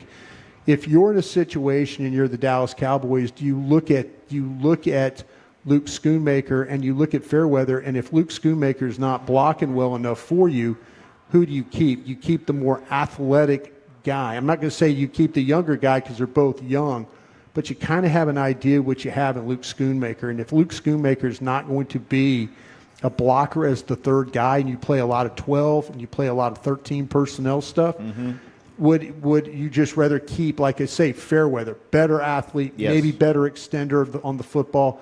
We saw his ability. We saw what he was able to do at Auburn a little bit. Bad ball catcher, run routes underneath, low, high, doesn't matter. That right there, I think Luke Schoonmaker might be in a situation just being the third tight end that they might say, you know what, Fairweather is a better option for us right now, and Luke Schoonmaker maybe move on. That would be one of those cuts. There's some positions this team drafts and evaluates well. I don't think tight end's one of them. That'd be 2 second-rounders in a row, bust all. They've had a history. They've had a history. And they're finding guys who were like late day 3 picks that end up being your best players. Yeah, it's weird. It's been they've used Gavin Escobar was a second-round pick. They've had some Anthony Fasano. They've had some second-round tight ends that just haven't worked out. You're right about that. I think we got a couple of veteran guys I think need to, and I'll say this: I think Sam Williams needs to have a really good game here, and I'm saying this in a way of Sam Williams coming back from the knee surgery and stuff like that. Depending on, I think with Micah, I think that situation will be resolved. But I think with Sam Williams, he needs to kind of show up. Had an interception yesterday in the goal line period where on a fire zone he dropped back and picked Dak off. But I think this needs to be a game. Didn't play last week. Sam Williams needs to show up this week and get the opportunity to kind of solidify his spot on the roster. Are there other ones? I mean, how many are they going to keep at defensive end? You think Sam Williams could be a cut? I'm thinking that Sam Williams might be a guy that they would consider moving on from because, like, I think that when you look at this, when you look at Nealon, you look at who else am I thinking? Fowler, Ezraku, Fowler, and then Turner and Thomas. Carson. Turner's another guy too. How many guys are you going to keep? You're going to keep 6 ends. You're going to keep 5 ends.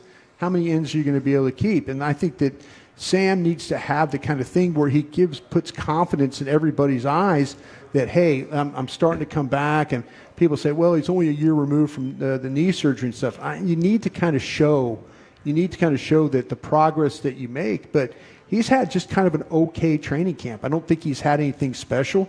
When you've got guys, some of these younger guys that have been blocking him at practice, and he's not taking advantage of that.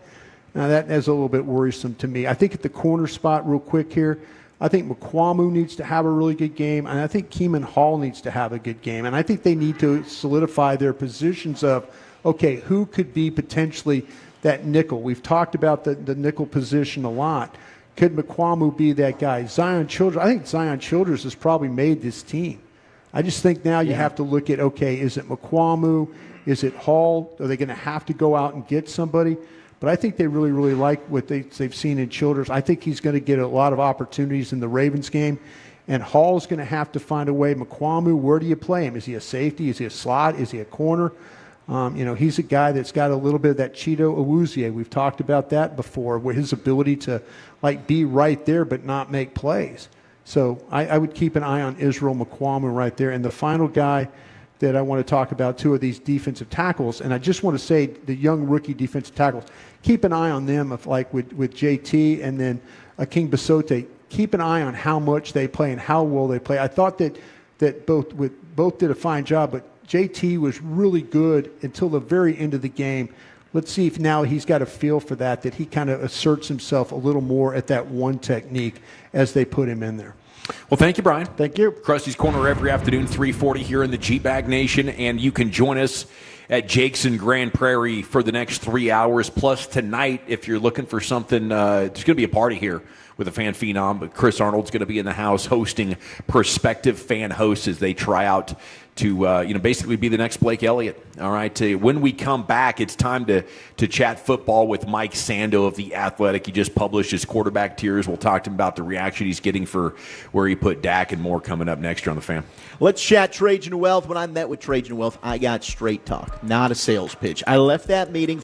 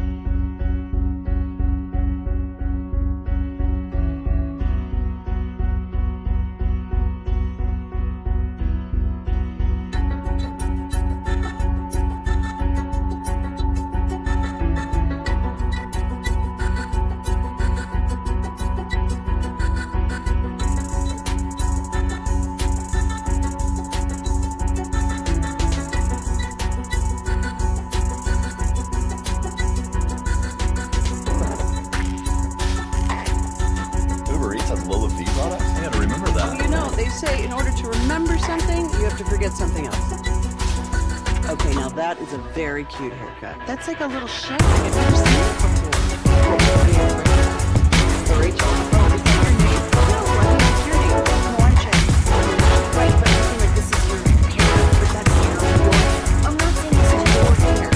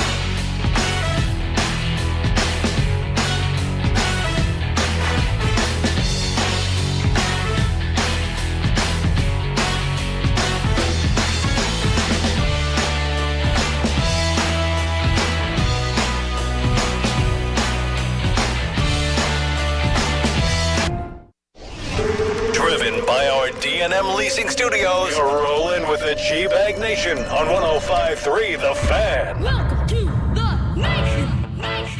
Here we go. It's hour 3 of the G-Bag Nation. We're live, Jake's in Grand Prairie, on your home of the Cowboys, 105.3 The Fan. And we'll have more Cowboys discussion coming up here at 4:20. The Micah Parsons update that you might not want, but is actually pretty dang interesting. Okay, don't want to beat you down with too much Micah debate, but one of our guys brought some interesting info to the table. We'll discuss that here coming up in 20 minutes.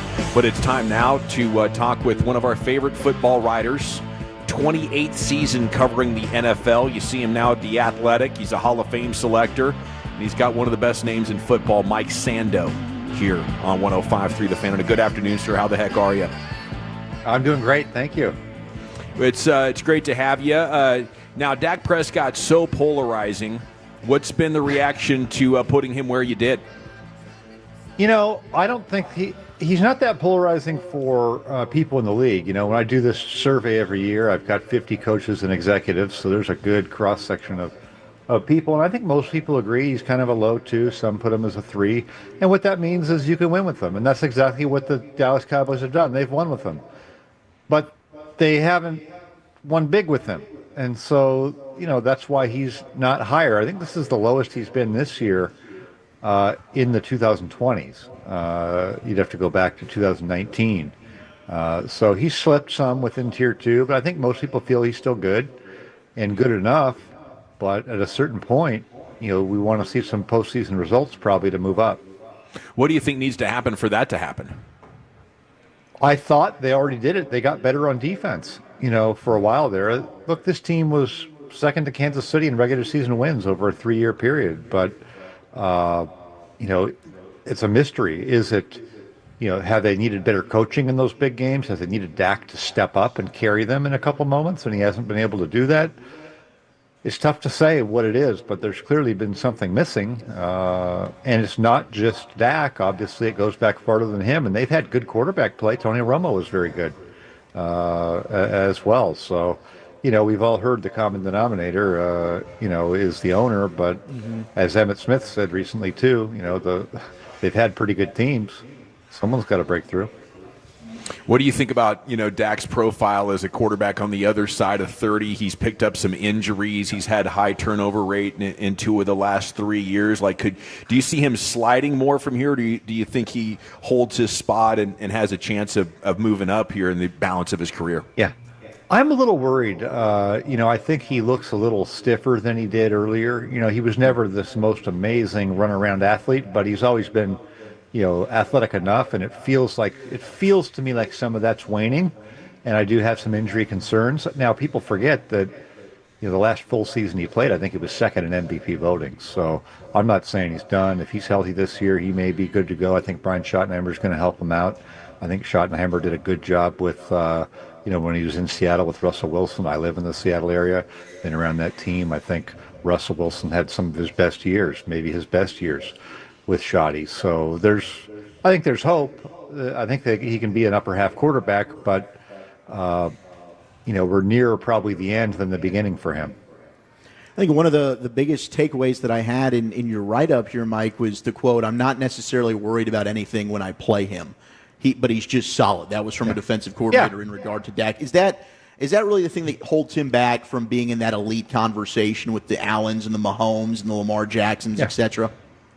I think it is. Yeah, I think it is. There's always been a feeling with Dak that, he needs a little bit more of the run game to be take the ball out of his hands some, that you may not want to be just throwing it around. Now, I think he's shown that he can be a little bit of a higher volume passer. But, yeah, I think that's a factor. Like when you play those guys in Tier 1, you're like, oh, my gosh, we got Josh Allen this week. Look, we're going to have trouble just tackling him, And I think with some of those guys in the top of Tier 2, I think there's Jaden Daniels may have a little bit of that now.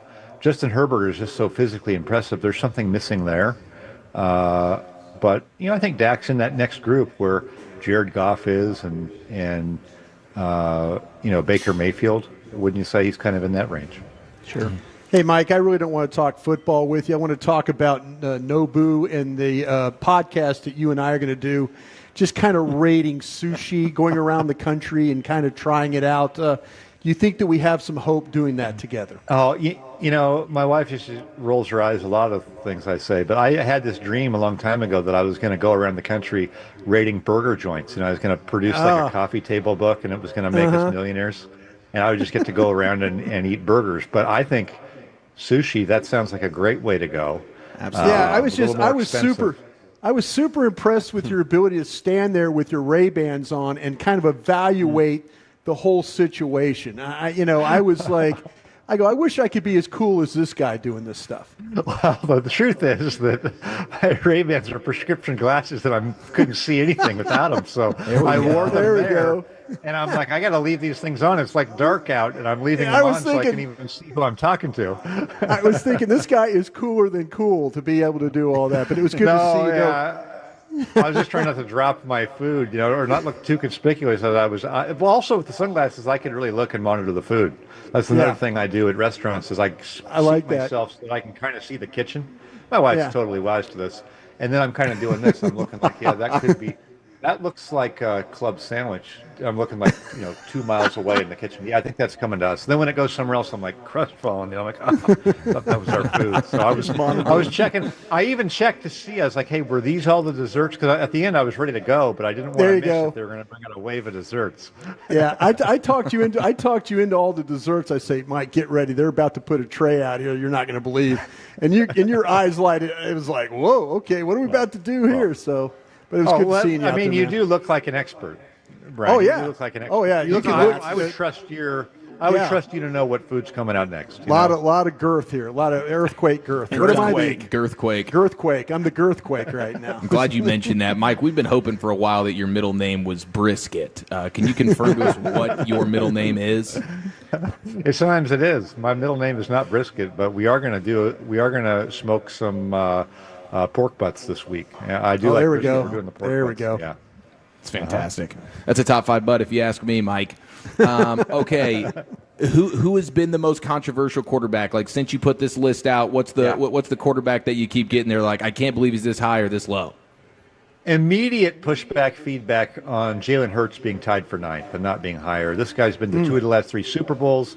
He's Super Bowl MVP. There's some people, who have their own standard evaluation. Like, what are we doing? Why is this guy below or tied with C.J. Stroud, who's had one good year and one okay year? Why is he below Goff, Justin Herbert, even Jaden Daniels after 1 year? That's been a really probably the strongest one right out of the gates. And what I explained to people is that Jalen Hurts was actually higher in quarterback tiers coming off the Super Bowl loss because at that stage of his career, people saw him developing as a passer, and they thought, hey, this guy's on his way to really being able to sling it around more than they thought when he was coming out. I think since then, it was a little rocky in 2023, and then last year they took the ball out of his hands. So the perception is that, unlike some of those guys maybe ahead of him, there's a sweet spot for him as far as how much he's throwing the ball, and you wouldn't want to necessarily load him up with more. Whereas, some of those other guys that are higher, it's like, hey, even Lamar Jackson, in the last year or two, they've given it to him more. And so I think that's probably what it is for Jalen Hurts, just not being seen as a really good player on a team with really good players, but not necessarily someone you want to load up more. Sounds like the people you talk to are good at, or at least conscious about separating the team result from the quarterback. Yeah, definitely, no doubt about it. I mean, and this year Joe Burrow is a unanimous number 1, unanimous tier 1. So, he was 9-8. They missed the playoffs, but everybody, in the league could see why. I mean, he's not out there playing defense, and that was really what held them back. Probably, kind of like when Drew Brees. Remember when they gutted that defense there? Right. And it was like throwing for 5,000 yards every year, and they're 7-9. Right. It ain't Drew Brees' fault. I mean, he's the best thing they got going, and I think that's true with Burrow. I think one of the reasons Jaden Daniels was so high, bottom 10 defense. You're in the NFC Championship game, and you're the running game and the passing game. I mean, that's hard to do. It's very rare for a rookie to be able to do that. So he got boosted up. Yeah, that context is really important. I've been going back and forth with people about Matthew Stafford over the last couple of years. I loved how high Stafford was, but even I was a little surprised tier 1 in that group with some others. I mean, were you surprised that Stafford made tier 1 for the first time? I was a little bit. Now, there's a huge gap between him and those top guys. I think he's 26 votes of the 50 in tier 1, which is just like barely gets you in there. But he's been hanging around near tier 1. And if you look at how I do this, I change some of the voters every year. So maybe there's 20 new voters, and I just happen to swerve into 5 guys that really love Stafford more, and so he got 5 more votes in tier 1 this year, and that kind of moved him across the border into tier 1 territory, I think, without anybody really seeing him differently, if that makes sense. Mike Sando with us here in the G-Bag Nation. I couldn't help but notice some of the quotes on Caleb Williams and where he came in at number 23. What do you think the thought is about him, and where's the optimism now that he's got Ben Johnson? I thought it was super striking that of those 6 quarterbacks taken in the first round in 2024, almost all, there wasn't much to say on J.J. McCarthy, didn't play, but on everybody else, except for Caleb Williams, pretty positive. Especially, Jaden, Bo Nix, even Drake May, people said, hey, tough situation he went to. I liked what the guy showed. With Caleb, it was kind of like, man, alarming processing. I'm not sure he's going to be able to process the game quickly enough. And I thought, okay, is he being held to a number 1 overall sort of generational standard? Or is this a real concern? And I think it was a real concern with enough people that it's definitely a one to watch this year. And it's not as optimistic as you would have thought when they drafted him or hired Ben Johnson. Mike, does Kenny Pickett get like an edible arrangement or some kind of gift for being all alone there in tier 5 by himself? Yeah, Yeah. I didn't really want to put him in this, but I was talked into it just because of how fluid their situation is. And so if you read the quotes on him in there, they're actually not that negative. Sometimes it's a little unfair to bring somebody into a group of starters when he's not really a starter. But, it is what it is for that team, I think. And as I pointed out, I mean, I think going to Pittsburgh when they had Canada as the offensive coordinator was tough. I think if he goes to Minnesota with Kevin O'Connell, yeah, he's not tier 2, but I mean, maybe he's not seen as tier 5, right? Yeah. No, absolutely. I mean, the situation matters. And I was, like Brian and I do a lot of draft work leading up to the season. I was so wrong on Bo Nix. But with people you talk to, is that more a reflection on the player, or Sean Payton is just a great fit for him? I think Sean Payton being a great fit for him is a big part of that equation, no doubt. If he had gone somewhere and they had disagreed in the front office and the coaching staff wasn't that excited on him, there's no way he has that type of season. When Payton drafted him that high, I thought, whoa, he's declaring. I mean, Sean Payton is declaring he's invested in this guy, because you could tell he was sort of annoyed by Russell Wilson. He almost didn't want that to go. and then but when you declare in the first round, Sean Payton, like, you're going to be evaluated on this. Like your Hall of Fame conversation. If this guy's bad, then Drew Brees is going to start getting a lot of credit, right? So I thought, wow, that was a big move, and so far so good. Yeah, Sean hated when he and I had the discussion about Bo Nix. He hated everything I said about Bo Nix. He goes, "There's a reason why you're working in radio now." And I'm like, well, you know what? You were in media for a while yourself, fired coach. And he goes, well, you know what? You've been in media longer than me, kind of a thing. So yeah, he did. He was trying to tell me, like, I like Bo Nix, and I was like going. Yeah. Bro, you just like to try and be the guru guy. And he goes, no, the guy can play. I can make this guy work. Hey, Sean Payton may know what kind of clothes look good on him, and we may look at that and go, I can't pull that off. But he's got it. He does, that guy, man. And I think he's an idiot. I love him. He's an idiot. I think he's got a guy they're going to win with. I mean, it's not out of the realm that they could challenge for the division title there. They've had a top 5 defense, and they added to it in the draft. So I think it's going to be a fun year in the AFC West. One of our night guys, Mike, his name is Fred Davis. He's a big Chiefs guy, and if you mention anybody but Mahomes being on top or anybody but the Chiefs winning the division, he'll go like full Yosemite Sam on you dang near. But what did you find out about what the league's saying about Patrick Mahomes right now? I mean, maybe the gap's closed a little bit with some of those other guys. He hasn't had the huge statistical years, but as one person put it to me, he's kind of in that Brady chair right now, where it's like, as long as they keep winning, and he's obviously a huge part of what they do, he's the standard.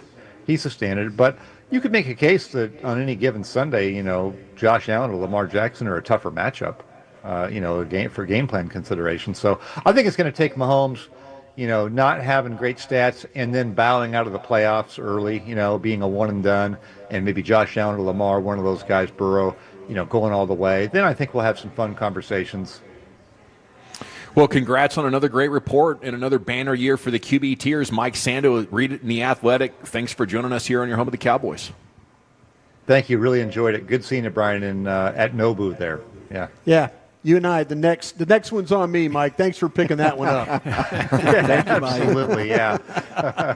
There he goes, and we're looking forward to that sushi podcast. Take it away, Mike Sando. All righty, we're live at Jake's here in Grand Prairie, and we're about halfway through the show. Fan Phenom is coming up, and that sign-up list is getting pretty busy over there. So we're going to have another big night here. Banner night. Whether you want to try out to be the next fan host or to hang with us, this is the place to be here this afternoon. Tomorrow we're going to be at Pickler Universe in Carrollton. Join the G-Bag Nation there at 35 and Bush, other side of DFW basically from here. But it's the best pickleball spot in DFW, and it's brought to you by Stella Artois. We can't wait to be there at Pickler Universe tomorrow. Okay, the Micah update you probably don't want, but it's actually pretty interesting, and I'll deliver it next here on The Fan. But the total...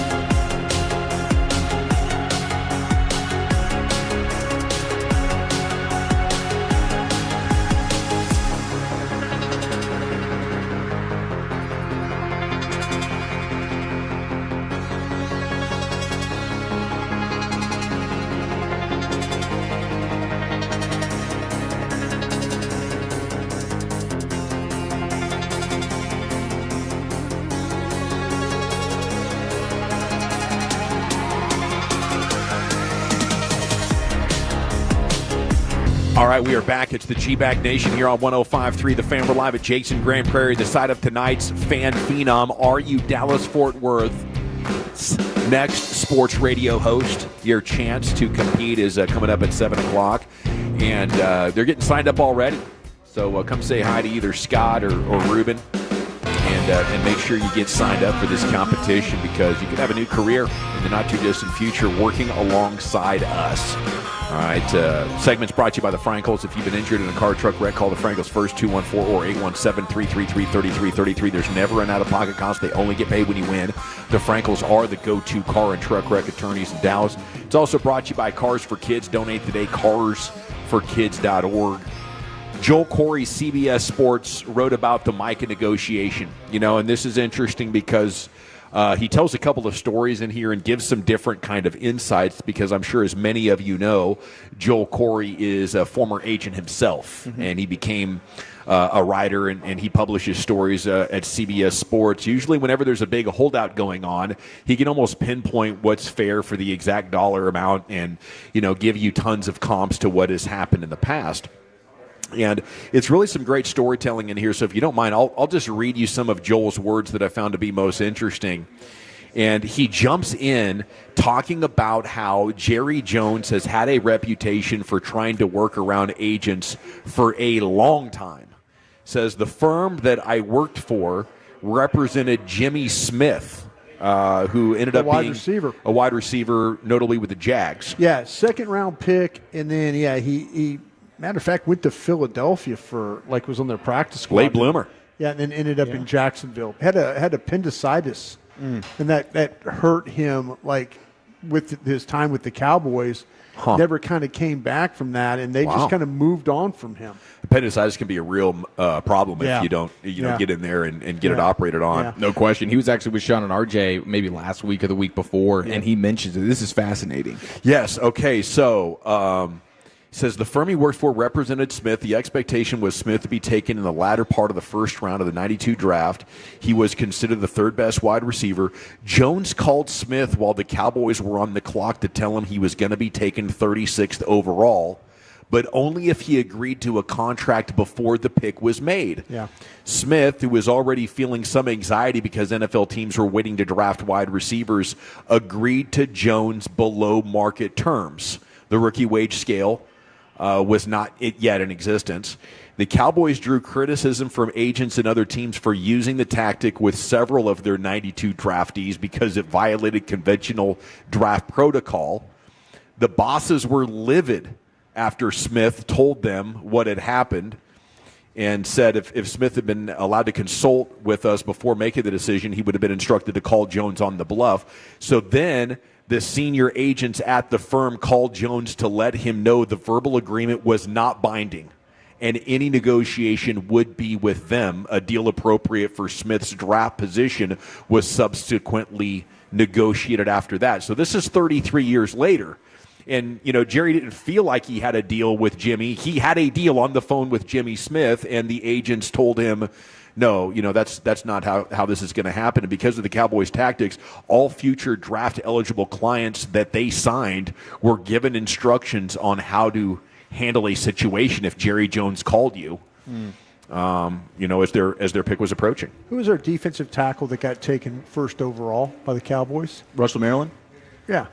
Did that with Maryland? Did that with Maryland. Maryland became the first overall pick in the draft because he agreed to a deal. Oh, he was willing to take less? That's kind of how baseball works now. He pre-agreed to a contract, and then Jones made him the first overall pick. Okay, so that's Joel's side of the story, kind of shame on Jerry Jones a little bit. I think it is definitely an ethical gray area, but billionaire businessmen are used to operating on that sort of thin ice. And then he talks about Parsons, who says bears some responsibility for his current predicament. In Parsons' statement publicly announcing his recent trade request, he acknowledged he had engaged in back-and-forth conversation with Jones and no longer wanted to be bound to closed-door negotiations without his agent being present. He says Parsons would have been better served by taking a page from wide receiver Dez Bryant. In a January 24 appearance on the Pivot, Bryant recalled ending Jones' attempt to negotiate directly by asking Jones if he could cover him on the football field. Jones admitted it would be a disaster. Bryant then compared Jones trying to stop him in a football game to negotiating his own deal against Jones. So, then Corey concludes that Jerry's engaging with players because he knows he has a huge advantage from a business standpoint in that type of dialogue. I just kind of feel like that Micah Parsons, though, welcomed the challenge. He enjoyed the Shark Tank. Yeah, and that's what Corey's saying. Yeah, he enjoyed the fact that, okay, I'm going toe-to-toe with a man who's one of the most powerful guys in professional sports. Yes. And I think he probably took it a step or two too far. I think that's really why Jerry's mad right now. Yeah. He's like, listen, you wanted to take the opportunity to step in the arena with me. Yeah. And I gave you a taste what it's like. Yes. And now you're like you were talking all bold and you wanted to do this and yeah, Jerry, and then all of a sudden you don't want to do this anymore. Now how's this transpiring? And I think that's why Jerry is mad as he is. I think he's just mad at Micah because Micah took that opportunity, and it kind of brought Jerry back to like maybe some of the old days of how he used to negotiate. And if Micah if we find out that Micah went back like a second time and asked for more things, now you're kind of like going, wait a minute, Micah's engaging in this thing. Yeah. There's some talk that maybe Micah went back afterwards and was like, what about this? What about this? Yeah. We can't get that proven yet, but if that part does come out, then Jerry has a right to be upset because Micah was engaging in dialogue about his contract. Yeah. I think the smartest thing Corey said in there is just as a player, you shouldn't fancy yourself, capable. Sure. And if you want to jump in that, don't be surprised. I think, maybe some Tolos get annoyed if I make a poker reference here and there, but it's like being in a poker game and thinking, wow, the pros over there, Yeah. I'd love to play at the pros table. Sure. And then you get there and you play a couple hands with them and you're like, get me out of this pro table quickly so Before I I can lose all my start chips. So I can start accumulating chips. That happened to me one time in an event I was playing in. Phil Hellmuth was on the other side, and the next thing I know, he sat next to me. Oh. I played two hands with him, and I said, I'm not playing another hand that he's in. Yeah. And he was playing every hand because he's a pro and we're chumps, and he's just like mixing it up and reading us perfectly and making plays, and I just felt handcuffed. Like, I don't know up from down right now. If I could just please, excuse myself from this portion of the tournament, I sure would appreciate it. That's probably how Micah felt. Dang, dude. So you could feel it. Oh yeah, You could feel it. Yeah, with- you can with Phil. feel when you're over your head for sure. And if you're paying any kind of attention, it should become obvious within 30 minutes or so. Jaden Blue unlikely to play still Saturday. The heel. The bruised ankle / heel kept him out of yesterday's practice. The coaching staff believed to be extra cautious right now. Right, this isn't something that anytime you're dealing with a bruise or a foot, I know it can be sensitive, but he, along with Miles Sanders, both missed. So I think we'll see more Phil Maffa, more Malik Davis. Yep, more Maffa time. I think I'm most excited right now about Maffa because of his ability to pass protect, and he's got some juice to him and that power. Let's see if he continues on the route of being a full-time running back that does all the things, the catching, the blocking, and the running. And the Ravens will probably come after you pretty good a little bit in this one, and you're going to have an opportunity to deal with some big-bodied linebackers to pick up on. Would you like a sobering real-life Texas Rangers question? Now, you might be down and out right now. You might be down and out, and this might be a question that you don't appreciate, but they're getting ready to face Toronto. I know Wolchuk had the optimism earlier. He's calling 2 out of 3 against the BJs up there. It's Grom night tomorrow. Is this could this be the last day where we can go to bed as a 500 team? Is this going to be? Oh, damn well better be. Because sometimes and I'm talking over 500, not sub 500. Okay. Sometimes you fight and scrap and you believe, and then you make a run, and then you have a losing streak that reminds you of what you really are, and that's when the white flag comes up. Yeah, and they're teetering on that right now. Absolutely. Yeah. I mean, that could have been the backbreaker, and now all confidence is lost, and it is the becomes white frustrating. Flag. Yes, for sure. I mean, this has been extremely frustrating from a fan standpoint, and I can only imagine for the players. Yeah. Where you have these moments where you're like, okay, we've got a little something, and then inevitably, boom, it's 2 steps back. Yeah. I don't know. As I confided in you guys last year, sometimes it takes for me to totally lose hope in a team before it bounces back. No, I think we're there. I think you need to quit on it. Go all in? Yeah, I need you go to Dark Dawson. Because the last time it resulted in a championship. See, that's what I'm thinking. So go full on. Do your This part. team's done. They stink. They're Dunsky. Okay, NFL news. It's all good, broski. NFL news. Thank you. Thank you good. for freeing up my conscience on that. NFL news and sounds of the sports day coming up next, Zach. Well, we got a former Longhorn who has just signed with a new team. So Cowboy fans, don't be asking if he should be a member. And we've got Big Phoenix Energy we got to talk about. That's next. Ooh,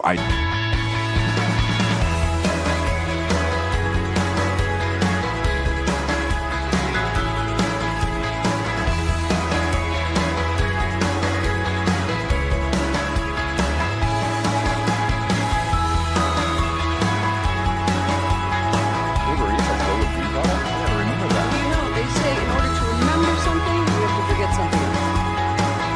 Okay, now that is very cute. That's like a little shag. I've never seen it before. Well, I mean, of course it is. So Rachel. Oh, is that your name? No, I mean, what's your name? No, I'm Jen. My name's Jen. Right, but I just mean like this is your haircut. But that's hair on your head. I'm not saying this is your hair. Okay, freak me out a little bit.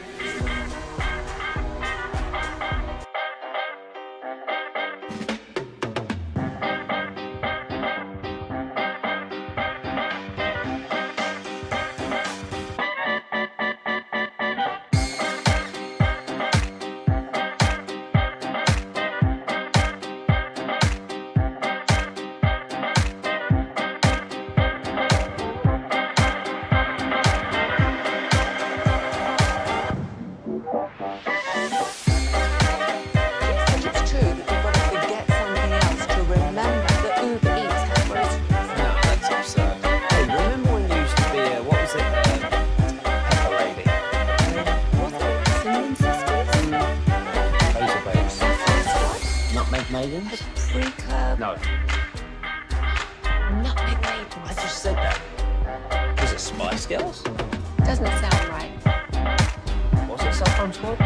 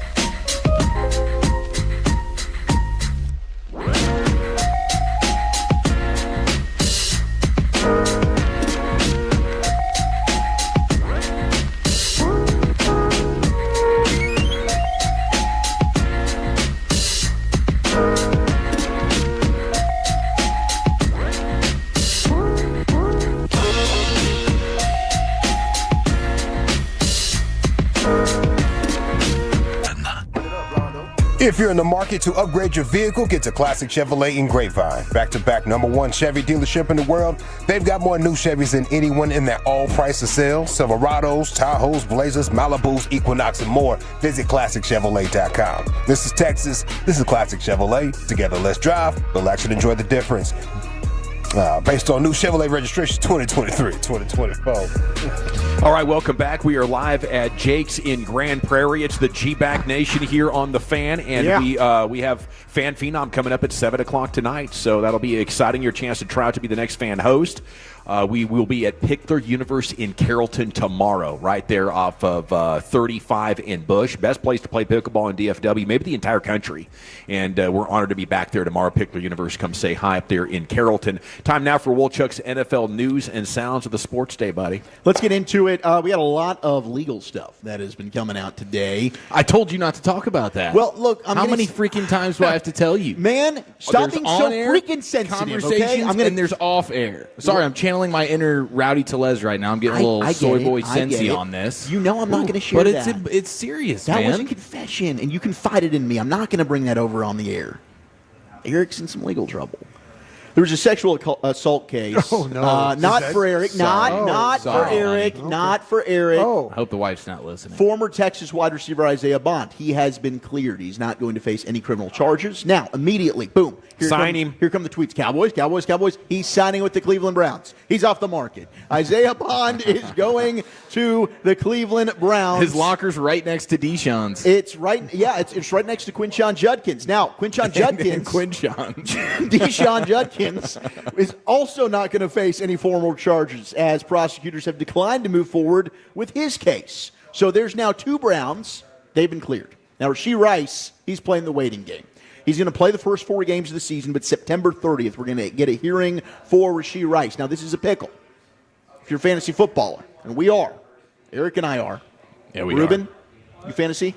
Your ball's off?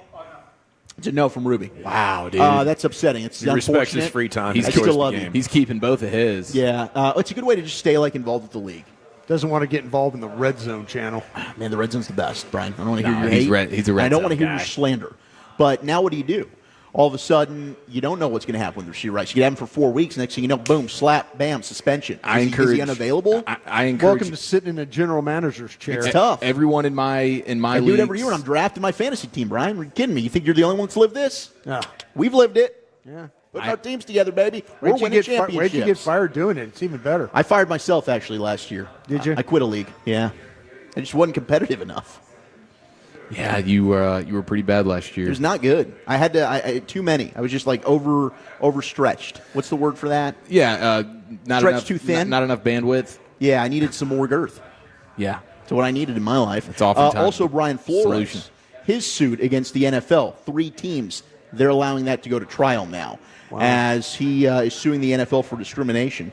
So they got him and Gruden now on the docket. Yep. So Gruden and Flores both have been approved to move forward. Wow. Now, let's go to Atlanta, shall we? Now, there was a fight. Now, one thing you don't want is your quarterback involved in a fight. Well, Michael Penix Jr. was bringing that big Penix energy, and he got into a little bit of a fisticuff altercation during a joint practice. Just further confirmation that's my guy. Yeah, me too. He's got that dog in him. I kind of liked it a little bit. Now, he's caught underneath the Pilots against the Titans. Now, I slid into all of your DMs. I think Carter Freeman's going to pop this up on the fan cam because he's the absolute beast.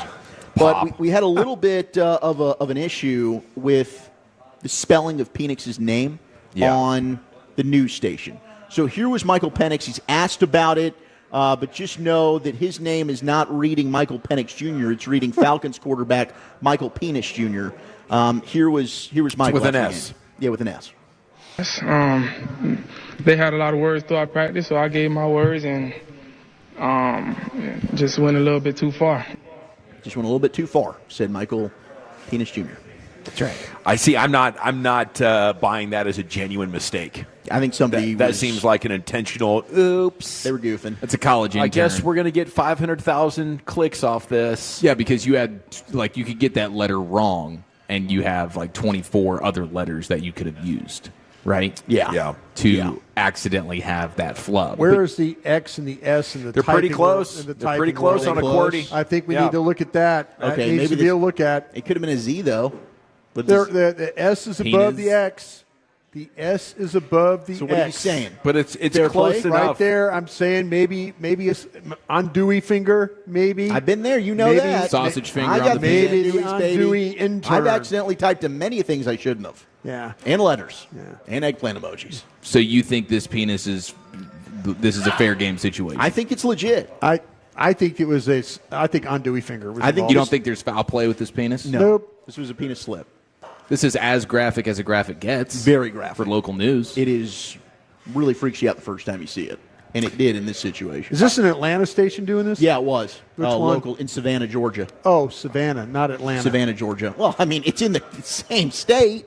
I think the name is so close that there's nobody ever that has typed that out and not thought very distinctly about every character they were striking. You have to, right? Yeah. Like, you've got to be thinking to yourself, don't F this up. Yeah. They did. They did. Better to be penis junior than junior penis. Yeah. That's true. Facts. The other fight that happened, Joe Burrow. Now, I'm going to do something. I'm going to be the hypocrite here. I'm calling that a rookie that has never taken a snap on the NFL field is going to be a bust. Shamar Stewart can't get out of his own damn way. He runs into Joe Burrow yesterday in practice. This is a no-no. You don't touch the quarterback. So what does he do? He runs right into Joe Burrow's lower half. Now there's a fight. Shamar Stewart has just had issues since the word go. I'll be honest with you. Brian knows this. My assessment of the player, and I've been wrong a lot, I've been right some, was not high. I was very stunned that Shamar Stewart was getting as much love. I get it. Like, if you're going to mold a talented football player I don't out of feel clay, like I had any of those A&M kids right. he's like he's got the God-given talent and ability. You don't see the production on the football field. Yeah. I'm saying Shamar Stewart doesn't live up to the draft type there. Taking him, 16 overall in the draft, wherever 17, I think he's the 17th overall pick. yeah. I don't think he's going to live up to the hype there. And you would have felt that way even before he ran into the lower half of Joe Burrow. Yes, but this is just This is the cherry on top. It felt like I can now just say He it. just wanted to say now that he knew that he wasn't a smart player. Yeah, okay. I'm going to continue patting myself on the back here. Bold predictions. Preseason, Dolphins. It just keeps getting worse. Chop Robinson gets carted off, and this guy's going to be a star. Now, he did say, I'm good, nothing He's serious. good, but that's scary. It is scary. They've been losing people left and right, and then yesterday they had a joint practice with the Lions, and all Tua and Jalen Waddle were doing afterwards is just ripping the team. Quote, if we can't have the type of practice on offense that we're capable of having, we can't have that practice. Tua, very frustrating today. We couldn't get ourselves jump-started as an offense. We couldn't gain that momentum, whether it was move the ball, whether it was one-on-third down periods, team periods, red zone. We sucked. The comments coming out of this, most lopsided joint practice I've ever seen. The Dolphins are really bad, or the Lions are just a juggernaut. Not a great day for Miami. And I don't think it was the Lions being a juggernaut, because you've got Amon-Ra St. Brown afterwards being asked about why is the offense looking so bad, because they've got a new offensive coordinator. And he said, we feel as an offense, maybe this camp, we've had some struggles. He's acknowledging it. They have not been good, but he thinks they're going to get it figured out. Amon-Ra, you ain't getting it figured out, bro. I was just You're not getting it figured out. I was just pleased that once again we had Elliott Shore Parks. Is that his name, Elliott Shore Parks? The hyphen. Hey, he's your friend. I just always forget how his name is the hyphenated name. But he gave the win to the Eagles over the Browns yesterday, but by a slight margin. Yeah, it was supposed to be very And competitive. he gave me the stat that under our current head coach, they're 10-2 in joint practice victories. Oh, he's keeping tabs. He huh? keeps tabs. Wow. I wish I could do that. I wish I could watch How practice can every you day tell? and just like give you a Is tail he of the watching tape. both fields at the same time? Are I they doing think the he same is. thing? He's amazing. He's got at 4 his, eyeballs. He he's can do that. amazing at his job. He really, really I'm is. actually on You're giving Google him too now. much credit. His full name is actually Elliott Shore Parks Penis Jr. So just so we know for future reference. Oh, jeez. I agree. Dylan Gabriel's going to actually start for the Browns because we have an injury with Shedeur Sanders. He's got an oblique injury. So after what was They're an taking awesome swings debut, for the Rangers. and I hope that this is not something that lingers for Shedeur, but Gabriel will get to start. So we'll get to see firsthand, like, who looked better in their debut. Was it Gabriel? Was it Shedeur? And the last bit of content here for you. Tiny pocket passer. Eagles. They're adding Malcolm Jenkins to Still in their the league, huh? Hall of Fame. Oh, to Oh, the the Hall of Fame. No, he's been out of the league for a while. 3-time Pro Bowler. Welcome to the Eagles I'm about Hall to of say, Fame.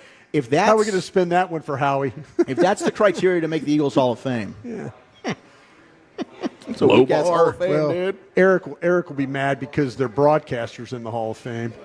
Oh, I like the Merritt. guy with the swollen glands in his throat. He's like, God, I hate interviewing that guy. I mean, he gives very, very short responses to questions. Yeah, because he knows you're an idiot. Well, that's fine, I guess. He does love you, though. He does do his homework. Brian, this is one of the worst pregame shows I'm ever on. I said, hey, Merrill, I agree with you, man.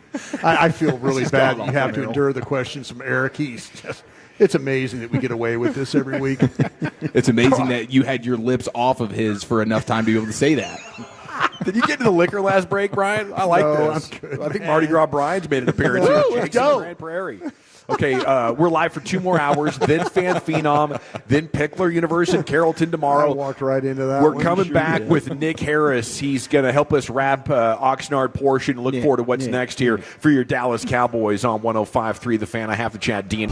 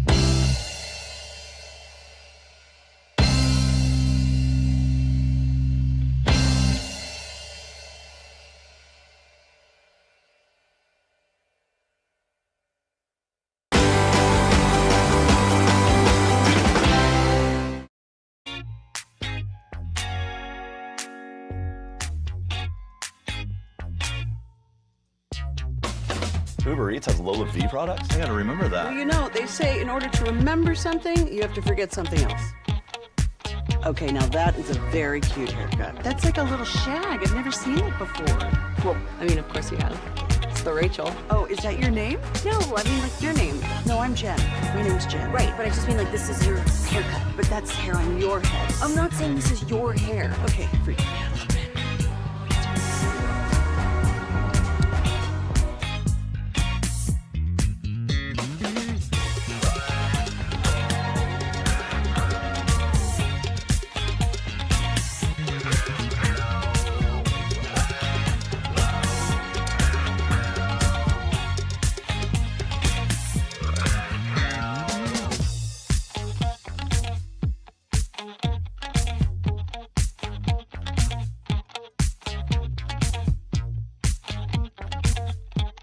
you think it's true that you've got to forget something else to remember that Uber Eats has groceries? No, that's absurd. Hey, remember when you used to be what was it, Pepper Lady? Pepper Lady? Wasn't it Cinnamon Sisters? Basil Babes. Saffron Squad? Nutmeg Maidens? Tree Club? No. Nutmeg Baby. I just said that. Was it Spice Girls? Doesn't sound right. Was it Saffron Squad?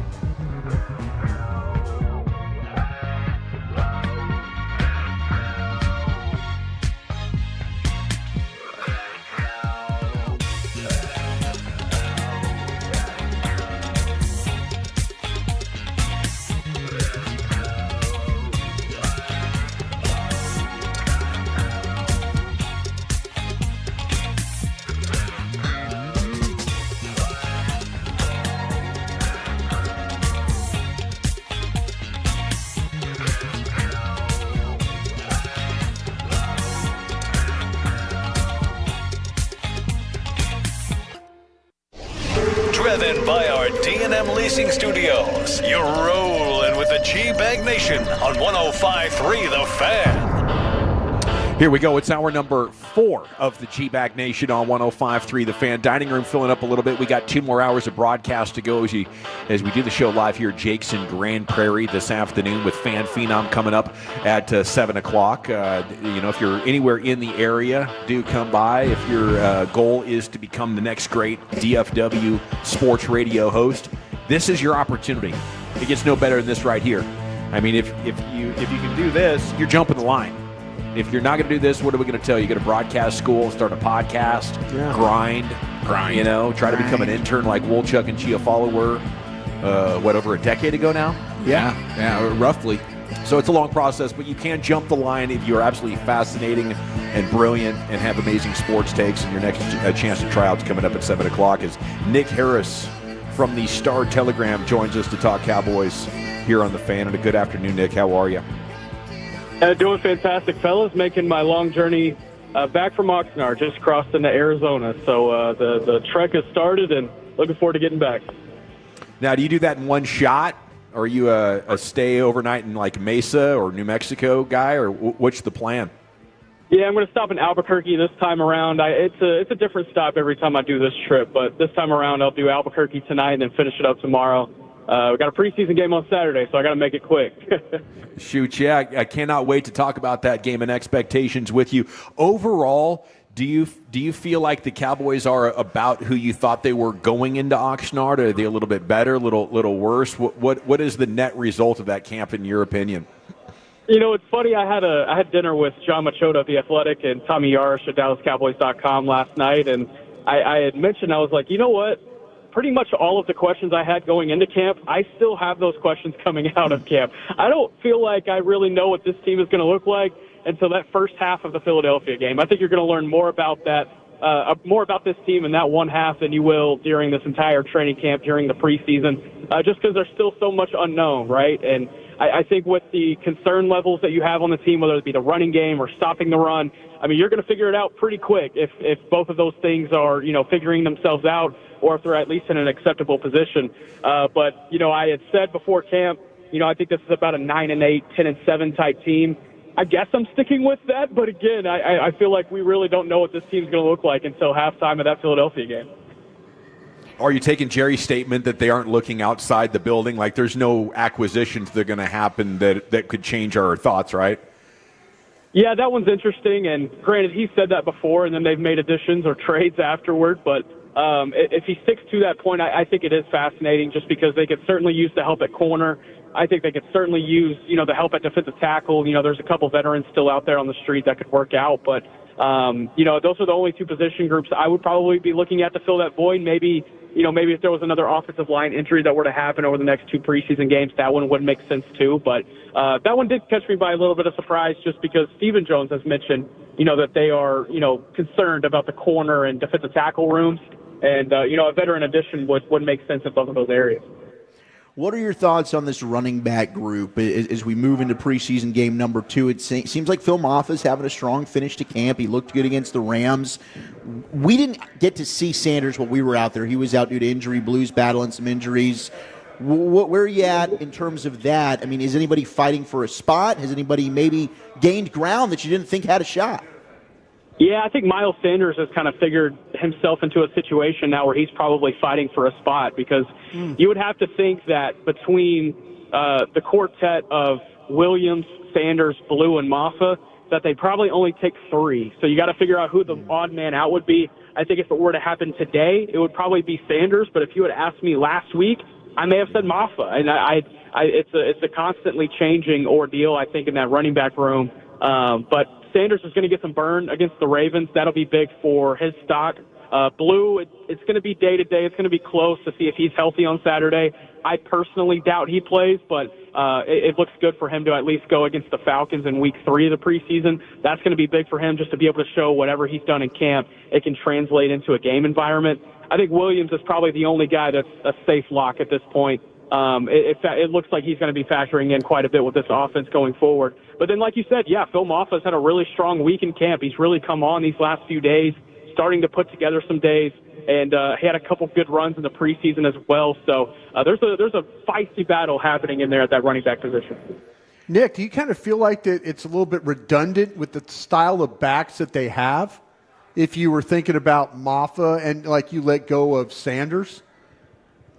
Yeah, there is probably some redundancy there. I think if you look at, a Javonte Williams, that kind of brings the veteran receiving type. I'm even back throwing that Hunter Lipke in there. I'm throwing Lipke in there too. Yeah. It seems very redundant if you're going to keep a bunch of backs that are all kind of the same guy. And that's why I was surprised about your Sanders comment. Yeah, and that's been one that I've been curious about with Phil Maffa throughout camp. Is my question about Phil Maffa has been, okay, yes, he does this well, but what does he do well that no one else on the roster does?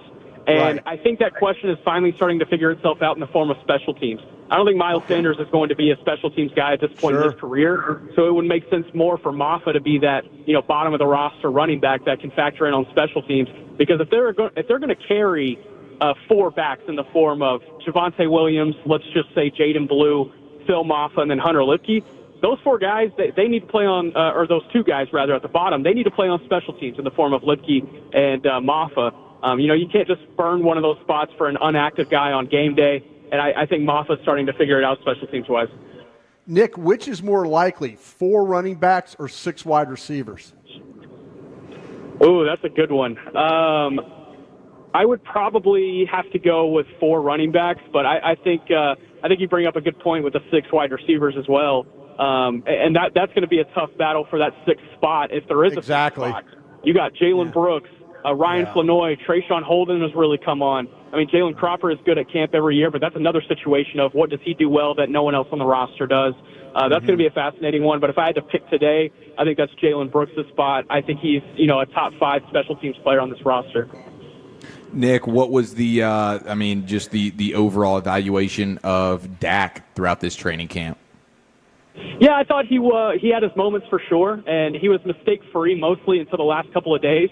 He only threw 2 interceptions in pads throughout all the padded practices. And, both of them were bad, don't get me wrong. But I think when you look at, what he was able to accomplish in the short to intermediate game, you can really tell that they are just trying to build rhythm in that short to intermediate game. There's not a lot of concern about what they can do with the long ball because we didn't see it a whole lot. We saw it a couple times with George Pickens and CeeDee Lamb, but I think there's enough trust there for them to be able to be like, okay, we can roll into the season knowing that's in our repertoire. Let's get this short to intermediate stuff going so that we can sustain drives. And I think we saw a lot of that from Dak Prescott.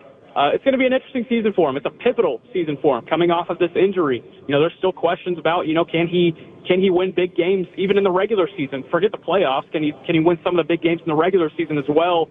Like he did, 3-4 years back. He has a lot of questions to answer this year. And, as far as his camp performance goes, I'd probably give it a B+. I feel like he really had his moments, but, we're really going to find out more about him as well in the first half of that Philadelphia game. Yeah. What do you think George Pickens is going to do? How much does he change the dynamics for Dak now with essentially 2 number 1s out there? Yeah, it's really eye-opening to see some of the space that these receivers were able to have whenever George Pickens and CeeDee Lamb are lined up on the field together. It's going to benefit CeeDee Lamb more than anybody. Like Dak Prescott for sure, don't get me wrong, but you think about times last year where CeeDee Lamb, and especially in the second half of games, if you think back to the first half of the season last year when Dak was healthy, the second half of games, CD was he was schemed against, and after the teams went in the locker room, they were able to dial up how to cover CD. CD got shut down because there was not a legitimate threat in the receiving game. That's going to be tough to do with George Pickens on the field, and we've seen that in the joint practice with the Rams. We've seen that in the training camp practices against the Cowboys defense. Granted, it's a beat-up secondary for the Cowboys defense, but I think there is still some stock you can take away from that. But yeah, Pickens is going to be a dynamic weapon for this team. I don't know if he's necessarily a 1,000-yard guy, just because now all of a sudden there's a lot of targets to get thrown around. You have Jake Ferguson in the mix. You have Kevontae Turpin, who had a really good camp. It's going to be tough to find enough targets to get to 1,000 yards. But I think whenever you talk about his impact per play, if you will, or his impact per reception, I think it's going to be strong. What about the cornerback room, Nick? I mean, Zion Childress was getting run with the ones. I thought he really has stood out through camp. I don't know what their plan is going into the season with that nickel spot. Do you think that that's an area that they're going to add, or did anybody else flash to you that you feel confident in? Yeah, I don't think they know what the plan is at nickel just yet either. They threw all of those options out there in the first preseason game. I would pretty much expect them to do the same thing this week against the Baltimore Ravens. In the form of Keemon Hall, you mentioned Zion Childress, Israel Mukuamu. Mukuamu had the athletic interception, but maybe wasn't as consistent as maybe a Childress was in the preseason game against the Rams. And then Hall has really had his moments during training camp. So, it's kind of a closely contested battle, but it's also a situation of, hey, do any of these guys, do you feel comfortable enough them starting 2, 3, 4 games if you need to, especially against a really good receiving core for Philadelphia, a really good receiving core that's all of a sudden been built in Chicago. Green Bay is that fourth game of the year. You have to think about these things. And so I think with, if the season started right now, it would maybe be Keemon Hall, but I don't say that confidently just because these three guys have been really closely contested. And I'd be remiss if I didn't mention that Zion Childress in the last padded practice yesterday, he ran with the first team the entire team period. So that undrafted kid out of Kentucky, originally from New Caney down in the Houston area, he's really come on as of late. Don't be surprised if he's on this 50 track. Nick, when it comes to the left tackle spot, Nate Thomas, he seems like he's played pretty well. Do you think that's going to be a tough call for them to make if Guyton is technically healthy just in time to play week 1? Would they want to run him out there, not having had the training camp? Has Thomas done enough to say, all right, we could go ahead and give him the start? He's been practicing and playing in the preseason games. Nate Thomas definitely got baptized by fire in the form of Jared Verse in the joint practice in the preseason game. But I think, has he had his moments? Absolutely. I just don't know if he's ready for that week 1 matchup against Philadelphia. And, that's nothing against Nate Thomas. He's had a huge offseason. And if you would ask me going into camp who I thought the backup left tackle would be confidently, I would have said Austin Richards, and that just hasn't been the case. Nate Thomas has played well enough to be that guy. And so I think it's commendable on his effort, especially after missing all of his rookie year, basically a redshirt year. But I think you would have to hope that Tyler Guyton's ready to go week 1, or else that's going to be a really, really tough challenge for Nate Thomas to face in Philadelphia against that lineup of edge rushers that they have. You would hope that Guyton's ready to go.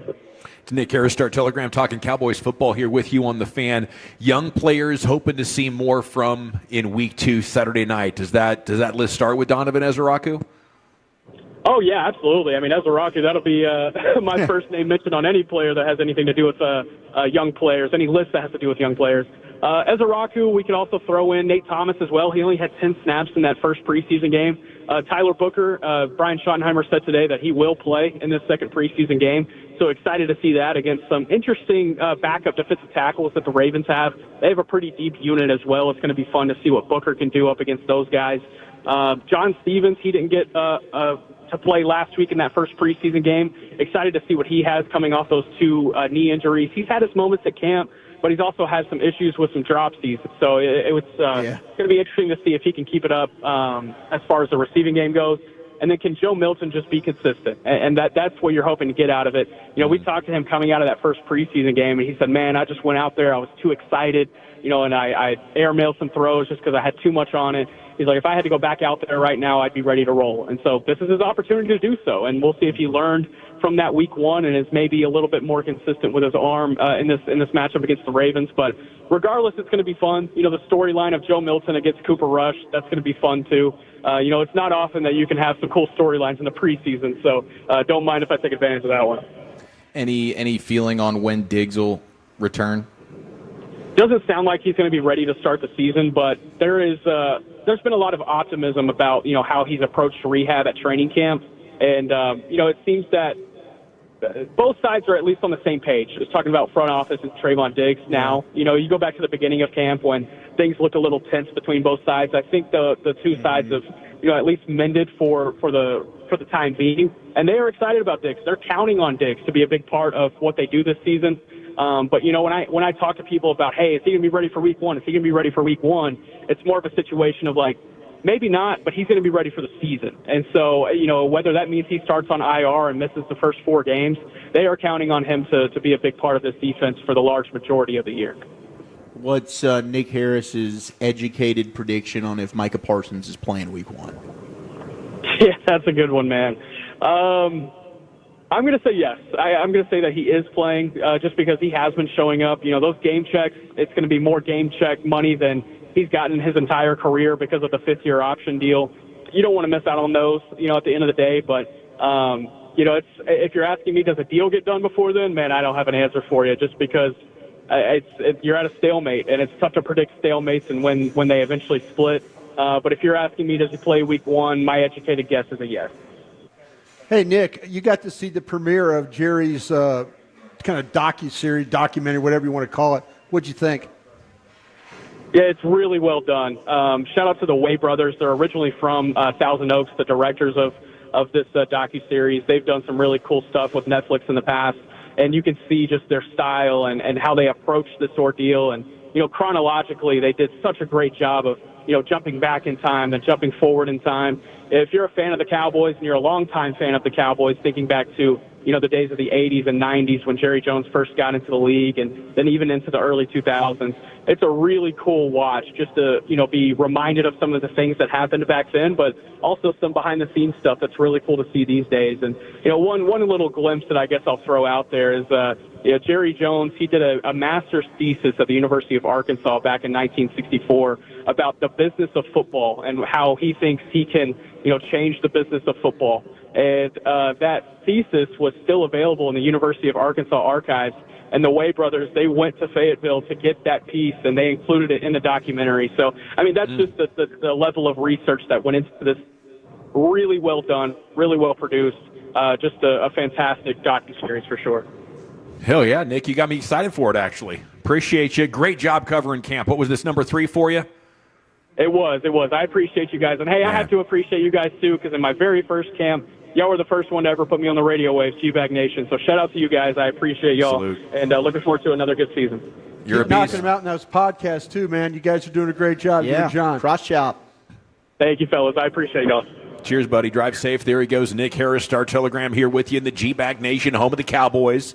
We have an hour and 43 minutes to go before Fan Phenom kicks off. G-Bag of the day, LA Live coming up on the other side. We'll talk about all the news that's been breaking throughout your afternoon as we're live at Jake's in Grand Prairie. Come get a burger, a cold beer, and enjoy the Fan Phenom starting at 7 o'clock. I want to tell you about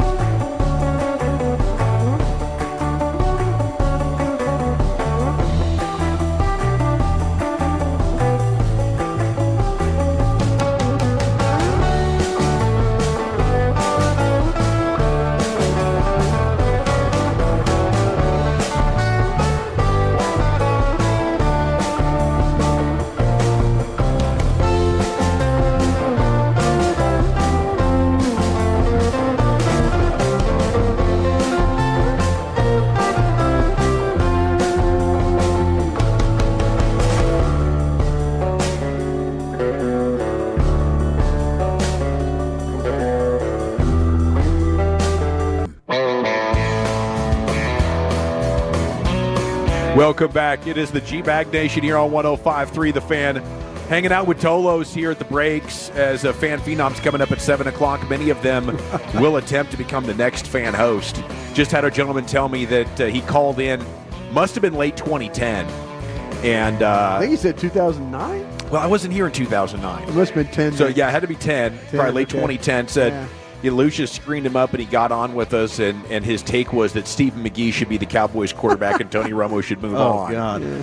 And apparently I said, I appreciate your passion, but you need to do some more research or something to that effect. And he's been researching now for 15 years, and he's ready to give you hell coming up at 7 o'clock here in the Fan Phenom. Good news on your Rangers. Okay, it's time now to hit the expressway. G-Bag today is coming up in 5 minutes. The Evan Carter return was amazing last night as he was productive. He was full count Carter, and he gave you what you desperately needed, which was seeing pitches, quality at bats, and he's looking more and more like that 2023 version of Evan Carter that we got than at any point in 2024, 2025. Now he's just got to keep that going for a while. But the Adolis Garcia sit-down move isn't one we got to spend a lot of time on yesterday because of the late Rangers game. But, I love this move by CY or whoever decided it, or I guess, I'm sorry, the sprained ankle, very timely he's injured. sprained ankle. I just bring this up, though, because of how CY reacted with us on Monday. Remember when we asked him about the circus catch that he kind of screwed up? It was kind of more of a fundamental play. He should have been able to get at his hip there on the glove side. It was easy, but, I think CY did not want anything to do with the compliment of Adolis Garcia that day, and maybe it foreshadowed a little bit the decision that they made going into, I guess, Tuesday night's game with Adolis Garcia out. But I think that's where your hopes got to start, that Evan Carter can be that guy and that Adolis uses these 10 days to get a mental reset and come back hungry and focused like he did the last time he got sat down a little bit. And you should be optimistic because it's worked. I mean, it seems as though any time these guys come back, they've been really good. I mean, Josh Young came back off his stint, was awesome. So hopefully for Evan Carter, he can just continue this, and for Adolis Garcia, it'll be the same thing because, gosh, they need it. Nobody can really carry a lineup on this team. Like, we've seen Seager get hot, but Doley can be infectious. Like, when he gets hot, then you can start to see others in the order. It starts to string together. That just hasn't really happened this year for him. Got some juice to it. But you're with me on this, that this will be the last year of Garcia probably, unless something big happens. Yeah, I could see them moving on after this year, absolutely, because of the age factor, and I think it might just be time. So the assault case against former Texas wide receiver Isaiah Bond has been no billed, faces no further criminal charges in Collin County. There with the judge, Greg Willis, saying today, reviewed the evidence, and there's not enough to it to proceed. Yeah. But he ends up going to the Cleveland Browns. I think some Cowboys fans are disappointed in this, but it's more than this. There are reasons maybe behind the curtain that a coaching staff wouldn't want this guy on the team. Yeah, there was some talk about him and him and Golden, those receivers, and Bond was the guy. Zach, I mean, you're kind of the expert on the University of Texas football, but Bond was kind of the guy that everybody thought was going to be the guy. He was going to be the star and all that, and a really good player. But then Golden just completely, started making plays, went by him. Everybody in the drafting world was like, "Oh, he's man, a blur. Golden," and then they're like, "Well, yeah, this Bond guy. You got to really dig in, man. There's a lot of things about this guy." And the more that you did dig in, the more you were kind of like, "Whoa, okay." And I think some teams had him off their board. Like, there's no way we're bringing this guy in. No way we're bringing this guy in. Wow. And it's nice to hear that he got all this passed, but there's probably. Would you bring him in? Like, you need a third best wide receiver on this team. No, not with the current group that you have. I kind of feel like, to me, that his play was good, but I don't think it was to the point where I would say, okay, he's a difference maker. Let me go get like Lyle Collins. You went and got Lyle Collins. You went down to Baton Rouge. You did all the work. Yeah. You did everything. And you made that effort to go try and get a guy like that. Because he was a first-round talent. Yeah, and had a lot of things to like. Exactly. Didn't have the baggage. Exactly. Once you got the all clear on Lyle's legal situation, there was nothing to look at. Jerry sent Larry Wansley and those guys down there to do all the legwork. And then when they tried to sign him, remember it was full court press at Jerry's house. He had the offensive lineman over. They were all recruiting him. And away they went. Where are you guys with the Anthony Davis return game to the Lakers with the Mavs and the whole Luka AD thing? That the first one's going to be November 28th. Does that hit your radar? Do you think this story continues to burn, I'm sure did the Cooper Flag thing like sort of create a fresh start where you're just like, okay, it's fairly normal now, and we can proceed with just pulling for the Mavs in a normal context? I'm very ready for this to be a fresh start, but I think any time that it's Luka versus the Mavs, it's just going to suck to watch. It's just going to hurt. I mean, I hated watching him just torch the Mavericks at the double. It just felt wrong just watching him do all the things that we had grown to love him do. Even the things that we'd grown to love him, hate watching him do, whether he's whining to the officials and not getting back on defense. It was like, man, he is still brilliant offensively. But, yeah, I'm ready to turn the page, but I think that those 1 games a year, 2 games a year, depending on health, for a while. It's always going to be like, oh, damn it. Yeah, I hear you. I think I'm there. I want to move on, but I don't know what that's going to feel like. Yeah. I mean, I was not ready for the first game, and the feelings that we had just sitting there watching it. It was surreal, and maybe it's still too soon to imagine anything being different. Live from Jake's in Grand Prairie, it's time now for the G-Bag of the Day. Back into the Pimp Cup we go. Here's Lucius. Yes, indeed. I done got my life together. I ain't doing nothing but weed. Fat Jack. Hey, the Expressway is brought to you by the On-Time Experts. Shout out to those folks. This is G-Bag of the Day. We do it every weekday on the Fan 530. My name is Lucius Alexander. I go by LA. You might know me by LaPaul out there in Grand Prairie. Oh, yeah. Shout out to the south side of Grand Prairie, too. I love you. At Lucky Lucius P on social media. If you see anything that we should be playing, Lucius Alexander on Facebook, or you can follow us all if you find G-Bag Nation on Twitter. This is day three for this champion audio right here. We go to the In Foul Territory podcast. Texas Rangers Rowdy Tellez.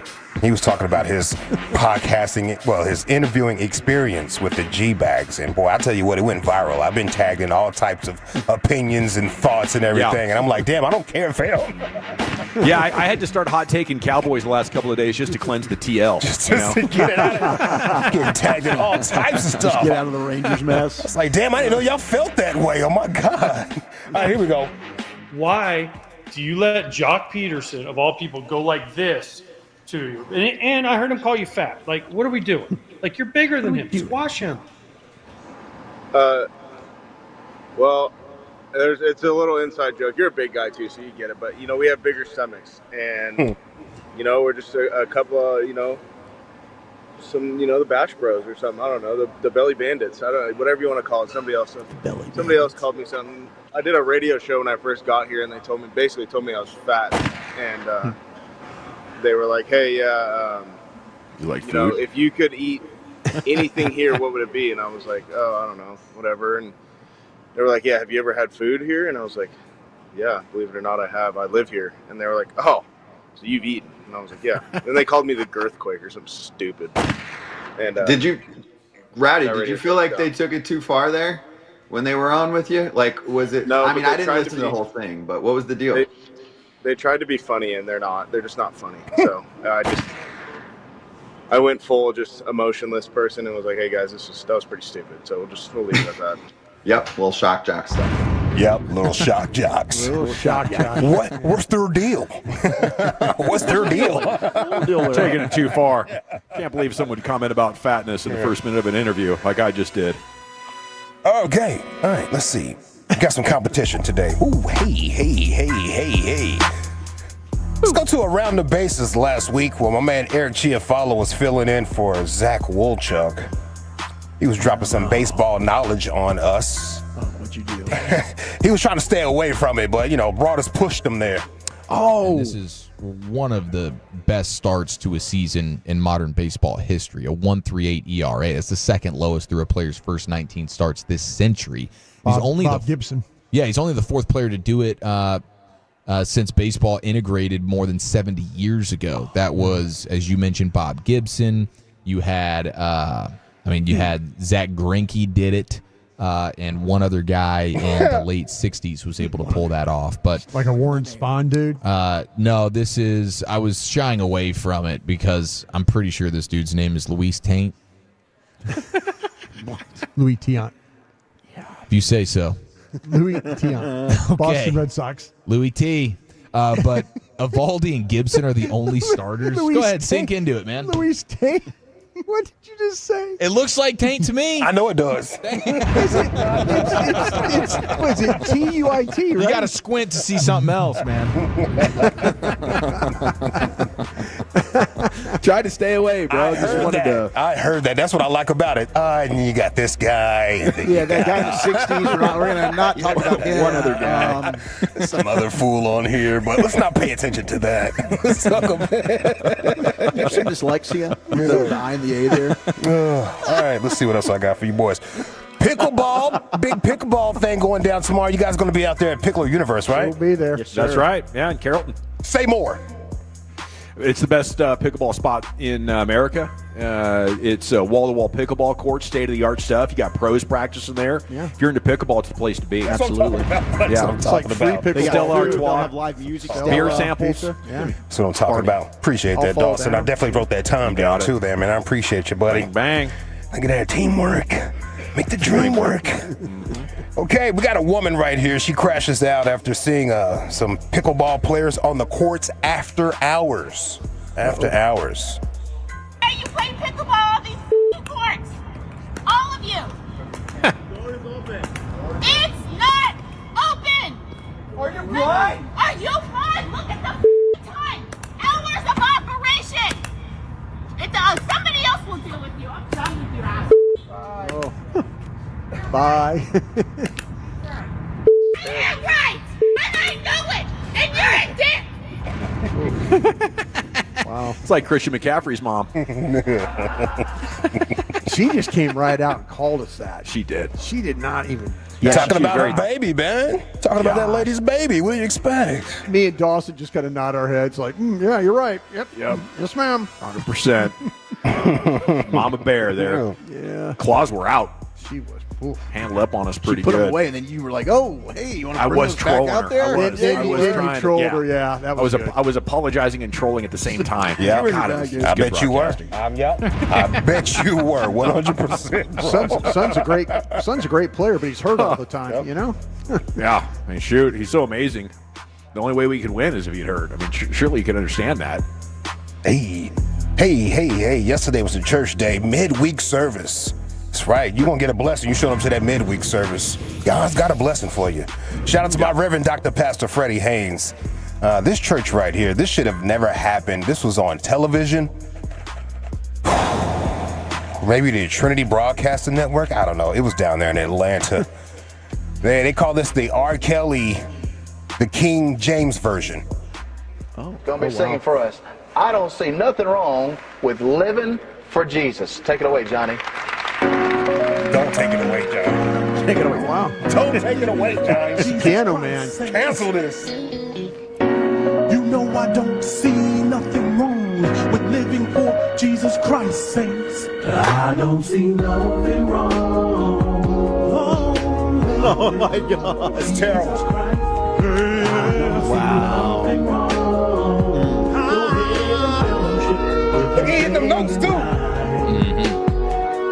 Here I am for the world, praying that God will reveal purpose in the body of Christ.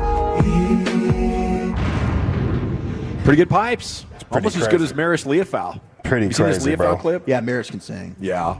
Crazy. I know some people would consider that sacrilegious to remix a song like that, a romance song. I mean, for God, it's R. Kelly's song, though, of all songs. Yeah, that You know too. what I mean? Yeah, that too. You just, I don't mind you remixing, but R. Kelly's song? Extra Thin Right, Ice. pick something else. Yeah. And then my man looked like Tariq Nasheed. If you know anything about Tariq Nasheed, the guy singing looked like Tariq Nasheed. He had a super perm on his head, and his hair was shiny, flat, laying on his head. I got to Google this now. Yeah, you got to look at this guy. Yep. Tariq Nasheed. Okay, is it your church blessings there? Is it the pickleball Karen? What's going on with these Karens? How can you get bothered so much? I don't even notice anybody else. You could be doing anything outside my house and be like, hey, guess they're out there playing flag football. You know, I guess my front yard's the end zone. Pretty cool. Maybe go out here and watch. Okay, we got Chief describing the rarefied era that Evaldi is in. I really like that. Or is it our current champion, Rowdy Tellez, looking for 3? It's been a big week for Rowdy Tellez. Okay. Yeah, they talk about us on Reddit, apparently. I had no idea. I got tagged in Reddit stuff, man. We got a Reddit thread? Yeah. Nasty. That's uncalled for. Yeah, don't bring Lucius into this. I clarified on @GBagNation. Listen, if you want to say I'm not funny, that's fine. But Lucius and Chief, they're damn funny. Okay? So let's just get that established. Pressure. We got Chief describing the rarefied air that Evaldi is in there with the gentleman's name Taint. Louis Tiant. Louis Tiant. Tiant is how you said that. That's my vote. Chief, how about you? Thank you. I'm going to go with old Router. Okay, Lucius. Yeah, I mean Rowdy T, I guess. Rowdy T. Woolchuck. Rowdy T. I'll go with Louis Tiant, a.k.a. Louis It's tied at 2, Brian. Whoa. I didn't expect this. That's weird. That's weird. Whoa. Gavin. We're going to go with our Rowdy Tellez. Rowdy Tellez. Okay, by a score of 3-2, and still your G-Bag of the Day champion. He's done it. Congratulations to him. Been a big 10 days. 2 game-tying home runs, and now 3-time G-Bag of the Day champion. Let's stay in the Pimp Cup where Lucius has LA Live. It's a Thirsty Thursday Ladies Night edition of LA Live right after the great Rick James. Well, all right, it's time to smoke. Fire is smoke. Hoo-yah! It'll make you dance some of everything. Bang, bang, bang. Like is so important, man. We be focusing on love all the time, man. You nicer to a person when you like them. You kind of mean when you love them. You think you're all right. Let's say you're out on a date with somebody you like and you knock their drink over by mistake. You're going to be like, oh, I'm sorry. Let me buy you another one because you like them. But if you knock that drink over and you love them, you're going to go, now why the f*** would you put your drink right there? When you know I talk with my hands. Can I get the check, man? I can't stand this, bro. It's always tough love. It's never tough like. Yeah, that's right. That's right, Jack. This is LA Live for Thursday, August 14th, 2025. Damn, August 14th. It's flying by. Flying by, bro. Slow down, August. Where you got to go, August? Slow down, baby. It's a Thirsty Thursday Ladies Night edition of LA Live. Shout out to all the Lady Tolos that listen to this station. So all of my ladies. Hey, you are appreciated. Fellas, how many Lady Tolos do you think listen to this station? About 35,000. 35,000. About 35,000. Anybody else got a damn guess? I would say thousands for sure. You know what? 100K. Yeah, okay. 10. Okay. Thank you guys for your participation in this segment. How about 2%? Would that be fair? 2%. 2%. Like if you had 100, because I know, like when I did like YouTube numbers, it's always 98% male, 2% female. Breaks it down. Well, we got Tolo D. That's your She's mom, tagging your us and girlfriend? stuff all the time. Yeah, so I just wonder if 2% is kind of our number. I don't know. Sounds about right. I'll go with it. I ran into a Tolo couple at Tom Thumb in the deli section. I had a G-Bag Nation shirt on. It was soaking wet because I just left the gym. I was going there to get me some baked chicken. Yeah. And this guy asked me about my shirt, and he figured out what was going on. Yeah. And I could tell by the look on her face she was not a fan of the station. Oh, jeez. It's one of those guys. Yeah. He makes us listen, I understand. Always talking about food. Yeah. Freaking fat shame. They're not funny. You guys play the same song 5 times a show. Why? And I could have answered her question why. I was like, well, it's the top of the hour. It's a different audience all the time. I didn't feel like doing it. I was just saying, hey, people like it. Yeah. That's all I said, bro. That's all I said. But shout out to those Tolos. They live in my neighborhood. I think they're retired. They're riding around in their golf cart. Oh, that's a good way to go. Yeah. That's life right there. It's straight midday, bro. Just Gosh, with a nice that's little life. keel drunk they got going on. Yes. Got a That Yeti Stanley cooler Cup. on that thing with like a radio. Yeah. Yes, and flags. Shout out to them. Flags, yeah. Flags.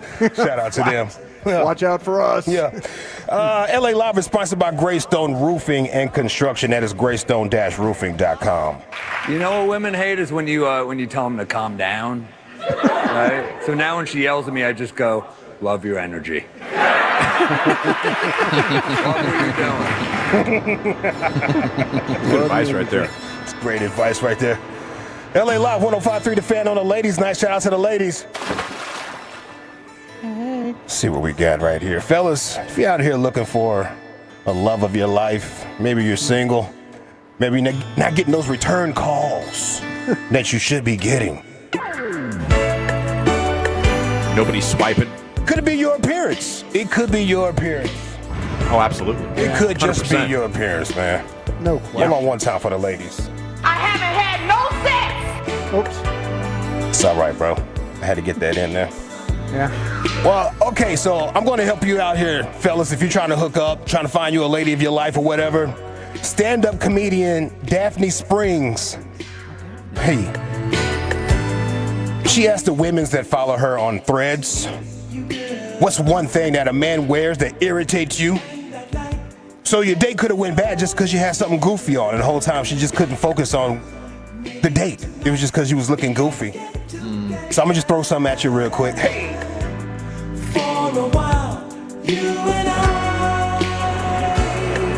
Man, they are stretching Kikuchi tonight. Lady said white socks. They don't like white socks, fellas. Get those white socks out of here. They do not like white socks. A whole lot of ladies said that too. There was a lot of likes on that comment. I bet they would love the Proud Brian socks we got. Proud Brian socks. Those are yes. badass socks, man. Yeah. What about black tube socks? You know, they're still tube socks, but they're not white. That's what I switched to a while back. I noticed those white socks were kind of like looking like the tidy whities of socks. Okay. So I switched off them a while back. Okay. Yeah, I got something for you. Okay. Somebody said calf socks with shorts. Calf socks with shorts pulled up to the game. Shout out to my man Broadus. Yeah. I push those things down, Lucius. No, you don't. Yes, I do. No, you don't. My Nike socks, I do. The colored ones, I push The them ones down. you pull up high with the 2 yellow stripes on top and match your LSU No. That 2 yellow that was like stripes. 1970s, man. Like it looked like Captain Steubing on the Love Boat. You know, the white shorts and the socks all the way up. Yeah. Was that styling back then? Oh gosh, yes. It looked, yeah. Yeah, the bike shorts. You know, like those. Wow. Yeah. I just figured you guys didn't know what the hell you were doing. We didn't. No. You're right. We no, didn't. no. Still don't. No. What's one thing a man wears that irritates you? These women are responding, helping us guys out in the game. Do-rads in public, they really don't like that, apparently. Maybe I have somewhere to be later. How about that? You don't know. Clothing with superheroes on them. I could definitely see that. Yeah, it looks a little underoo-ish. Underoo. Underoo. Yeah. Granimals. Yeah. The only thing worse than that's the a leopard and the WWE. bear. Oh, damn. Sorry, Haggerty, but the only thing worse than that's probably a WWE T-shirt. Oh, damn. You know, if you have that on your dating profile. Oh, yeah, on the dating profile, probably. Oakleys. Apparently, the ladies do not like Oakleys. Wow, really? Yeah. I think they're badass. Some of these new Oakleys. Yeah. Hey, the Meta's about to link up with Oakleys. So we don't have the Meta glasses, Oakley's version. Ooh. Yep, how about that? I'll tell you what, Lucius, they tried to make the Oakleys with the speakers and the frames that, you know, like you could listen to like music and stuff with them. They had such a problem. I bought a pair, and the sweat factor, I was trying to use them when I was running and stuff like that, but the water would get in, and it was like they weren't waterproof speakers. No, hell no. It was like $600 of just down the drain because the speakers went out because it just wasn't waterproof, you know. But I tried them. I tried Oakley. They got some boat speakers in there or something. Yeah. Yeah. One thing that a man wears that irritates you, I'm trying to help you fellas out right here, man. Take notes. Nose hairs that touch the top lip. I don't think that's a article of clothing, that's but I get it. Yeah. Yeah, I get it. A little better manicured than that. Yeah.